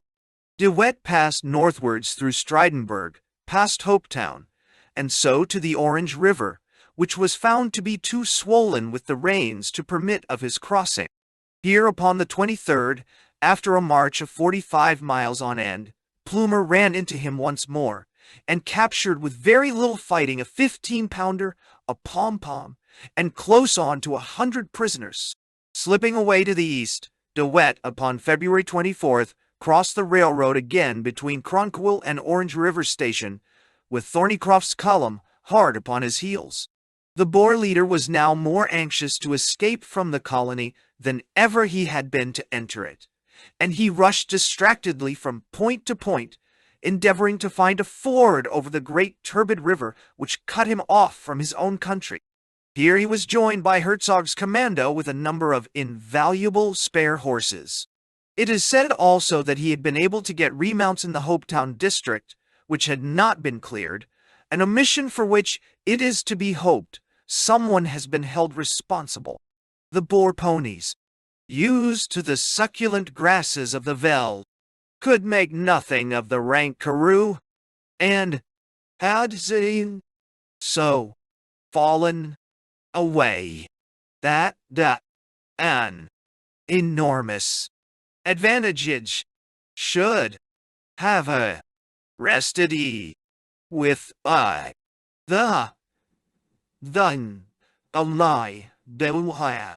Pursuers had ill luck and bad management, not combined to enable the Donegal invaders to renew their mobility at the very moment when Plumer's horses were dropping dead under their riders.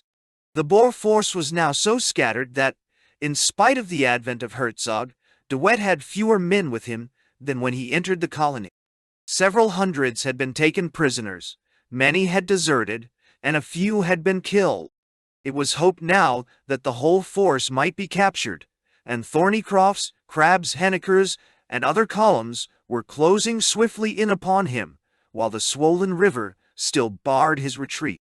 There was a sudden drop in the flood, however. One ford became passable, and over it, upon the last day of February, De Wet and his bedraggled, dispirited commando escaped to their own country. There was still a sting in his tail, however, for upon that very day a portion of his force succeeded in capturing 60 and killing or wounding 20 of Collenbrander's new regiment, Kitchener's fighting scouts. On the other hand, De Wet was finally relieved upon the same day of all care upon the score of his guns, as the last of them was most gallantly captured by Captain Dallimore and 15 Victorians, who at the same time brought in 33 Boer prisoners. The net result of De Wet's invasion was that he gained nothing, and that he lost about 4,000 horses, all his guns, all his convoy, and some 300 of his men.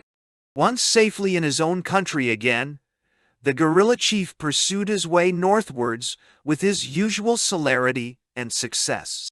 The moment that it was certain that De Wet had escaped, the indefatigable Plumer, wiry, tenacious man, had been sent off by train to Springfontein, while Bethune's column followed direct. This latter force crossed the Orange River Bridge and marched upon Luckhoff and Forresmith. At the latter town they overtook Plumer, who was again hard upon the heels of De Wet. Together they ran him across the Riot River and north to Petersburg, until they gave it up as hopeless upon finding that, with only 50 followers, he had crossed the Modder River at Abram's Kraut. There they abandoned the chase and fell back upon Bloemfontein to refit and prepare for a fresh effort to run down their elusive enemy, while Plumer and Bethune were following upon the track of Duet until he left them behind at the Modder. Littleton was using the numerous columns which were ready to his hand in effecting a drive up the south eastern section of the Orange River colony.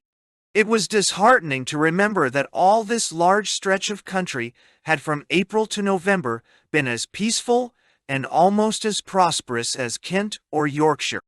Now, the intrusion of the guerrilla bands and the pressure put by them upon the farmers had raised the whole country once again, and the work of pacification had to be set about once more, with harsher measures than before. A continuous barrier of barbed wire fencing had been erected from Bloemfontein to the Basuto border, a distance of 80 miles, and this was now strongly held by British posts. From the south, Bruce Hamilton, Hickman, Thornycroft, and Haig swept upwards, stripping the country as they went in the same way that French had done in the eastern Transvaal, while Pilcher's column waited to the north of the barbed wire barrier. It was known that Fourie, with a considerable commando, was lurking in this district, but he and his men slipped at night between the British columns and escaped. Pilcher, Bethune, and Byng were able, however, to send in 200 prisoners and very great numbers of cattle. On April 10th, Munro, with Bethune's mounted infantry, captured 80 fighting Boers near Duetdorp, and 60 more were taken by a night attack at Boschberg. There is no striking victory to record in these operations, but they were an important part of that process of attrition which was wearing the Boers out and helping to bring the war to an end. Terrible it is to see that barren countryside, and to think of the depths of misery to which the once flourishing and happy Orange Free State had fallen, through joining in a quarrel with a nation which bore it nothing but sincere friendship and goodwill. With nothing to gain and everything to lose, the part played by the Orange Free State in this South African drama is one of the most inconceivable things in history. Never has a nation so deliberately and so causelessly committed suicide. Chapter 33. The Northern Operations from January to April, 1901. 3 consecutive chapters have now given some account of the campaign of De Wet, of the operations in the Transvaal up to the end of the year 1900, and of the invasion of Cape Colony up to April 1901. The present chapter will deal with the events in the Transvaal from the beginning of the new century. The military operations in that country, though extending over a very large area, may be roughly divided into 2 categories: the attacks by the Boers upon British posts and the aggressive sweeping movements of British columns. Under the first heading come the attacks on Belfast, on Zuurfontein, on Calfontein, on Zeerust, on Modderfontein, and on Lichtenburg, besides many minor affairs. The latter comprises the operations of Babington and of Cunningham to the west and southwest of Pretoria, those of Methuen still further to the southwest, and the large movement of French in the southeast. In no direction did the British forces in the field meet with much active resistance. So long as they moved, the gnats did not settle. It was only when quiet that they buzzed about and occasionally stung. The early days of January 1901 were not fortunate for the British arms, as the check in which Kitchener's bodyguard was so roughly handled, near Lindley, was closely followed by a brisk action at Nobupoort or Zandfontein, near the Malgaliesberg, in which de la Rey left his mark upon the Imperial Light Horse. The Boer commandos, having been driven into the mountains by French and Clements in the latter part of December, were still on the lookout to strike a blow at any British force which might expose itself. Several mounted columns had been formed to scour the country, one under Kekewich, one under Gordon, and one under Babington. The 2 latter, meeting in a mist upon the morning of January 5th, actually turned their rifles upon each other, but fortunately without any casualties resulting. A more deadly rencontre was, however, awaiting them. A force of Boers were observed, as the mist cleared, making for a ridge which would command the road along which the convoy and guns were moving. 2 squadrons, B and C, of the Light Horse were instantly detached to seize the point. They do not appear to have realized that they were in the immediate presence of the enemy, and they imagined that the ground over which they were passing had been already reconnoitered by a troop of the 14th Hussars. It is true that 4 scouts were thrown forward, but as both squadrons were cantering, there was no time for these to get ahead. Presently C Squadron, which was behind, was ordered to close up upon the left of B Squadron, and the 150 horsemen, in one long line, swept over a low grassy ridge. Some hundreds of De la Rey's men were lying in the long grass upon the further side, and their first volley, fired at a 50-yard range, emptied a score of saddles. It would have been wiser, if less gallant, to retire at once in the presence of a numerous and invisible enemy, but the survivors were ordered to dismount and return the fire. This was done, but the hail of bullets was terrific, and the casualties were numerous. Captain Norman, of C Squadron, then retired his men, who withdrew in good order. B Squadron, having lost Yachny, its brave leader, heard no order, so they held their ground until few of them had escaped the driving sleet of lead. Many of the men were struck 3 and 4 times. There was no surrender, and the extermination of B Company added another laurel, even at a moment of defeat, to the regiment whose reputation was so grimly upheld. The Boer victors walked in among the litter of stricken men and horses. Practically all of them were dressed in khaki and had the water bottles and haversacks of our soldiers. One of them snatched a bayonet from a dead man and was about to dispatch one of our wounded when he was stopped in the nick of time by a man in a black suit, who, I afterwards heard, was De la Rey himself. The feature of the action was the incomparable heroism of our dear old Colonel Wools. Samson, so wrote a survivor of B Company, himself shot through the body. It was 4 hours before a fresh British advance reoccupied the ridge, and by that time the Boers had disappeared. Some 70 killed and wounded, many of them terribly mutilated, were found on the scene of the disaster.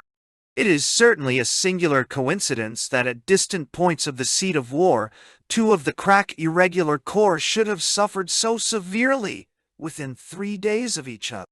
In each case, however, their prestige was enhanced rather than lowered by the result. These incidents tend, however, to shake the belief that scouting is better performed in the colonial than in the regular forces. Of the Boer attacks upon British posts to which allusion has been made, that upon Belfast, in the early morning of January 7th, appears to have been very gallantly and even desperately pushed.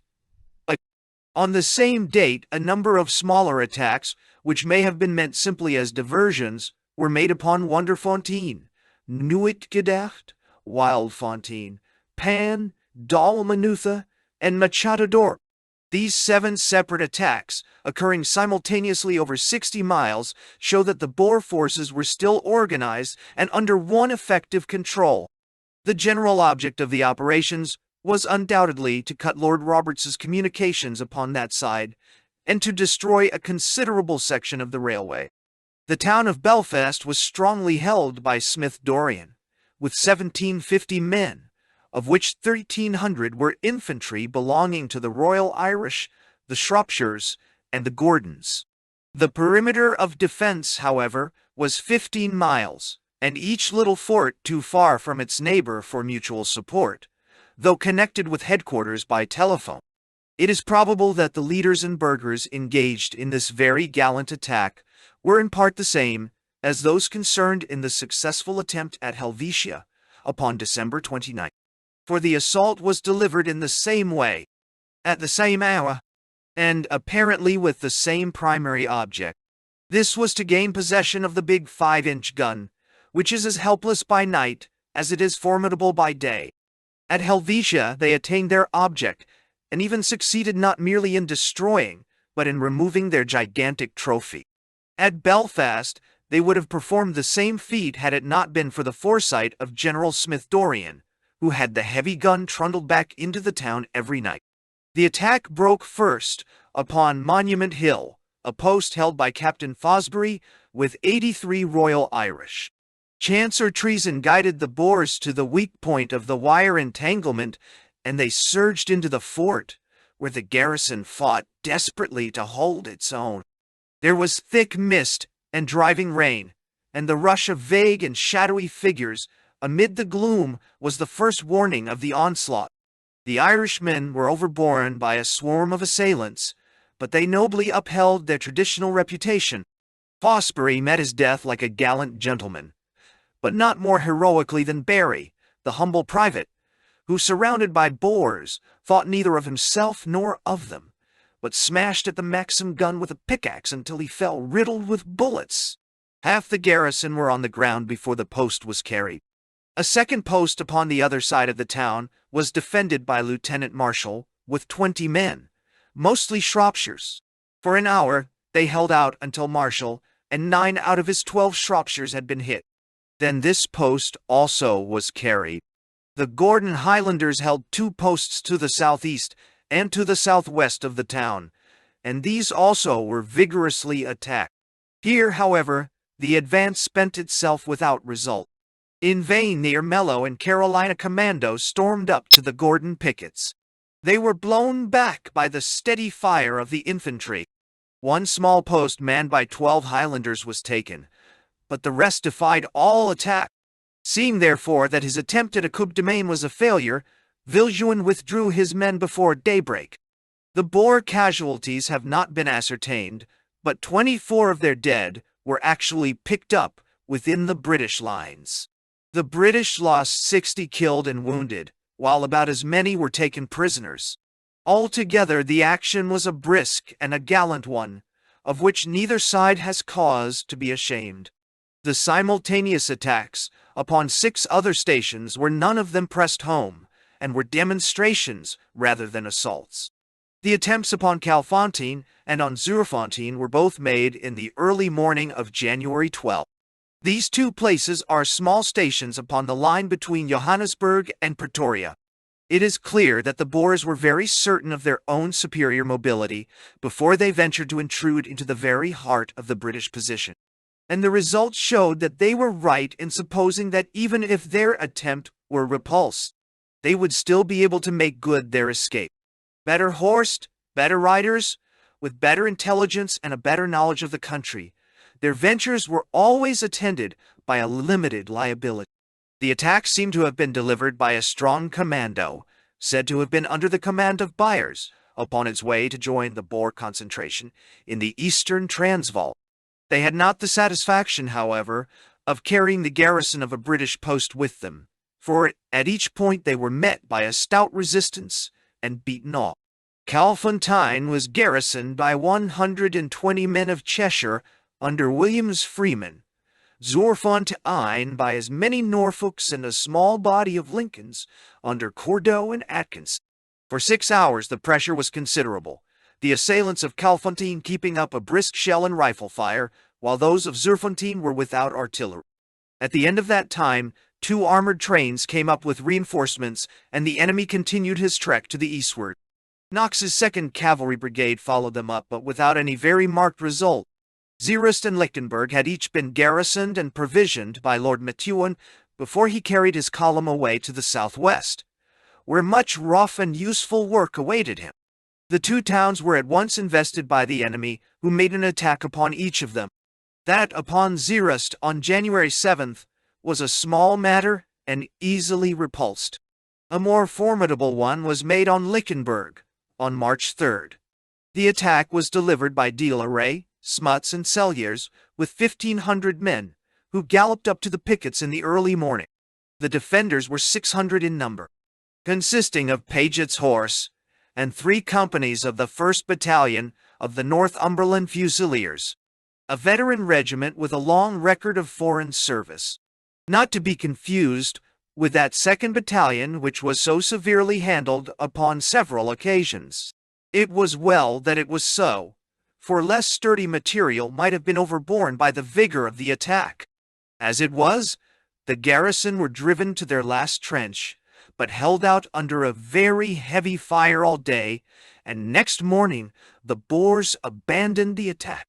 Their losses appear to have been over 50 in number, and included Commandant Celliers, who was badly wounded and afterwards taken prisoner at warm baths. The brave garrison lost 14 killed, including 2 officers of the Northumberlands, and 20 wounded.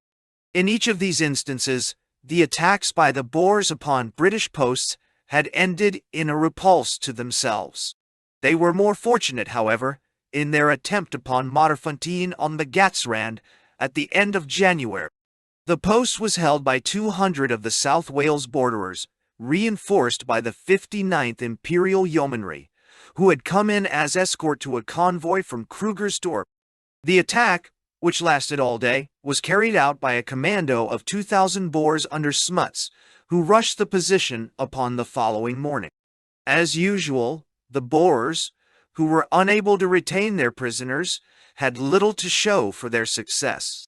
The British casualties, however, were between 30 and 40, mostly wounded. On January 22, General Cunningham left Oliphant's Neck with a small force consisting of the Border and Worcester regiments, the 6th Mounted Infantry, Kitchener's Horse, 7th Imperial Yeomanry, 8th RFA, and P Battery RHA. It had instructions to move south upon the enemy known to be gathering there. By midday, this force was warmly engaged and found itself surrounded by considerable bodies of De la Rey's burghers. That night they camped at Middelfontein and were strongly attacked in the early morning. So menacing was the Boer attitude, and so formidable the position, that the force was in some danger. Fortunately, they were in heliographic communication with Oliphant's Neck, and learned upon the 23rd that Babington had been ordered to their relief. All day Cunningham's men were under a long-range fire, but on the 24th Babington appeared, and the British force was successfully extricated, having 75 casualties. This action of Middelfontein is interesting as having been begun in Queen Victoria's reign, and ended in that of Edward VII. Cunningham's force moved on to Krugersdorp, and there, having heard of the fall of the Modderfontein post, as already described, a part of his command moved out to the Gatsrand in pursuit of Smuts. It was found, however, that the Boers had taken up a strong defensive position, and the British were not numerous enough to push the attack. On February 3rd, Cunningham endeavored to outflank the enemy with his small cavalry force while pushing his infantry up in front. But in neither attempt did he succeed, the cavalry failing to find the flank, while the infantry were met with a fire which made further advance impossible. One company of the Border Regiment found itself in such a position that the greater part of it was killed, wounded, or taken. This check constituted the action of Modderfontein. On the 4th, however, Cunningham, assisted by some of the South African constabulary, made his way round the flank and dislodged the enemy, who retreated to the south. A few days later, some of Smuts's men made an attempt upon the railway near Bank, but were driven off with 26 casualties. It was after this that Smuts moved west and joined De la Rey's commando to make the attack already described upon Lichtenberg. These 6 attempts represent the chief aggressive movements which the Boers made against British posts in the Transvaal during these months. Attacks upon trains were still common, and every variety of sniping appears to have been rife, from the legitimate ambuscade to something little removed from murder. It has been described in a previous chapter how Lord Kitchener made an offer to the burghers which amounted to an amnesty, and how a number of those Boers who had come under the influence of the British formed themselves into peace committee, and endeavored to convey to the fighting commandos some information as to the hopelessness of the struggle and the lenient mood of the British. Unfortunately, these well-meant offers appear to have been mistaken for signs of weakness by the Boer leaders, and encouraged them to harden their hearts. Of the delegates who conveyed the terms to their fellow countrymen, 2 at least were shot, several were condemned to death, and few returned without ill usage. In no case did they bear back a favorable answer. The only result of the proclamation was to burden the British resources by an enormous crowd of women and children who were kept and fed in refugee camps, while their fathers and husbands continued in most cases to fight. This allusion to the peace movement among the burghers may serve as an introduction to the attempt made by Lord Kitchener at the end of February 1901 to bring the war to a close by negotiation. Throughout its course, the fortitude of Great Britain and of the Empire had never for an instant weakened, but her conscience had always been sensitive at the sight of the ruin which had befallen so large a portion of South Africa, and any settlement would have been eagerly hailed which would ensure that the work done had not been wasted, and would not need to be done again. A peace on any other terms would simply shift upon the shoulders of our descendants those burdens which we were not manly enough to bear ourselves. There had arisen, as has been said, a considerable peace movement among the burghers of the refugee camps, and also among the prisoners of war. It was hoped that some reflection of this might be found among the leaders of the people. To find out if this were so, Lord Kitchener, at the end of February, sent a verbal message to Louis Botha, and on the 27th of that month, the Boer general rode with an escort of hussars into Middelburg. Sunburned, with a pleasant, fattish face of a German type, and wearing an imperial, says one who rode beside him. Judging from the sounds of mirth heard by those without, the two leaders seemed to have soon got upon amiable terms, and there was hope that a definite settlement might spring from their interview. From the beginning, Lord Kitchener explained that the continued independence of the two republics was an impossibility, but on every other point, the British government was prepared to go great lengths in order to satisfy and conciliate the burghers. On March 7th, Lord Kitchener wrote to Botha from Pretoria, recapitulating the points which he had advanced. The terms offered were certainly as far as, and indeed rather further than, the general sentiment of the Empire would have gone. If the Boers laid down their arms, there was to be a complete amnesty, which was apparently to extend to rebels also so long as they did not return to Cape Colony or Natal. Self-government was promised after a necessary interval, during which the two states should be administered as crown colonies. Law courts should be independent of the executive from the beginning, and both languages be official. £1 million of compensation would be paid to the burghers, a most remarkable example of a war indemnity being paid by the victors. Loans were promised to the farmers to restart them in business, and a pledge was made that farms should not be taxed. The Kaffirs were not to have the franchise, but were to have the protection of law. Such were the generous terms offered by the British government. Public opinion at home, strongly supported by that of the colonies, and especially of the army, felt that the extreme step had been taken in the direction of conciliation, and that to do more would seem not to offer peace, but to implore it. Unfortunately, however, the one thing which the British could not offer was the one thing which the Boers would insist upon having, and the leniency of the proposals in all other directions may have suggested weakness to their mind. On March 15th, an answer was returned by General Botha to the effect that nothing short of total independence would satisfy them, and the negotiations were accordingly broken off. There was a disposition, however, upon the Boer side to renew them, and upon May 10th General Botha applied to Lord Kitchener for permission to cable to President Kruger and to take his advice as to the making of peace. The stern old man at The Hague was still, however, in an unbending mood. His reply was to the effect that there were great hopes of a successful issue of the war, and that he had taken steps to make proper provision for the Boer prisoners and for the refugee women. These steps, and very efficient ones too, were to leave them entirely to the generosity of that government which he was so fond of reviling. On the same day upon which Botha applied for leave to use the British cable, a letter was written by Ritz, State Secretary of the Transvaal, to Steyn, in which the desperate condition of the Boers was clearly set forth. This document explained that the burghers were continually surrendering, that the ammunition was nearly exhausted, the food running low, and the nation in danger of extinction. "The time has come to take the final step," said the Secretary of State. Steyn wrote back a reply in which, like his brother president, he showed a dour resolution to continue the struggle, prompted by a fatalist conviction that some outside interference would reverse the result of his appeal to arms. His attitude and that of Kruger determined the Boer leaders to hold out for a few more months, a resolution which may have been injudicious, but was certainly heroic. "It's a fight to a finish this time," said the two combatants in the Punch cartoon which marked the beginning of the war. It was indeed so, as far as the Boers were concerned. As the victors, we can afford to acknowledge that no nation in history has ever made a more desperate and prolonged resistance against a vastly superior antagonist. A Briton may well pray that his own people may be as staunch when their hour of adversity comes round. The British position, at this stage of the war, was strengthened by a greater centralization. Garrisons of outlying towns were withdrawn so that fewer convoys became necessary.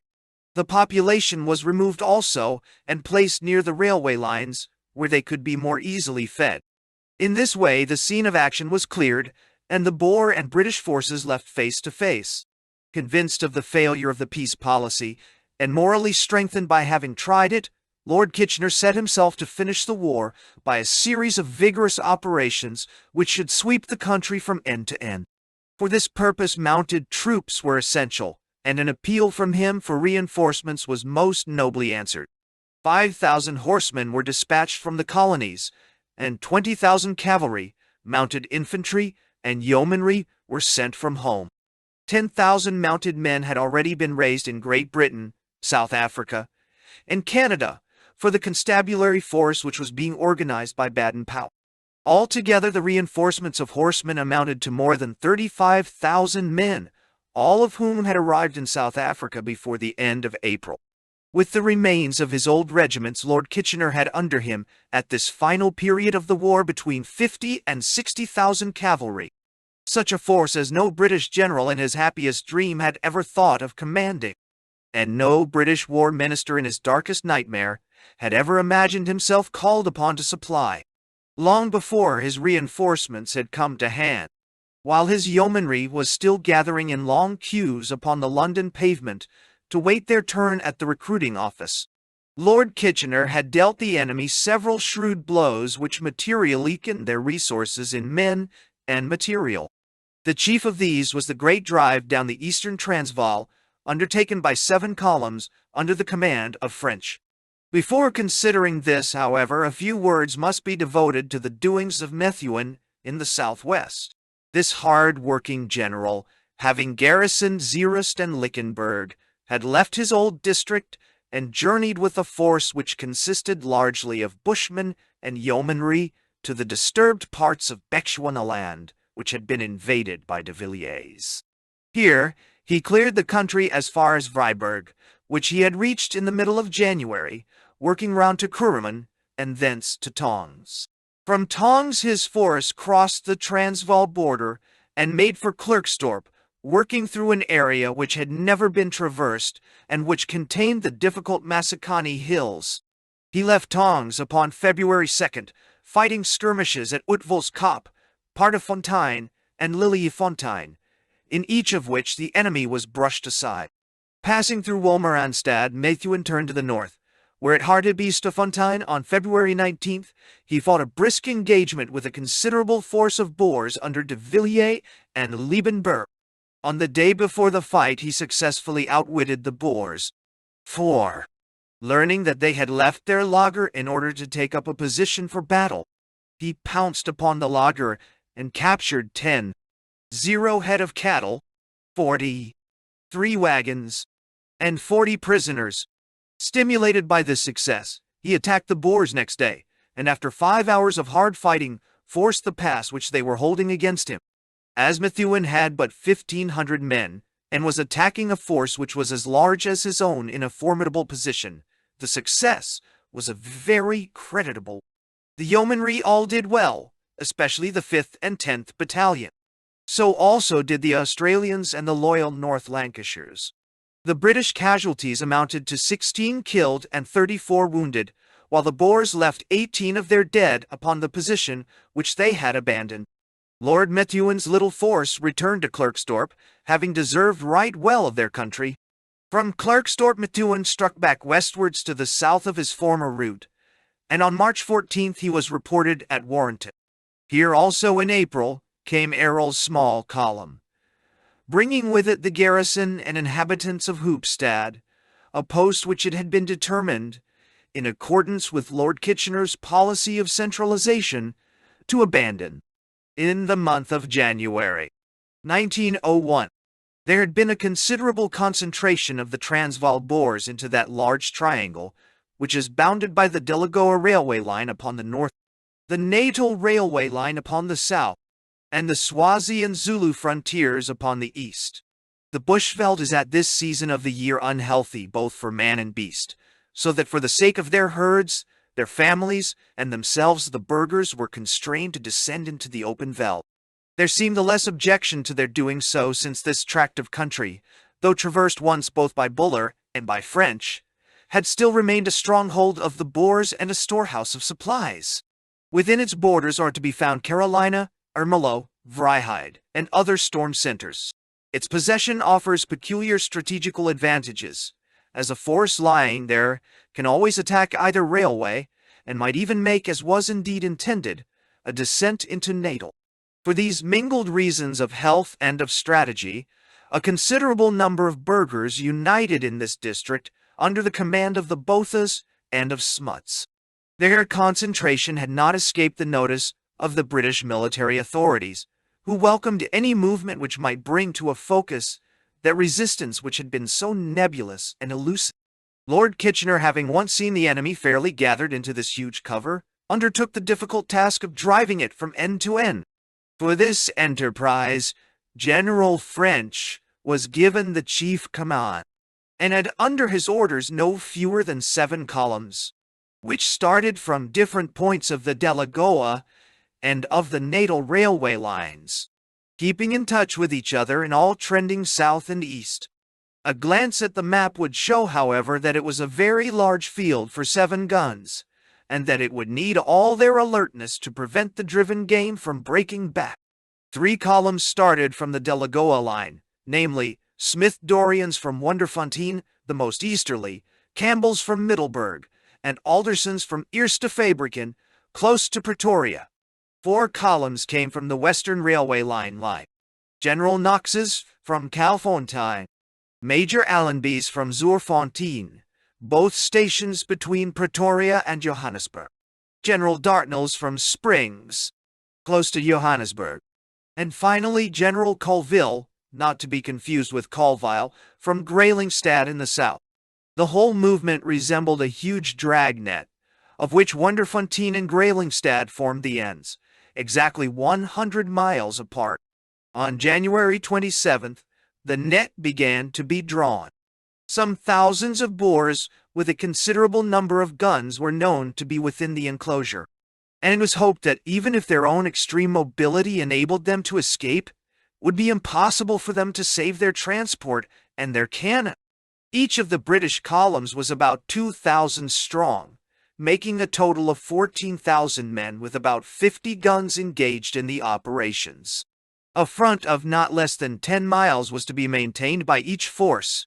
The first decided move was on the part of the extreme left wing, Smith Dorrian's column, which moved south on Carolina, and thence on Bothwell, near Lake Crissy. The arduous duty of passing supplies down from the line fell mainly upon him, and his force was in consequence larger than the others, consisting of 8,500 men with 13 guns. On the arrival of Smith Dorrian at Carolina, the other columns started, their center of advance being Ermelo. Over 70 miles of veld, the gleam of the helio by day, and the flash of the signal lamps at night, marked the steady flow of the British tide. Here and there, the columns came in touch with the enemy and swept him before them. French had a skirmish at Wilge River at the end of January, and Campbell another south of Middelburg, in which he had 20 casualties. On February 4th, Smith Dorrian was at Lake Crissy. French had passed through Bethel, and the enemy was retiring on Amsterdam. The 100-mile ends of the dragnet were already contracted to a third of that distance, and the game was still known to be within it. On the 5th, Ermelo was occupied, and the fresh deep ruts upon the veld told the British horsemen of the huge Boer convoy that was ahead of them. For days enormous herds, endless flocks, and lines of wagons which stretched from horizon to horizon had been trekking eastward. Cavalry and mounted infantry were all hot upon the scent. Botha, however, was a leader of spirit, not to be hustled with impunity.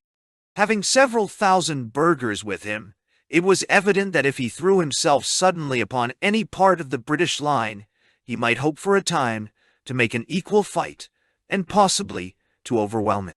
Were Smith Dorrien out of the way, there would be a clear road of escape for his whole convoy to the north, while a defeat of any of the other columns would not help him much. It was on Smith Dorrien, therefore, that he threw himself with great impetuosity. That general's force was, however, formidable, consisting of the Suffolks, West Yorks and Camerons, 5th Lancers, 2nd Imperial Light Horse, and 3rd Mounted Infantry, with 8 field guns and 3 heavy pieces.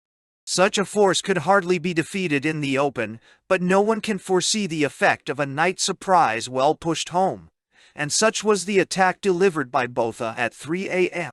upon February 6th, when his opponent was encamped at Bothwell Farm. The night was favorable to the attempt, as it was dark and misty. Fortunately, however, the British commander had fortified himself and was ready for an assault.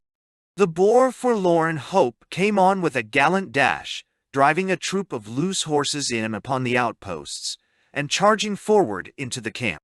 The West Yorkshires, however, who bore the brunt of the attack, were veterans of the Tugela, who were no more to be flurried at 3 in the morning than at 3 in the afternoon. The attack was blown backwards, and 20 dead Boers, with their brave leader Spruit, were left within the British lines. The main body of the Boers contented themselves with a heavy fusillade out of the darkness, which was answered and crushed by the return fire of the infantry. In the morning no trace, save their dead, was to be seen of the enemy, but 20 killed and 50 wounded in Smith Dorrien's column showed how heavy had been the fire which had swept through the sleeping camp. The Carolina attack, which was to have cooperated with that of the Heidelbergers, was never delivered, through difficulties of the ground, and considerable recriminations ensued among the Boers in consequence. Beyond a series of skirmishes and rearguard actions, this attack of Botha's was the one effort made to stay the course of French's columns. It did not succeed, however, in arresting them for an hour. From that day began a record of captures of men, herds, guns, and wagons, as the fugitives were rounded up from the north, the west, and the south. The operation was a very thorough one, for the towns and districts occupied were denuded of their inhabitants, who were sent into the refugee camps, while the country was laid waste to prevent its furnishing the commandos with supplies in the future. Still moving southeast, General French's columns made their way to Piat Retief upon the Swazi frontier, pushing a disorganized array which he computed at 5,000 in front of them. A party of the enemy, including the Carolina Commando, had broken back in the middle of February, and Louis Botha had got away at the same time. But so successful were his main operations that French was able to report his total results at the end of the month as being 292 Boers killed or wounded, 500 surrendered, 3 guns and 1 Maxim taken, with 600 rifles, 4,000 horses, 4,500 trek oxen, 1,300 wagons and carts, 24, 0 cattle, and 165, 0 sheep. The whole vast expanse of the eastern veld was dotted with the broken and charred wagons of the enemy. Tremendous rains were falling, and the country was one huge quagmire, which crippled, although it did not entirely prevent the further operations. All the columns continued to report captures. On March 3rd, Dartnell got a Maxim and 50 prisoners, while French reported 50 more and Smith Dorrien 80. On March 6th, French captured 2 more guns, and on the 14th he reported 46 more Boer casualties and 146 surrenders, with 500 more wagons and another great haul of sheep and oxen. By the end of March, French had moved as far south as Vryheid, his troops having endured the greatest hardships from the continual heavy rains and the difficulty of bringing up any supplies. On the 27th, he reported 17 more Boer casualties and 140 surrenders, while on the last day of the month, he took another gun and 2 pom-poms. The enemy at that date were still retiring eastward, with Alderson and Dartnell pressing upon their rear. On April 4th, French announced the capture of the last piece of artillery which the enemy possessed in that region. The rest of the Boer forces doubled back at night between the columns and escaped over the Zululand border, where 200 of them surrendered. The total trophies of French's drive down the eastern Transvaal amounted to 1,100 of the enemy killed, wounded, or taken, the largest number in any operation since the surrender of Prinsloo. There is no doubt that the movement would have been even more successful had the weather been less boisterous. But this considerable loss of men, together with the capture of all the guns in that region, and of such enormous quantities of wagons, munitions, and stock, inflicted a blow upon the Boers from which they never wholly recovered. On April 20th, French was back in Johannesburg once more. While French had run to earth the last Boer gun in the south, eastern corner of the Transvaal, De la Rey, upon the western side, had still managed to preserve a considerable artillery with which he flitted about the passes of the Magaliesberg, or took refuge in the safe districts to the south. West of it, this part of the country had been several times traversed, but had never been subdued by British columns. The Boers, like their own Veldgrass, need but a few sparks to be left behind to ensure a conflagration breaking out again. It was into this inflammable country that Babington moved in March with Klerksdorp for his base. On March 21st, he had reached Hartbeesfontein, the scene not long before of a successful action by Methuen. Here he was joined by Shackleton's mounted infantry, and his whole force consisted of these, with the 1st Imperial Light Horse, the 6th Imperial Bushmen, the New Zealanders, a squadron of the 14th Hussars, a wing each of the Somerset Light Infantry and of the Welsh Fusiliers, with Carter's guns and 4 poms.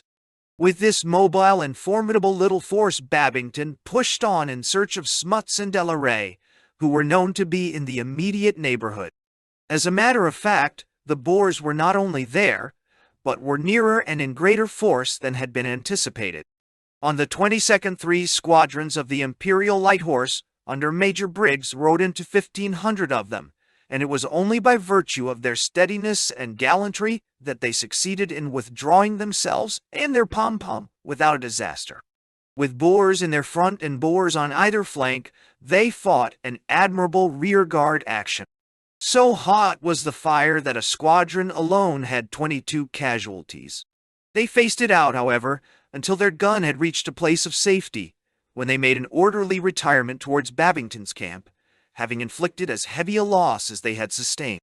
With Ellenslaw, Wagon Hille, the relief of Mafeking, Na o Port, and Hartbeesfontein upon their standards, the Imperial Light Horse, should they take a permanent place in the army list, will start with a record of which many older regiments might be proud. If the Light Horse had a few bad hours on March 22nd at the hands of the Boers, they and their colonial comrades were soon able to return the same with interest. On March 23rd, Babington moved forward through Kaffir Kraal, the enemy falling back before him. Next morning the British again advanced, and as the New Zealanders and Bushmen, who formed the vanguard under Colonel Grey, emerged from a pass, they saw upon the plain in front of them the Boer force with all its guns moving towards them. Whether this was done of set purpose, or whether the Boers imagined that the British had turned and were intending to pursue them, cannot now be determined. But, whatever the cause, it is certain that for almost the first time in the campaign, a considerable force of each side found themselves in the open and face to face. It was a glorious moment. Setting spurs to their horses, officers and men with a yell dashed forward at the enemy. One of the Boer guns unlimbered and attempted to open fire, but was overwhelmed by the wave of horsemen. The Boer riders broke and fled, leaving their artillery to escape as best it might. The guns dashed over the veld in a mad gallop, but wilder still was the rush of the fiery cavalry behind. For once the brave and cool-headed Dutchmen were fairly panic-stricken. Hardly a shot was fired at the pursuers, and the riflemen seemed to have been only too happy to save their own skins. 2 field guns, 1 pom-pom, 6 Maxims, 56 wagons, and 140 prisoners were the fruits of that one magnificent charge, while 54 stricken Boers were picked up after the action. The pursuit was reluctantly abandoned when the spent horses could go no farther. While the vanguard had thus scattered the main body of the enemy, a detachment of riflemen had ridden round to attack the British rear and convoy. A few volleys from the escort drove them off, however, with some loss. Altogether, what with the loss of 9 guns and of at least 200 men, the rout of Hardy's Fontine was a severe blow to the Boer cause. A week or 2 later, Sir H. Rawlinson's column, acting with Babington, rushed Smuts's lager at daylight and effected a further capture of 2 guns and 30 prisoners. Taken in conjunction with French's successes in the east and Plumer's in the north, these successive blows might have seemed fatal to the Boer cause. But the weary struggle was still destined to go on until it seemed that it must be annihilation rather than incorporation, which would at last bring a tragic peace to those unhappy lands. All over the country, small British columns had been operating during these months, operations which were destined to increase in scope and energy as the cold weather drew in. The weekly tale of prisoners and captures, though small for any one column, gave the aggregate result of a considerable victory. In these scattered and obscure actions, there was much good work which can have no reward save the knowledge of duty done. Among many successful raids and skirmishes may be mentioned 2 by Colonel Park from Leidenburg, which resulted between them in the capture of nearly 100 of the enemy, including Abel Erasmus, of sinister reputation. Nor would any summary of these events be complete without a reference to the very gallant defense of Malabatini in Zululand, which was successfully held by a handful of police and civilians against an eruption of the Boers. With the advent of winter and of reinforcements, the British operations became very energetic in every part of the country, and some account of them will now be added. Chapter 34. The Winter Campaign, April to September, 1901. The African winter extends roughly from April to September, and as the grass during that period would be withered on the veld, the mobility of the Boer commandos must be very much impaired. It was recognized, therefore, that if the British would avoid another year of war, it could only be done by making good use of the months which lay before them. For this reason, Lord Kitchener had called for the considerable reinforcements which have been already mentioned. But on the other hand, he was forced to lose many thousands of his veteran yeomanry, Australians, and Canadians, whose term of service was at an end. The volunteer companies of the infantry returned also to England, and so did 9 militia battalions, whose place was taken, however, by an equal number of newcomers. The British position was very much strengthened during the winter by the adoption of the blockhouse system. These were small square or hexagonal buildings, made of stone up to 9 feet with corrugated iron above it. They were loopholed for musketry fire and held from 6 to 30 men. These little forts were dotted along the railways at points not more than 2,000 yards apart, and when supplemented by a system of armored trains, they made it no easy matter for the Boers to tamper with or to cross the lines. So effective did these prove that their use was extended to the more dangerous portions of the country, and lines were pushed through the Magaliesburg district to form a chain of posts between Krugersdorp and Rustenburg. In the Orange River colony, and on the northern lines of the Cape colony, the same system was extensively applied. I will now attempt to describe the more important operations of the winter, beginning with the incursion of Plumer into the untrodden ground to the north. At this period of the war, the British forces had overrun, if they had not subdued, the whole of the Orange River colony and every part of the Transvaal, which is south of the Mafeking-Pretoria-Komati line. Through this great tract of country, there was not a village and hardly a farmhouse which had not seen the invaders. But in the north, there remained a vast district, 200 miles long and 300 broad, which had hardly been touched by the war. It is a wild country, scrub-covered, antelope-haunted plains rising into desolate hills. But there are many kloofs and valleys, with rich water meadows and lush grazings, which formed natural granaries and depots for the enemy. Here the Boer government continued to exist, and here, screened by their mountains, they were able to organize the continuation of the struggle. It was evident that there could be no end to the war until these last centers of resistance had been broken up. The British forces had advanced as far north as Rustenburg in the west, Pienaar in the center, and Lydenburg in the east, but here they had halted, unwilling to go farther until their conquests had been made good behind them.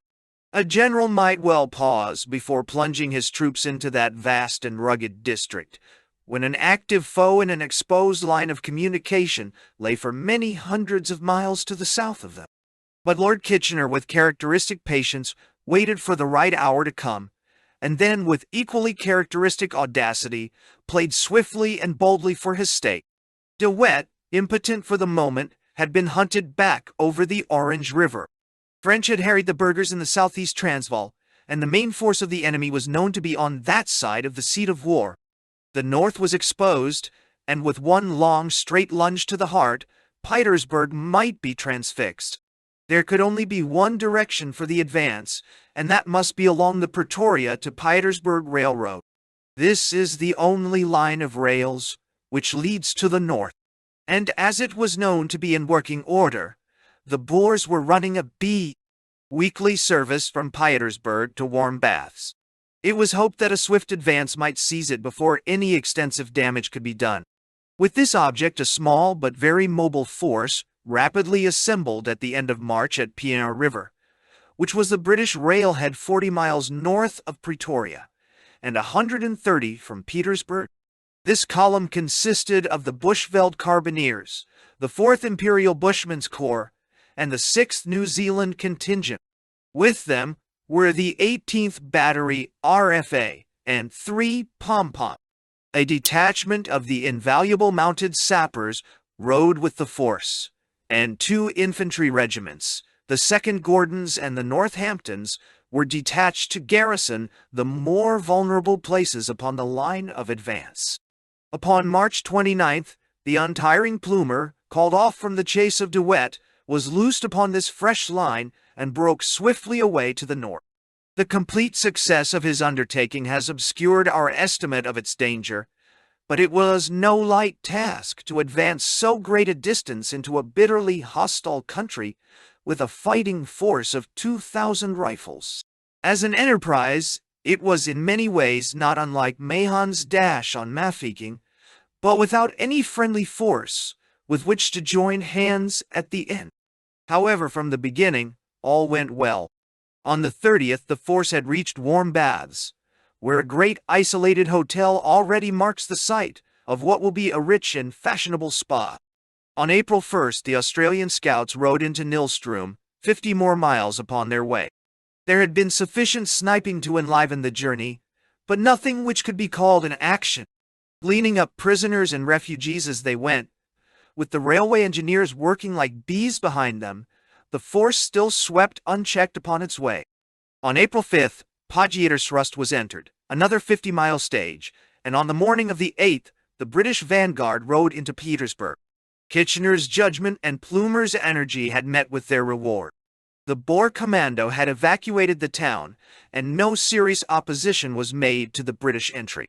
The most effective resistance came from a single schoolmaster, who, in a moment of irrational frenzy or of patriotic exultation, shot down 3 of the invaders before he met his own death. Some rolling stock, 1 small gun, and something under 100 prisoners were the trophies of the capture. But the Boer arsenal and the printing press were destroyed, and the government sped off in a couple of Cape carts in search of some new capital. Petersburg was principally valuable as a base from which a sweeping movement might be made from the north at the same moment as one from the southeast. A glance at the map will show that a force moving from this point in conjunction with another from Lindenberg might form the two crooked claws of a crab to enclose a great space of country, in which smaller columns might collect whatever was to be found. Without an instant of unnecessary delay, the dispositions were made, and no fewer than 8 columns slipped upon the chase. It will be best to continue to follow the movements of Plumer's force, and then to give some account of the little armies which were operating from the south, with the results of their enterprise. It was known that Viljoen and a number of Boers were within the district which lies north of the line in the Middelburg district. An impenetrable bush veld had offered them a shelter from which they made their constant sallies to wreck a train or to attack a post. This area was now to be systematically cleared up. The first thing was to stop the northern line of retreat. The Oliphant River forms a loop in that direction, and as it is a considerable stream, it would, if securely held, prevent any escape upon that side. With this object, Plumer, on April 14th, the 6th day after his occupation of Petersburg, struck east from that town and trekked over the Veld, through the formidable Tunis Pass, and so to the north bank of the Oliphant, picking up 30 or 40 Boer prisoners upon the way. His route lay through a fertile country dotted with native kraals. Having reached the river which marked the line which he was to hold, Plumer, upon April 17th, spread his force over many miles, so as to block the principal drifts. The flashes of his helio were answered by flash after flash from many points upon the southern horizon. What these other forces were, and whence they came, must now be made clear to the reader. General Bindenblood, a successful soldier, had confirmed in the Transvaal a reputation which he had won on the northern frontier of India. He and General Elliot were two of the late-comers who had been spared from the great Eastern dependency to take the places of some of those generals who had returned to England for a well-earned rest. He had distinguished himself by his systematic and effective guardianship of the Delagoa railway line, and he was now selected for the supreme control of the columns which were to advance from the south and sweep the Rue-Senecal district. There were 7 of them, which were arranged as follows. 2 columns started from Middelburg under Beetson and Benson, which might be called the left wings of the movement. The object of Beetson's column was to hold the drifts of the Crocodile River, while Benson's was to seize the neighboring hills called the Bothasberg. This, it was hoped, would pin the Boers from the west, while Kitchener from Lydenburg advanced from the east in 3 separate columns. Pulteney and Douglas would move up from Belfast in the center, with Dulstom for their objective. It was the familiar dragnet of French, but facing north instead of south. On April 13th, the southern columns were started, but already the British preparations had alarmed the Boers, and Botha, with his main commandos, had slipped south across the line into that very district from which he had been so recently driven. Viljoen's commando still remained to the north, and the British troops, pouring in from every side, converged rapidly upon it. The success of the operations was considerable, though not complete. The Tonsberg, which had been the rallying point of the Boers, was occupied, and Rue-Senecal, their latest capital, was taken, with their state papers and treasure. Viljoen, with a number of followers, slipped through between the columns, but the greater part of the burghers, dashing furiously about like a shoal of fish when they become conscious of the net, were taken by one or other of the columns. 100 of the Boksburg commando surrendered en masse. 50 more were taken at Rue-Senecal. 40, one of the formidable Zarps, with Schroeder, their leader, were captured in the north by the gallantry and wit of a young Australian officer named Rye. 60 more were hunted down by the indefatigable Viles, leader of the Bushmen. From all parts of the district came the same story of captures and surrenders. Knowing, however, that Botha and Viljoen had slipped through to the south of the railway line, Lord Kitchener determined to rapidly transfer the scene of the operations to that side. At the end of April, after a fortnight's work, during which this large district was cropped, but by no means shaved, the troops turned south again. The results of the operation had been 1,100 prisoners, almost the same number as French had taken in the southeast, together with a broken Krupp, a pom-pom, and the remains of the big naval gun taken from us at Helvetia. It was determined that Plumer's advance upon Petersburg should not be a mere raid, but that steps should be taken to secure all that he had gained, and to hold the lines of communication. With this object, the 2nd Gordon Highlanders and the 2nd Wiltshires were pushed up along the railroad, followed by Kitchener's fighting scouts. These troops garrisoned Petersburg and took possession of Chuney's port and other strategic positions. They also furnished escorts for the convoys which supplied Plumer on the Oliphant River, and they carried out some spirited operations themselves in the neighborhood of Petersburg. Grenfell, who commanded the force, broke up several loggers and captured a number of prisoners, operations in which he was much assisted by Colin Brander and his men. Finally, the last of the great Crusoe guns, the formidable Long Toms, was found mounted near Hennertsburg. It was the same piece which had in succession scourged Mafeking and Kimberley. The huge gun, driven to bay, showed its powers by opening an effective fire at 10,000 yards. The British galloped in upon it. The Boer riflemen were driven off, and the gun was blown up by its faithful gunners. So by suicide died the last of that iron brood, the 4 sinister brothers who had wrought much mischief in South Africa. They and their lesson will live in the history of modern artillery. The sweeping of the Ruse. Senecal district being over, Plumer left his post upon the River of the Elephants, a name which, like Renister, Ziz, Coel, Camille Fontaine, Leo Cobb, Tiger Fontaine, Ellen's River, and so many more, serves as a memorial to the great mammals which once covered the land. On April 28th, the force turned south, and on May 4th they had reached the railroad at Eerste Fabrieken close to Pretoria. They had come in touch with a small Boer force upon the way, and the indefatigable Viles hounded them for 80 miles and tore away the tail of their convoy with 30 prisoners. The main force had left Pretoria on horseback on March 28th and found themselves back once again upon foot on May 5th. They had something to show, however, for the loss of their horses, since they had covered a circular march of 400 miles, had captured some hundreds of the enemy, and had broken up their last organized capital. From first to last, it was a most useful and well-managed expedition. It is the more to be regretted that General Blood was recalled from his northern trek before it had attained its full results, because those operations to which he turned did not offer him any great opportunities for success.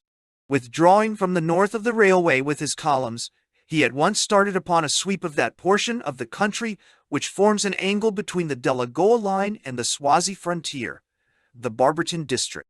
But again the 2 big fish, Viljoen and Botha, had slipped away, and the usual collection of sprats was left in the net. The sprats count also, however, and every week now telegrams were reaching England from Lord Kitchener, which showed that from 300 to 500 more burghers had fallen into our hands. Although the public might begin to look upon the war as interminable, it had become evident to the thoughtful observer that it was now a mathematical question, and that a date could already be predicted by which the whole Boer population would have passed into the power of the British.